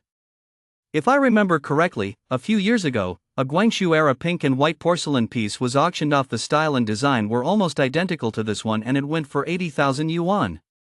A few years have passed, surely it's worth close to 100,000 by now, Lu said. Both Mr. Hu and Zhao were taken aback. They hadn't expected this young student to be so well versed in the market. Zhao, don't underestimate the young man just because he is poor. Teacher Hu chuckled. With the internet so developed and information so transparent these days, young people are professionals in whatever they do. Little Lu, this one is from the Qianlong era, and that one was from the Guangxu era. It's not necessarily true that the older the piece, the more valuable it is, Zhao said with a smile. That's true, Lu replied with a smile. But for pieces of the same style and condition, the older they are, the more valuable they naturally become. There's no question about that, right? Impressive. Mr. Hu laughed. Zhao, if you don't want it, I'll take it. It would look great in my study. Prices for pen holders haven't fluctuated much in the market these past few years because there are just so many of them out there. Here's what we'll do, since this is our first deal, I'll offer you the highest price I can, 50,000. Zhao laughed. Of course, that's nothing compared to auction prices. If you take it to an auction house, you'll have to pay all sorts of fees, and there's no guarantee you'll get a good price. Alright then, I won't even mention 100,000 or 80,000, let us make it 60,000, Lu said with a smile. Fine, I like it when young people are straightforward, Zhao said, extending his hand with a smile. At 60,000, Zhao could make a profit of 20,000 to 30,000 on the resale, so he was naturally willing to accept it. For Lu, it wasn't a bad deal either. After all, he didn't have the right connections, and taking it to an auction house would be a hassle, not to mention he might not get a better price there. Lu reached out and shook Zhao's hand. Lu, if you ever come across anything good in the future, bring it to my Xingu Zhai. I guarantee a fair price, Zhao said with a smile. Do you want cash or a bank transfer? A transfer, Lu replied. Alright, why don't we add each other on WeChat first? Zhao said, opening his phone. After adding each other on WeChat, Lu sent Zhao his bank account number, and Zhao transferred the money to Lu right then and there using his phone. Everything is so convenient these days, Mr. Hu chuckled. It's not like the old days when you had to go to the bank. At a time like this, you couldn't even make a transaction, you'd have to wait until tomorrow. A lot of deals would fall through just from waiting. That's why young people these days are something else, true heroes emerge in youth. Zhao chuckled. After confirming the payment, Lu didn't linger at Xingu Zhai. He said his goodbyes and left. Zhao even personally walked Lu out with a smile, calling out as they reached the door, Lu, ride your bike carefully, and feel free to drop by for tea anytime. Chapter 41, The Straight-Laced Guy. Just as Zhao saw Lu off, he happened to notice Mr. Chen from Rungo Hall across the street closing up shop. He smiled and casually remarked, Mr. Chen, you're wrapping up for the day, huh? Mr. Chen looked at the young man coming out of the door. Wasn't that the same guy who'd just been in his shop? Wait, could it be that he really had the real deal? Zhao, did you just stumble upon a treasure? Mr. Chen asked with a smile. A Qianlong era brush holder. It's in excellent condition. Professor Wu took a look too, and he said it's indeed a fine piece, Zhao replied with a smile. Hey, did that young man go to your Rungu hall too? No, no. Once it's in my hands, there is no way I'd let you snatch it up, Mr. Chen laughed hurriedly. Young people these days are something else. Don't underestimate them. See you tomorrow, Zhao said, turning to leave. Mr. Chen replied, see you tomorrow, with a smile on his face, but inside he was in agony, wishing he could slap himself right then and there. Lu had earned his first fortune. Riding his bicycle at top speed through the city streets, he felt incredibly elated. Although 60,000 yuan was a drop in the bucket compared to his family as nearly 4 million yuan in debt, it was still a great start. As long as he kept moving in this direction, he would eventually pay off those millions. By the time Lu got home, it was already dark. The house was empty. His mom had naturally gone out to set up her stall. As usual, Lu filled a large thermos with water, then headed out to his mama's fried rice stall. To Lu's surprise, Xiao Wei was sitting at the stall. Lu hadn't been in touch with Xiao Wei for a long time. The past 2 weekends, she'd been filming for TV and hadn't gone to the library with them. Seeing Lu approach, Xiao Wei hurriedly called out, "Why are you so late today? You had us waiting forever." Us? Lu glanced around and saw 3 beautiful girls sitting at the makeshift tables set up around the fried rice stall, all looking at their phones. "Xiao Yi, you're finally here," his mom smiled. "Xiao Wei brought her classmates to eat your fried rice. I didn't expect you to be back so late today. Did you just get back from filming?" Lu asked, setting down his water bottle. "Just a bit part," Xiao Wei said with a laugh, turning to the girls at the table. "Hey, the chef I was talking about is here." The 3 girls looked up and smiled. "He really is a high school student? But he is so handsome." "Hello, ladies." Lu smiled sweetly, mimicking Fat Dragon-esque style. "Xiao Wei said your fried rice is delicious, so she brought us here just to try it." "Then take a seat. I'll whip it up for you right away." Lu smiled as he took the apron his mom handed him. Lu turned on the stove, added oil in 2 batches, and cooked 5 servings of fried rice. His movements were smooth and seamless. Wow! Guys who work hard really are handsome. "Hey!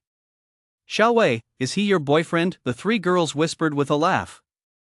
"Don't say that, his mom is right here," Xiao Wei said, flustered.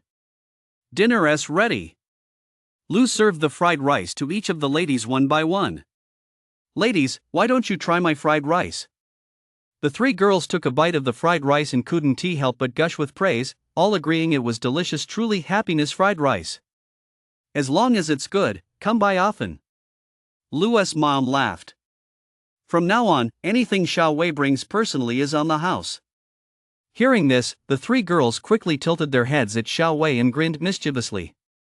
"Xiao Wei, just eat your meal, even fried rice this good can't shut you up." Xiao Wei laughed awkwardly. As they ate, Lu asked them about their experience filming the TV show. It turned out all 4 of them were from the same dorm. They snuck off together to film a TV drama, playing maids in it. Acting in the show didn't excite the girls much. It was meeting a big star and even exchanging a few lines with him that had them chattering non-stop and bursting with excitement. After the meal, Xiao Wei offered to pay, but Lu naturally wouldn't let her. "Xiao Yi, why don't you walk Xiao Wei and the others home?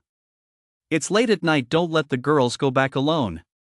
You know you have to look out for them," Lu's mom said to him after everyone had finished eating. "Oh my, auntie is such a classy lady," the girls giggled. "That is right. Lu's family used to be super rich. Haven't you noticed how well auntie takes care of herself?" Xiao Wei whispered. Yeah.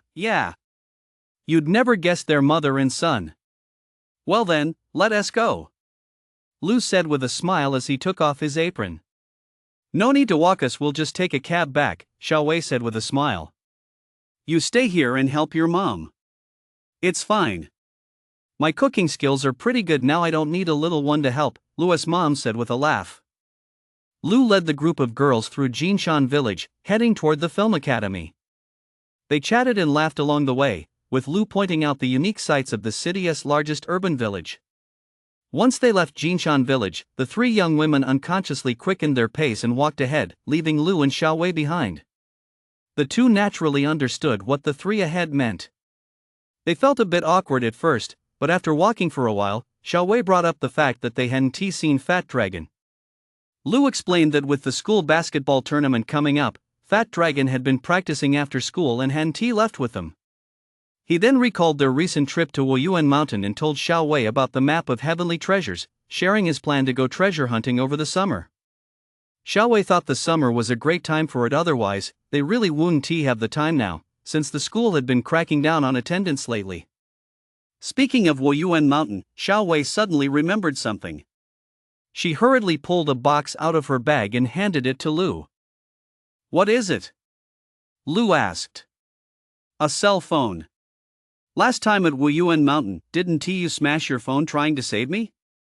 I bought this for you," Xiaowei said with a smile. "This is the first money I earned from filming TV shows." "Are you serious?" Lu laughed. "Wow. An iPhone? That's expensive. How much was it?" "It doesn't matter how much it cost, it's a gift for you," Xiaowei said with a smile. "I can't possibly accept such an expensive gift from you."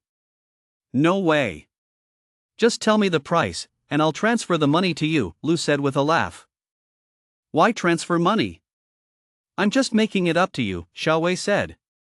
"But it's so expensive, isn't that a bit much?" Lu said. "What's the big deal? At worst, I'll just have to come eat fried rice here a few more times."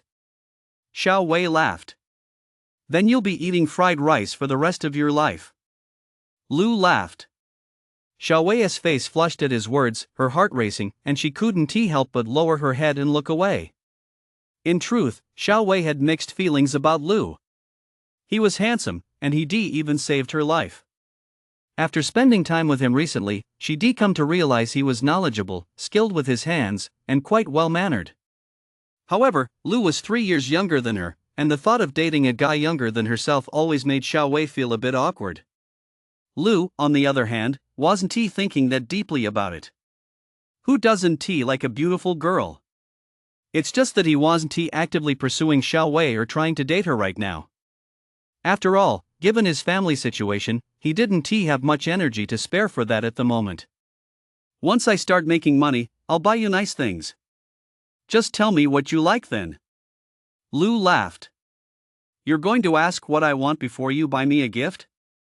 Xiaowei laughed. "You're such a clueless guy." Chapter 42, Which subject will you choose? The 7th Academy basketball quarterfinals were set to begin this Tuesday, but Lu hadn't practiced with the team for a single day, leaving everyone a bit worried. At lunchtime, Chen Feng found Lu again and asked if they should have a team practice after lunch. Lu asked, "How is your shooting coming along? How could our shooting improve significantly in such a short time?" "But it's definitely much better than before," Chen Feng said. "As long as your shooting accuracy matches that of the other classes, I guarantee we'll win." "There's nothing to worry about," Lu said. "Dude, there's a team from the senior class participating too," Chen Feng said. "Senior class? Aren't they about to take the college entrance exams?" Lu asked in surprise. "The sports association team. They're all dedicated athletes," Chen Feng said with exaggerated drama. "So what? Don't worry. As long as it's not a professional team, we'll take them down in no time." With that, Lu dragged everyone off to the cafeteria for lunch. After lunch, Lu wanted to check out the nearby bookstore. He hadn't been there in ages and was curious about the new Chinese study guides that had come in. He wanted to get through them as quickly as possible, since the next monthly exam was just around the corner. Plus, after this exam, the school would be dividing them into arts and sciences tracks. Lu was still completely confused about it. He had no idea which subjects to choose. Speaking of subject selection, Fat Dragon couldn't help but ask, "Dude, what are you picking?" "I don't know yet. Haven't thought about it." "What about you?" Lu replied. "For me, it doesn't matter which one I pick. Here's the deal, Whatever you choose, I'll choose the same, Fat Dragon laughed. Damn it! Are you some kind of ghost that one T? Leave me alone? I'm not going to be in the same class as you. Lou laughed. That's not up to you. Fat Dragon laughed as he and Lou rushed out the school gate, only to bump into Gooman at the entrance. Gooman was holding a few cups of milk tea, as if she were waiting for someone. Hey, class monitor, buying this much milk tea? Is it for me? Fat Dragon said with a smirk. Here, take these. To everyone's surprise, Gooman actually handed the milk teas to Fat Dragon and Lou. Wait, I was just kidding, Fat Dragon laughed. I really did buy them for you guys. Gooman laughed. Were you waiting for us? Fat Dragon asked with a grin. Yep. I never got to thank you guys yesterday, Gooman said with a smile. Especially you, Lou. I'm sorry I got you into a fight. Lou didn't hesitate to accept the milk tea, smiling as he said, we're all classmates. You should really thank Fat Dragon, he has always looked out for you. Gooman blushed at his words and quickly changed the subject.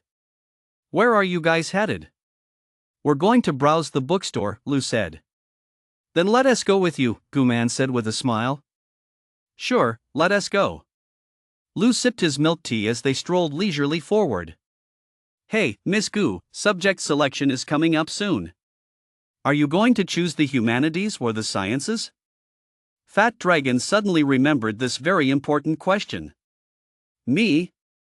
Gooman started to say, then paused. What about you guys?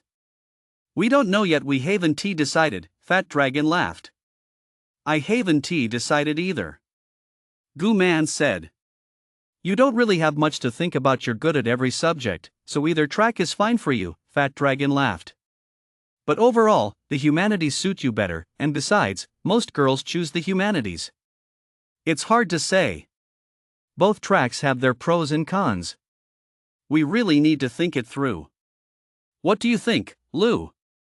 Gooman laughed. Right, we should really think it through, Lou said casually.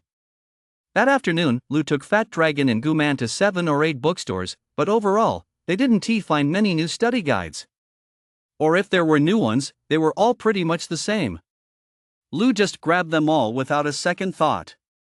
In the afternoon's basketball quarterfinals, they faced a team from the freshman class. Lou led Class 3 to an effortless victory, setting a record-breaking score in 7th Academy's history. 102-45. By the end of the game, Lang couldn't bear to watch any longer. He quietly told Lou to sit out, treating the final quarter as garbage time. This victory sent shockwaves throughout the school. The rumor that Lou could dunk, which no one had believed before, was now witnessed firsthand, instantly turning him into a basketball star at 7th Academy. The team members were finally completely convinced by Lou and obeyed his instructions without question. Lou told everyone to keep practicing their shooting and to improve their accuracy at all costs. Even in professional basketball, shooting accuracy is the absolute foundation. Since the team members were all practicing shooting at lunchtime and Fat Dragon wasn't bothering him, Lou hopped on his bike and headed to the antique market.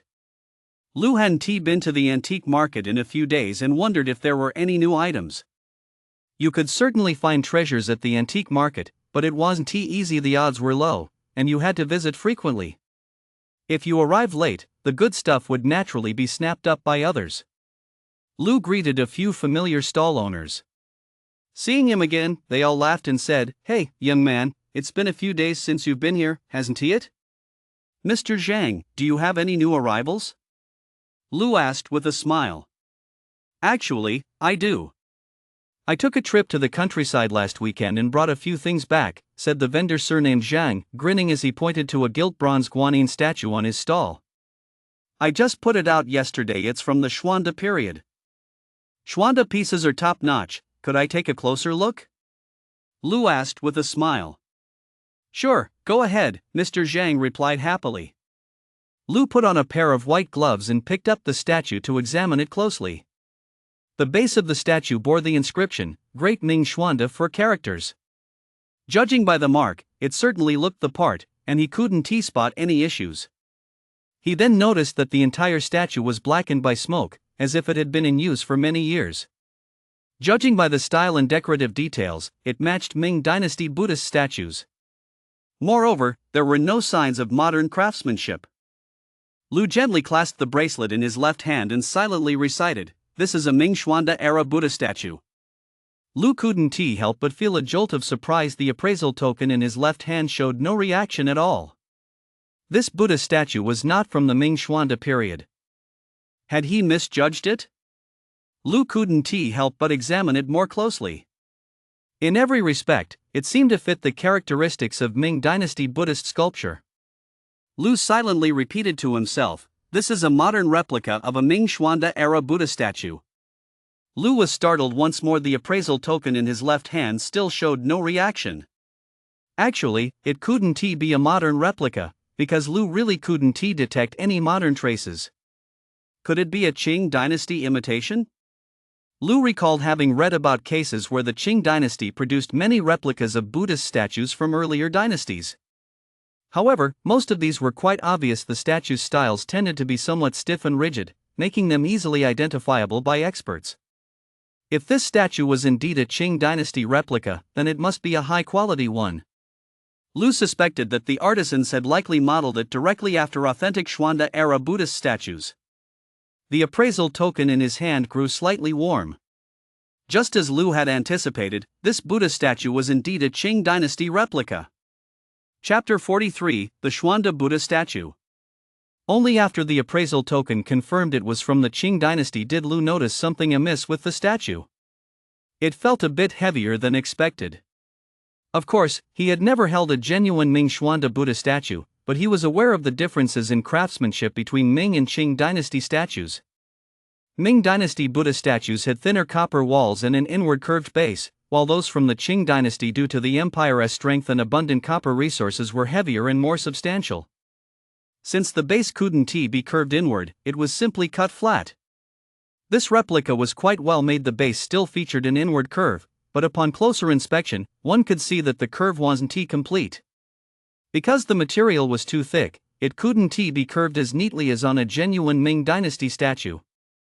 Of course, anyone who hasn't actually seen or studied authentic Ming dynasty Buddhist statues would never notice these details. Lu gently placed the statue back and smiled, "Mr. Zhang, how much are you asking for this one?" "It's a Ming Xuanda era statue. The condition is decent, not exceptional, but not bad either." 50,000. That's not too high, is it?" Mr. Zhang said with a grin. "That's a bit low. It should be at least 1 million.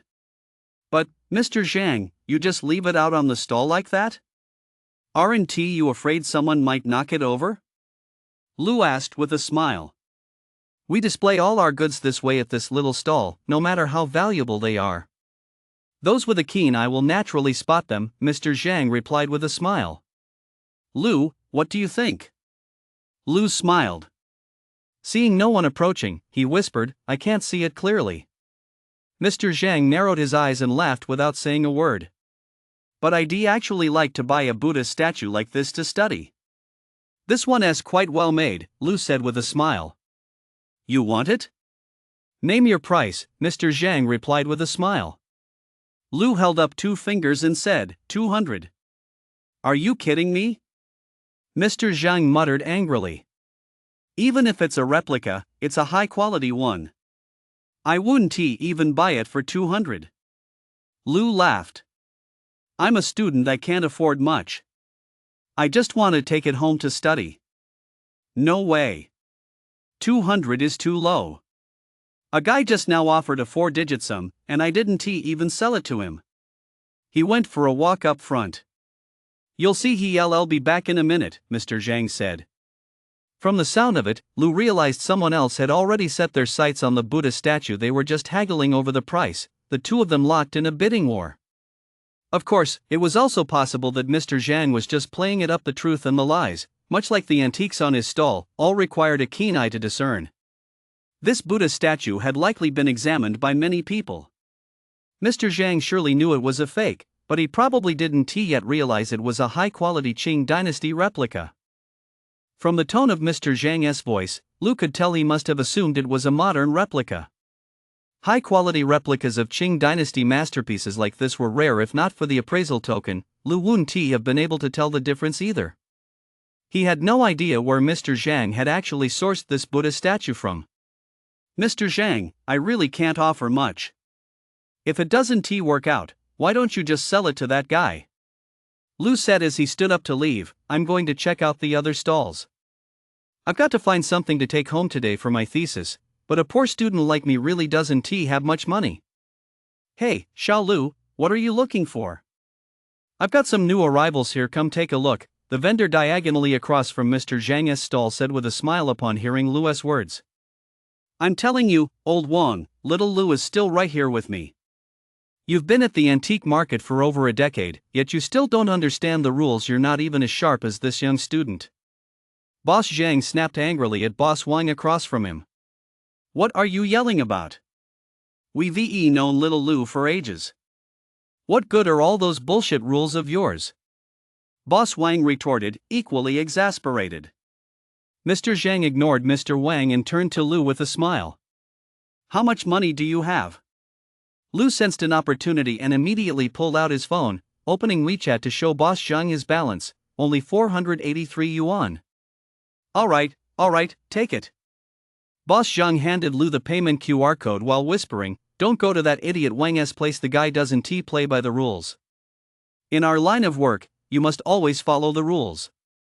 Never do business with anyone who doesn't." Lu said nothing, but quickly paid up, then took a few sheets of newspaper from Boss Zhang and prepared to wrap the Buddha statue carefully. Just as Lu was wrapping the statue, a middle-aged man in his 40s or 50s walked over with his hands behind his back. "Boss, how about that Buddha statue? Can you give me that price?" the man asked with a smile. "Sorry, it's sold," Boss Zhang replied with a smile. "Sold? Who? It went so fast. He is packing it up right now." Boss Zhang grinned, nodding toward Lu, who was crouched in front of the stall wrapping the statue. "If you see something you like, you've got to act fast. Don't haggle over a few bucks." "Look, someone else snatched it up." "How much did you sell it for?" the man asked straight away. In the antique business, it's actually considered impolite to ask the selling price after the item has been sold, and most stall owners won't tell you. Even if they did, you wouldn't know if it was true. But Mr. Zhang told him anyway. He wanted to deliberately rile this guy up. Because this guy had already come by once yesterday, haggling the price up from 100 all the way to 500 today. He was being incredibly penny pinching.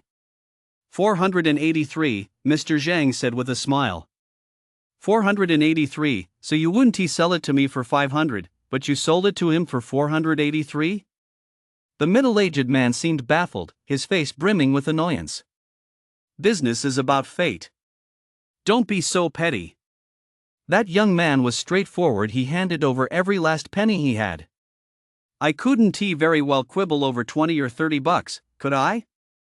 Mr. Zhang's words were infuriating. It was like a slap in the face. The middle-aged man looked at Lu, who was crouched on the ground wrapping the Buddha statue, and couldn't help but shake his head repeatedly, looking deeply regretful. But the item had already been sold. There was nothing he could do, so he turned and walked away. Lu stuffed the wrapped Buddha statue into his backpack, then pushed his bicycle around the antique market one more time. Not finding anything else worth picking up, he decided to head back to school. Just as Lu was about to hop on his bike and leave the antique market to enter the flower and bird market, someone called out to him. Lu looked up and recognized the man. Wasn't this the same middle-aged man who had looked so regretful at Mr. Zhang's stall just moments ago? "What's the matter?" Lu asked, dismounting his bike. "Young man, could you sell me that Buddha statue?" the middle-aged man asked with a smile. Lu took a good look at the man. He appeared to be around 50, with thinning hair on top, though it was slicked back and shiny. He was twirling a pair of walnut shells in his hands and was smiling warmly at Lu. "How much are you offering?" Lu asked straight to the point. After all, he was selling it anyway. It didn't matter who bought it, as long as the price was right. "You bought it for 483. I'll give you 600. "How about that?" the middle-aged man said with a smile. Lu smiled back and said, "You think I'm stupid? What kind of talk is that? You've made 120 yuan in just a few steps. Isn't that great, the middle-aged man said. When do you think this Buddha statue is from? Lu asked. Isn't it obvious? It's definitely a modern craft item, the middle-aged man said. A modern craft item? It's not even worth 600 yuan looking like this. Why don't you just go buy a new one? Lu laughed. I actually like the aged look. It's just the right amount of wear, perfect for placing on the Buddha altar at home, the middle-aged man said with a smile. Sorry, I'm not selling it. Saying this, Lu hopped onto his bicycle. Come on, just tell me how much do you want? The middle-aged man asked immediately, seeing Lu about to leave. Lu held up 2 fingers again. 2,000, the middle-aged man exclaimed in shock. You're asking for an arm and a leg. No, 20,000, Lu laughed. Are you out of your mind? This thing is worth 20,000, the middle-aged man suddenly snapped. Goodbye. Lu ignored the man, gave a casual wave, and pedaled away on his bike. The middle-aged man watched Lu speed off on his bike, feeling frustrated. He muttered to himself, could this kid have figured it out too? That shouldn't be possible. How could such a youngster possibly know? Chapter 44, Testing His Eye. There was no basketball game today, so as soon as school let out, Lu hopped on his bike and headed for the antique market. Before leaving, Lu sent a WeChat message to Zhao at Jinguzhai, asking what time they closed and if he could wait for him. When Zhao saw Lu's message, he naturally replied that it was no problem. When Lu arrived at Jinguzhai, however, he spotted Mr. Chen from Rungutang standing at the entrance. Seeing the young man he missed last time, Mr. Chen hurriedly smiled and asked, Hey, young man, you're back. What goodies did you bring this time? Why don't you bring them over and let me take a look? Lu parked his bike and smiled, no need. I have an appointment with Zhao. With that, Lu walked straight into Jinguzhai without looking back.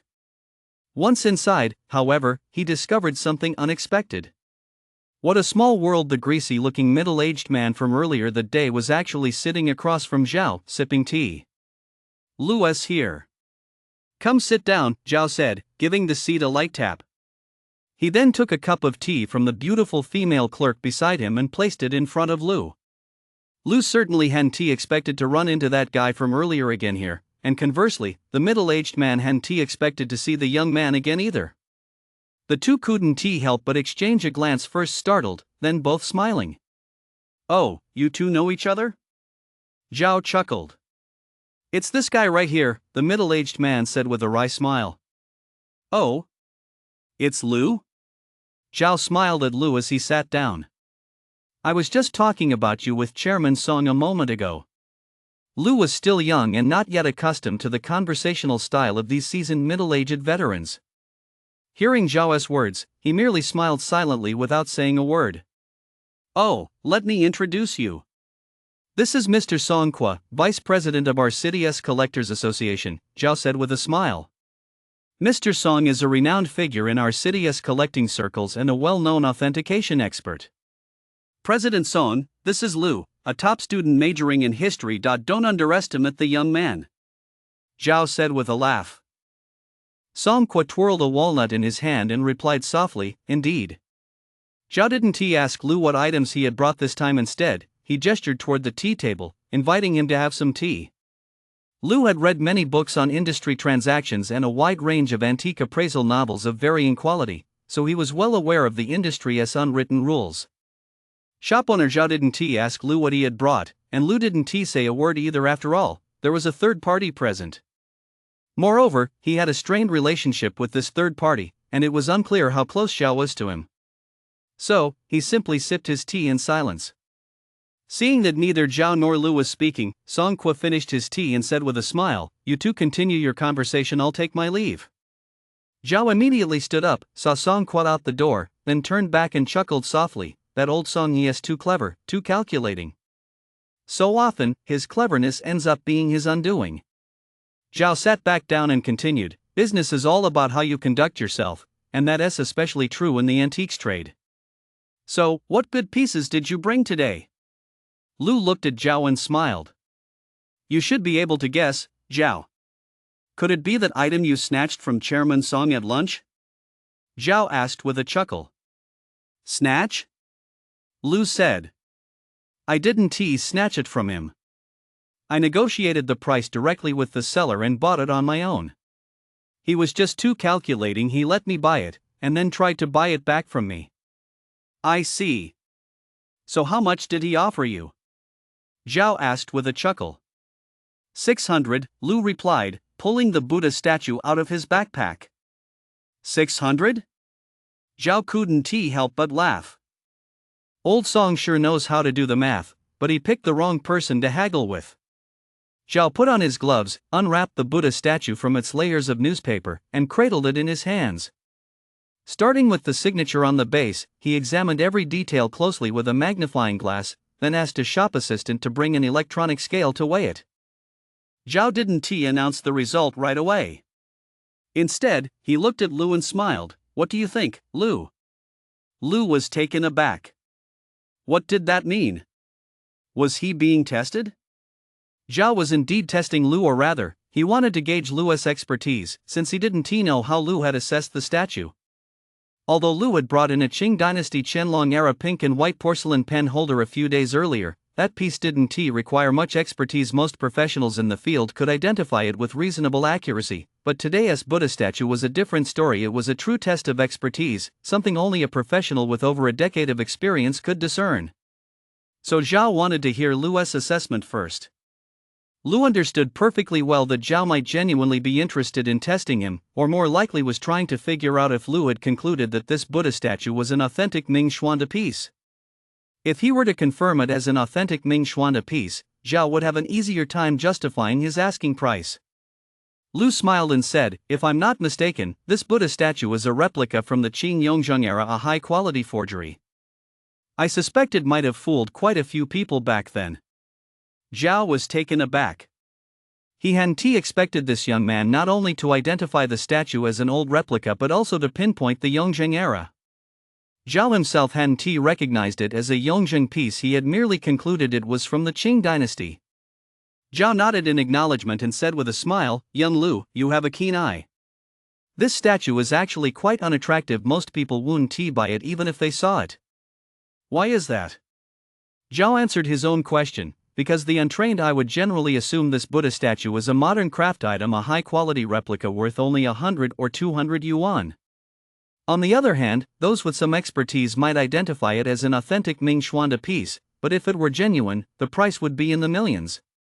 So, potential buyers wouldn't offer a high price. They just want to spend a few hundred yuan to take it home and test it. So that's what Chairman Song was thinking too, Lu said with a smile. Old Song actually has a pretty good eye. He basically identified it as an old Qing dynasty imitation, but since he couldn't be 100% certain on the spot, he was only willing to spend a few hundred. As it turned out, you beat him to it, Zhao said with a laugh. Zhao took another look at the Buddha statue, then set it down and asked, so, what do you say? Are you going to make an offer? Lu nodded. How much are you planning to offer? Zhao asked with a smile. As a student, I don't really know the market well. Zhao, you decide the price, Lu said with a smile. Although this Buddha statue is an old Qing dynasty replica, it's a rare, high-quality one. I'm sure you won't take advantage of me, Zhao. Zhao couldn't help but burst out laughing. Pointing at Lu, he said, you're a crafty little rascal.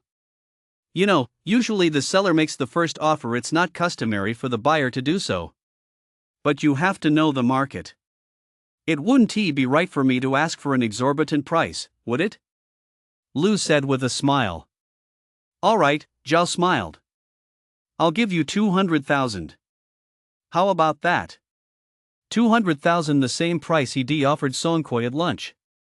I wonder if Songkoi had told him, or if it was just a coincidence. All right, I'll go with Zhao's offer, Lu said with a laugh. In truth, this Buddha statue wasn't easy to appraise, as there really weren't any comparable items on the market. Generally, prices for Qing dynasty Buddha statues vary widely from a few thousand to a few million. The ordinary ones usually go for around a few thousand. But this one was different. It was almost indistinguishable from the real thing. If he could sell it as a Ming-Xuanda era piece, it would fetch at least $1 million. Of course, even if it couldn't pass as genuine, 20,000 would still be a fair price. Chapter 45, Reading Books Sharpens the Eye. After completing the mobile transfer, Zhao couldn't help but chuckle. I won't lie to you, Lu. When you brought that pink and white porcelain pen holder last time, I thought you'd just gotten lucky and stumbled upon a bargain. But seeing you bring this Buddha statue today has really shown me the depth of your expertise. Zhao, you flatter me, Lu said with a smile as he took a sip of tea. The beautiful sales clerk refilled Lu's cup. The antique business is much like medicine, it requires years of experience. How did you acquire such profound expertise at such a young age? Zhao asked, clearly intrigued. To be honest, it's all from reading books, it's just a hobby of mine, Lu chuckled. Reading? Can reading really give you an eagle eye? I read books too, Zhao said, pointing to the shelves around them. I have plenty of books here, and I flip through them from time to time. So why haven't I developed a keen eye long ago? Lu glanced around the room. The Xingu Zhai was filled with antique-style shelves. Aside from various porcelain pieces, the shelves were lined with books. There were at least several hundred volumes in the room. That's not nearly enough. You'd need to read over 10,000 books, Lu said with a smile. Over 10,000? Zhao was dumbfounded. Even if I read 2 a day, that would take over a decade. The more you read, the faster you go. A lot of the content in books is repetitive. Lu chuckled, books are filled with the lessons and insights of those who came before us. Reading allows you to transform others' expertise into your own. The more you read, the sharper your discernment becomes. Have you read over 10,000 books? Zhao asked. Give or take. I've been reading since I was a child, Lu replied with a smile. Zhao whistled in admiration. No wonder you have such keen insight. After confirming the payment had gone through and sipping a cup of tea, Lu stood up to take his leave.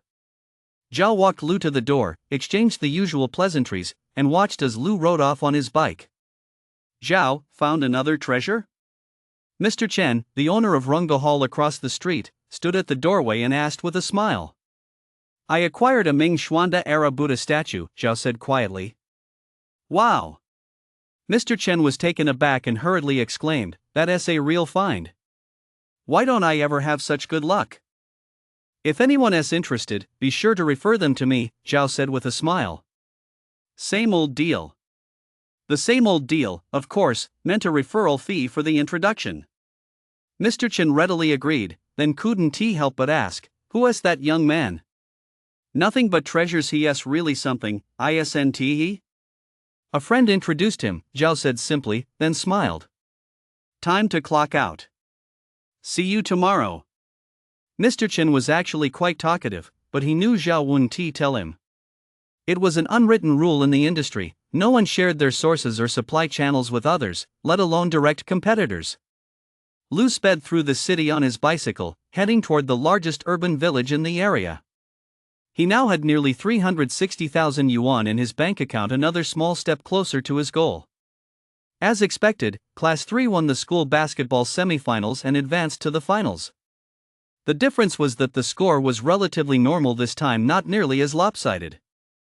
That's because Lu only played the final quarter, all he had to do was ensure Class 3 won the game. The decision to limit Lu to just 1 quarter actually came from Lang. Last time, they crushed a first-year high school team by a score of over 100 to just over 40, which had really upset the other team's homeroom teacher. So this time, Lang issued an order, they couldn't win by more than 10 points. Lu didn't really want to steal the spotlight anyway, he would have been more than happy to sit it out. However, this left the students packed tightly around the court, unable to move, deeply disappointed. They had all come to watch Lu dunk, but they never expected him to play only 1 quarter and not even make a single dunk.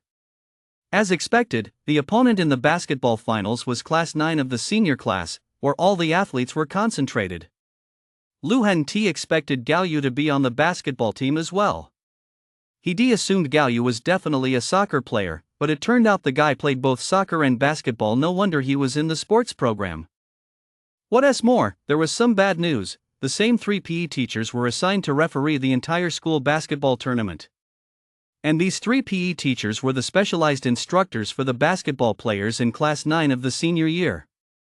Actually, this wasn't anything new after all. Hadn't the basketball tournaments always been like this? Besides, the sports class had swept every championship at 7th Academy year after year, never letting the title slip to anyone else. So, by all accounts, this year's championship was also destined for Class 9 of Senior 3. Shen Feng and the others couldn't help but worry about the referee's impartiality, but Lang thought their concerns were unnecessary.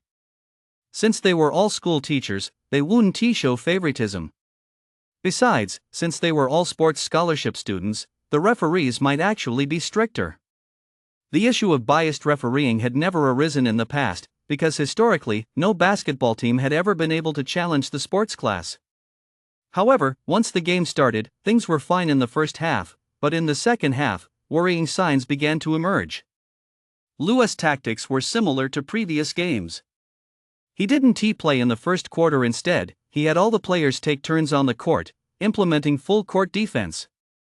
The goal was to limit the opponent's scoring while exhausting their stamina as much as possible. From the very start, Class 3's players rotated every 2 minutes, coming and going like a revolving door. The players darted all over the court, sprinting back and forth between the front and back courts, playing the first quarter as if it were the final one. At first, the Class 9 seniors struggled to adjust. As soon as they inbound the ball in the front court, Class 3 players would immediately swarm them, throwing their rhythm completely off. Despite this, Class 9 managed to withstand Class 3's relentless pressure thanks to their superior physical conditioning. Leveraging their shooting accuracy, they closed out the first quarter with a 19-11 lead. Lu didn't enter the game until the second quarter. Class 9 hadn't expected him to come in, then it felt like they were taking them for granted. After running the court nonstop in the first quarter, Xianfeng and his teammates were completely drained, and Fat Dragon couldn't even take the court in the second. Fortunately, this was all part of Lu's game plan from the start of the second quarter. Xianfeng and the others simply had to follow Lu's slow, methodical pace. The Class 9 senior high basketball team certainly knew how formidable Lu was. They all heard the legends about his dunks recently. Although they come specifically to watch him in the last game, Lu had only played the final quarter. He was indeed impressive, but that was about it. He hadn't actually dunked or anything. Class 9 assigned their strongest player to guard Lu, thinking they were giving him plenty of respect by doing so, but as soon as Lu crossed half court, he dribbled forward and back, then executed a dazzling spin move that left the big defender on his heels. He then stepped back behind the three-point line, jumped, and sank a clean shot through the net. Holy shit! You big dummy, you got faked out in one move? That's so embarrassing. The defender who'd been fooled was mocked and berated by his own teammates on the court. That guy's just too fast, the big man explained helplessly. Chapter 46, 1 against 5. The opposing team inbound the ball, and it crossed half court. Before the game, Lu had instructed his players to constantly harass opponents inside the three-point line, preventing them from taking easy shots. They didn't need to defend too aggressively beyond the three-point line, saving their energy. This zone defense prompted Class 9 of Senior 3 to take shot after shot from beyond the arc, but this was campus basketball after all. Even if you're given free rein to shoot, accuracy is limited. Lu led Xianfeng and the others in tightly guarding the paint, ensuring they secured every rebound in their own half. Conversely, when Lu sank his third three-pointer with his precise shooting skills, the opposing team panicked and immediately sent 2 players to double-team him. But 2 defenders were no match for Lu. His dazzling dribbling moves left everyone dazzled in the blink of an eye. He shook off the 2 defenders rushing at him, followed by either a three-pointer or a thunderous dunk. Everyone on the sidelines cheered wildly as they watched Lu perform another dunk. By the end of the first half, Lu had led Class 3's players to tie the score at 41-41. As the third quarter began, the lead widened further, with Lu at one point extending the gap to 15 points.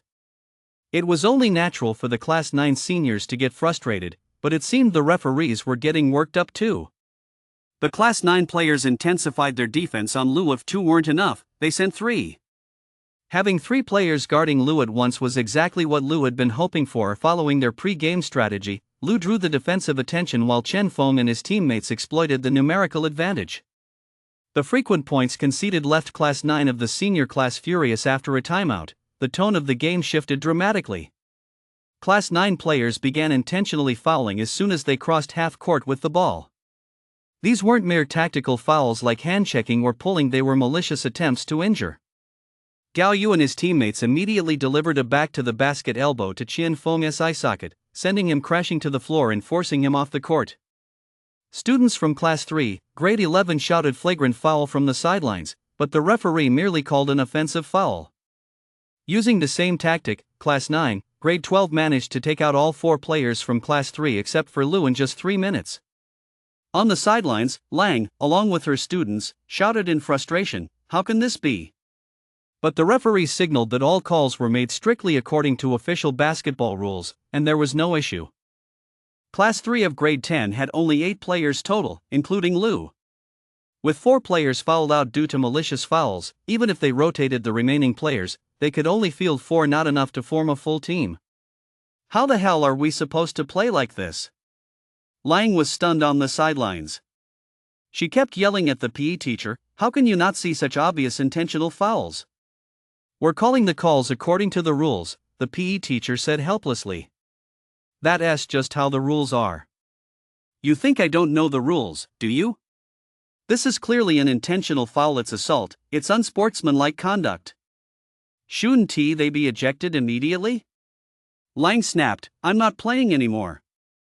Lang had a short temper to begin with. How could she possibly play in a game this blatantly unfair?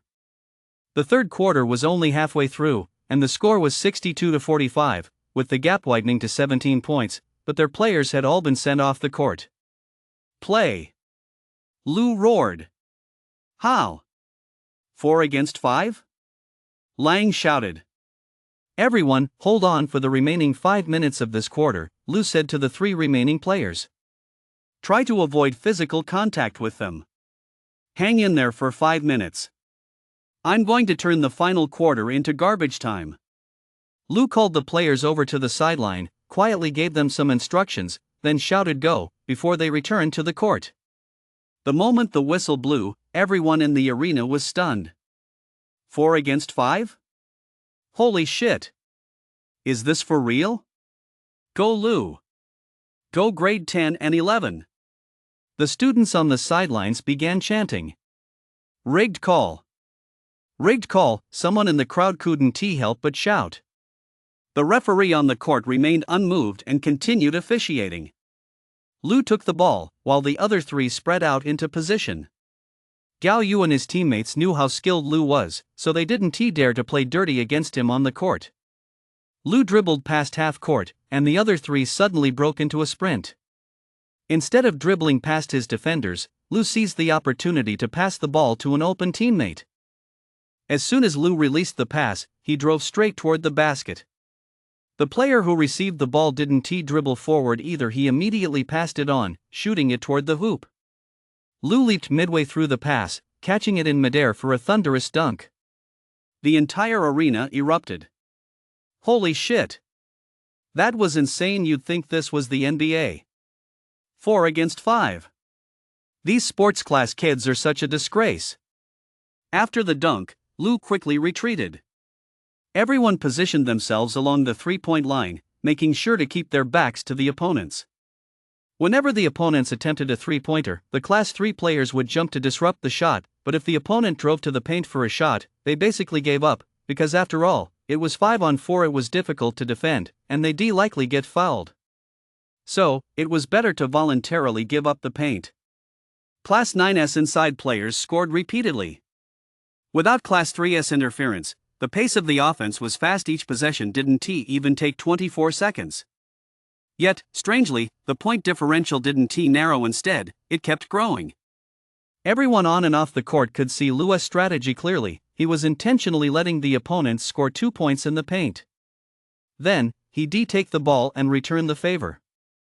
As soon as Lu got the ball, the crowd erupted in a deafening roar, shouting, "Lu, dunk it!" But Lu didn't start with a dunk. Once the ball crossed half court, the other 3 players quickly moved to screen the opposing players, preventing them from guarding Lu. Then they let Lu jump right up from the perimeter and shoot a three-pointer. Lu's shots were like cannonballs, each one hitting the rim dead on. Every time Class 9 of the senior class scored 2 points in the paint, Class 3 of the sophomore class scored 3 from the perimeter, and the point differential rapidly widened amid the fast-paced back and forth. In the final minutes of the third quarter, Lu sank 10 consecutive three-pointers, leaving the entire Class 9 team speechless. Even the referees on the court were stunned. At the end of the third quarter, the score was 92-65, a 27-point lead. During the break, Lu couldn't help but ask Lang if they were still going to keep the margin within 10 points. Lang snapped, "What do you mean, 10 points? Score as many as we can. A team like this deserves to be crushed." "That's badass," the students on the sidelines couldn't help but cheer. Right at the start of the fourth quarter, to everyone's surprise, Class 9 of the senior class showed no remorse and resorted once again to the underhanded tactics they used in the first half. In less than 5 minutes, all 3 players on the court except for Lu were fouled out one after another. Yet the lead widened to 32 points, with Class 3 maintaining their dominance. "Go!" Lu roared. "5 pieces of trash, I'll take them down one by one." With Lu going 1-on-5, the crowd erupted. When the opposing team had the ball, even a powerhouse like Lu couldn't stop their 5-man passing and cutting plays, so he could only try to disrupt them and buy some time. But when Lu had the ball, the Class 9 players dared not shoot at him head-on, afraid of fouling and sending him to the free throw line. They knew how accurate his shot was. Even a 5-man double team couldn't stop Lu. Either he'd shake them off and slam it home at the rim, or he'd drive past half court, jump, and sink a deep three-pointer right through the net. Unbelievably, Lu played even more fiercely as a lone player than he had when he was up against 5 opponents. In an instant, the entire Class 9 seniors were left dumbfounded. They looked at the clock. Less than 2 minutes remained, yet the score gap was still 25 points. Class 9 of Senior 3 gave up completely. If 5 of them couldn't handle one guy, what was the point of even playing? In the end, Lu single-handedly led Class 3 of Junior 2 to 7th Academy's first ever basketball championship for non-athletic classes. Chapter 47, Old Furniture. Truly, reading 10,000 volumes makes writing flow like a god. Of all his classes, Lu dreaded Chinese the most, so it was the subject he worried about the most during monthly exams. But things were different now. Lu looked at the Chinese monthly exam paper before him and wrote with lightning speed, finishing the entire test in just 1 hour. Recently, Lu had read tens of thousands of books, not only history and antiques, but also numerous Chinese language study guides. These books not only taught Lu how to tackle Chinese exams but also greatly broadened his knowledge. Especially the history books, they now allowed his ideas to flow freely when writing essays. In the past, he'd struggle for ages just to scrape together 600 words for an 800-word essay. Now, though, a single glance at the essay prompt brings similar essays he has read to mind. With a little editing, they become his own. Lu used to not only write terrible essays but also have handwriting that looked like dog shit, but now things are different. He'd previously read books on antiques and studied many famous calligraphic works, which included detailed analyses and lessons on calligraphy. Lu took it all in, and it naturally became his own skill. Lu couldn't believe it, his handwriting on the exam paper now looked like that of a calligrapher. His regular script, in particular, was practically on par with the printed text on the exam paper. Lu skimmed through the paper and estimated he'd score at least 130 or 140 points, so he handed it in early. The proctor had never seen anyone finish a Chinese exam in just an hour. He assumed it was a slacker student turning in a blank paper. But the moment he glanced at the exam, he was stunned. He didn't know if the answers were correct, but every single question on the paper had been answered. Even the essay was complete. Moreover, the handwriting looked as though it belonged in a calligraphy competition. The proctor picked up the paper and examined it closely for a moment. Upon confirming that the characters weren't printed, he was so astonished he couldn't close his mouth. Just as he was about to look for Lu, the student had already vanished. Lu rushed out of school. This was the first exam of the May midterms, and the only one he was a little worried about. Now that it was over, he felt pretty good about it. The other classes were no problem at all for him. While everyone else was still frantically taking their exams, Lou strolled leisurely over to the antique street. Lou planned to take his time walking from one end to the other, hoping to get lucky and find something worth buying on this antique street. He browsed the porcelain shop again, but clearly, his earlier luck wouldn't strike again. After all, porcelain collected as scrap couldn't possibly yield a Qing dynasty pink and blue piece at the drop of a hat. After finishing at the porcelain shop, he popped into a used bookstore. There were simply too many books there. Lou just gave them a cursory glance. Finding a real treasure here was practically impossible. Not far from the used bookstore, he spotted a second-hand furniture shop unloading its stock. The tricycle was piled high with old furniture collected from who knows where. Lou wasn't particularly interested in furniture. Although it falls under the category of antiques, it's too bulky and not as easy to resell as porcelain, paintings, or calligraphy, so he didn't bother looking. The antique street was already narrow and long, and with a tricycle blocking the middle, it wasn't very convenient to get in or out. The tricycle was piled high with furniture, held precariously in place by ropes. The owner was untying the ropes to unload the goods. As Lou passed the tricycle, fearing the furniture might topple and hit him, he instinctively quickened his pace. But the more he tried to hurry past, the more he seemed to time his movement with the exact moment the owner let go of the ropes. The moment the rope gave way, the towering pile of furniture lost its restraint and crashed down, landing squarely on Lou. Lou's reflexes were lightning fast. He pushed the falling old furniture aside with a swift motion. With a loud thud, an old-fashioned dressing table crashed to the ground. "Damn it!" A head poked out from the front of the tricycle. The man looked at the shattered mirror on the ground, then turned to Lou and said, "Hey, kid, just walk properly. Why did you push it?" "Huh?" Lou was taken aback and quickly replied, "No, sir, it's your furniture that was falling and about to hit me, so I gave it a shove. Otherwise, I would have been crushed. That piece of furniture was sitting right there. You must have bumped into the tricycle." The unloading man walked over. "And you, young man, you clearly saw me unloading. The street is so narrow, couldn't you have waited a moment before passing? Even if you were in a hurry, you could have said something." "Holy shit!" Lou cursed inwardly, but the man's words left him speechless. "Young man, this antique furniture is worth a lot. Look, it's all smashed to pieces. How are you going to pay for this?" The man said, kicking the shards of glass on the ground with his foot. This antique dressing table had a large mirror on the front, with many small drawers on either side of it. The drawers were on top of the table, and there were cabinets on both sides underneath the tabletop. It was a dressing table from before the liberation.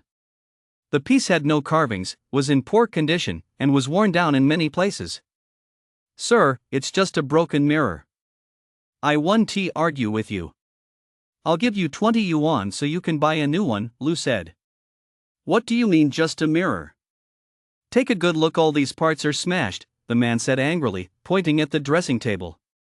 Lou walked over, crouched down to take a look, and discovered that the spot the man was pointing at had actually been broken off long ago. It had just chipped a bit when it fell. Just as Lou stood up to argue, his gaze suddenly caught a crack in the side of the dresser. Through the crack, Lou saw a dark-colored box. "Something's off this box isn't ordinary." Lou swallowed the words he'd been about to say, then glanced at the man, who was still crouched in front of the dresser, searching for more damaged spots so he could negotiate a higher price with Lou later. Lou said nothing. He crouched down and mimicked the man's movements, searching for the damaged spots. Lou quietly opened the dresser drawer a little and took a close look at the dark wooden box. "Wang Wally." Lou was stunned. "Sir, what do you suggest we do?" Lou stood up. "Young man, I'm not trying to rip you off, but this old-style furniture is very expensive. It's already been damaged in several places. Just pay me 1,000 yuan and we'll call it even," the man said. "No way, man. 1,000 yuan for this junk? You could buy a brand new one for 1,000 yuan, Lou said. "This is vintage," the man said. "Don't try to take advantage of me just because I don't know much about this stuff. It's not some antique, it's just a piece of junk from the last few decades." You're just buying it as scrap and reselling it as second-hand furniture, aren't you? Lou said. Seeing that Lou had called him out, the man laughed. All right. You look like a student from 7th Academy, so I'll let you off with 500 yuan. Sir, I'm a student, I don't have that kind of money. 200 yuan, that's all I've got. If you want more, I'll have to call my mom. But if she comes, she might not pay you. Lou said. The man knew full well that the furniture had nearly hit the student just now. If the student's parents showed up, not only might they refuse to pay, but they might even end up demanding money from him. Fine, just give me 200, the man said impatiently. I'll give you 200, and I'll take the furniture with me, Lou said. The 200 is for repairs, the furniture has to stay here, the man said. That won't work. 200 is my weekly allowance. If I lose the money, I at least need to bring something home to show for it. Otherwise, my mom won't let me off the hook, she'll definitely come looking for you here, Lou said. Chapter 48, for personal use in Rome Village. In reality, not only did the old man not spend a dime on this rickety dresser, but he actually made money off it. That's what dealing in junk furniture is all about. So, don't underestimate these unassuming junk collectors, many of them have struck it rich. The old man was the owner of this second-hand furniture shop. He knew full well that old furniture in such poor condition was hard to sell, and this dresser had no special features. Even if restored, it wouldn't fetch more than a few hundred yuan. Fine, take it away. The old man couldn't be bothered to argue with Lou. Lou paid 200 yuan, then asked for a few lengths of rope to tie the dresser up tight, making sure to secure the cabinet doors on both sides. After securing the dresser, he dragged it to the street, then went up the road and paid 50 yuan to hire a tricycle to haul it to a construction waste dump, where he unloaded it.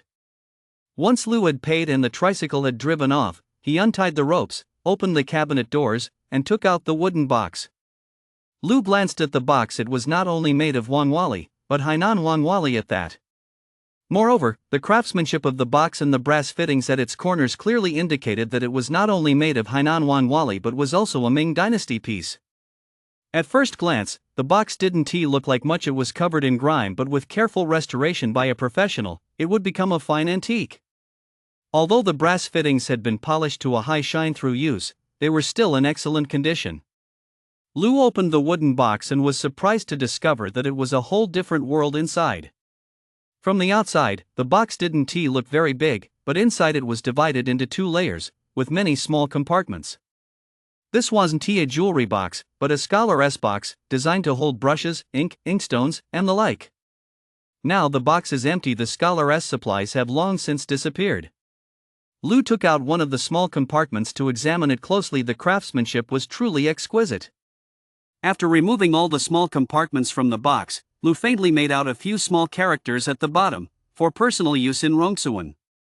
The characters were very small and faded. They were practically impossible to make out without a close look. But standing right under the sun, he could see them clearly. Rongsuan? A name instantly popped into Lou's mind, Li Guangdi. Holy crap! Could this actually be a writing box once used by Li Guangdi? Lou was utterly astonished. This was nothing short of a priceless treasure. Li Guangdi was a renowned figure, a distinguished statesman of the Kangxi era in the Qing dynasty. He had participated in the suppression of the 3 feudatories' rebellion and the unification of Taiwan. Li Guangdi's courtesy name was Jin Qing, his pseudonym was Hoan, and his alternative pseudonym was Rongsuan. Rongsuan, that's him. This unassuming wooden box was actually made of Ming dynasty Hainan Wanwali, and it had once belonged to the renowned Qing statesman Li Guangdi. This was going to be worth a fortune. The appraisal token grew slightly warm.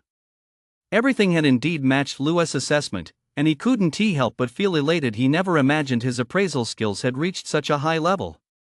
Though Lou was overjoyed, he felt it wasn't the right time to sell the box yet, as its condition appeared somewhat lacking. It would be ideal if he could have a professional restore it slightly. If he sold it, then the price might even double. Antique restoration is a highly specialized and niche craft, not something just anyone can do. Lou wanted to have his Wangwali writing box restored a bit, as it was covered in grime and the copper fittings showed particularly noticeable wear. In truth, it wasn't a major restoration, he just wanted to improve its appearance to fetch a better price. But antiques shouldn't be restored lightly after all, this trade sells age and historical memory. If those elements are erased, the item loses its value. Lu sent Zhao a WeChat message, asking if there were any antique restoration and cleaning services in Binhai and what the typical rates were. Zhao replied that there were several veteran experts from the museum took on private work, but the starting price was in the high thousands, or even hundreds of thousands, depending on the item. Lu couldn't help but gasp when he heard Zhao's voice message, exclaiming, "How can this stuff be so expensive?" Zhao explained that antique restoration carries significant risks. If a piece is ruined, the restorer could face massive financial losses, so they don't take on just any job. Lu thought that made sense. However, the price tag of several thousand yuan still put Lu off the idea. He figured if others were going to make money off this, he might as well do it himself. As long as it was a craft and documented in books, there was nothing he couldn't learn. Besides, if he mastered antique restoration, he might even be able to make a living from it in the future. In reality, cultural relic restoration is a highly specialized field, with many universities offering dedicated programs in it. There wasn't much information about antique restoration online, and the Film Academy library didn't have any books on the subject either. However, Lu had heard that Binhai University offered a major in cultural relic restoration and conservation, so he figured their library must have plenty of relevant materials. But Lu couldn't get into Binhai University's library because he didn't have a library card. However, Lu noticed many students setting up stalls downstairs in the Binhai University dormitory. Lu went over to take a look and found that they were students nearing graduation, selling off their belongings. The stalls had all sorts of things: desk lamps, basins, shoes, clothes, mats, quilts, and of course, all kinds of books. Most were selling textbooks from their past courses, with general education books making up the majority. Specialized textbooks were scarce, as many students had already taken those with them. Lu finally spotted a few books from the history and archaeology department at the stalls, but specialized titles were rare. So he struck up a conversation with one of the students, explaining that he wanted to buy a few specialized books on cultural relic restoration and was willing to pay the original price. "List price?" the student asked, surprised. "Why not just buy new ones when school starts?" "No, I want to get a head start on my prep. I need them right away." "Do you have any?" Lu asked. "Sure, of course. You've come to the right person. I'm actually in the conservation program," the student replied. He handed the stall over to a classmate nearby to watch and led Lu up to the dorm. Lu hadn't expected the men's dormitory to be even messier than a pigsty. Books and trash were scattered all over the floor. "Holy shit, it's like we're fleeing a disaster." Lu couldn't help but exclaim. "It's exactly like a mass exodus. In a few weeks, everyone will be scattering in different directions. Right now, some are selling their stuff, and others are just throwing it away." The student pointed to a pile of books on the floor. "Help yourself. Also, there are plenty of notes on that table. If you buy the books, I'll throw in the matching notes for free." "You don't want the notes either?" Lu asked, surprised.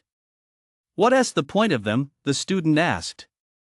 "Aren't they useful for your future career?" Lu asked. "Use them for what?" "Most of the time, what you study in college has nothing to do with the job you end up getting. Besides, we're in the Cultural Heritage Restoration Program. Hardly any of us will ever actually get the chance to restore artifacts." Lu couldn't help but feel a pang of sadness. The antique business seemed to be booming on the surface, but behind the scenes, it was nothing but unregulated chaos. Instead of reaching for the books, Lu first flipped through the notes on the desk. To his surprise, the notes were incredibly detailed. Lu had originally planned to just skim through them, jot down the key points, and then buy a couple of books just for show. But then he thought, since they were all students, there was no need to play dirty.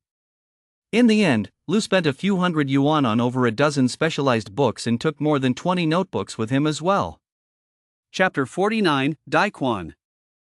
Don't let the sight of Lu lugging home 2 or 3 bags full of books fool you. He actually finished reading them all in a single night and had already transformed all the knowledge from the books and notes into his own skills. Lu grabbed a few makeup tools, like powder brushes, from his mama's vanity, picked up some second-hand carpentry tools from the flea market, and then took out the wine-wally inlaid box he'd stumbled upon by chance. Now that Lu had systematically mastered the knowledge of cultural relic restoration, he took out the writing box and realized there was absolutely no need for a major overhaul.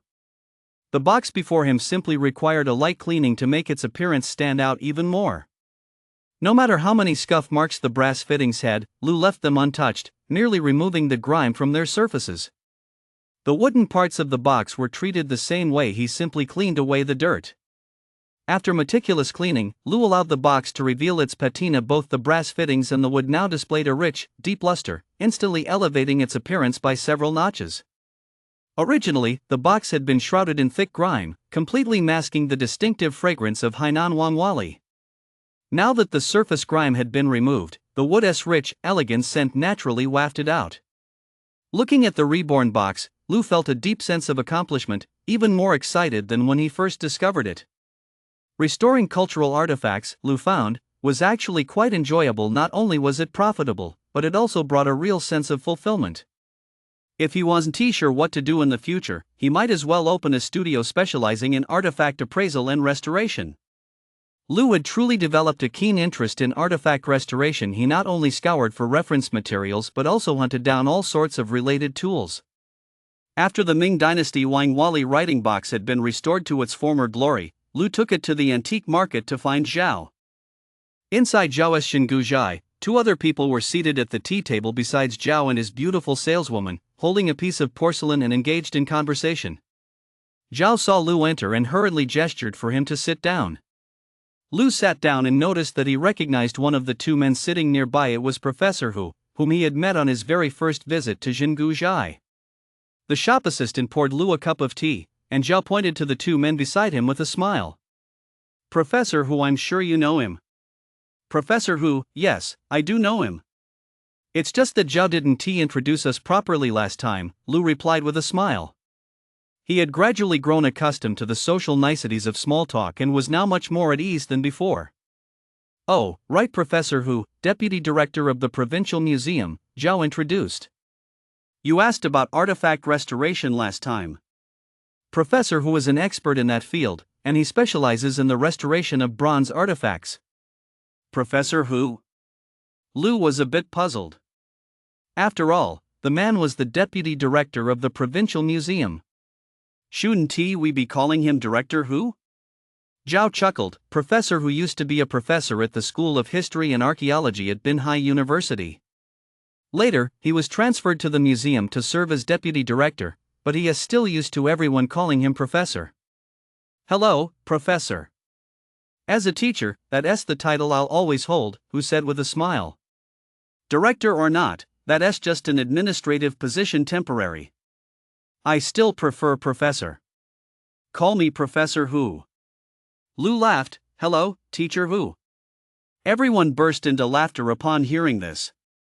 Zhao pointed to another person nearby and said, This is Mr. Daiquan, CEO of Yichuan Auction House.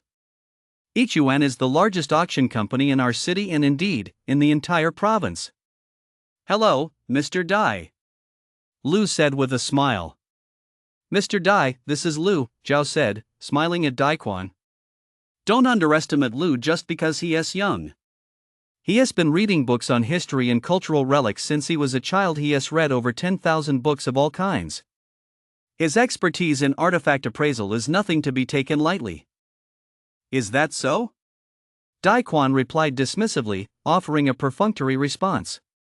It was only natural, really. In the antiques business, experience counts. The older you are, the more seasoned you are. Someone as young as Lu naturally didn't register in Daiquan's eyes. Zhao could sense Daiquan's disdain and added, Don't doubt him. He was the one who authenticated that Qing Dynasty imitation Ming Xuande Buddha statue last time. Oh? Daiquan was taken aback. He had been fooled by that high-quality Qing Dynasty imitation of a Ming Xuande-era Buddha statue himself, initially valuing it at 1.6 million yuan. It wasn't until he consulted two other appraisers that he confirmed it was a Qing forgery. But the piece was so exquisitely crafted that he couldn't bear to part with it and ended up buying it from Zhao for 380,000 yuan. In truth, it was quite simple. He planned to pass it off as the real thing and sell it. Of course, not through his auction house's channels. But even Dai Quan had been fooled by this Buddha statue. It was the first time he'd seen a Qing dynasty replica of a previous dynasty's Buddha that was so lifelike he'd almost taken it for the real thing. Even the two appraisers couldn't be certain, and it wasn't until they sent it for instrumental testing that they determined its age, the Yongjing era of the Qing dynasty. Dai Quan couldn't help but take a closer look at Lu. Seeing that the young man was only in his early 20s, he wondered how he could possibly possess such a high level of expertise to identify that Buddha statue. It must have been a fluke. Little Lu, Dai Quan said on a whim, pointing to a plate on the table, "What do you think of this plate?" Lu smiled slightly upon hearing this, thinking to himself, "You're testing me, aren't you? But you really don't think much of me." Zhao and Hu exchanged a glance, smiling but saying nothing. "Oh, what a pity it's missing a piece." Lu had already noticed the plate on the table, a large blue and white bowl. Its rim was adorned with a band of sea wave and cloud patterns, while the interior and exterior were painted with auspicious motifs such as the baoshan flower, lotus, peony, and chrysanthemum. The intertwining branches and leaves seemed to dance in the breeze, light and graceful, exuding a lively charm. It was just a pity that a large chunk was missing. Judging by the bowl itself, it should be a Ming blue and white piece, likely from the Yongle or Xuande periods. Lu gently ran his right hand over it. The appraisal token in his left hand grew slightly warm, confirming that Lu's identification was correct. "What a pity," Lu continued with a smile. "A Ming Xuande blue and white entwined floral bowl, with a piece missing. I wonder if we can find a replacement." Dai Quan was taken aback, while Zhao and Hu grinned. "Well," Zhao chuckled, "if you're going to test a young man, you should give him a harder question. This one's a bit too easy. I bet even our Xin could do it." "The boss is joking. I certainly couldn't." The beautiful shop assistant pouring tea nearby laughed. Lu had visited Jinguzhai several times but hadn't realized this beautiful saleswoman was also named Xin. He wondered if she shared his surname. Dai Quan smiled and said, "You're right. I underestimated the young man. However, this piece of porcelain doesn't belong to Mr. Dai. I acquired it a few days ago. Since I'd arranged for Professor Hu and Mr. Dai to come over today for a chat, I thought I'd bring it out to see if there's any potential for it to increase in value," Zhao said. "Can the chip be repaired?" Lu asked, glancing at the blue and white bowl once more. "No way, it was like this when I acquired it," Zhao laughed. "It's a shame, because setting the chip aside, the condition of this bowl is truly excellent. If it were intact, it would be worth at least several million." "Several million?" Dai Quan interjected. "At least over 10 million. Chapter 50, The Broken Blue and White Bowl. Lu, of course, knew the value of this blue and white bowl. He checked online every day to keep track of recent prices in the antiques market, especially the latest auction results. While 10 million was a bit of an exaggeration for this piece, an intact one being worth 7 or 8 million was certainly plausible.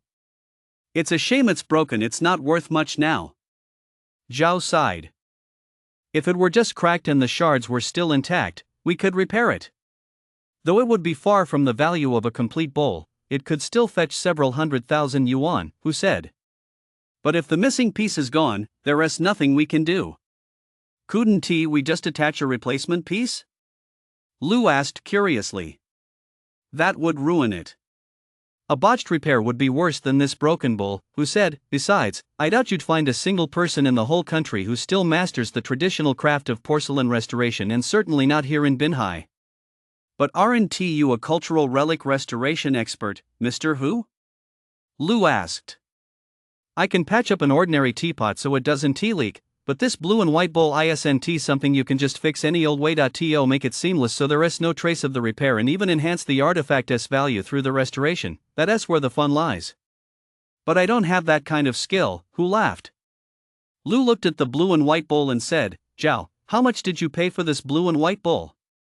Since there's no potential to increase its value, I wonder if you'd be willing to sell it to me." I've actually been studying the basics of artifact restoration lately. You want it?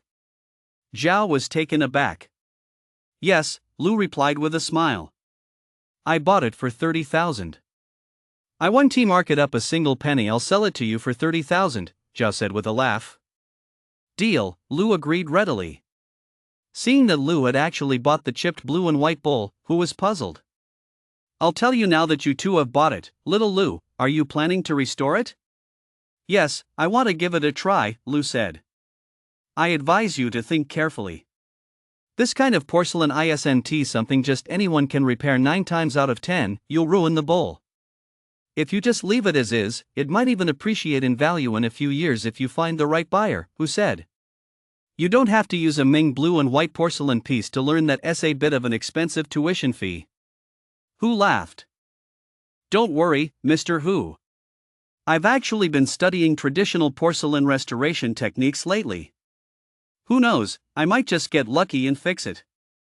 If I do, I'll invite you over to appraise it, Lu said with a smile. Are you serious? Hu was taken aback. This craft was practically lost to history, and he never imagined a young man like Lu would be learning it. Who are you learning from?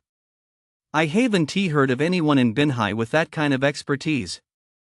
I won't mention names just yet. If I do manage to fix it, I'll have Zhao invite you over. How about we meet here at Jingu Zhai? Lu said with a smile. Alright if you really can fix it. But let me warn you, if you use modern techniques to patch it up, you'll ruin those centuries-old blue and white patterns, Hu said. Don't worry, Professor Hu. I know better than that. Lu laughed. Young man, if you really can restore it, be sure to call me over to take a look. I might just consider buying it, Dai Quan said with a smile. Let us not talk about buying it just yet. It wouldn't be appropriate to buy something from my own shop. Zhao laughed. Of course. Let Zhao take it first. If he doesn't want it, I will. If all else fails, we'll put it up for auction at my auction house, Dai Quan said.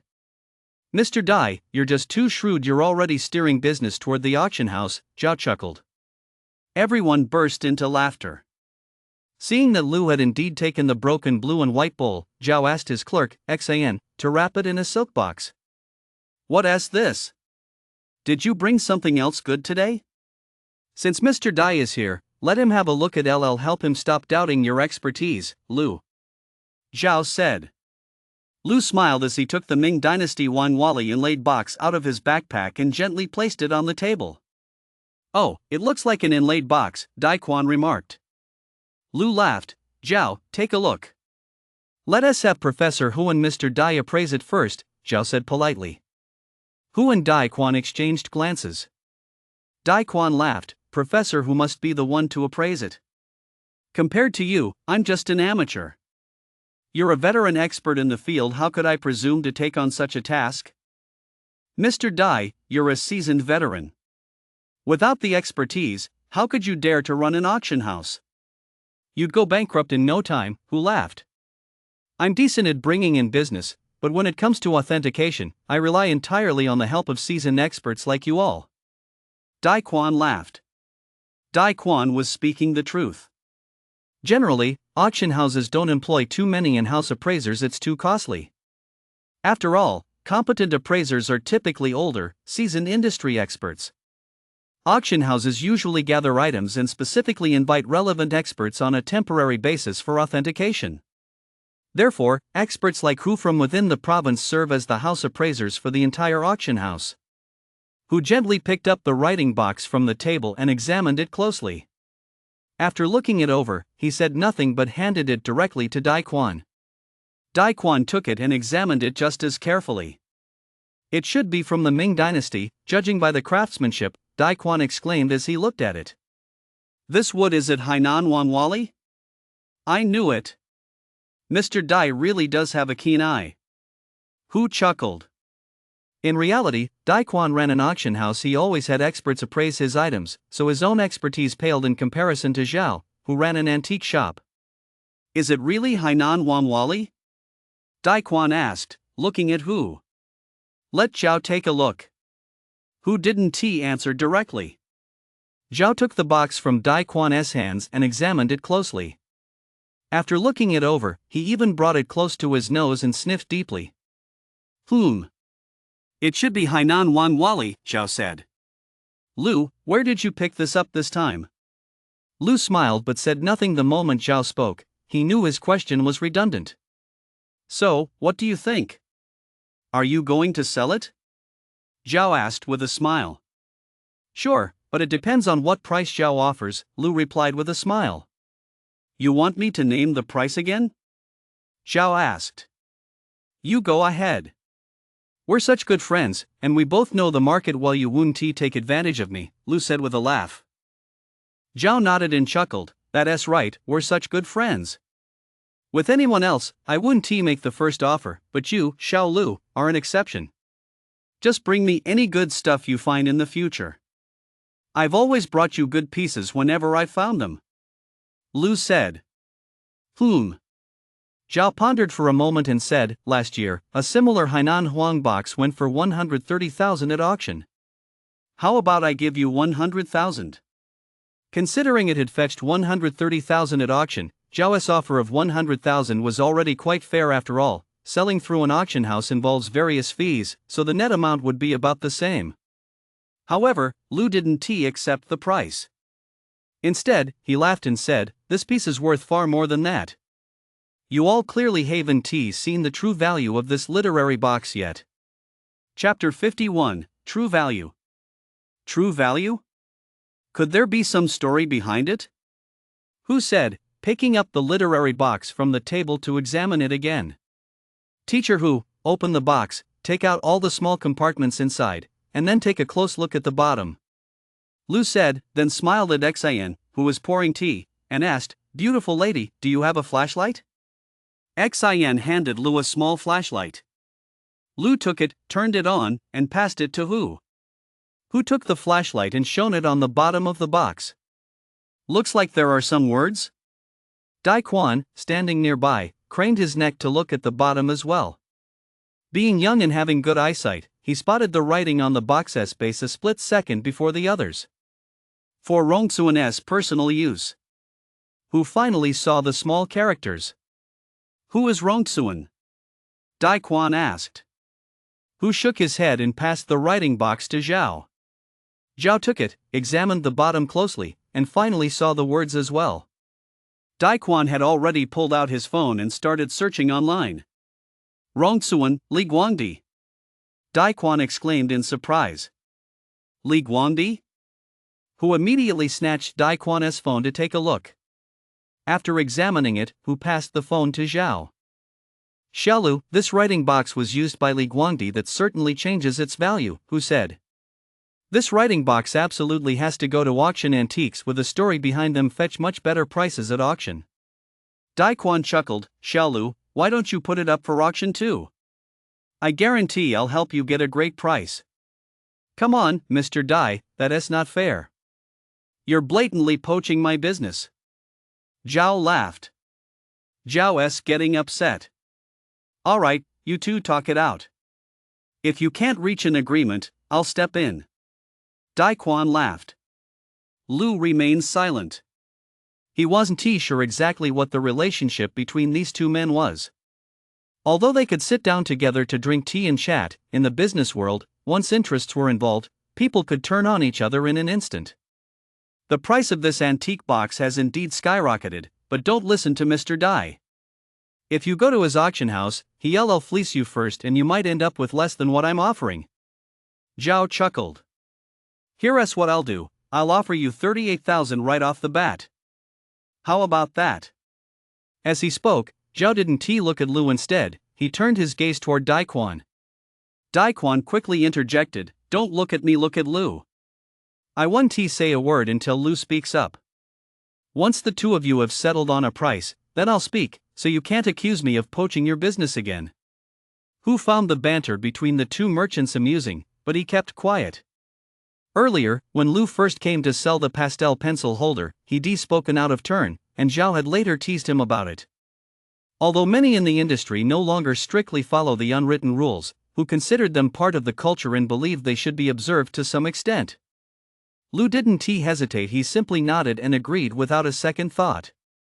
I wouldn't have guessed a young man would be so straightforward in business, Daquan remarked, somewhat surprised.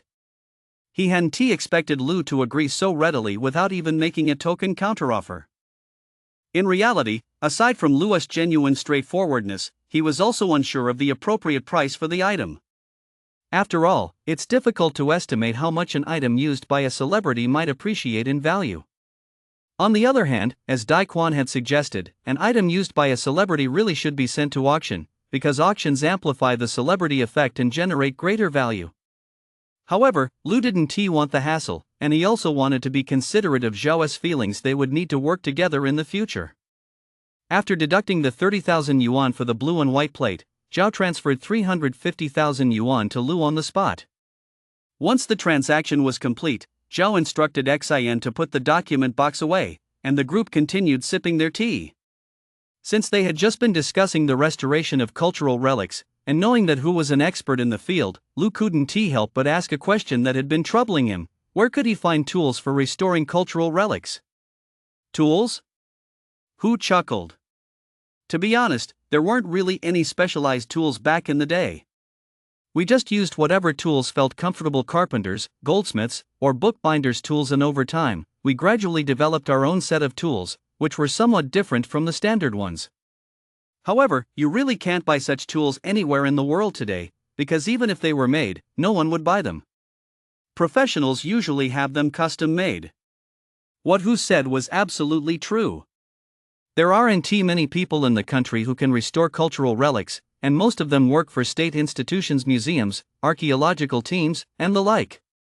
The number of people actually engaged in commercial cultural relic restoration is truly few and far between. So, trying to buy professional tools is certainly harder than climbing Mount Everest.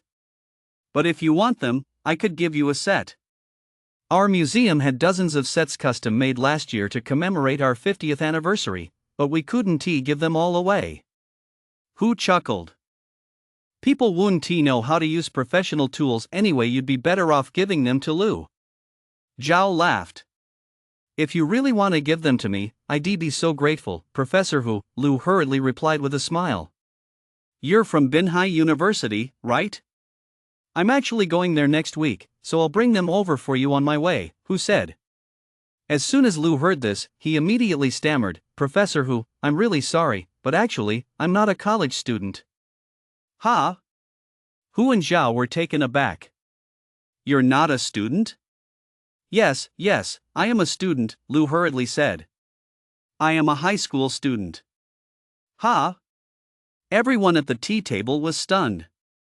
I said I was a history major in college earlier because I was afraid you'd look down on me for being so young. In this line of work, if you're too young, people tend to look down on you, don't they? Lu said, feeling a bit embarrassed. That's true.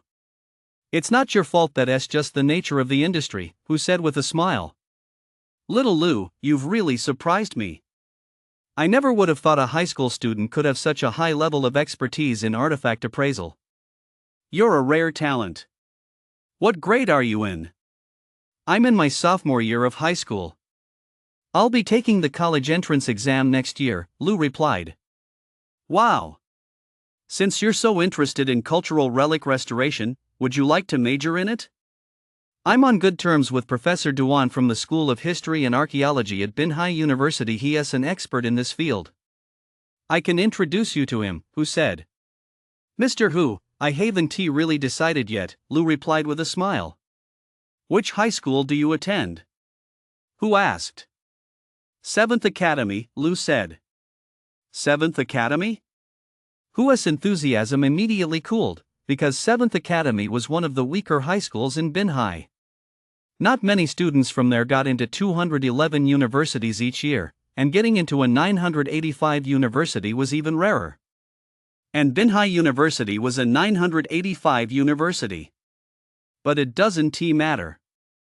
With a special talent like yours, you could be admitted through a special recruitment program, or you could apply to be Professor Duan's graduate student after you graduate from college, Hu said. Thank you, Teacher Hu. I haven't decided yet, but no matter which university I choose, I'll just take the entrance exam directly.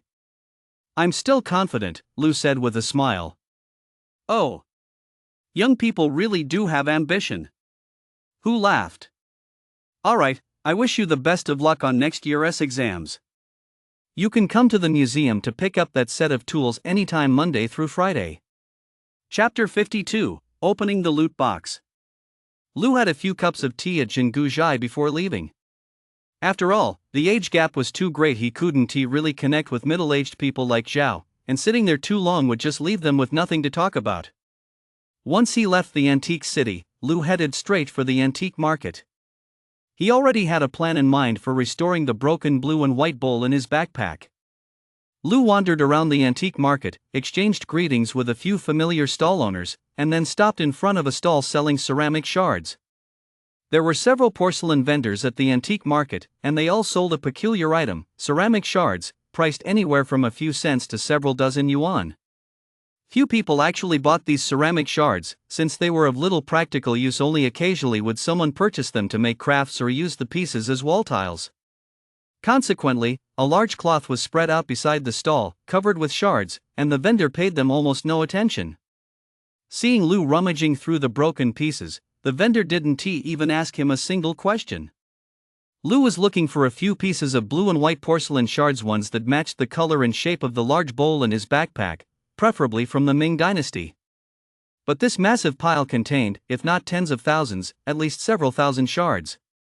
If he had to sift through them one by one, it would take forever.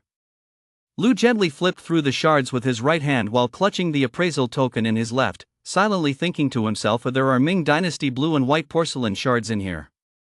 The appraisal token grew slightly warm, and Lou felt a surge of joy. He had confirmed that Ming blue and white porcelain shards were among this massive pile, but actually finding them would be a real chore. Lou glanced up at the vendor and saw that he was engrossed in his phone, so he wasn't likely to bother Lou. So Lou reached out and divided the porcelain shards on the cloth into two piles, then checked each pile one by one to see if they contained any Ming blue and white porcelain. Using the appraisal token's ability to verify authenticity and applying the process of elimination, Lou quickly identified 3 or 4 pieces of Ming blue and white porcelain among the pile. However, while the color of these pieces was acceptable, their shapes didn't match the gaps in his large bowl. Lou didn't give up. He simply moved on to another vendor to hunt for more shards. Lou combed through several stalls selling ceramic fragments at the antique market and eventually found 3 shards that met his requirements, spending a total of 7 yuan. Back home, Lou took out the blue and white bowl and compared it piece by piece with the shards he'd found. He discovered that one of the shards actually matched the bowl's curvature almost perfectly. It must have come from the same bowl. What surprised Lou even more was that when he tested it with the appraisal token, the shard turned out to be from the late Yunla period of the Ming dynasty, not far off from the bowl's age. Even with instruments, that would be hard to detect. Now that he had the matching shard, Lou still needed several other pieces, so he had to keep hunting for them. Filling in the gaps in porcelain restoration is not difficult. The real challenge lies in making the repair invisible. That is the true difficulty and what truly showcases the art of restoration, especially when it comes to the restoration of antiques intended for the market. This is far more difficult than the restoration of artifacts in museums. The restoration of artifacts in museums focuses on preserving the original appearance of the artifact, with the core objective being to retain its historical value. In contrast, the core of commercial antique restoration lies in enhancing the item's value. As long as value is increased, it is sometimes acceptable to alter the object's appearance. For example, if an item originally lacked a handle, one might create a new handle to conceal repair marks. High-level antique restoration not only restores part of the item's value but, in some cases, even increases its value beyond that of a complete piece. However, this is not merely a test of restoration skills, but also a test of aesthetic sensibility. Restoring porcelain is not something that can be completed in a short time. Since he didn't have all the necessary tools and materials on hand, he didn't rush to start. Instead, he went to look at books on the craftsmanship of gold and silverware. Lou made a special trip to the museum during his lunch break on Monday. To be honest, it was his first time there, but since he had classes in the afternoon, he didn't have time to take a proper look around. After picking up his tools, Lou stopped by the antique market on his way, since it was right near the museum. As Lou passed the stall where he'd previously bought a Buddha statue, he saw 4 or 5 people gathered around it, engaged in a lively discussion. He listened in and realized they were opening loot boxes. Lou had seen this opening loot boxes trend on TikTok, people claiming to have scored huge bargains, but it's all just a scam. 4 or 5 people were haggling with the vendor. Everyone was chiming in, insisting they could only offer 100 yuan, while the vendor insisted on 500, claiming there were definitely good items inside a box he'd found last week at the home of a former wealthy family in his rural hometown. Lou wasn't really interested in this kind of loot box and was about to turn and walk away, but the vendor spotted him and hurriedly called out, "Hey, Lou! Want to take a look at this box? There's definitely something good inside." They're still whining about the 500 yuan price. Having been called over by the vendor, Lou exchanged a brief greeting, then took a closer look at the iron box sitting on the ground. It was covered in rust, making it impossible to tell its exact age. However, the box was secured with a brass lock. Judging by the lock's appearance, it seemed it hadn't been opened in a very long time. Lou suddenly became interested in the box. He thought to himself that since he had an appraisal token on hand, he might as well check what was hidden inside. Lou crouched down, picked up the box, and shook it. A distinct clinking sound came from inside. There was clearly something inside. Seeing Lou shake the box, the people nearby chimed in, "It's probably just coins, not worth much." "What coins? Look how long it's been since this box was opened. There might be something valuable in there," Mr. Zhang chuckled. "But we won't know until we open it." Lou ignored the crowd's comments and examined the brass lock closely. It was indeed heavily rusted. It clearly hadn't been opened in a very long time. Holding the appraisal token in his left hand, Lou thought to himself, "There is something from before the Qing dynasty in here." Holy crap! Lou couldn't believe the appraisal token was actually getting hot. There is something from the Ming dynasty in here. Lou discovered that the box actually contained items from the Song dynasty, but Song dynasty artifacts weren't necessarily valuable. What if it was just a coin, which wouldn't be worth much? It's jade, it's gold. There is actually Song dynasty goldway in this box. "Mr. Zhang, 300. I'll take it." Lou stood up and said to the vendor. 300? Alright, it's yours. The vendor agreed readily. After paying, Lou was about to leave with the box when the onlookers suddenly grew anxious, all shouting, "Open it up and take a look." "Sorry, guys. I'm set on this little brass lock. I can't damage it. I'll go home and pry open the iron box carefully. I can't do it here." "Sorry," Lou said, turning and walking away. "A little copper lock? Is that thing even worth anything? How come I didn't notice it?" The young man is afraid of showing off a bargain he found here. It's not just some copper lock. Lou had once pored over several books on ancient locks, so he was very familiar with the structure of the small copper lock on this iron box. Chapter 53, The Multicolored Rui Gold Hairpin. Carrying the iron box to a secluded spot, Lou used the tools from the antique restoration kit who had given him to easily pry open the box. The small iron box wasn't actually very large. Lifting the lid, he found something wrapped in old newspaper inside. Lou unwrapped the bundle and was startled to discover that the bottom of the box indeed held a few coins, yuan shirkai big head coins. There were 5 yuan shirkai coins in total. They weren't worth much, but they more than covered the 300 yuan cost. Lou casually ran his fingers through them. To his surprise, one of the 5 coins was a different color. "Holy shit!" Lou exclaimed. There is actually a gold coin. Lou wasn't particularly interested in antiques from the Republican era, so he wasn't entirely sure of the specific value of these 5 yuan shirkai coins, but since this one was gold, it should be worth at least a few 10,000 yuan. I hit the jackpot. Lou was overjoyed. Opening this loot box hadn't been in vain, but the best was yet to come. The appraisal token had told him there was a Song dynasty gold artifact in the box, and that was what was truly valuable. Lou put the 5 yuan shirkai silver dollars away first, then carefully unwrapped the layers of newspaper. The paper had turned yellow and brittle, giving off that distinctive scent of old paper. Lou glanced at the date on the newspaper. It was 1967. He wondered if this tin box had been locked up in 1967 and never opened since. Lou was now as well versed in history as anyone could be. 1967 was a tumultuous year. The Cultural Revolution was raging, and he suspected that wealthy families would have hidden their valuable antiques in boxes like this. But it had been hidden for many years. The person who hid it might have long since passed away, and who knew when or by whom the box was discovered? Rusted and impossible to open, they likely just sold it for a few hundred yuan. Lou peeled back layer after layer of newspaper, revealing a piece of blue cloth. Unfolding the blue cloth, he was startled to find a hairpin inside a gold hairpin. Is this a gold hairpin from the Song dynasty? At first glance, the gold hairpin didn't look particularly remarkable. Presumably because it had been sealed away for so long, its color was deep and dull, lacking any luster. However, when Lou picked it up and examined it closely in the sunlight, he discovered that this Song dynasty piece of jewelry was simple yet far from ordinary. It was a Rui-style gold hairpin adorned with 5 Rui flowers. Overall, the design was simple, and the 5 flowers didn't seem particularly unusual at first glance. But what was truly astonishing was that these 5 flowers were 3-dimensional. They appeared to be growing right off the hairpin. Surprisingly, each flower's pistil is set with a tiny gemstone, 5 stones in 5 different colors. The petals and pistils of these 5 flowers are rendered with lifelike precision. The details are vivid and realistic, showcasing a remarkably high level of craftsmanship.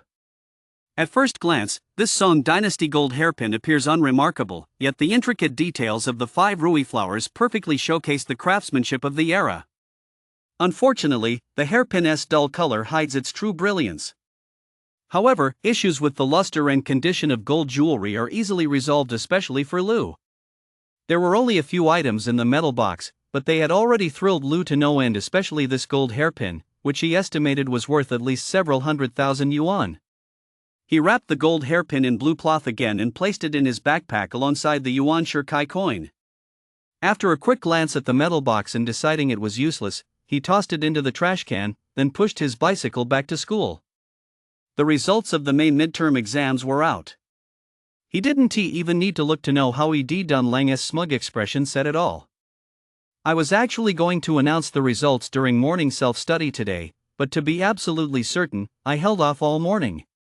After double-checking everything, I've come to tell you all now. Lang stood at the front of the classroom with a beaming smile, holding a sheet of A4 paper, no doubt the monthly exam results sheet. Overall, our class ranks second in the entire school, and the top individual score is also from our class. Congratulations to Lou for achieving the top score in the entire school. And, Lang paused with a smile, looking down at the dozens of pairs of eyes below. Lou has earned first place in all 9 subjects. Whoa! The classroom erupted instantly, with shouts of awesome and holy crap ringing out one after another. Let us give a round of applause to invite Lou up here to share his study tips with us, shall we? Lang said, leading the applause. Huh? Lou was taken aback. Ask him to share his study tips? With the classroom filled with applause, Lou had no choice but to reluctantly make his way up to the podium. Share your study methods with everyone. How you went from dead last to first place in such a short time, Lang said. Everyone, Lou stammered for a while, unsure what to say, before finally gritting his teeth and shouting, forget it, I'm not going to pretend anymore. The students were taken aback. What was he not going to pretend? Actually, I used to be a total overachiever at paying, you know what I mean? But because of some family stuff, I lost my motivation after transferring to 7th Academy, so I just went through the motions on every test like sleeping during exams. But recently, I got my act together, so I performed at my usual level and ended up coming in first. Lou made it all up on the spot. No way. I had no idea you were a hidden overachiever. Why didn't you pull that off during the college entrance exams? You would made a huge splash then. Is that for real? Lang was equally astonished. Why don't you share your study methods with everyone? Huh? Do top students even need to share their methods? Lou exclaimed in surprise. We can't envy a top student's grades, but we can learn from their methods. Go ahead and tell everyone, Lang said. Oh my. Lu hesitated for a while before saying, actually, there is no special method.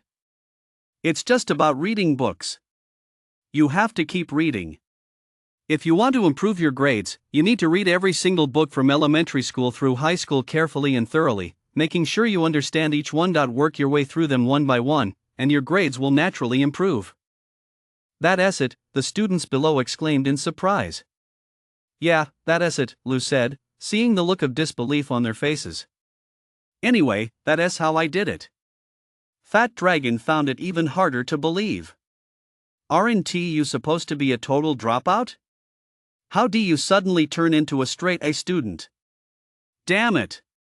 Do I need your approval to be a straight A student or a dropout? Lu pedaled his bike as fast as he could, racing home. Hey, Fatso, why haven't you been helping me serve food lately? How many days do you still owe me? I've been stressed out lately. Who has time to wait tables? Fat Dragon said, looking annoyed. Stressed my ass. You've got hundreds of millions at home and don't know what to do with it, right?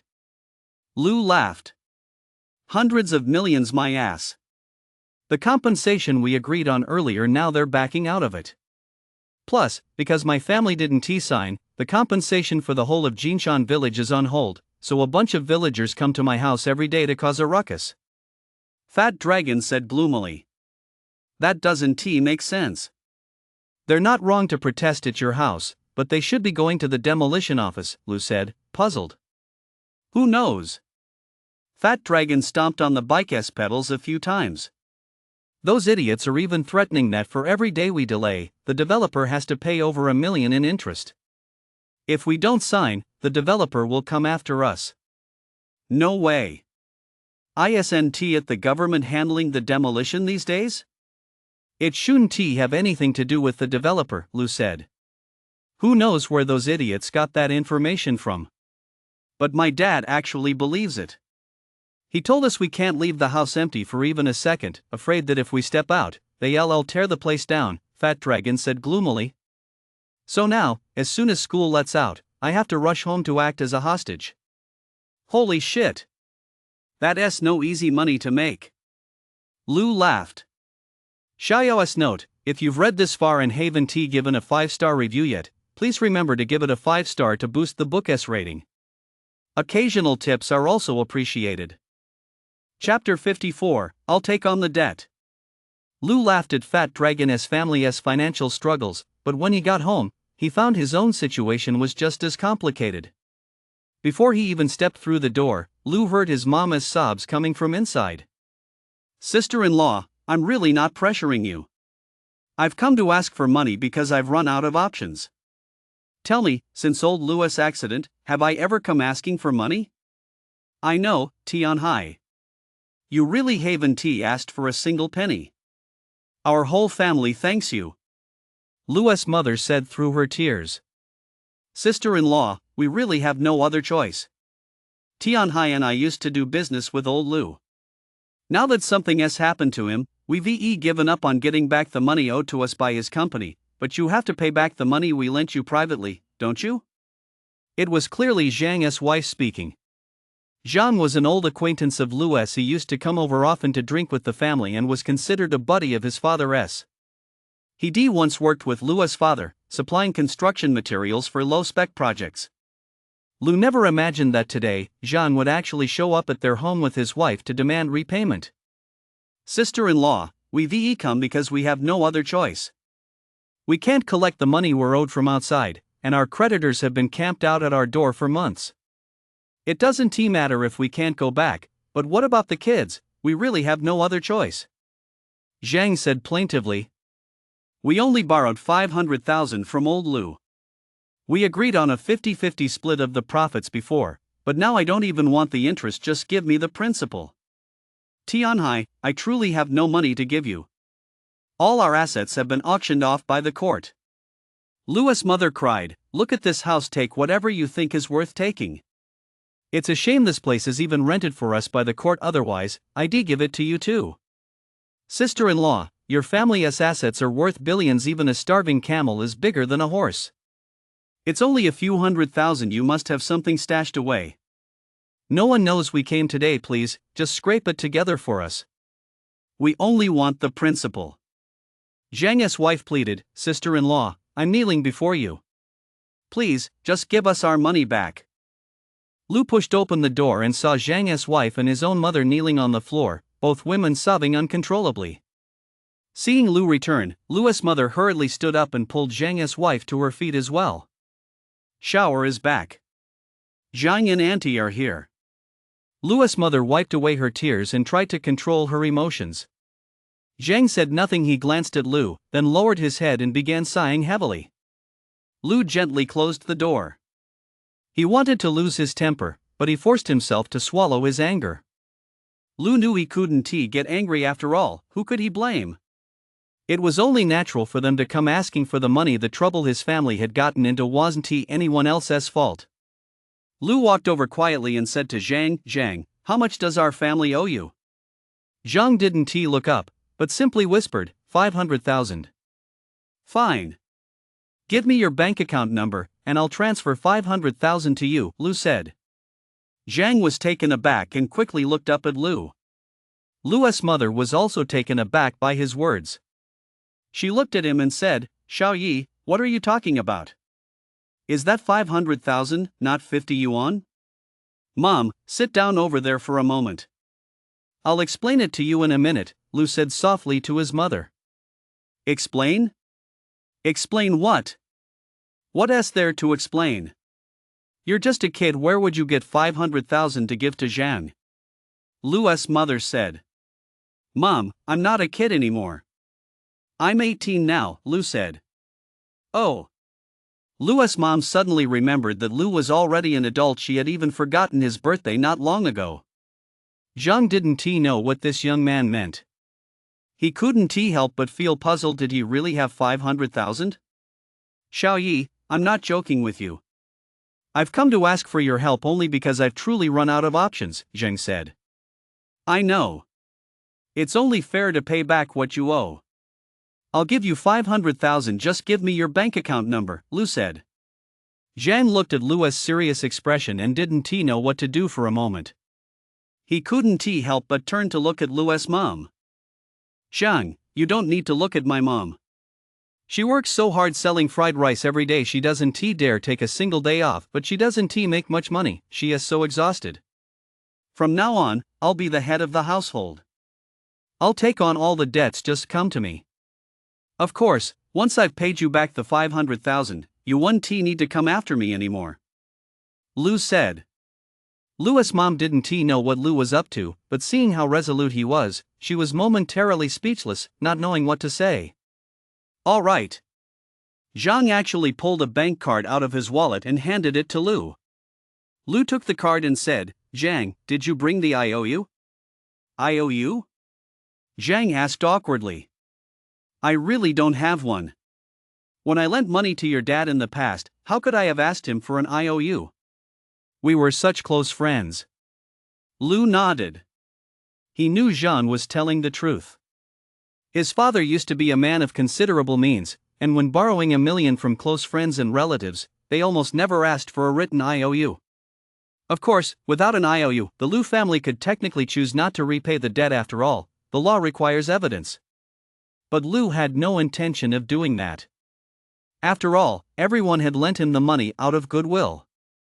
He could choose not to repay it now that he was broke, but he couldn't bring himself to default on the debt. It's fine, I'll take responsibility, Lu said. But Zhang, write me a receipt acknowledging that you've received the money I gave you. From now on, you're even with my dad and our family. There is no financial obligation between us. Of course, I'll definitely write one, Zhang replied. Lu pulled out his phone and used mobile banking to transfer 500,000 yuan to Zhang in installments. Listening to the ding-dong sounds of the deposit notifications, Zhang stared at his phone in disbelief. He never imagined this young man actually had that much money. Perhaps old Lu had given the money to his son to hide before the incident. After all, a child wouldn't attract much attention from the courts. So, Zhang couldn't help but feel a twinge of regret. He regretted saying he'd take the principal but not the interest. Even 0.5% interest, over several years, would amount to over 100,000. But the words were out, and he couldn't go back on them now. Zhang had no choice but to take the paper and pen Lu handed him and write out a receipt. I knew it. Even a starving camel is bigger than a horse. Your dad must have left this for you before his accident, Zhang chuckled. Zhang, you've got it all wrong. This money has nothing to do with my dad. It's my old New Year's red envelope money, plus what I made from street racing. It just adds up to 500,000 yuan. I'm giving it all to you today. And please, don't tell anyone about this, Lu said. Of course. It's none of our business, Zhang chuckled. Zhang took the money and left happily with his wife, while Lu's mom stared at Lu, completely baffled. Xiaoyi, is this money really from your old New Year's red envelopes? Lu's mom asked doubtfully. Chapter 55, You're in charge from now on. In reality, if Lu had insisted it was New Year's money, his mom would have believed him. After all, he'd saved at least 100,000 yuan in New Year's money every year, so saving up 50,000 won have been unusual. But Lu didn't want to use that excuse. After all, he'd managed to keep it a secret today, but what about the future? With the family owing 3 or 4 million in debt, what excuse would he use every time he had to make a payment? Better to settle it all at once today. Lu pulled his mom over to sit on the sofa and said, Of course it's fake. How could I have saved up that much money before?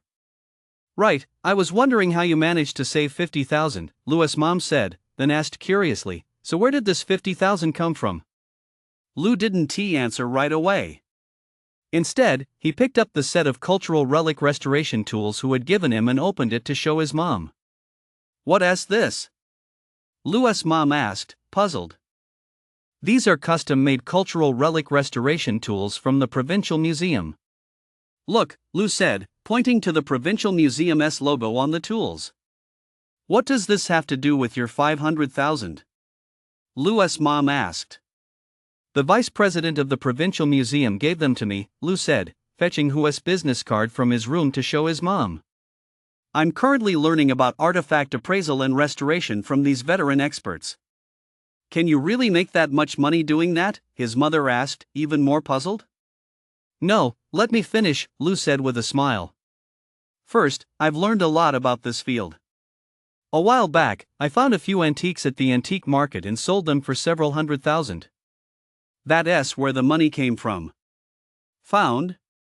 You actually found antiques? You aren't up to any shenanigans, are you? Lu's mom asked anxiously. What shenanigans? It's not the kind of found where you pick things up off the ground. It's snagging a bargain, Lu explained hurriedly. You know what snagging a bargain means, right? It's buying something at a very low price that others think isn't worth much, then reselling it to someone who knows its value. Lu's mom could roughly follow what Lu was saying. After all, investing in antiques was all the rage these days, and there were plenty of TV shows about appraising treasures, so she naturally heard a thing or two about it.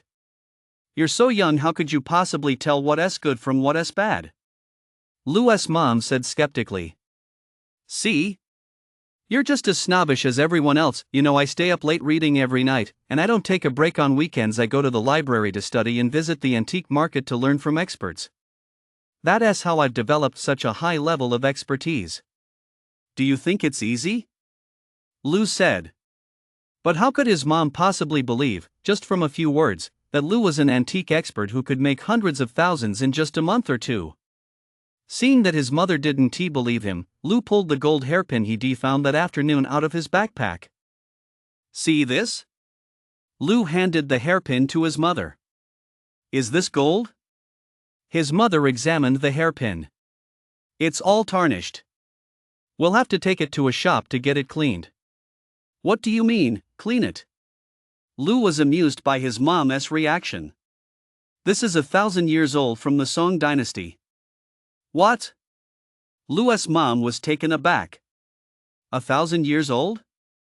Yep. I bought it at the antique market this afternoon. Guess how much it cost?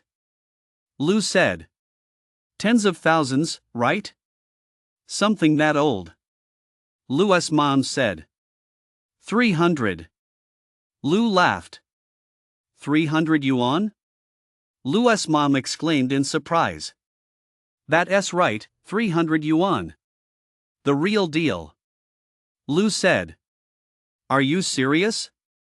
Lu's mom looked utterly incredulous. 300 yuan? That's such a steal. You could easily sell this for 30,000. What do you mean 30,000? More like hundreds of thousands. Lu said. Oh my, that's faster than your dad made money back in the day. Lu's mom couldn't help but exclaim. There's more. Lu then pulled out a few more yuan data coins and handed them to his mom, saying, 300 yuan, and that includes these. Lu's mom was very familiar with the yuan data coins. They were part of her generation's historical memory. These silver dollars are probably worth thousands. Oh my, there's even a gold one. Lu's mom laughed. The gold one must be worth tens of thousands, right? So, is 300 worth it? Lu asked. Of course 300 is worth it, but how could you possibly buy that many? People aren't stupid. Everyone knows a single silver dollar is worth more than 300. Lu's mom said. Lu then recounted to his mom the whole story of opening loot boxes at the antique market. Seeing that she still didn't get it, he pulled out his phone and showed her a few TikTok videos of people buying loot boxes to snag bargains. Only then did she finally understand what was going on. 9 out of 10 of these loot boxes are scams. There aren't many real bargains to be found. It all comes down to skill and luck, and you can't do without either, Lu chuckled. Lu wasn't quite done talking. He pulled his mom into his room and pulled out the large blue and white porcelain bowl he'd bought a few days earlier. This bowl, he said, I paid 30,000 yuan for it a few days ago. 30,000? Lu's mom was so shocked her jaw nearly dropped. It would take her 3 months of living on nothing but air to earn that much. All those great items earlier were only 300 yuan, but you're asking 30,000 for this broken bowl? You'd be better off spending 300 yuan to buy a tin box. If it's worth 30,000, then spend 30,000. Why buy it? Lu's mom asked, puzzled. It's only 30,000 yuan because it's broken. If I fix it, it might sell for 300,000, 10 times the price, Lu said. How do you repair porcelain? Lu's mom asked, utterly astonished. Well, that's pretty technical. You wouldn't understand even if I explained it. Lu said smugly, I'll show you once I've fixed it up. Don't touch anything in my room from now on. It might be worth hundreds of thousands or even millions. Don't try to pull my leg. Mom laughed. I'm not kidding. If this blue and white bowl were in perfect condition, it could sell for $1 million or $2 million. Lu said. Lu's mom was both astonished and overjoyed. I never would have guessed my son was so capable. I really didn't see it coming. Once things are back on track, you'll truly be the head of this household. That's a given. Once I work hard to save up and pay off all our debts, you won't have to go out and sell fried rice anymore. Lu said. Pay it all off? It's not that easy. It's nearly 4 million, his mom sighed. Don't worry. If I find something valuable, I might just make a few million in one go. Lu laughed. It's not that simple. As she spoke, Lu's mom suddenly remembered something and said sadly, I'm sorry, son. It was your birthday a few days ago, but I got so busy I forgot. I didn't even buy you a little cake. It's okay. Let us go out to eat tonight. I'll treat you to a big meal, Lu said. I can't. I still have fried rice to sell. It's all prepared. I can't let it go to waste, Lu's mom said. Just stop selling it from now on, Lu said. I can't. Until we've paid off our debts, we can't give up the fried rice stand. We have to keep selling it, or else a bunch of people will come knocking on our door demanding money. Lu's mom sighed as she spoke. Actually, you shouldn't have given Zhang 500,000 today. You'll see it won't be long before word gets out, and they'll all come looking for you to collect. Chapter 56, Gold Coins. Lu originally had over 700,000 in his bank account. After giving Zhang 500,000 in one go, only a little over 200,000 remained. Lu knew his mom was right. Now that he made the first payment today, he feared a steady stream of people would come knocking on their door to collect debts. But when he paid Zhang back just now, he thought that far ahead it was just a spur-of-the-moment impulse. But what's done is done. The most urgent priority now was to make more money as quickly as possible, for instance, by restoring that blue and white bowl. However, Lu hesitated to start on the bowl. Although he had all the tools and materials ready, simply patching on a piece of porcelain of roughly the same age wouldn't make much of a difference. First of all, the blue and white pattern on the shard was different from that of the original bowl. Even if his craftsmanship were flawless, the mismatched patterns would render the repair useless. He might not even recoup the original 30,000 yuan investment. Repairing porcelain is much easier when the missing shards are available. But without them, the task becomes far more difficult. That's why many broken porcelain pieces, no matter how ancient, remain unsold. Lu wasn't sure what to do for the moment, so he set aside the blue and white bowl and turned his attention to the Song Dynasty ruby-shaped gold hairpin he was working on. He decided to return to the bowl later, once inspiration struck. The ruby-shaped hairpin just needed a light cleaning to bring out its luster. There was no need to overdo it. To polish away its original traces of age would be a waste of such a precious artifact. After cleaning the hairpin, Lu examined it closely under the light. While marveling at the exquisite craftsmanship of the Song Dynasty, he couldn't help but feel a touch of regret. The design of this gold hairpin was a bit too simple. He doubted it would fetch much money on the market. Having finished with the hairpin, Lu couldn't help but think of those 5 yuan Shirkai silver dollars. He took out the coins and looked them up online. Lu didn't realize it until he looked it up, and what he found startled him. 4 of the 5 yuan Shirkai coins were silver dollars, all minted in the 3rd year of the Republic of China. Each was worth about 5 or 6,000 yuan, so the 4 together were worth just over 20,000. This wasn't particularly surprising and was largely in line with Lu's original expectations. The real shock came from the gold yuan Shirkai coin. This was also a yuan Shirkai coin from the 3rd year of the Republic of China, featuring Yuan Shirkai's portrait on one side and the denomination 1 yuan along with the Changshayu Taihua standard mark on the other. Lu found online that a single coin like this had actually sold at auction for over 1 million yuan, due to its extremely low survival rate. Lu stared at the gold coin in his hand in utter amazement. He never imagined that the big prize in today's loot box wouldn't be a 1,000-year-old gold hairpin, but a 100-year-old gold coin. This was a damn lucky find. Lu didn't take the gold hairpin straight to the antique market to find Zhao instead. He went to the collectibles trading center. He had always sold his items to Zhao and had no idea what the market rates were like elsewhere. In fact, Lu had studied a lot of materials and had a pretty good grasp of the antiques market overall. Still, he wanted to check out other places. The Huaxia Collectibles Trading Center didn't just deal in antiques. All kinds of collectibles could be bought and sold here.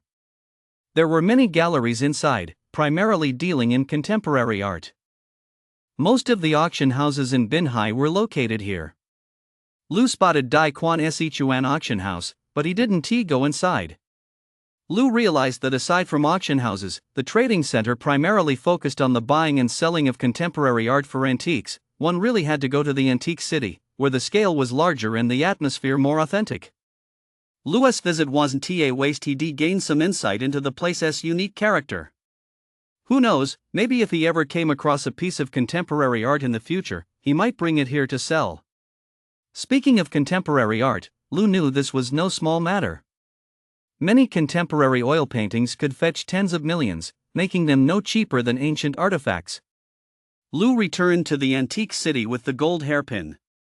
Once there, he didn't feel comfortable asking around for prices. After all, business relies on trust. Since his partnership with Zhao had been going well, he didn't want to shop around. Actually, overall, Zhao was pretty decent. The prices he offered were reasonable. Lu had come straight from the trading center without giving any advance notice.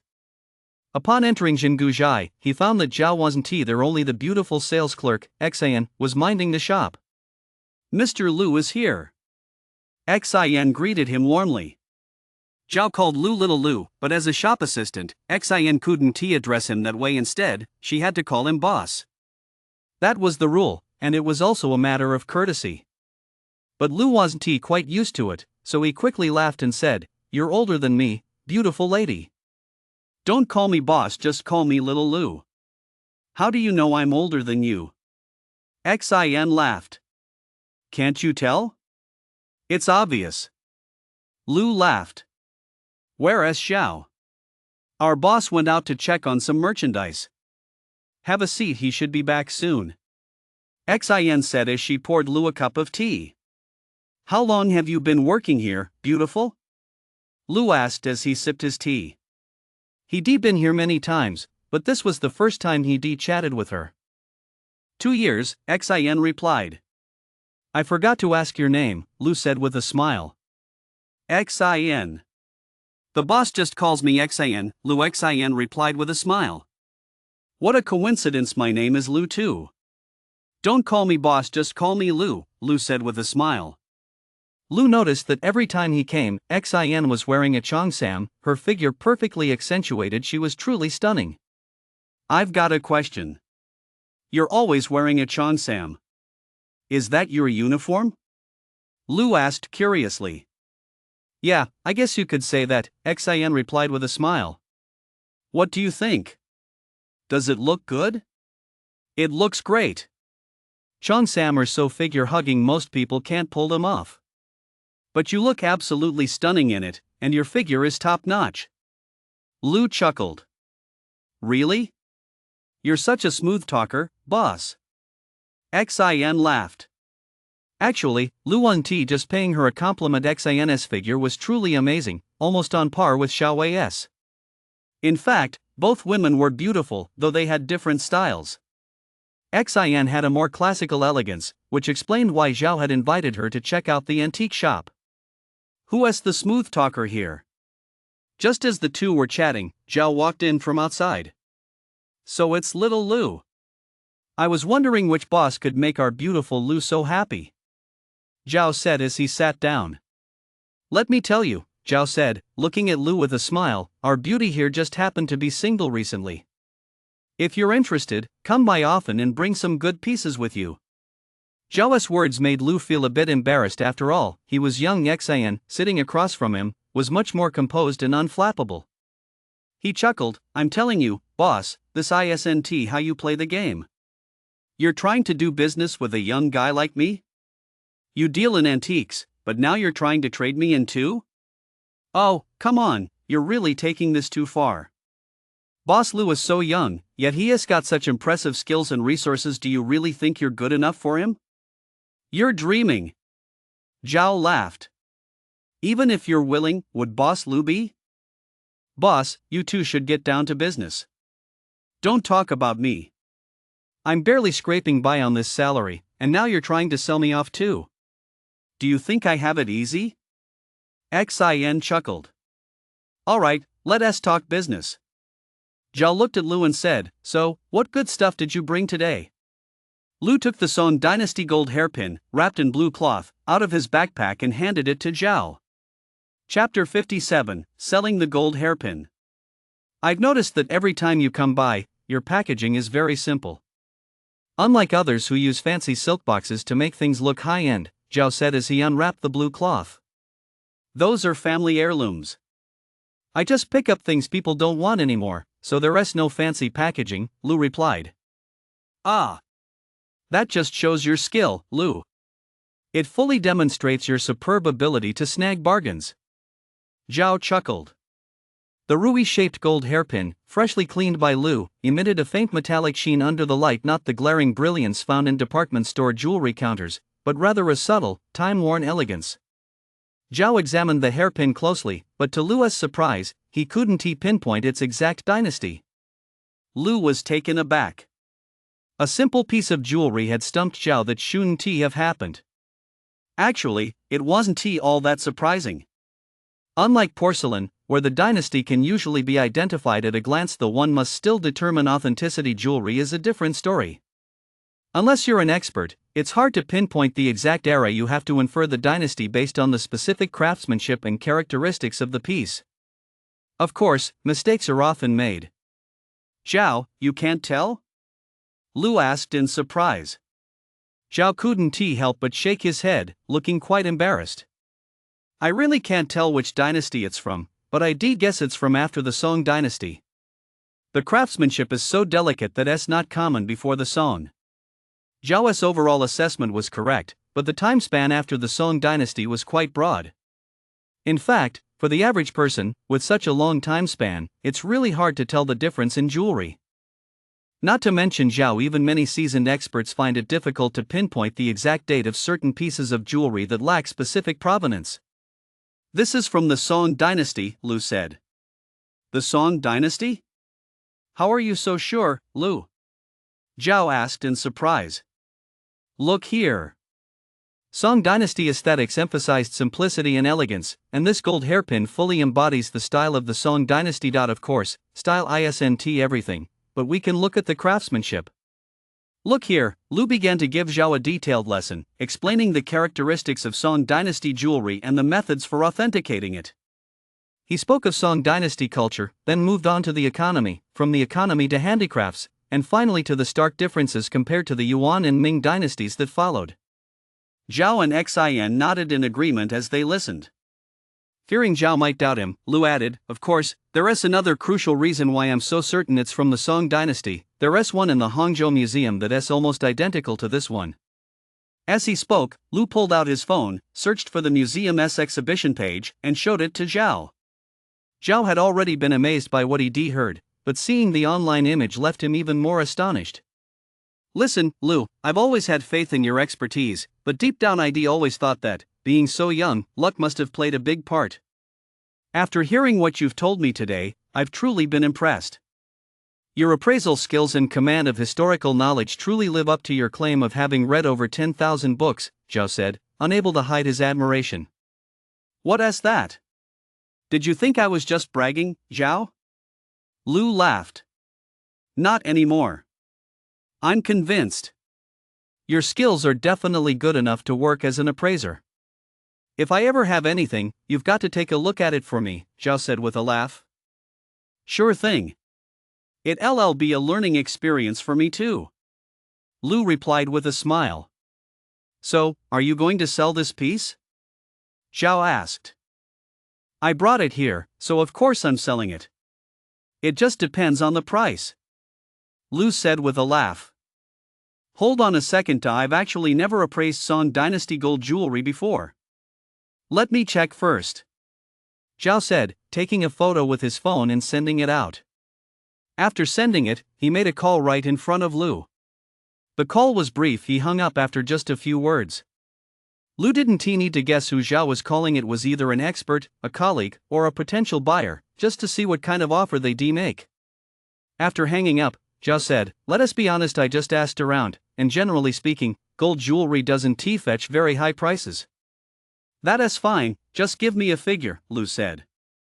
Although this multicolored ruby gold hairpin has a simple design, those 5 multicolored gemstones are the real highlight. They instantly boost the value of this hairpin, Zhao explained. Zhao, could you please just get to the point without all these detours? Lu laughed. However, overall, the value of the piece itself won't be too high, Zhao said. Just give me a price first. If it works, great, if not, we'll try again next time, Lu laughed. Zhao nodded upon hearing this, then paused to think for a moment. How about this? I'll give you 480,000. What do you say? Deal, Lu agreed readily. In truth, 480,000 was actually slightly above Lu's expected price. After selling the gold hairpin, Lu pulled out some yuan de 2 coins from his backpack. For yuan de 2 coins and 4 silver dollars, not including that gold coin worth $1 million. This was the first time Lu had stumbled upon something worth $1 million, and he didn't want to sell it off so hastily. He planned to keep it for a couple of days to figure out the best way to offload it. Hey, little Lu, where on earth did you dig up these treasures? You can't just stumble upon gold hairpins and silver dollars like this. Zhao said as he took the silver dollars. To be honest, I really did find them on the cheap, Lu said with a touch of pride. You call this a bargain? Who has that blind? Zhao laughed. Actually, I got them from opening loot boxes. There are so many of them. Guess how much I paid for them? Lu laughed. Why guess? Just tell us how much. Zhao said. Lu said nothing but held up 3 fingers. 30,000? Xian asked. He said he got them from loot boxes. Who would spend 30,000 on loot boxes? 3,000 at most, Zhao said. 3,000? That's a huge profit. When are you going to take me along to open some? Xian laughed. No, Lu chuckled, it's 300. Ha! Both Zhao and Xian were stunned. Little Lu, your luck is off the charts. You're practically radiating wealth. Zhao said, turning to Xian with a smile. I'm telling you, girl, you've got to step it up. With such a wealthy and prosperous man right in front of you, don't let him get away. Boss, you're joking again. As if he'd even notice me. Xian said, glancing at Lu. It's not just luck. Lu quickly changed the subject and explained to the two of them how he'd determined the iron box hadn't been opened in a long time by examining the copper lock. Of course, he didn't mention a word about the appraisal token S assessment. So, that S luck plus skill you can't do without either. Zhao flipped through the silver dollars in his hand. These are from the 3rd year of the Republic of China.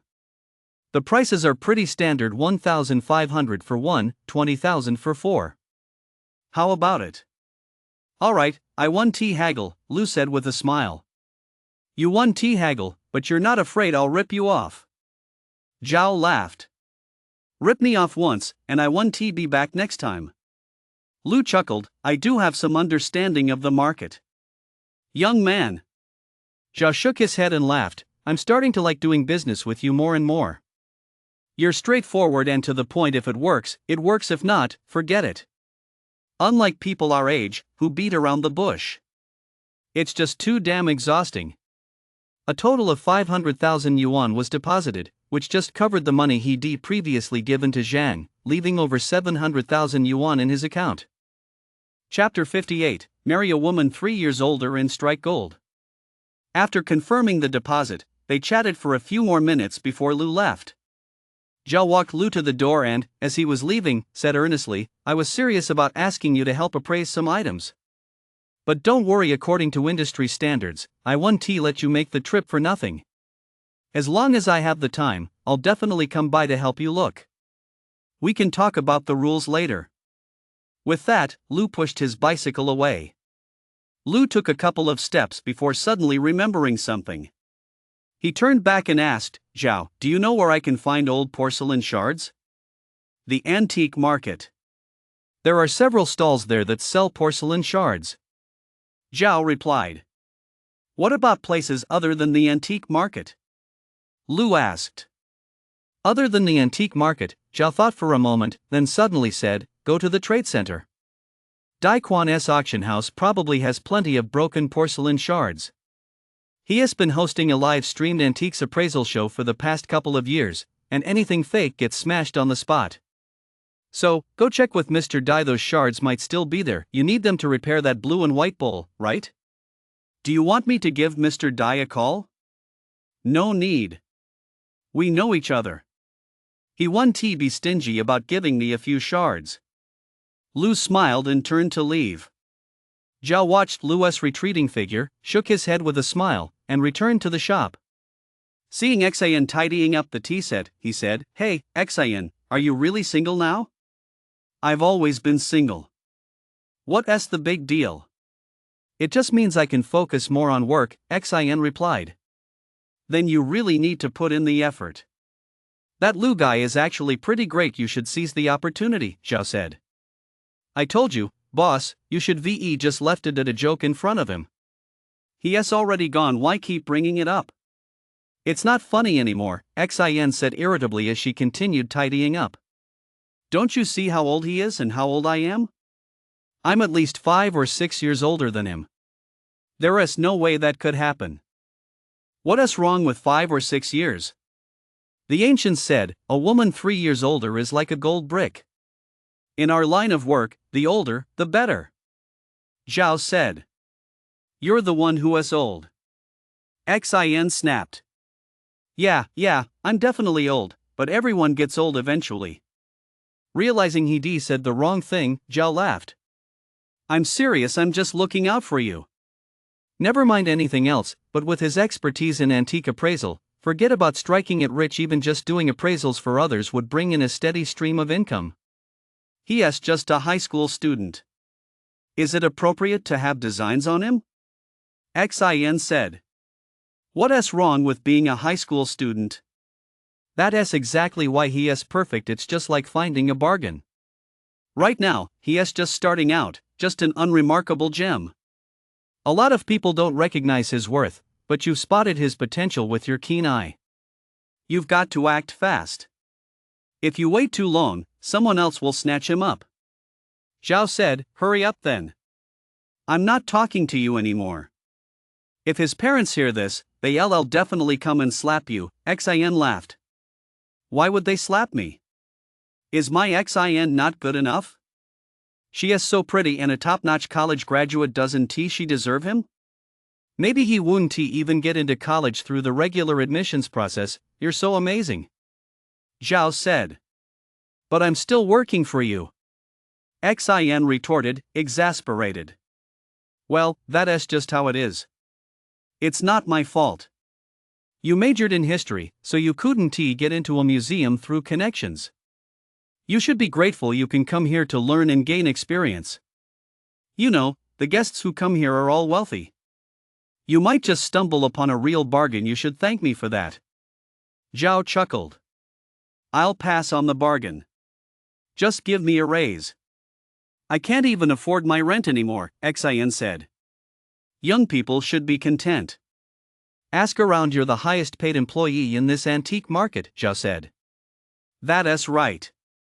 Not as high as Xiao Liang from Galaigu, Xin chuckled.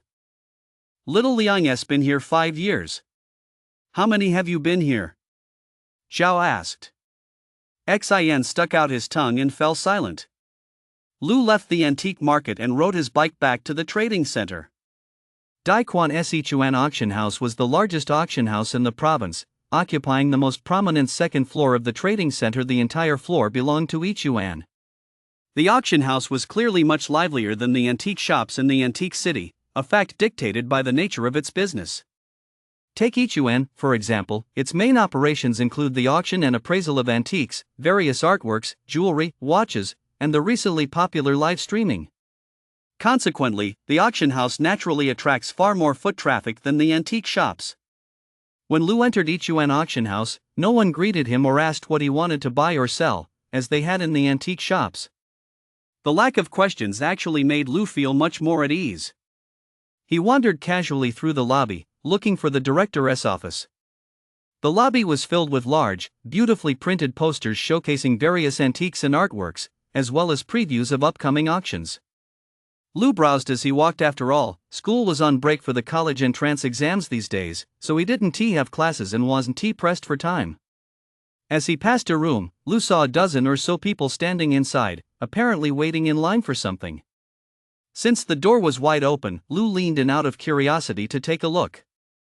A poster stood by the doorway, announcing a special appraisal session with Lu Guohua, the renowned master of calligraphy and painting authentication. It turned out that the dozen or so people in the room were queuing up to have their collections appraised. Each person was carrying or holding their own items, waiting for the expert's evaluation.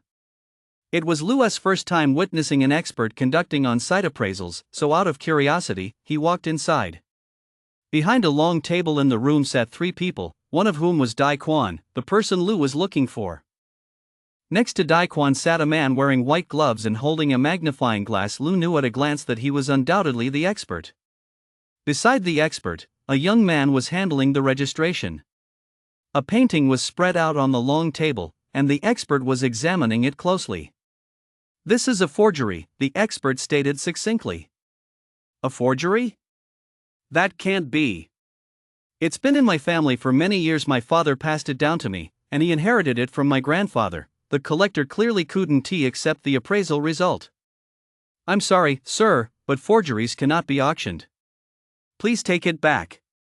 Next, Daekwon politely yet firmly dismissed the collector. "Sir, what do you have here?" the expert asked. "It's Zhang Banxiao's orchid in bamboo." The collector who spoke didn't look very old. "Oh?" The expert couldn't help but laugh. "If it's genuine, that's worth tens of millions." The expert gently unfolded the hanging scroll and asked, "Where did you get this painting?" "I'm not entirely sure. My father passed away a few years ago and left this painting behind. I don't know the details. I saw you were soliciting items for auction, and since I needed money urgently, I thought I'd bring it in to try my luck." The young man laughed. The expert unfolded the painting and laughed. "Young man, this orchid and bamboo by Zhang Banxiao is housed in an art museum in the United States. Yours is identical to that one. Do you really think it's genuine?" Chapter 59, Whose copy is this? Bonus chapter for Northwest Wind at. The young man looked utterly embarrassed and asked, "So it's a fake?" "It's definitely a fake," the expert said, glancing at it casually. "This copy isn't very accurate. It was probably painted by some art enthusiast around the time of the Republic of China era. It doesn't even have a signature." "From the Republic of China era? That's 100 years old. Can it fetch any money?" the young man asked. "First of all, auction houses definitely won't accept it. Second, even if you did manage to sell it, it wouldn't fetch more than 1,000 yuan at most," the expert said. "That cheap?" the young man exclaimed in surprise. "It's from the Republican era, after all. That has nothing to do with it. Since this copy isn't signed, it doesn't hold much value. You're better off just hanging it at home," the expert said. Next, the young man packed up the painting and walked out, looking dejected. Lu didn't stay to watch the rest of the auction. Instead, he followed the young man out into the lobby. "Excuse me, sir, could I take a look at your painting?" Lu asked with a smile. "What, are you interested in buying it?" the young man asked, eyeing Lu up and down. "I'd like to take a look. If it's suitable, I'll buy it. I'm actually looking for a painting to give to an elderly relative for their birthday, but I can't afford anything too expensive," Lu said with a smile. The young man thought that taking this unsigned, shoddy painting home wouldn't be worth much. It would likely get eaten by insects over time. Besides, this style of painting didn't suit his own taste, and to be honest, he didn't find it attractive at all. Apart from the red seal, everything else was black. "All right, take a look." The young man handed the painting to Lu. The appraisal token confirmed to Lu that this was indeed a copy made during the Republican era. So Lu gently unfolded the painting and examined it closely. This was indeed not a painting by Zhang Banxiao. Anyone familiar with his calligraphy and paintings could tell at a glance. Although it was indeed a copy of Zhang Banxiao's orchid in bamboo painting, the painting style was markedly different. For instance, the thickness of the bamboo joints and the sharpness of the bamboo leaves.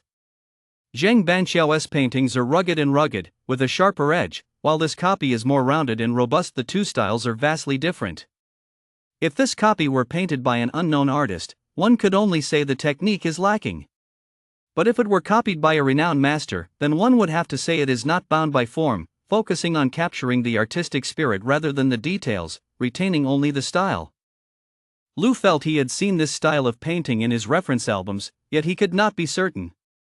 As he examined the hanging scroll closely, he suddenly noticed something intriguing. The original orchid in bamboo painting bore 2 seals, whereas this copy had 3. Generally, when people copy calligraphy or paintings, they focus on the text and the artwork itself. It's rare for them to go so far as to carve and affix the seals as well, unless they're specifically forging the piece to sell for profit. However, judging by this painting, the copy was so poorly executed that it was unlikely to be a forgery. But why would the copyist have gone to the trouble of carving the seals as well? Lu examined the 3 seals closely, and what he saw nearly made him jump out of his skin. The 3 seals were arranged vertically. The first 2 were copies of those on the original painting, while the last one was the copyist's own seal. It was simple and tiny, bearing only 2 minuscule characters, Stone Man. Based solely on this stoneman seal, Lu could definitively confirm the artist behind this painting. Looking back at the technical details throughout the painting, Lu grew increasingly certain the more he looked, the more he felt this was truly a masterpiece. I don't know if it's a good copy, but it looks like a painting that has been around for a while. Not bad, Lu chuckled. How much are you selling it for? 5,000, the young man said. Are you pulling my leg? The expert just said it's worth 1,000 at most, and that's a high estimate. Lu retorted. Experts always lowball it. It's valued at 10,000, and at auction, it'd go for 100,000, the young man said dismissively. This is a fake, not the real thing. How could it possibly appreciate in value? Lu said. Fine, then name your price, the young man said. I'll add 500 to your offer, 1,500 at most, Lu said. 2,000. Take it or leave it if you don't want it, I'll take it back and list it myself, the young man said.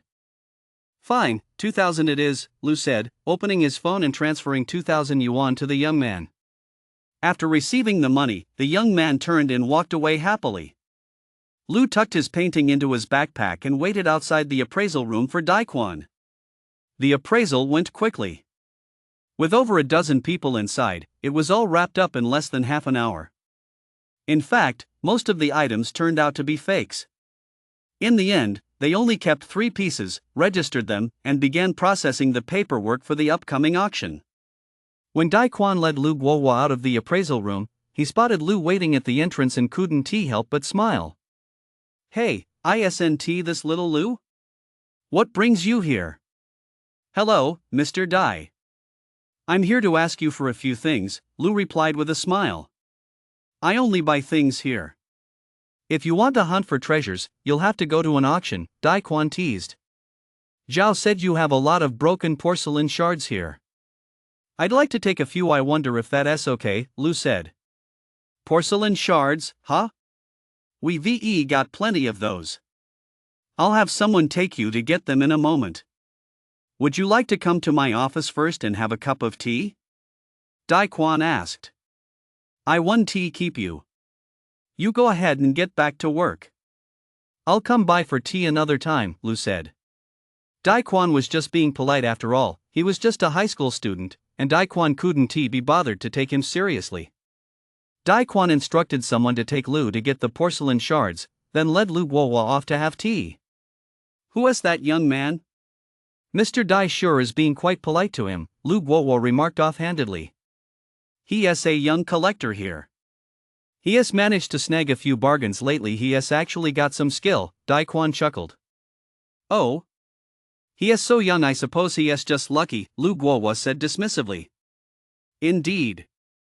This line of work requires time and experience to build up, just like you, old Lu, Daquan flattered. Lu was led into a small room where 2 large crates filled with porcelain shards stood before him. There is so much of this. Why didn't you throw it away? Lu asked, puzzled. We used to smash these on live TV for the show, but to eliminate any risks, our lawyers advised us to keep the shards for a year just in case a collector sues and we need to present them for authentication. So, over time, we accumulated this much, and we just gotten too lazy to throw it away. Take your time picking through them. There is nothing else in this room. Just close the door behind you when you're done, said the man who had led him there before leaving. Lu used the appraisal token to first confirm that the 2 large boxes of shards did indeed contain Ming Dynasty blue and white porcelain, then quickly identified each piece using a process of elimination. To Lu's delight, he managed to piece together 2 complete blue and white porcelain pieces from these shards. So Lu had a sudden idea and, using the same method, managed to find a Qing Dynasty enameled porcelain piece among the shards from those 2 large frames. Holy crap! Who the hell hired the experts who appraised this stuff? They actually smashed these treasures to pieces. Unbelievable. Lu couldn't help but mutter to himself. Still, judging by the size of those 2 piles of shards, there must have been at least a few hundred pieces of porcelain. Breaking 3 of them by mistake wasn't actually that bad, statistically speaking. Lu took the shards, said his goodbyes, and left the trading center to head home. Chapter 60, Paying Back the Money. When Lu got home, he found several packages waiting for him, various small power tools he'd ordered online for restoration work.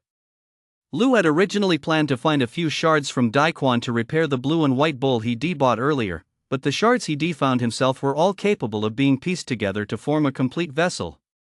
So he couldn't bring himself to use them to repair that bowl. Restoring intact pieces was far simpler than working on the fragmented blue and white bowl, so Lou decided to finish the 3 pieces of porcelain he'd found today first, and then consider the original blue and white bowl later. In reality, restoring porcelain using modern techniques isn't particularly difficult. Whether the piece is intact or broken, achieving a seamless repair that is invisible to the naked eye is actually quite straightforward. But a fake is a fake. While it may be easy to deceive the average person, it's a different story when faced with a master appraiser, not to mention trying to fool scientific instruments. That's why so many fake porcelain pieces in antique markets and flea markets have genuine bases but fake bodies. Many collectors with only a superficial understanding of the subject often see the genuine base and assume they've struck gold, unaware that the rest of the piece is fake, pieced together and refired, yet it looks seamless. Lou fashioned a support out of modeling clay and carefully attached the porcelain shards one by one, roughly piecing the pieces back together. He discovered that all 3 pieces were completely intact, without a single chip. Moreover, the 3 pieces weren't actually broken into many fragments, at most 7 or 8 pieces. Lou surmised that when they were smashed on the spot, the perpetrator likely used a small wooden mallet or similar tool to tap them gently. Since no one touched them after they were broken, they were preserved in excellent condition. Additionally, the rims of the porcelain shards were all clean, they only needed a quick rinse with some cleaning solution. These 3 pieces of porcelain looked simple, as if gluing them back together would suffice, but Lou knew full well it wasn't that easy. Restoring them would take him at least several days, but he wasn't in a hurry. What frustrated Lou was that it had been only a week since he'd given Zhang 500,000 yuan, and his mother's prophecy had already come true. Lou's third aunt had come again, this time accompanied by her husband. "What's the deal, second sister? If you really didn't have the money to pay me back, I wouldn't blame you. But you had the money to pay Zhang, so why wouldn't you pay me? I'm your own sister. Who is this Zhang to you?" Third aunt launched into a tirade the moment she opened the door. "That's not true, little sister. That wasn't my money, it was the New Year's money Xiao Yi had saved up. The Zhangs practically threatened to kill themselves at our house until Xiao Yi had no choice but to hand it over. He was supposed to use it for college," Mom explained helplessly. Third aunt didn't believe a word of it. In fact, no one would have believed that story. "What do you mean, second sister? Are you telling me I should come to your house and make a scene too? I've been so understanding of you and Xiao Yi, yet you give the money to outsiders and won't even give it back to me?" Auntie Lou was clearly furious. Mom wanted to say something but couldn't find the words. What could she say? In truth, Auntie Lou really couldn't be blamed. It was indeed inappropriate for Lou to have given Zhang 500,000 yuan. Mom looked at Lou with a heavy heart, tears welling up in her eyes. Lou knew Mom was heartbroken. Once such close sisters, yet they couldn't withstand the strain of money and self-interest. "Third aunt, our family owes you 1 million, right?" Lou said. "Right, 1 million, third aunt replied. Auntie, I'll give you 500,000 right now. As for the remaining 500,000, please give me 1 more week. I promise to pay you the rest in a week."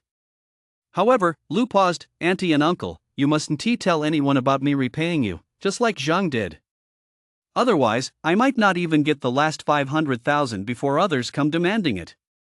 Auntie 3 and her husband were utterly astonished. They hadn't expected that they'd actually come to the right place. Second sister's family really did have money stashed away. "We had no choice. Your uncle's business was short on cash, and he was forced to come ask you for help," Auntie 3 said. Hearing that Lou intended to repay the debt, she assumed the family must be hiding a lot of money, and her tone shifted noticeably. "Don't worry, we won't say a word. Once you get through this cash crunch, if you ever need money urgently in the future, we'll lend it to you again," Auntie's husband said. "No need. Auntie, did you bring an IOU?" Lou asked coldly. "You silly child, how could we possibly write an IOU when it's a loan between our two families? Auntie said. No IOU is fine. Just write me a receipt, Lou said. Auntie number 3 was taken aback and hurriedly replied, you're such a kid. I didn't even ask for an IOU when I lent money to your dad, and now that you're paying it back, you're asking me for a receipt. As she spoke, Auntie number 3 glanced at Lou's mother. Auntie, don't look at my mom. This is my money, and I'm the one in charge of our household now, Lou said. Auntie was taken aback, but Lou's mom simply nodded. Auntie, let us keep things separate. Since my dad isn't here, I definitely need a receipt for the money I'm spending. I'll have to settle accounts with him when he gets back, Lou said. Auntie was furious. Lou's words clearly implied a lack of trust in her. She stood up to scold him, but was quickly pulled back by her husband. Auntie's husband quickly laughed and said, Lou's right. Even brothers should keep their accounts clear. Lou handed Auntie $50,000 on the spot, then unhesitatingly took her receipt.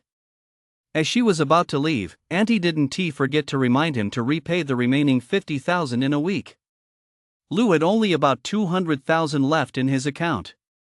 With $500,000 due back in a week and a shortfall of $200,000, he knew that just a few of the items he currently held could easily fetch well over $200,000 if sold. However, it wasn't the $200,000 that worried Lou. Now that Zhang had set the precedent and Auntie had followed suit, Lou expected more people to come knocking soon. By then, the debt wouldn't be $200,000, it would be over $2 million. Lou was carefully restoring 3 pieces of porcelain, hoping to finish them quickly so he could sell them, when he received a call from Zhao asking him to come over and take a look at a few items. He had agreed to help Zhao appraise items earlier, so Lou put down his restoration work, slipped the recently acquired orchids and bamboo painting into his backpack, and rode his bike to the antique market. Inside Jingu Zhai, several familiar faces were seated. Besides Zhao and Xian, there was Lu Guohua, as well as a stranger. Seeing Lou enter, Zhao hurriedly gestured for him to come sit down. Noticing Lu Guohua was also present, Lu couldn't help but look at Zhao and laugh. Zhao, this isn't right. Since you've already invited an expert here, why did you call me over just to make a fool of me? Little Lou knows old Lou? But you've got it all wrong. I couldn't have invited old Lou, he was invited by Mr. Dai. Zhao said. Mr. Dai is here too? Where is he? Lou asked. He is in the restroom, Zhao replied with a smile. I forgot to introduce you. This is little Lou, the youngest appraiser in the city. An appraiser? Isn't he a bit too young? Lu Guohua couldn't help but laugh. Chapter 61, Yuan Blue and White Porcelain. Zhao smiled but didn't directly address Lu Guohua's skepticism. Instead, he continued, Old Lu, I'm sure Xiao Lu knows you. General Manager Dai made a special trip from Beijing to invite you here. Hello, old Lu, Lu hurriedly greeted Lu Guohua. Lu Guohua merely nodded and replied, hello. This is Mr. Tu Lei. Mr. Tu has brought a treasure with him today, we'll all take a look at it together in a moment, Zhao said. Lu also hurriedly greeted Tu Lei, but Tu Lei was filled with disdain for the young Lu and couldn't help but ask skeptically, Zhao, you're not joking, are you? The appraiser you invited is way too young, isn't he? Zhao glanced at Lu, then smiled at Tu Lei and said, little Lu isn't just any young man. You'll see for yourself in a moment. No sooner had Zhao finished speaking than Dai Quan emerged from the restroom. Seeing Lu there, he was taken aback and hurriedly said, Zhao, so you invited little Lu after all? I thought it was Professor Hu. That's right, it's little Lu. Zhao replied. Mr. Dai, you've got an appraiser here and didn't even give us a heads up. Lu Guohua was clearly annoyed not because 2 appraisers had been hired, which was common in the industry, but because pairing him with Lu for the appraisal was a real blow to his professional reputation. Old Lu, you've misunderstood. I was invited by me, and Xiao Lu was invited by Zhao. We hadn't discussed this beforehand, Dai Quan said with a smile. In reality, this deal was originally Zhao's, but since the item was so valuable that he couldn't handle it alone, he brought Dai Quan in as a partner. Let us get started then. I have a flight back to Beijing tonight, Lu Guohua said. Tu Lei produced a large lacquered box. When Lu opened it, he couldn't help but gasp. This was an item of immense value. No wonder Zhao had brought Dai Quan along. It was a Yuan dynasty blue and white cloud and dragon patterned Meiping vase. Though its condition appeared average, if it were genuine, it would be worth tens of millions. Shall Lu go first? Lu Guohua asked pointedly. Of course, Mr. Lu, please go first. I'm here primarily to learn. Tu Lei could detect the disdain in Lu Guohua's tone, but he saw no point in getting into an argument with him. Lu Guohua said nothing more. He gently lifted the Meiping vase from the silk-lined box and examined it closely through a high-powered magnifying glass. After studying it for a few minutes, he placed the vase back without comment and said, Tu Lei, come take a look. Lu didn't hesitate and took the plum vase directly into his hands. In truth, there wasn't much to examine about this Yuan blue and white porcelain. Although it was quite valuable, there were very few forgeries. This was because Yuan blue and white porcelain was a very unique category historically. It wasn't until 1952 that Dr. Pop of the United States definitively identified it, and before that, almost no one in the world knew of its existence. Consequently, there were no imitations prior to that time. Although Jingdezhen produced a batch of high-quality replicas of Yuan blue and white porcelain in the 1980s and 1990s, which initially fooled many people as the number of surviving pieces increased and research became more in-depth, connoisseurs gradually realized that Yuan blue and white porcelain is simply impossible to replicate. The main reason for this is the unique nature of its pigments, whose formulas have long been lost. The batch of Jingdezhen replicas from the 1980s and 1990s can now be distinguished as fakes by connoisseurs almost at a glance. So, in truth, there is not much to see in this Yuan blue and white porcelain. However, today Zhao and Dai Quan have invited Lu Guohua and Lu to appraise this piece not because it's difficult to authenticate, but because its value is simply too high, and caution is essential. Of course, inviting Lu Guohua was partly coincidental. It just so happened that Dai Quan had invited him from Beijing to conduct a special appraisal session for calligraphy and paintings. Judging by the color, glaze, and craftsmanship, this Yuan dynasty blue and white porcelain is undoubtedly the real deal. Based on existing auction records, this Meiping vase is likely worth between 30 and 50 million. Judging by Lu Guohua's composed expression, Lu could tell he had also authenticated it as genuine without a doubt. Lu also believed it to be genuine, but since he possessed an appraisal token, he naturally had to verify it. Lu silently recited to himself, "This is a Yuan dynasty blue and white Meiping vase with a cloud and dragon pattern." Lu couldn't help but startled. The appraisal token showed no reaction. Holy crap! Lu had already set the Meiping vase down, but he picked it up again. Seeing Lu put it down and then pick it up again, the others found it a bit strange. There was clearly something off about his expression. Is there a problem? Zhao asked. Lu said nothing and examined it carefully once more. But whether it was the richness of the color, the shape of the condensation spots, or the craftsmanship of the body, it was almost flawless. Yet, why wasn't the appraisal token reacting? Could it be that someone in the world had successfully replicated Yuan dynasty blue and white porcelain?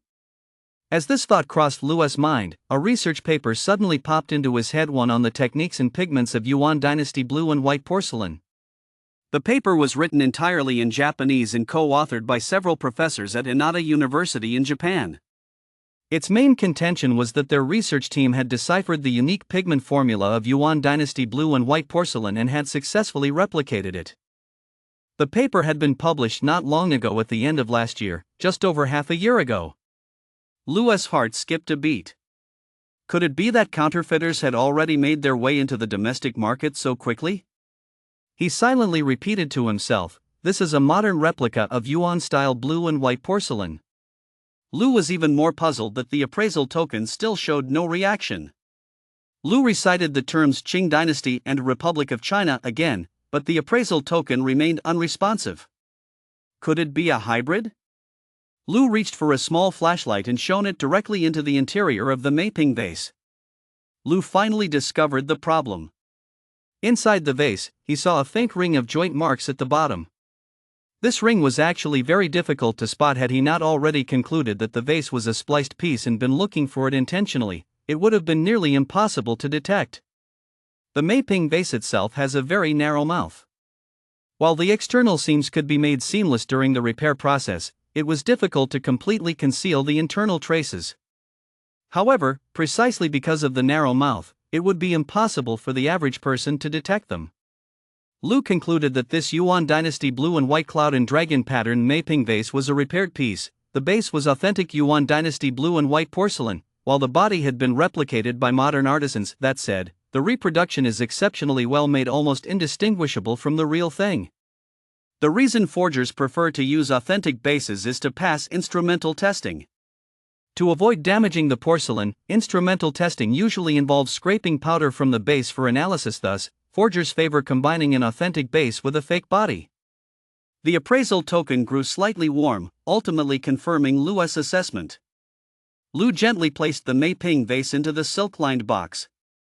Everyone noticed that he had examined it for over 10 minutes longer than Lu Guohua had and couldn't help but feel curious. Lu Guohua watched Lu's pretentious manner with obvious disdain. Mr. Tu, on the other hand, appeared extremely calm, his face expressionless and indifferent. Zhao and Dai Quan, however, felt somewhat uneasy and hurriedly asked, "Little Lu, is everything okay?" Chapter 62, Unable to Tell.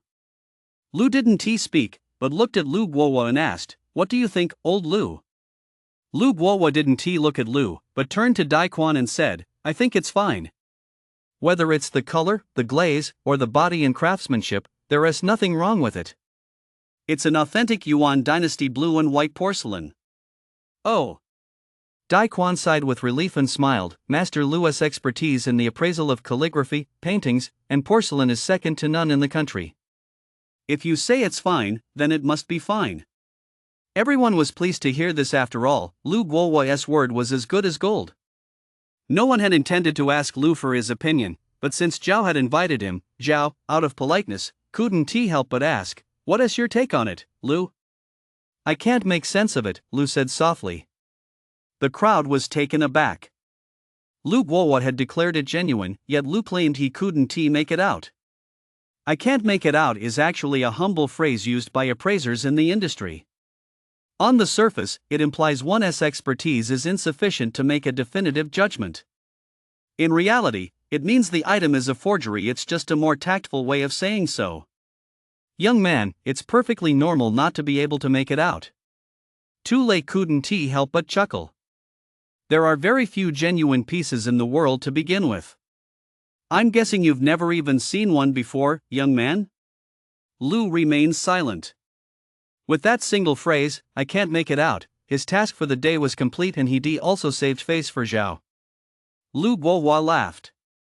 "Genuine Yuan dynasty blue and white porcelain is indeed rare. Most are held in museum collections. The average person would never come across one, let alone appraise it." Dai Quan nodded and smiled in agreement. But Zhao took Lu's words very seriously. After all, this was an item worth tens of millions. Unlike Dai Quan, he wasn't rolling in money. He'd rather pass on the profit than buy a fake. "Lu, just speak your mind. Since this is an appraisal, just tell us what you think. No need for formalities," Zhao said with a laugh. "Right, young man, just speak your mind," Tu Lei said, smiling at him. Lu smiled and replied, "Well then, I'll say it. As old Lu mentioned, this Yuan dynasty blue and white porcelain piece shows no flaws in terms of color, glaze, or body craftsmanship. However, while the base is genuine, the body itself is a replica," Lu explained. Zhao and Dai Quan were startled by this, while Tu Lei frowned and said, "Listen, young man, you can eat whatever you like, but you can't just say whatever comes to mind. I've been studying porcelain for decades, and I've never heard of anyone being able to replicate genuine Yuan blue and white porcelain. Not even the masters in Jingdezhen can do it." Lu Guohua couldn't help but laugh. "Young man, do you even know what Yuan dynasty blue and white porcelain is? It's no ordinary blue and white. Its formula has long been lost, and after the Xuande period of the Ming dynasty, Yuan dynasty blue and white vanished entirely. Who could possibly produce such a convincing replica?" Lu Guohua was absolutely right. Although few of those present had much experience with Yuan dynasty blue and white porcelain, they had at least heard of these facts. Old Lu is right, but I suspect he hasn't noticed that Inada University in Japan published a paper late last year. They've already identified the ingredients of Yuan dynasty blue and white porcelain and have successfully replicated pieces that are virtually indistinguishable from the originals, Lu said. Lu Guowo was taken aback. As a researcher and professor, he should have been well informed about the latest academic developments, so how had he missed this? Someone has figured out the formula for Yuan-style blue and white porcelain? I haven't heard of that, Lu Guowo said incredulously. You can look it up when you get back. The paper published late last year probably hasn't been translated yet, Lu continued. If I'm not mistaken, this piece of porcelain was likely produced domestically using the formula and techniques from the latest Japanese research. On the surface, this piece looks average, but it's actually been intentionally aged to eliminate any trace of a thief's sheen from the entire body. Still, a fake is a fake. Take a look inside the Meiping vase. Lu picked up the vase again, turned on his flashlight, and handed it to Zhao, pointing out the marks on the bottom. Do you see it? Lu asked. Zhao was startled and blurted out, "Holy shit, is that a seam around the base?" Tu Lei's expression immediately darkened upon hearing this, but he didn't dare say anything. Lu Guowo quickly took the plum vase and flashlight from Zhao's hands and shone the light inside to look as well. Lu Guowo examined it for a long time, then held the vase up to study it carefully.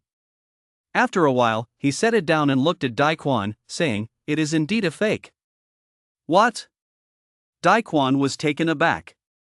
Lu Guowo laughed awkwardly. I never imagined someone would actually develop the formula for Yuan dynasty blue and white porcelain. Technology really is advancing by leaps and bounds. The replica is incredibly lifelike, no wonder I couldn't tell. And you, young man, you saw it but didn't say anything, you even let me speak first. Lu couldn't believe that Lu Guowo, a veteran in the field, could be so shameless. He made the mistake himself yet refused to admit it, instead shifting the blame onto him. Lu said nothing, he couldn't be bothered to engage with Lu Guowo. Zhao, however, felt a huge weight lifted off his shoulders. Although the deal was off, now that he knew the Yuan dynasty blue and white porcelain was a fake, the worry in his heart finally subsided. I'm sorry, Mr. Tu, but I can't take this Yuan dynasty blue and white porcelain, Zhao said with a smile, looking at Tu Lei. That is fine. Actually, I was just acting on someone else's behalf. Since you can't take it, Zhao, then let us just call it a day. We can talk business again next time. With that, Tu Lei put away the plum vase, stood up, and took his leave. Zhao saw Tu Lei out, then turned back and smiled. Thanks to you, Lu, today.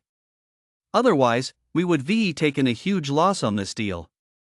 I never would guessed you were so well versed in the latest academic research. That is quite impressive. Not at all. I just like to read, I wouldn't call it following academic trends, Lu said modestly. It's a good thing for young people to read, but in the antiques and cultural relics business, true knowledge comes from practice. You can't judge someone's skill just by reading, Lu Guowo chuckled. Being able to identify today's Yuan dynasty blue and white porcelain doesn't mean your appraisal skills are particularly high. After all, Yuan dynasty blue and white porcelain is quite beautiful. Plus, you just happen to know that Japan recently developed the formula for it. Lu Guowo was deliberately belittling Lu. He was still annoyed about what had just happened. In reality, seasoned appraisers usually consult quietly with one another when they reach differing conclusions during a joint appraisal, eventually arriving at a consensus. A scene like today's was rare. However, it wasn't that Lu didn't want to consult with Lu Guowo beforehand. Rather, Lu Guowo simply hadn't taken this young upstart seriously, which led to him being proven wrong.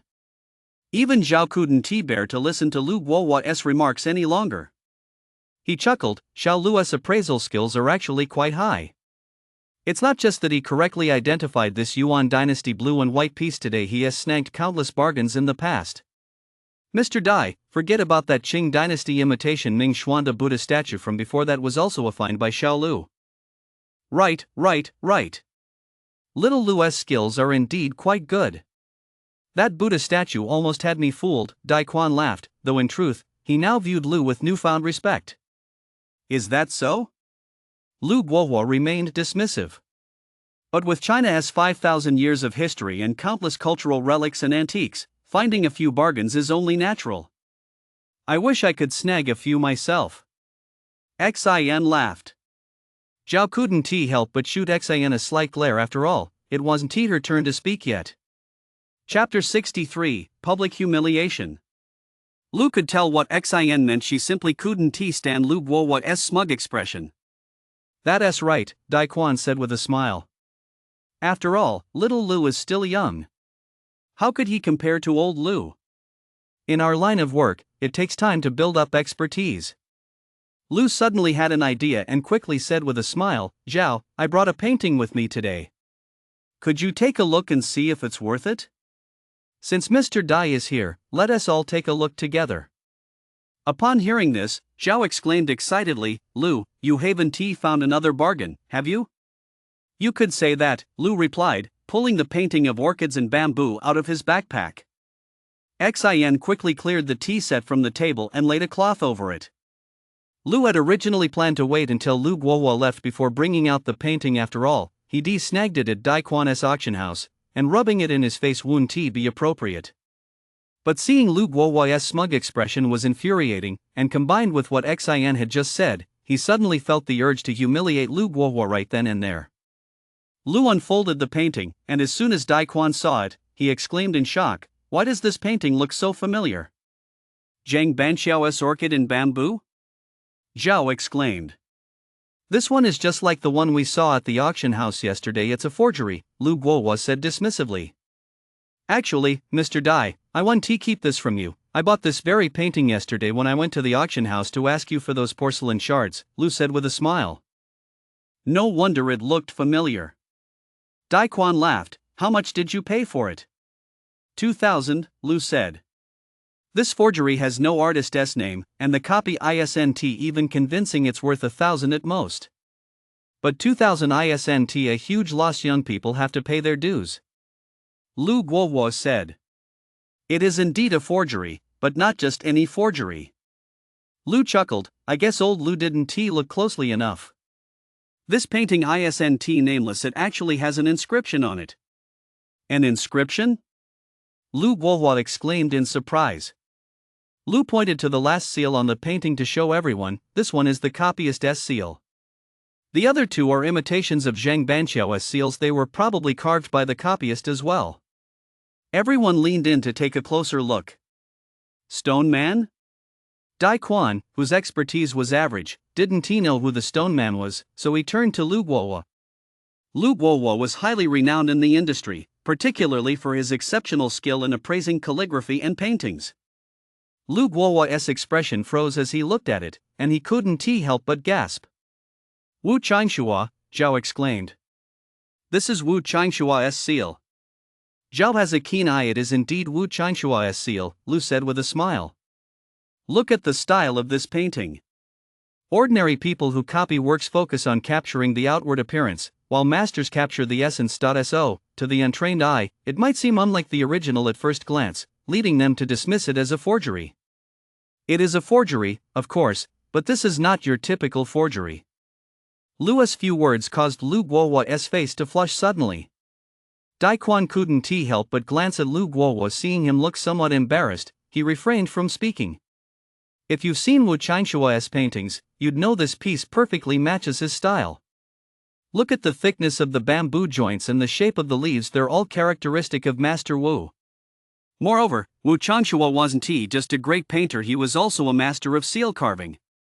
He carved countless seals throughout his life, so those who haven't studied him deeply naturally wouldn't recognize the origin of this seal. Still, Zhao has a keen eye to spot it at a glance.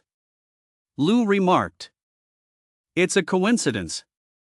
I once bought a forgery of Wu Qingshuo's work, a costly lesson, so I've gained some understanding of his style, Zhao chuckled.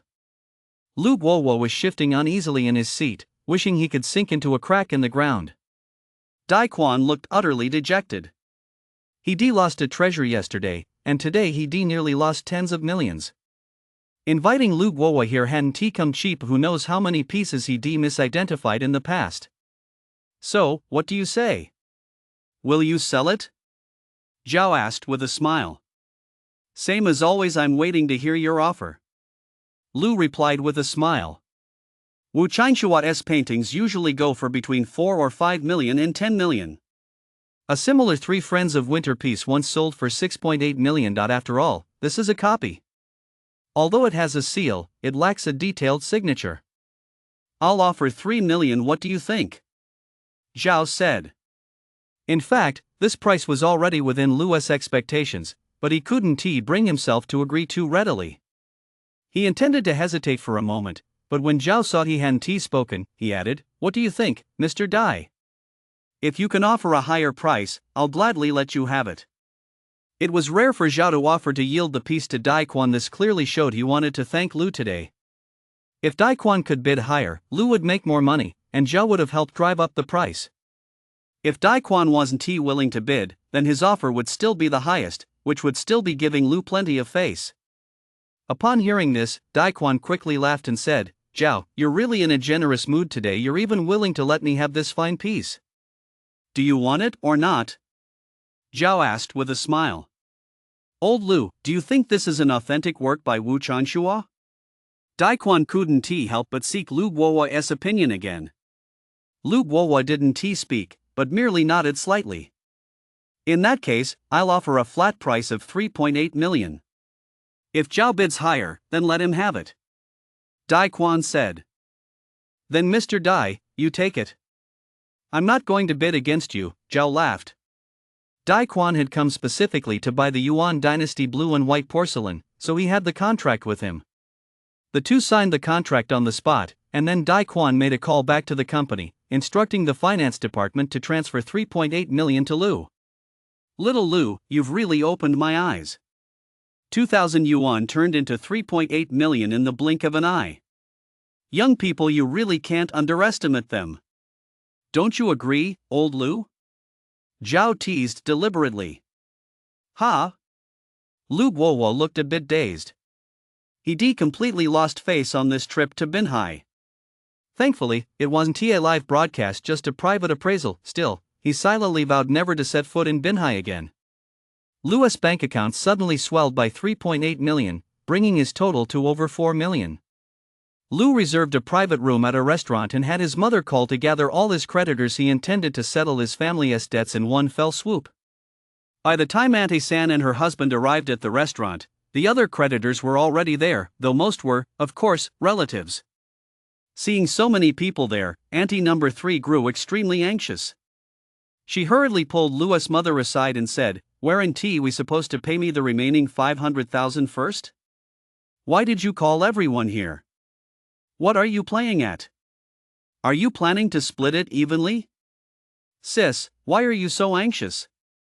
We won't short you a single penny of the 500,000 we owe you. After Lu told his mom about selling a painting for nearly 4 million, she now spoke with much greater confidence.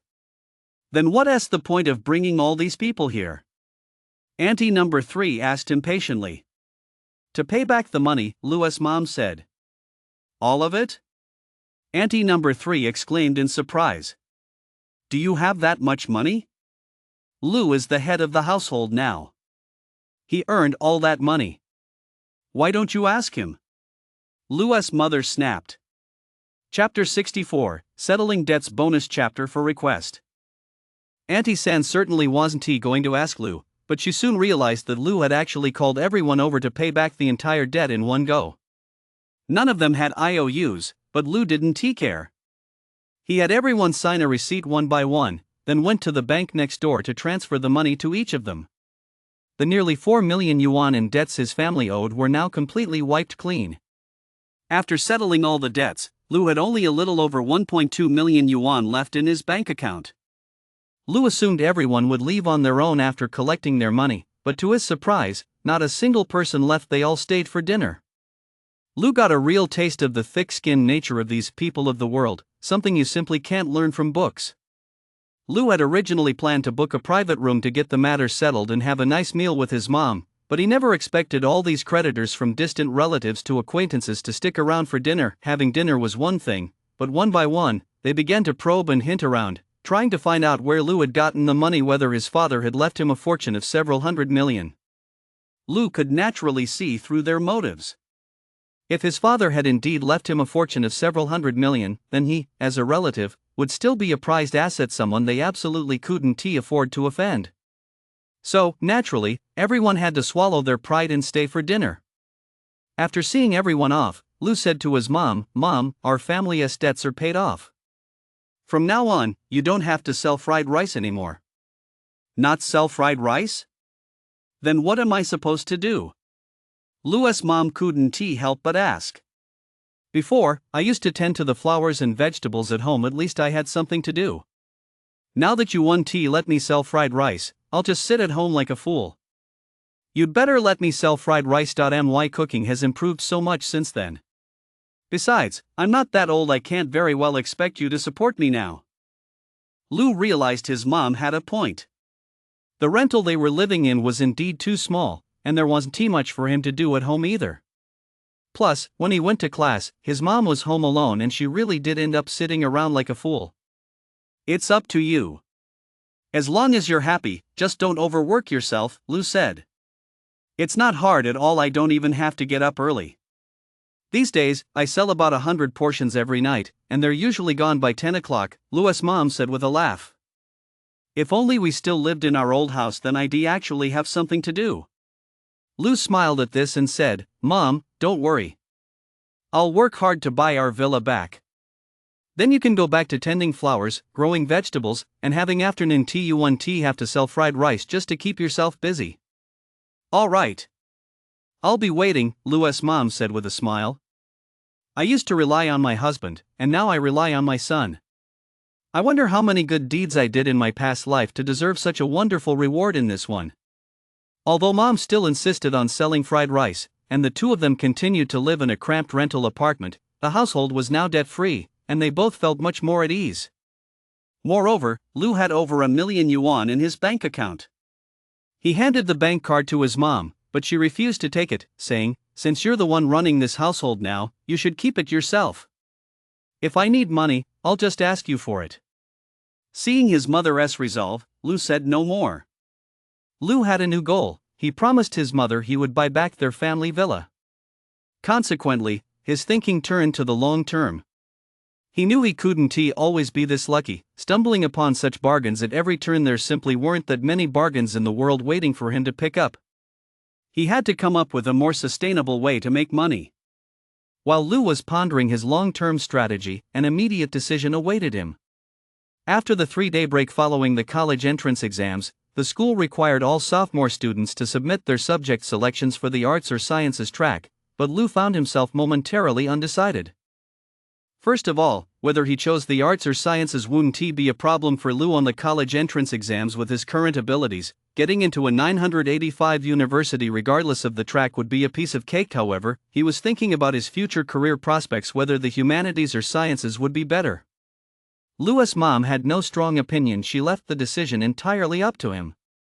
On the way to school, Lou asked Fat Dragon, but Fat Dragon just laughed. "I'm the one who should be asking you. I'll take whatever you choose, I'm not going to get into anything anyway." "Hey, Fatso, aren't you supposed to follow Gooman?" Lou said. "Oh, right." Fat Dragon suddenly remembered he was supposed to follow Gooman's lead, but he also wanted to stay in the same class as Lou. "But from what I can tell, Gooman seems pretty interested in what you choose. She has asked me several times what you're picking." "Holy shit. Is the school beauty into me? Bro, you're in trouble." Lou laughed. "Damn it. You bastard, you'd even go after your own brother's girl." Fat Dragon roared angrily. "That fatso has nothing to do with me. I like older, more mature women, I'm not into such young girls." Lou said. "Damn it. What kind of twisted taste do you have? I knew you'd be into the curvy, married woman type, you scumbag." Fat Dragon laughed. "Let me tell you this, you better keep a close eye on your school beauty. If she throws herself at me, I won't say no." Lou chuckled. "Scumbag, I'll chop you to pieces." Fat Dragon roared, stomping on his bike and barreling toward Lou. Lu let out a long howl and sped off toward the school as well. Course selection forms had to be submitted before school let out today. Most students had handed theirs in to their homeroom teacher, Lang, during morning study hall, but Lu hadn't had time to submit his yet when Lang called him out aside. So, arts or sciences? Lang asked straight to the point with a smile. I haven't decided yet, Lu said. Of course, this is a major life decision. I won't pressure you. The school explained everything clearly at the subject selection briefing earlier, so I won't go into detail. Lang chuckled. But I'll remind you, the promise I made you still stands. As long as you're in my class, you'll never have to do cleaning duty. Lu looked at Lang and smiled, but said nothing. Oh, you should know that I'm still teaching Class 3, and Class 3 is the humanities class, Lang said. Teacher, I'd like to think it over. Can I submit my choice this afternoon? Lu asked. Sure, take your time. Lang said. Most of the students could tell what Lang was talking to Lu about. Lu had already been identified by the school's academic affairs office as a key focus for next year, so every homeroom teacher in the sophomore class wanted to recruit him for their class. But none of them had the same advantage as Lang, who was right there in his own classroom. After school and lunch, Lu and Fat Dragon walked out of the school gates to browse the local bookstores. It had been a long time since they checked out the latest study guides. Hey, Fatso, I see they've started tearing down a lot of places in Jinshan village. When are they going to tear down your house? Lu remarked as they walked. Don't even get me started. We still haven't reached an agreement yet. The people we were negotiating with before backed out, and then they sent a bunch of people over to pressure us. My dad had no choice but to accept their compensation plan. But then, when it came time to sign, they actually tried to lower the compensation amount again. There's no way my dad was going to sign that. He was furious and said he'd only accept the original offer, or else he'd become a holdout. Fat Dragon sighed, damn it, is there any integrity left in this society? An extra update at noon, dedicated to Zhu Feng's Labra, Turbid Wine, Shan Yuan Xinghai, and all the readers who liked, tipped, and asked for updates. Thank you. Also, if you think it's decent, please give it 5 stars. The book's rating has been dragged down by a few readers who only read 1 or 2 chapters and gave it 1 star. It really hurts. But that's their right. I hope readers who like it will give it 5 stars. Thank you. Chapter 65, Selecting Texts and Principles. Fat Dragon was feeling down because of the demolition of his family's home. Lu didn't know what to say, but he knew that many people in Jinshan village were moving recently, and demolition had already begun in many areas. His mom even mentioned that they'd have to find a new spot to sell fried rice in the future. The two walked and talked. As soon as they stepped out of the school gate, they spotted Guman waiting there with a bubble tea in hand. Lu glanced at Fat Dragon and chuckled, the school beauty's waiting for us again. I think she's into me. You believe that? Like hell I do. Fat Dragon retorted. Don't believe me? Let us walk over there without saying a word. See who she talks to first. Whoever she talks to first is the one she's waiting for, you know what I mean? Lu laughed. Get lost.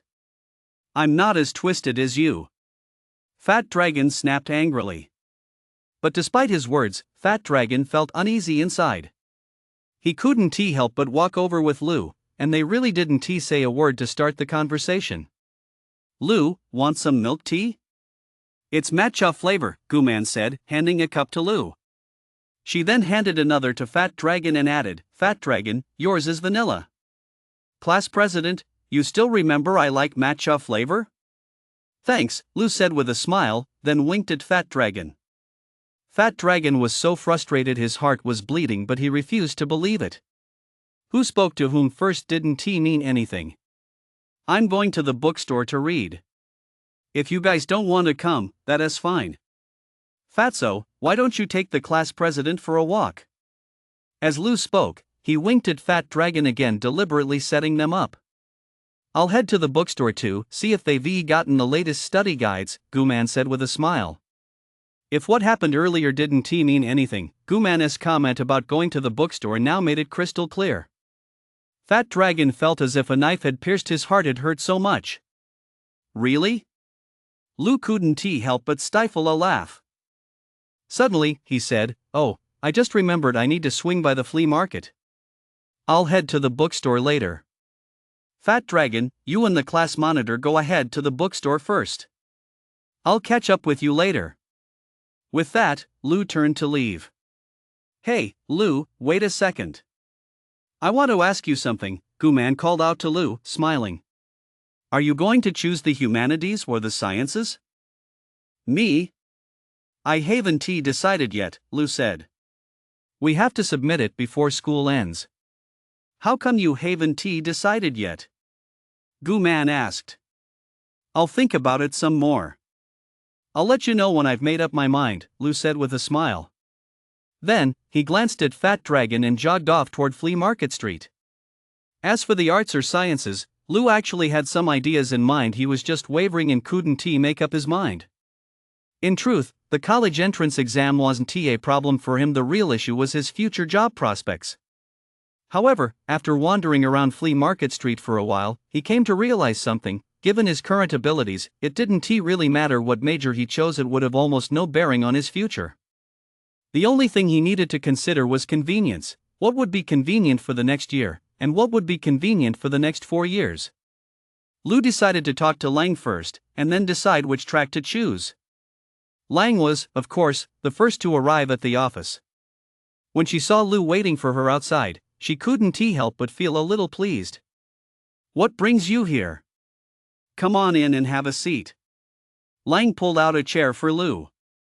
Teacher, I'd like to talk to you about choosing my track. Whatever I say, if it works for you, great. If not, that is fine too. Please don't get upset. Lou said with a smile. Are you trying to negotiate terms with me? Lang laughed. It's fine, go ahead. I won't get upset. If I were that easily upset, the job of homeroom teacher would have died out long ago. Actually, with my grades, it doesn't matter whether I choose the humanities or the sciences, Lou said. Lang didn't say anything, just smiled, but she knew very well that Lou wasn't exaggerating. He had nearly perfect scores in every subject, so it really didn't matter which track he chose. Whether you teach humanities or sciences, Ms. Lang, I'll choose your class. But I have a condition. I wonder if you'll agree to it, Lou said with a smile. Go ahead, I'm all ears, Lang replied. Due to family circumstances, I might have to take frequent leave starting next semester and won't be able to attend classes on campus, Lou explained. Lang's smile faded as he looked at Lou. Listen, Lou, isn't that condition a bit unreasonable? Do you really think any homeroom teacher would agree to let you skip classes? Of course, if you can provide a doctor's note or something similar, I'd be fine with it.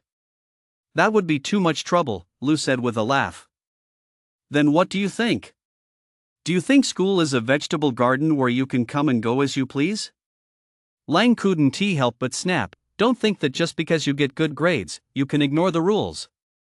Coming to school is the most basic rule, isn't it? Besides, you're one of the top students the school is focusing on next year. If you're frequently absent, it's fine if you do well on the college entrance exam, but what if you don't? How am I supposed to explain that to your parents? How am I supposed to explain that to the school?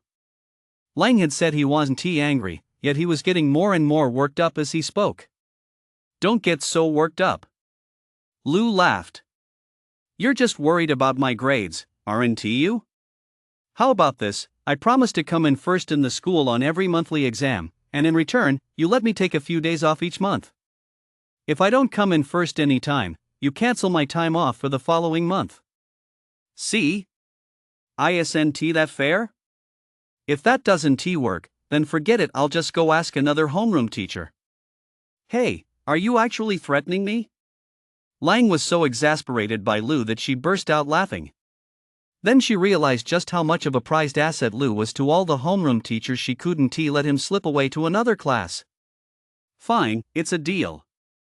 But not just every monthly exam, every single test, big or small, you must come in first in the whole school. Also, you can't take more than 3 days off at a time, and you must attend class every week. Lang said. Okay. Lou laughed. Then I'll go with the humanities track. Lou stepped out of the sophomore office just as Fat Dragon and Goo Man were returning from off campus.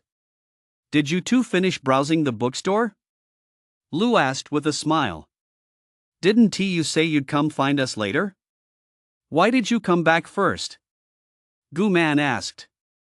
I went to talk to Teacher Lang about subject selection, Lou said. You've decided? Which track are you taking? Goo Man asked. Humanities, Lou said. Then I'll take humanities too, Goo Man laughed. No, this is a big deal. You can't just pick whatever he picks, Fat Dragon said urgently. I think we should take the science track. It's easier to get into. I don't like science. I like humanities. I'm a girl, so humanities is more suitable for me, Goo Man laughed. Fat Dragon's face fell, and Lou chuckled. Fatso, you should go for science. Screw that. I'm picking humanities too, Fat Dragon snapped angrily. Fat Dragon was utterly dejected.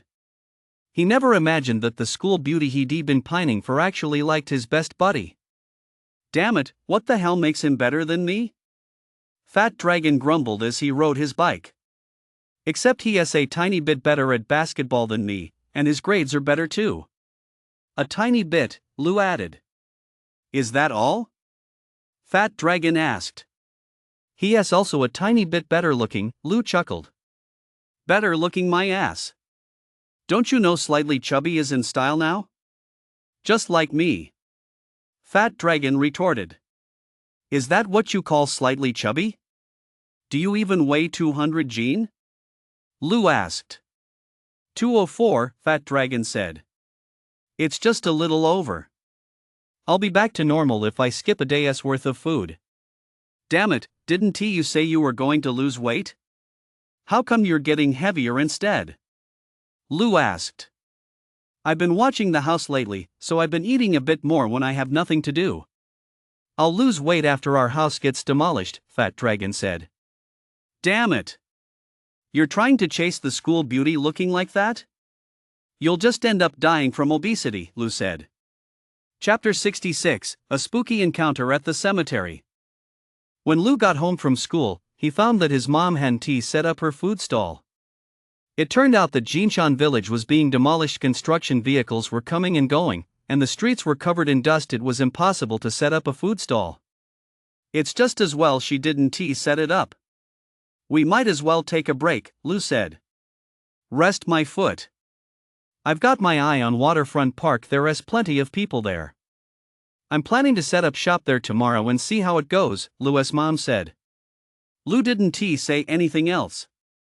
He didn't care as long as his mom was happy, that was all that mattered. His goal was clear, make money fast so he could buy back his villa as soon as possible, let his mom move back in, and help her return to her old life so she wouldn't have to work so hard anymore. Actually, when he chose the liberal arts track today, Lou had already made up his mind. He now possessed the ability to appraise cultural relics and antiques, and since this line of work paid so well, he might as well stick with it. While finding real bargains might not happen often, his expertise in appraising and restoring artifacts would ensure a steady income in the long run. So, he felt that the college entrance exam wasn't that important to him anymore. Whether he chose the humanities or sciences, or what major he studied in the future, didn't matter. Because once you achieve complete financial freedom, your interests become more important, and doing whatever makes you comfortable takes precedence. That's why he chose the humanities today, and negotiating terms with Lang was simply to make the coming year more convenient and comfortable for himself. After dinner, Lou shut the door and made the most of his time to repair his 3 pieces of porcelain. In fact, the 3 pieces were almost finished, only the last one, an enamel-painted piece, remained. If he worked quickly, he could finish them in the next couple of days. Then he would take them to the antique market to have Zhao appraise them and sell them. Lou worked diligently on the porcelain. It was extremely delicate work. The slightest lapse in concentration could ruin a piece. Lou was completely absorbed in the restoration. He found himself actually enjoying this meticulous work undisturbed and fully immersed in his own world. Lou didn't know how long he'd been working when he was suddenly startled by the ringing of a phone. He glanced at the time and saw it was already 2 a.m. The call was from Fat Dragon. Lou cursed under his breath, wondering what the hell had gotten into that fat bastard to call him so late. "Are you out of your mind? What time is it, and you're calling me?" Lou snapped as soon as he answered. "Lou, come save me right now. Something's gone wrong." Fat Dragon sounded visibly agitated on the other end, his voice breaking up. "Are you dreaming? Can you speak clearly?" Lou thought the guy was messing with him. "Dream my ass. It really happened. I'm not joking, our whole family has been kidnapped," Fat Dragon said urgently. "Is that for real? If you've been kidnapped, how come you can still call? Why didn't you call the police?" Lou chuckled. "The kidnappers dragged us out of our house and dumped us right in a graveyard, then just fucking left. I have no idea where this is." Fat Dragon didn't sound like he was lying. Lou's heart skipped a beat.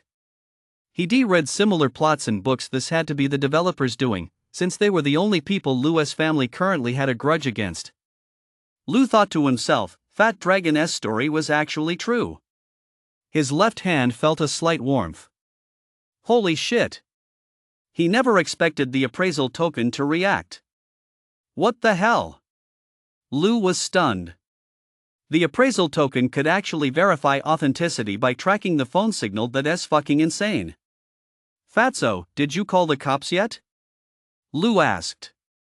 "I did, but I'm worried these guys might be in cahoots. Calling the cops won't do any good. You better hurry over and pick us up." "I can't get a ride out here in the middle of nowhere," Fat Dragon said urgently. "Hold on, I'm on my way," Lou said. He quickly got dressed, said a quick goodbye to his mom, and headed out. Lou saw that the location Fat Dragon had sent was Solution, over 40 kilometers away. There were indeed a lot of cemeteries in that area, and no wonder he couldn't get a cab. Who would take a fare to that godforsaken place? Lou flagged down several taxis, but as soon as the drivers heard they were going to Solution Cemetery, they flat out refused. Lou was stuck. He didn't have a car, and he certainly couldn't ride a bike there. Suddenly, he thought of Xiao Wei.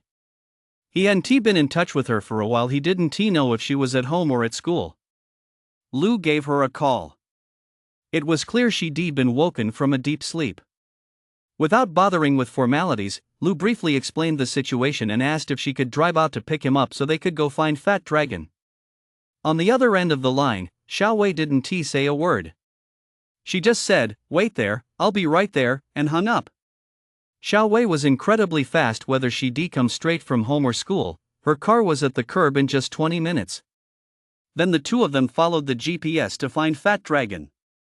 On the way, Lou gave Xiao Wei a rough rundown of the situation with Fat Dragon's home demolition. Xiao Wei was shocked and said, "I've heard about developers pulling shenanigans before, but it's supposed to be that developers aren't allowed to get involved in demolitions anymore? Isn't the government handling it now? It's not that simple. That's the official line, but in reality, it's all the developers pulling the strings. Every day the project is delayed, the developers are bleeding money and interest. They're the ones in the biggest hurry, so they're the ones coming up with all the dirty tricks," Lou said. The two raced along, with Fat Dragon calling nonstop to urge them on, asking if they'd found him yet and where they were. Lou could tell Fat Dragon was genuinely panicking. He must have been terrified wandering around the cemetery in the pitch dark. From a distance, Lou spotted Fat Dragon at the cemetery entrance, disheveled, wearing only shorts and a tank top. Xiao Wei pulled over, and Lou jumped out, shouting, "Fatso, are you okay? Why are you alone? Where are your parents?" "I don't know. They must have been brought here too, then dumped somewhere. Let us hurry up and look for them. Did you guys bring flashlights?" Fat Dragon looked like he was about to cry. "Oh, we have some in the car." "I'll go get them," Xiao Wei said, fetching 2 high-powered flashlights from the vehicle. "Should we split up?" Lou asked. "No way, let us stick together. This is a pitch-black graveyard, okay? Let us hurry up," Fat Dragon urged. "Did you call your parents?" Lou asked. I did, but no one answered. They keep their phones far away when they sleep, unlike me, who grabbed mine on the way out when I was kidnapped, Fat Dragon said. Did you see who it was? Xiao Wei asked. I was asleep when they suddenly covered my head and mouth and shoved me into a burlap sack. How could I see anything? Fat Dragon said. Don't ask questions right now. Just start calling out, Lou said. Dad. Mom. Uncle. Aunt. The three of them began shouting loudly throughout the cemetery. Hulu Mountain Cemetery was vast. It had once been a wild, unmanaged graveyard, but had gradually been planned and organized over time. As a result, this area was extensive and highly irregular. The three of them walked through the cemetery for over 20 minutes before finally hearing a sound ahead. When they shone their flashlights, they saw a burlap sack leaning against a gravestone. Chapter 67, The Unscrupulous Developer. Fat Dragon sprinted over and opened the sack. Inside was his father. Fat Dragon's father's hands were tightly bound, and his mouth was sealed with duct tape, unlike Fat Dragon, who had merely been stuffed into the sack. Seeing Fat Dragon come to rescue him, his father nearly burst into tears. Where is your mom? Fat Dragon's father asked. We haven't found her yet, Fat Dragon replied. Dad, this is Xiao Wei. Lou knew him, of course, but this was Xiao Wei's first time meeting him. Fat Dragon gave a brief introduction, and his father thanked her sheepishly. The group then hurried off to search for Fat Dragon's mother. Fat Dragon's mom, just like his dad, had been tightly bound and left next to a gravestone. As soon as they opened the sack, she couldn't help but burst into tears. Fat Dragon's dad scooped his mom into his arms, then began untying the ropes while saying, It's okay, don't cry. Fat Dragon's friends are all here. Don't cry, you're fine. Seeing Lou, a beautiful young woman, and Fat Dragon standing together, Fat Dragon's mother quickly stopped crying and said, So it was you who helped us? Thank you so much. I'm so sorry to have put you through this. It's okay, Auntie. Let us get out of here quickly, Xiao Wei said. Fat Dragon's family was actually unharmed. They hadn't been injured, though they'd certainly been given quite a scare. Those people are so despicable. They didn't hit you or curse at you, they just scared you and harassed you, Xiao Wei said indignantly. It's all those developers people behind this. If I ever catch them, I'll break their damn legs, Fat Dragon said menacingly. They're all veterans, how could you possibly catch them? And even if you did, what then? You can't beat them, report them? We don't have any evidence, it's just our word against theirs. Besides, those guys have definitely bribed their way through the system. Fat Dragon's mom said tearfully. Enough, enough. Let us go home and figure something out later. Unless they kill me to silence me, they can forget about tearing down my house, Fat Dragon's dad said angrily. I'm just afraid that if we go back now, the house will already be demolished, Fat Dragon's mom suddenly burst into tears. No, Lou comforted her. They probably won't do it now. This is just the first time, they're just trying to scare you into backing down. Xiao's right. They won't go all out the first time. But if they scare us a few more times and we still don't comply, they'll probably resort to forced demolition, Fat Dragon's father said. Then what do we do? Fat Dragon's mother cried. As they were talking, they suddenly heard sirens. The police car had finally arrived, albeit late. The officers were from the nearby police station. After asking a few questions, they took the five of them back to the station to take statements. Once the statements were taken, they were told to go home and wait for further notice. Before leaving, Fat Dragon's mom grabbed an officer and asked when they would catch the criminals. Fat Dragon's dad snapped, Catch my ass. Like they'll ever catch them, you know full well they've already tipped each other off. They won't even bother investigating. Watch your language, comrade. This is a police station. We have established procedures for handling cases. Every case is processed according to protocol. How could we not investigate? The investigating officer snapped. Investigate? If you can actually solve this, I'll present you with a banner of gratitude and apologize to you personally. Investigate? You're pulling the wool over our eyes. Fat Dragon's dad stormed out, let us go home. I'll handle this myself. A few people followed Fat Dragon's dad out of the police station. Why, what is going on here? A few officers on duty inside the station couldn't help but whisper behind their backs. Hey, it's the developers up to their old tricks again. It's South definitely Jaya real estate. How many times has this happened this year? They love sending holdouts to the Volusian cemetery, it's so damn unethical. The investigating officer shook his head. Jaya, no wonder people say they're pulling the wool over everyone's eyes. Everyone knows they've already greased the wheels from top to bottom. Yeah, we're the ones taking the fall. The higher-ups let us investigate, they just want us to gloss over it and drag our feet. By the time Xiaowei drove everyone back to the city, it was almost dawn. Fat Dragon's parents said a few words of thanks, and then everyone went their separate ways. Lu finished breakfast and headed to school early. He didn't wait for Fat Dragon, he knew Fat Dragon definitely wouldn't be coming to school today. But what Lu didn't expect was that Fat Dragon hadn't been to school for 2 days in a row. He couldn't help but ride his bike over to Fat Dragon's house after school at noon to check on him. Most of the houses surrounding Fat Dragon's home had already been demolished, it likely wouldn't be long before the rest were gone. After all, these were 3 or 4-story residential buildings in an urban village. A few swings of the excavator were enough to level these uneven structures. Fat Dragon's family owned a large plot of land. His father had a knack for business several years ago. He used the family's entire savings to build 2 6-story buildings, which he then divided into many small units to rent out to migrant workers in the area. As a coastal provincial capital, property prices in Binhai are astronomically high, averaging over 50,000 yuan per square meter. For a resettlement project on the scale of Fat Dragon's family, the compensation is inevitably in the hundreds of millions. No wonder someone would target them. When Lu saw Fat Dragon, his 2 huge dark circles under his eyes were terrifying, and he looked disheveled and unkempt. Fat Dragon's place was also in complete disarray, with electrical wires strewn all over the floor. Holy shit! What happened to you? Lu exclaimed. What else could it be? Now the whole family is too scared to sleep at night. We're taking turns napping during the day. But how the hell am I supposed to sleep during the day?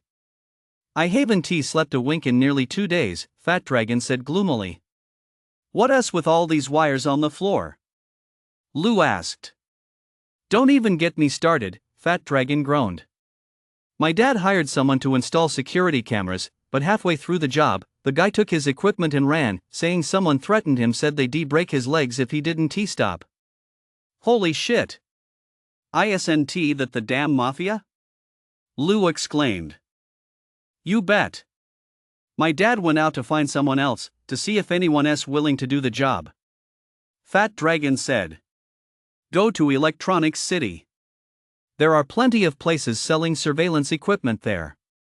If you pay enough, someone will definitely install it, Lu said. Just as the two were talking, Fat Dragon's dad came back. One look at him told them he hadn't found anyone nearby willing to install the surveillance system. Fat Dragon told his dad about Lu's suggestion. His dad, of course, knew nothing about electronics, and had only looked for installers in the area around Jinshan Village. As soon as he heard there were plenty of installers at the Electronics City, he immediately wanted to head there. Lu took Fat Dragon and his father to the Electronics City. They found a large store selling surveillance equipment, picked out a model, and negotiated a price. But as soon as the owner heard the installation address was in Jinshan Village, he immediately refused. We just got the notice less than half an hour ago.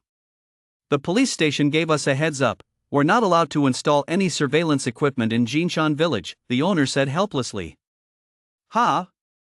The 3 of them looked completely baffled. Holy shit! This is fucking ridiculous. Lu was at a loss for words, he wanted to curse. Let us try another shop, Fat Dragon's dad suggested. No need to look elsewhere. We're the biggest surveillance sales and installation company around here. If we want to go, who else would dare? Who is willing to risk offending the police station over such a small sum? We're already dealing with them every day in this security business, the boss reminded them. Fat Dragon and his father looked utterly dejected, sighed deeply, and didn't know what to do. Chapter 68, I'll install it myself. Damn it! I'll install it myself. Lou snapped. Boss, you can at least sell me the equipment, right? The equipment is no problem, but let us be clear, we won't handle the installation, the owner said. Lou, you know how to install it? Fat Dragon asked in surprise. Don't worry. It's just a surveillance system, a piece of cake. Hold on, I'll take a half day off with Wolverine. With that, Lou called Lang to ask for a half day off. In fact, after returning from the cemetery that day, Lou hadn't slept. Instead, he'd been online researching cases of forced demolitions by developers and relevant legal materials. He'd already formed some ideas about how to deal with the developer. Normally, he wouldn't have felt comfortable meddling in Fat Dragon's family affairs. After all, in the eyes of Fat Dragon's parents, he was just a high school kid.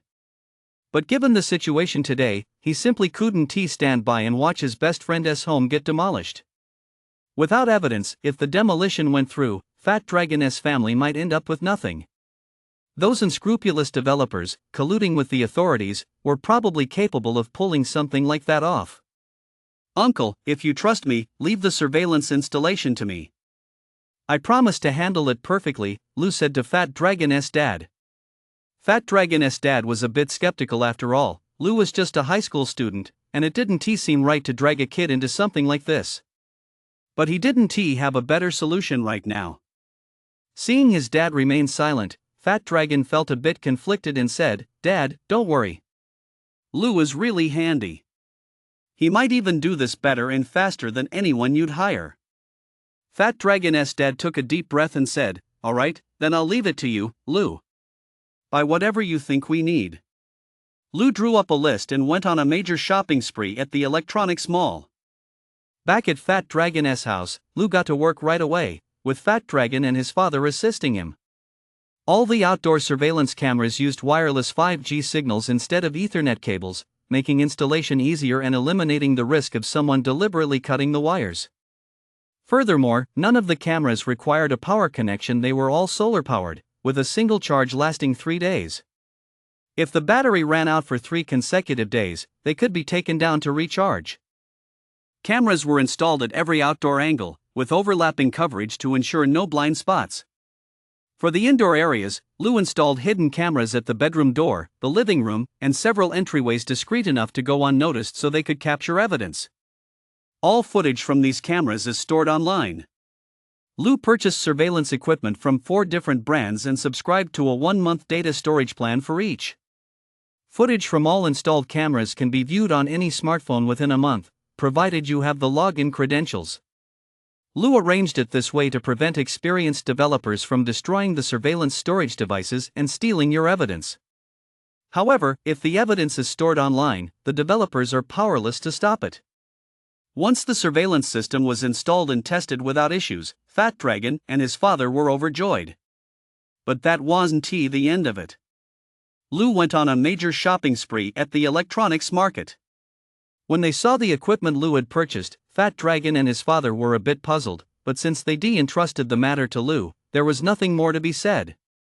Besides, compared to the hundreds of millions in demolition compensation, spending a few thousand or even tens of thousands on equipment was nothing. After installing the surveillance system, Lou buried a ring of pressure-sensitive coils around Fat Dragon's property. These coils would trigger an alarm the moment anything weighing over 20 kilograms stepped on them. The alarm wasn't just an audible one, it also activated lights. Lou installed several large, ultra-bright floodlights around the perimeter of Fat Dragon's 2 buildings. These were powered by massive solar batteries, which were certainly no cheap investment. These floodlights are all connected to the sensor coils. The moment someone steps on them, the floodlights will turn on, and the blinding light will illuminate the entire area. Just picture the scene, it's practically like a prison. But the floodlights aren't the end of it. Immediately afterward, the high-powered speakers Lou installed will blast a sound that will make you question your existence, especially if you're a thug hired by the developer. You are committing a crime. Every move you make is being recorded by surveillance cameras. Please put your hands on your head, get down on the ground, and do not resist. Think of your mother, wife, and children at home. Is it really worth it to commit these illegal acts for someone else? Fat Dragon nearly laughed his ass off listening to the righteous tone coming from the speakers. Holy shit! I can't believe you came up with that, Fat Dragon laughed. Xiao Yi is really something else. Where did you learn all this? Fat Dragon's dad asked in disbelief, looking at the equipment that had been installed in just a short while. I told you Lou was a real hands-on guy. Believe me now? Fat Dragon said smugly. I believe you. With things like this, how could I not? Fat Dragon's dad laughed. This is great. Let us see if those bastards dare to come back now. Uncle, don't underestimate those developers. If you push them too far, all these lights and sounds won't matter. If they're willing to dump you in a graveyard, they'll ignore all this and break into your house. You really should upgrade your doors and windows, Lou said. Don't worry, we replaced the doors and windows yesterday. Fat Dragon said, look, the front gate is all cast iron super heavy. It's got over a dozen iron bolts. Unless a bulldozer comes to push it, there's not much chance of anyone breaking it down. Lou looked at the gate Fat Dragon was pointing to. It did indeed look incredibly sturdy. Plus, the windows had been reinforced with solid cast iron security bars. It's not just the door, you'd better set up some self-defense measures, Lou said. Self-defense my ass. This massive iron door keeps others out, but it also traps us in here, Fat Dragon said. Don't be too complacent. No matter how sturdy the door is, what if criminals use machinery to cut through it? It probably won't take them an hour to slice through that massive iron door, Lou warned. Right, what should we do then? Fat Dragon's dad asked anxiously. We need to come up with a way to stop them from a distance. For example, by some fireworks. As soon as someone crosses the sensor loop, you shoot the fireworks at them, Lou suggested offhand. Right, that's a great idea. Come on, let us go buy some fireworks, Fat Dragon's dad said excitedly. Fat Dragon and his dad returned with a tricycle loaded with handheld fireworks, which they then stacked in various rooms on the third floor and on the rooftop. To Lou's surprise, the equipment he de-installed came in handy that very night. While Lou was still asleep, Fat Dragon's dad woke him up with a phone call, telling him that the intruders had actually arrived so quickly. Sure enough, they'd been startled by the floodlights and loudspeaker Lou had set up, and had all fled in a panic. Lou guessed that Fat Dragon's installation of surveillance cameras that morning must have alerted the developer, so they couldn't wait to come over that night. But they never expected Fat Dragon's place to be set up like a prison. No wonder they took off running. Who has ever seen a scene like that? Chapter 69, XIN. The next morning, Lou ran into Fat Dragon at the entrance to the complex. The kid was finally back at school, which meant life at their house had mostly returned to normal. No more living in fear that someone would sneak in at night and send them to the graveyard. Of Lou's 3 porcelain pieces, the 2 blue and white ones excluding the enamel-painted one had already been restored. They looked absolutely flawless, at least on the surface. He planned to take the 2 blue and white pieces to the antique market first to have Zhao take a look. Taking advantage of his lunch break, Lou rode his bike to the antique market alone. When Lou arrived at Jinguzhai, Zhao wasn't there, but XIN was eating takeout. Seeing Lou come in, XIN hurriedly put away her food, gestured for Lou to sit down, and started to brew him some tea. Just go ahead and eat. I'm not one of those middle-aged guys who absolutely has to have tea, Lou said with a smile as he sat down. XIN didn't stand on ceremony. She picked up her takeout again and started eating. Have you tried it yet? XIN asked. I haven't tea. You only have one order, so you can't share it with me, Lou teased. Then I'll give you half. I've barely touched it, it's still clean. Shall we eat together? XIN laughed. You go ahead and eat. I'd already eaten before coming over. Whereas Xiao? Lu asked. The boss was just called over by the owner of Gulai Gu. I'll send him a WeChat message to let him know you're here. Saying this, Xin picked up her phone and sent Zhao a message, make yourself some tea. I don't know how to make tea. Just eat your meal, don't worry about me, Lu said. Xin had ordered a bowl of spicy hot pot. Seeing that Lu wasn't drinking tea, she didn't hold back and began slurping up the hot pot. Lu watched Xin eat the hot pot and asked, do you order takeout for lunch every day? Yeah, what else is there to eat? What do you have for lunch? Xin asked. I eat at the cafeteria. The school cafeteria is cheap, you can get a decent meal for 10 yuan, Lu said. You're already so well off, yet you still eat at the cafeteria? You're really frugal, Xin said, sounding a bit incredulous. The cafeteria is fine. As long as I'm full, that's all that matters. There's no need to eat rich food every day, right? Lu said. I didn't expect someone your age to be so good at managing money. Whoever marries you is in for a treat. Xin exclaimed. Aren't you going to try harder? Zhao walked in from outside, grinning. Boss, isn't it rude to eavesdrop on people's conversations? Xin said. This is my shop, you know.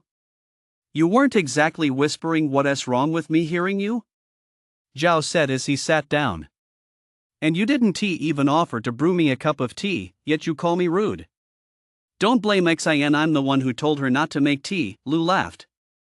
Xin finished her spicy hot pot in a few bites, tossed the takeout box aside, and sat down to brew tea for the two of them. I really owe you from last time. Otherwise, based on Lu Guo's appraisal, I'd probably have had to pawn the Xingu Zhai, Zhao said with a laugh. That Yuan Dynasty blue and white porcelain piece was priced at 50 million. If it weren't for your appraisal, Dai Quan and I would have each chipped in 25 million to buy it together.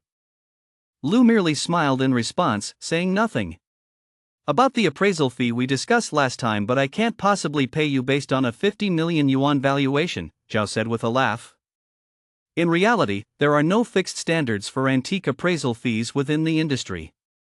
Some charge by the session or per item, while others charge a percentage of the appraised item's value. They can range from a few hundred to hundreds of thousands, or even millions. It all depends on the appraiser's skill, background, and influence within the industry. Take a major collector surnamed Mine Beijing, for example. I've heard his appraisal fees start at 400,000. Of course, even if you have the money, you might not be able to hire him. If he authenticates an item, it's essentially a high-level endorsement, and its appreciation would likely exceed 400,000. Zhao, let us not even talk about appraisal fees. Last time, with that Wu Changshua orchid in bamboo painting, you deliberately let Dai Quan have it, which helped me sell it for hundreds of thousands more. I know exactly what's going on. Let us call it even for that, okay? Lu chuckled. Sure, we're even, Zhao laughed. Doing business with young people is so straightforward. Still, you were pretty ruthless last time. You actually had the nerve to humiliate Lu Guohua right there on the spot. I wouldn't dare, Lu laughed. Cut the crap. I heard it straight from Dai Quan, Zhao laughed. What did Mr. Dai say? Xin asked curiously. You remember that copy of Wu Changshua's orchid in bamboo painting that Xiao Lu brought in that day, right? Zhao asked, looking at Xin. Of course I do. What about it? Xin asked, puzzled. That painting had originally been taken to Dai Quan's Ichuan auction house for Lu Guohua to appraise. Lu Guohua said on the spot that it was only worth 1,000 yuan and kicked the owner out. As it turned out, Xiao Lu bought it right there at Ichuan auction house for 2,000 yuan, then brought it here and sold it to Dai Quan right in front of Lu Guohua for over 3 million yuan. Zhao said. Xin listened, wide-eyed, and said, so that's how it went. Lu Guohua had a sour look on his face the whole time he was leaving that day.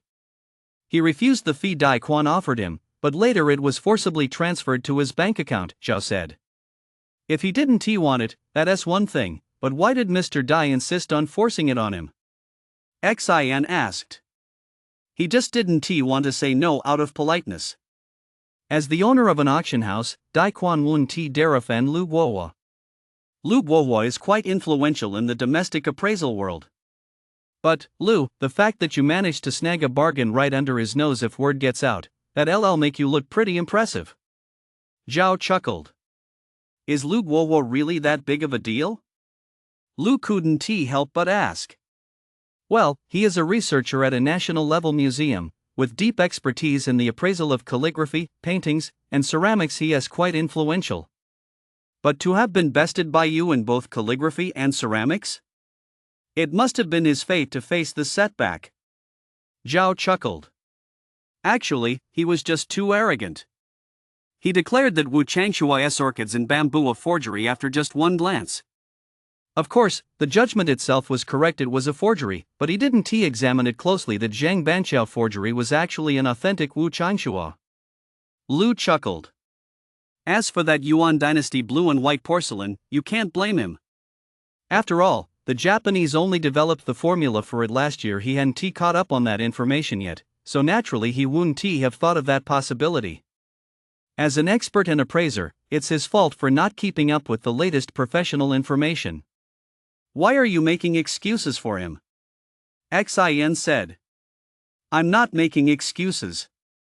Everyone makes mistakes sometimes, Lu replied with a smile.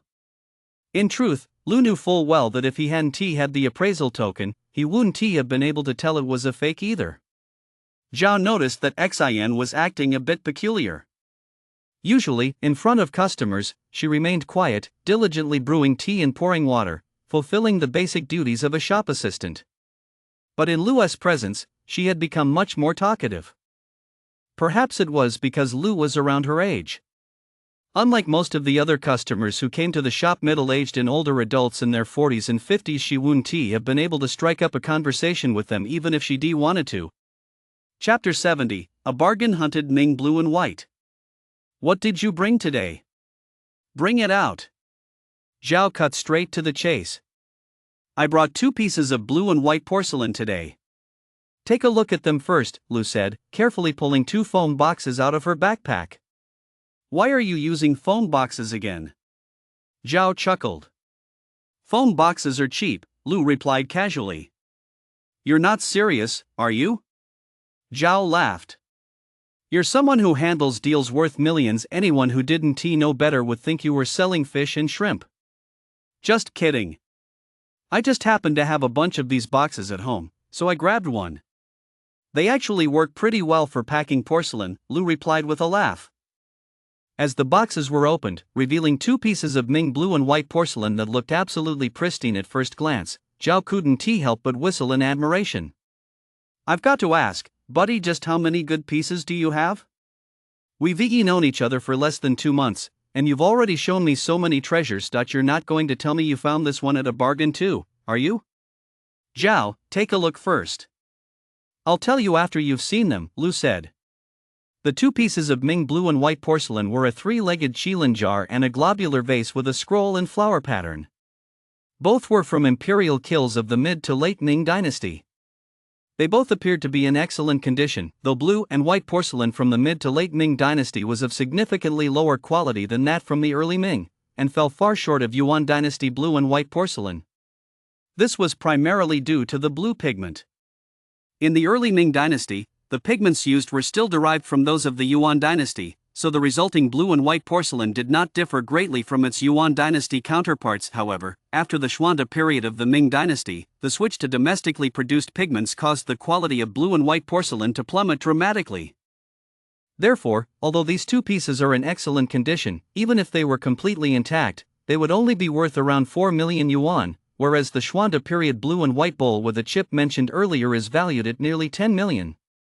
And the Yuan dynasty blue and white piece from a few days ago reached a staggering price of 50 million yuan. Zhao gently picked up each piece of blue and white porcelain from the foam box, giving them a cursory inspection from the markings on the base to the glaze and the design. As he looked, he remarked, Xiaolu, if you say they're genuine, I don't need to examine them further, just give me the appraisal. Rest assured, Zhao. Authenticity is guaranteed for anything I sell.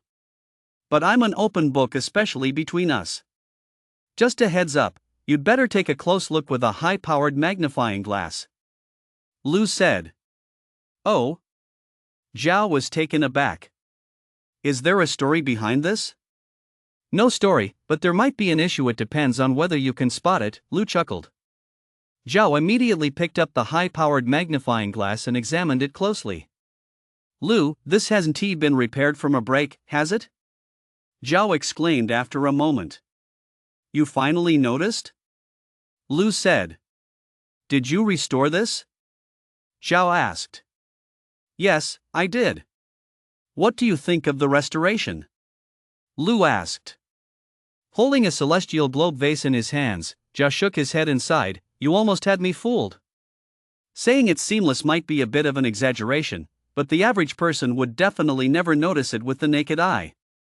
I had no idea your skills in artifact restoration were so profound. It's nothing special. Actually, I could have made it truly seamless, but that would have required refiring it, which would have damaged the porcelain itself. These two pieces were mainly repaired by splicing the fragments back together. Since all the shards were intact, there was no need to damage the original glaze. That's why you can still see the splicing lines under high magnification, Lu explained. Still, if you hadn't mentioned it, it would have been hard to spot with the naked eye or even under low magnification. Zhao examined the two blue and white pieces closely and remarked, still, these two would be easy for someone to mistake for fakes. Indeed.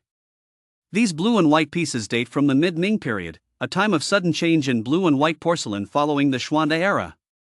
They were likely fired during the period when the glaze formula was being adjusted, so their style is ambiguous, neither fully one thing nor the other, making them easy to mistake for fakes. Lu chuckled. That's exactly why they're fragment reconstructions. Did you pick up both of these as bargains? Zhao asked. Lu nodded. You collected the fragments and reconstructed them yourself? Zhao pressed further. Right, they're fragment reconstructions, Lu laughed. Upon hearing this, Zhao suddenly realized something and exclaimed in surprise, You didn't happen to pick up the fragments from Ichuan, did you? Lu laughed. To be honest, I actually picked them up from two large boxes of unwanted fragments at Ichuan. Zhao was speechless, his jaw practically dropping. That's amazing. Zhao couldn't think of any other words to describe it. Are you saying these two pieces were made from fragments found in Mr. Dai's trash? Xin couldn't believe her ears. That's right, exactly as you said, picked up from Mr. Dai's trash, Zhao chuckled. Holy crap! Lu, you're seriously amazing! Xin exclaimed. Whoever took those to Ichuan for appraisal must have been crazy to get them rejected. This absolutely can't get out. Zhao chuckled, and Daquan can't find out either, or he'll be so angry he'll have a heart attack.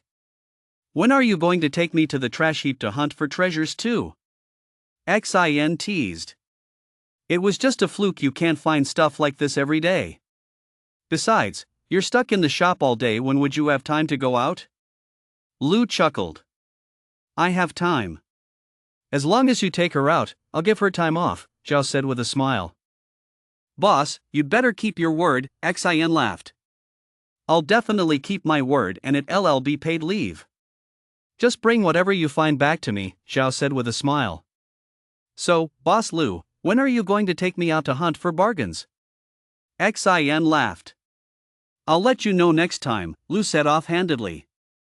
In truth, he didn't know where to go hunting for bargains either. The few items he found recently were all just flukes. There's no set spot just waiting for you to stumble upon. Let us add each other on WeChat then, so we can stay in touch, Xin said, pulling out her phone. Sure.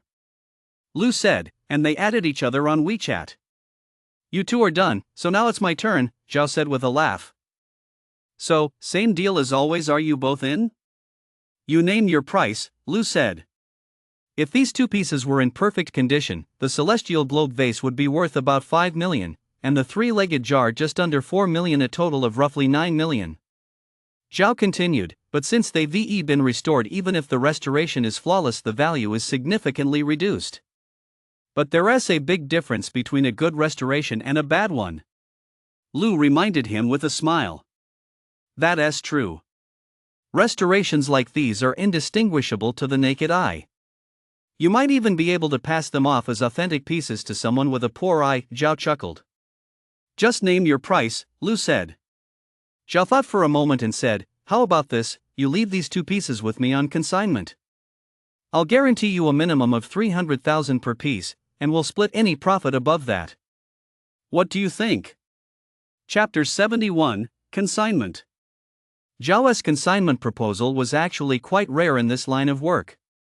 After all, antiques are a risk no matter who holds them, especially porcelain. If it breaks, there is no telling what might happen. That's why Zhao offered a guaranteed minimum of 300,000 if they get damaged. He'd simply compensate Lu 300,000 per piece, avoiding any messy disputes. The benefit of this proposal was clear. Zhao found it difficult to price these two restored porcelain pieces. For ordinary restored items, he'd typically offer a lowball price right off the bat. But these two were masterpieces restored by Lu, and he genuinely couldn't estimate their value. After all, he'd never sold anything like them before. Offering too little would damage their relationship. Offering too much, however, would be unprofitable if they ended up stuck with the pieces. After all, business is business. Consignment, on the other hand, is different. It means the two of them share the risk. If they don't sell, Zhao won't lose anything. For Lu, however, there was a chance they might not sell, but there was also a chance he could get more money. But in reality, there are no antiques that can't be sold. It's just a matter of time. Alright, let us go with Zhao's suggestion. Lu readily agreed, because to him, these two pieces were essentially found. Consignment actually served his interests better, and besides, he wasn't in a rush for the money. After agreeing on the consignment terms for the two blue and white pieces, Zhao quickly drafted a consignment contract, which both men signed. While they were signing the contract, Xian brought out the two blue and white pieces, discarded the foam boxes, repackaged them in silk-lined cases, and placed them in a tempered glass display cabinet. After placing them in the display case, Xian looked up some information online and printed out two simple price tags. The globular vase with climbing vine patterns was priced at 9.8 million, and the three-legged Qilin jar at 7.78 million. Lu was taken aback, thinking to himself, this guy really dares to set those prices. It's just a price tag, Zhao chuckled. People who come to buy such expensive items generally know the market well. Of course, you can't rule out the occasional nouveau riche with money to burn. After signing the contract, the two sat down to drink tea and chat. Zhao was quite interested in where Lu had found his bargains, so he casually asked. Lu laughed. To be honest, I just wander around aimlessly places like the antique market or flea markets. I don't have any fixed spots. Finding a bargain at a place like the antique market is incredibly lucky, but while it's fine to try your luck there occasionally, you can't rely on places like that if you want to make a long-term career in this business, Zhao said. I've heard there are actually all kinds of antique exchange clubs in the city, black markets and the like. I wonder if you could introduce me to some of them, Zhao. Lu asked. A young guy like you really can't get into those places. They're all for seasoned veterans. Unless someone with clout brings you in, to be honest, even I can't get you in. Zhao chuckled. Zhao, Yurjin Guzhai is the biggest shop in this antique market. Isn't your status enough? You're being too modest, Lu laughed. I'm considered top tier here in the antique market, but in the entire Binhai collecting scene, I'm nothing. The ones with real clout are those wealthy collectors who only buy and never sell, Zhao chuckled. You'll see for yourself if you ever get the chance. But besides the antique market, you should check out the black market in the western part of town. Isn't the black market pretty much the same as the antique market? I've heard it's even less specialized. They sell everything, from needles and thread to broken toys and all sorts of junk. Lu said dismissively. The black market is indeed a bit of a hodgepodge, but if you're lucky, you can snag some brand new items, Zhao chuckled. Oh, I live over in the West End. You should invite me along when you go, Xian said with a smile. You have to get up early to browse the black market. It opens at 3 and closes at 6. Can you even get up that early? Zhao asked with a laugh. If you're taking me bargain hunting, of course I can get up. Xian laughed. After having a few cups of tea and chatting for a while at Jinguzhai, Lu left. Lou realized he had changed a lot compared to a month or two ago. He could now sit down and chat with a middle-aged guy like Zhao, instead of just selling his stuff and bolting like he used to. Lou still had a Qing Dynasty Yongzheng era enameled magpies playing among plum blossoms cup in his possession. The cup wasn't large, but restoring it was all the more laborious. Because the cup was small and shallow, the seams where the pieces were joined were clearly visible against the pure white surface. Making the repair invisible to the naked eye was extremely difficult, especially since Lou didn't want to resort to reglazing and refiring. Lou worked on this enameled cup with a magnifying glass, meticulously treating it bit by bit, striving for a seamless finish. That night, Lou worked on restoring the cup until he lost track of time, only to be startled by the dazzling fireworks over Jinshan village. Holy shit! Lou dropped what he was doing and rushed to the balcony, where he saw strings of fireworks going off with a pop sound beside the two small buildings still standing in Jinshan village, which had already been nearly stripped bare by demolition. The fireworks weren't shooting up into the sky, they were firing straight down toward the ground. Lou quickly dialed Fat Dragon's number. Sure enough, the thugs hired by the developer were violently ramming Fat Dragon's front gate. When they realized the gate was too sturdy to break down, they brought in a cutting torch to try to slice through it. Fat Dragon's dad had already called the police, but the patrol cars were slow to arrive, citing the blocked roads from the Jinshan village demolition as the reason. With no other options, and seeing that these thugs had actually brought a cutting torch, Fat Dragon's father and his family had no choice but to light the fireworks and fire them at the thugs. A dozen or so thugs in black were caught completely off guard by the sudden barrage of fireworks.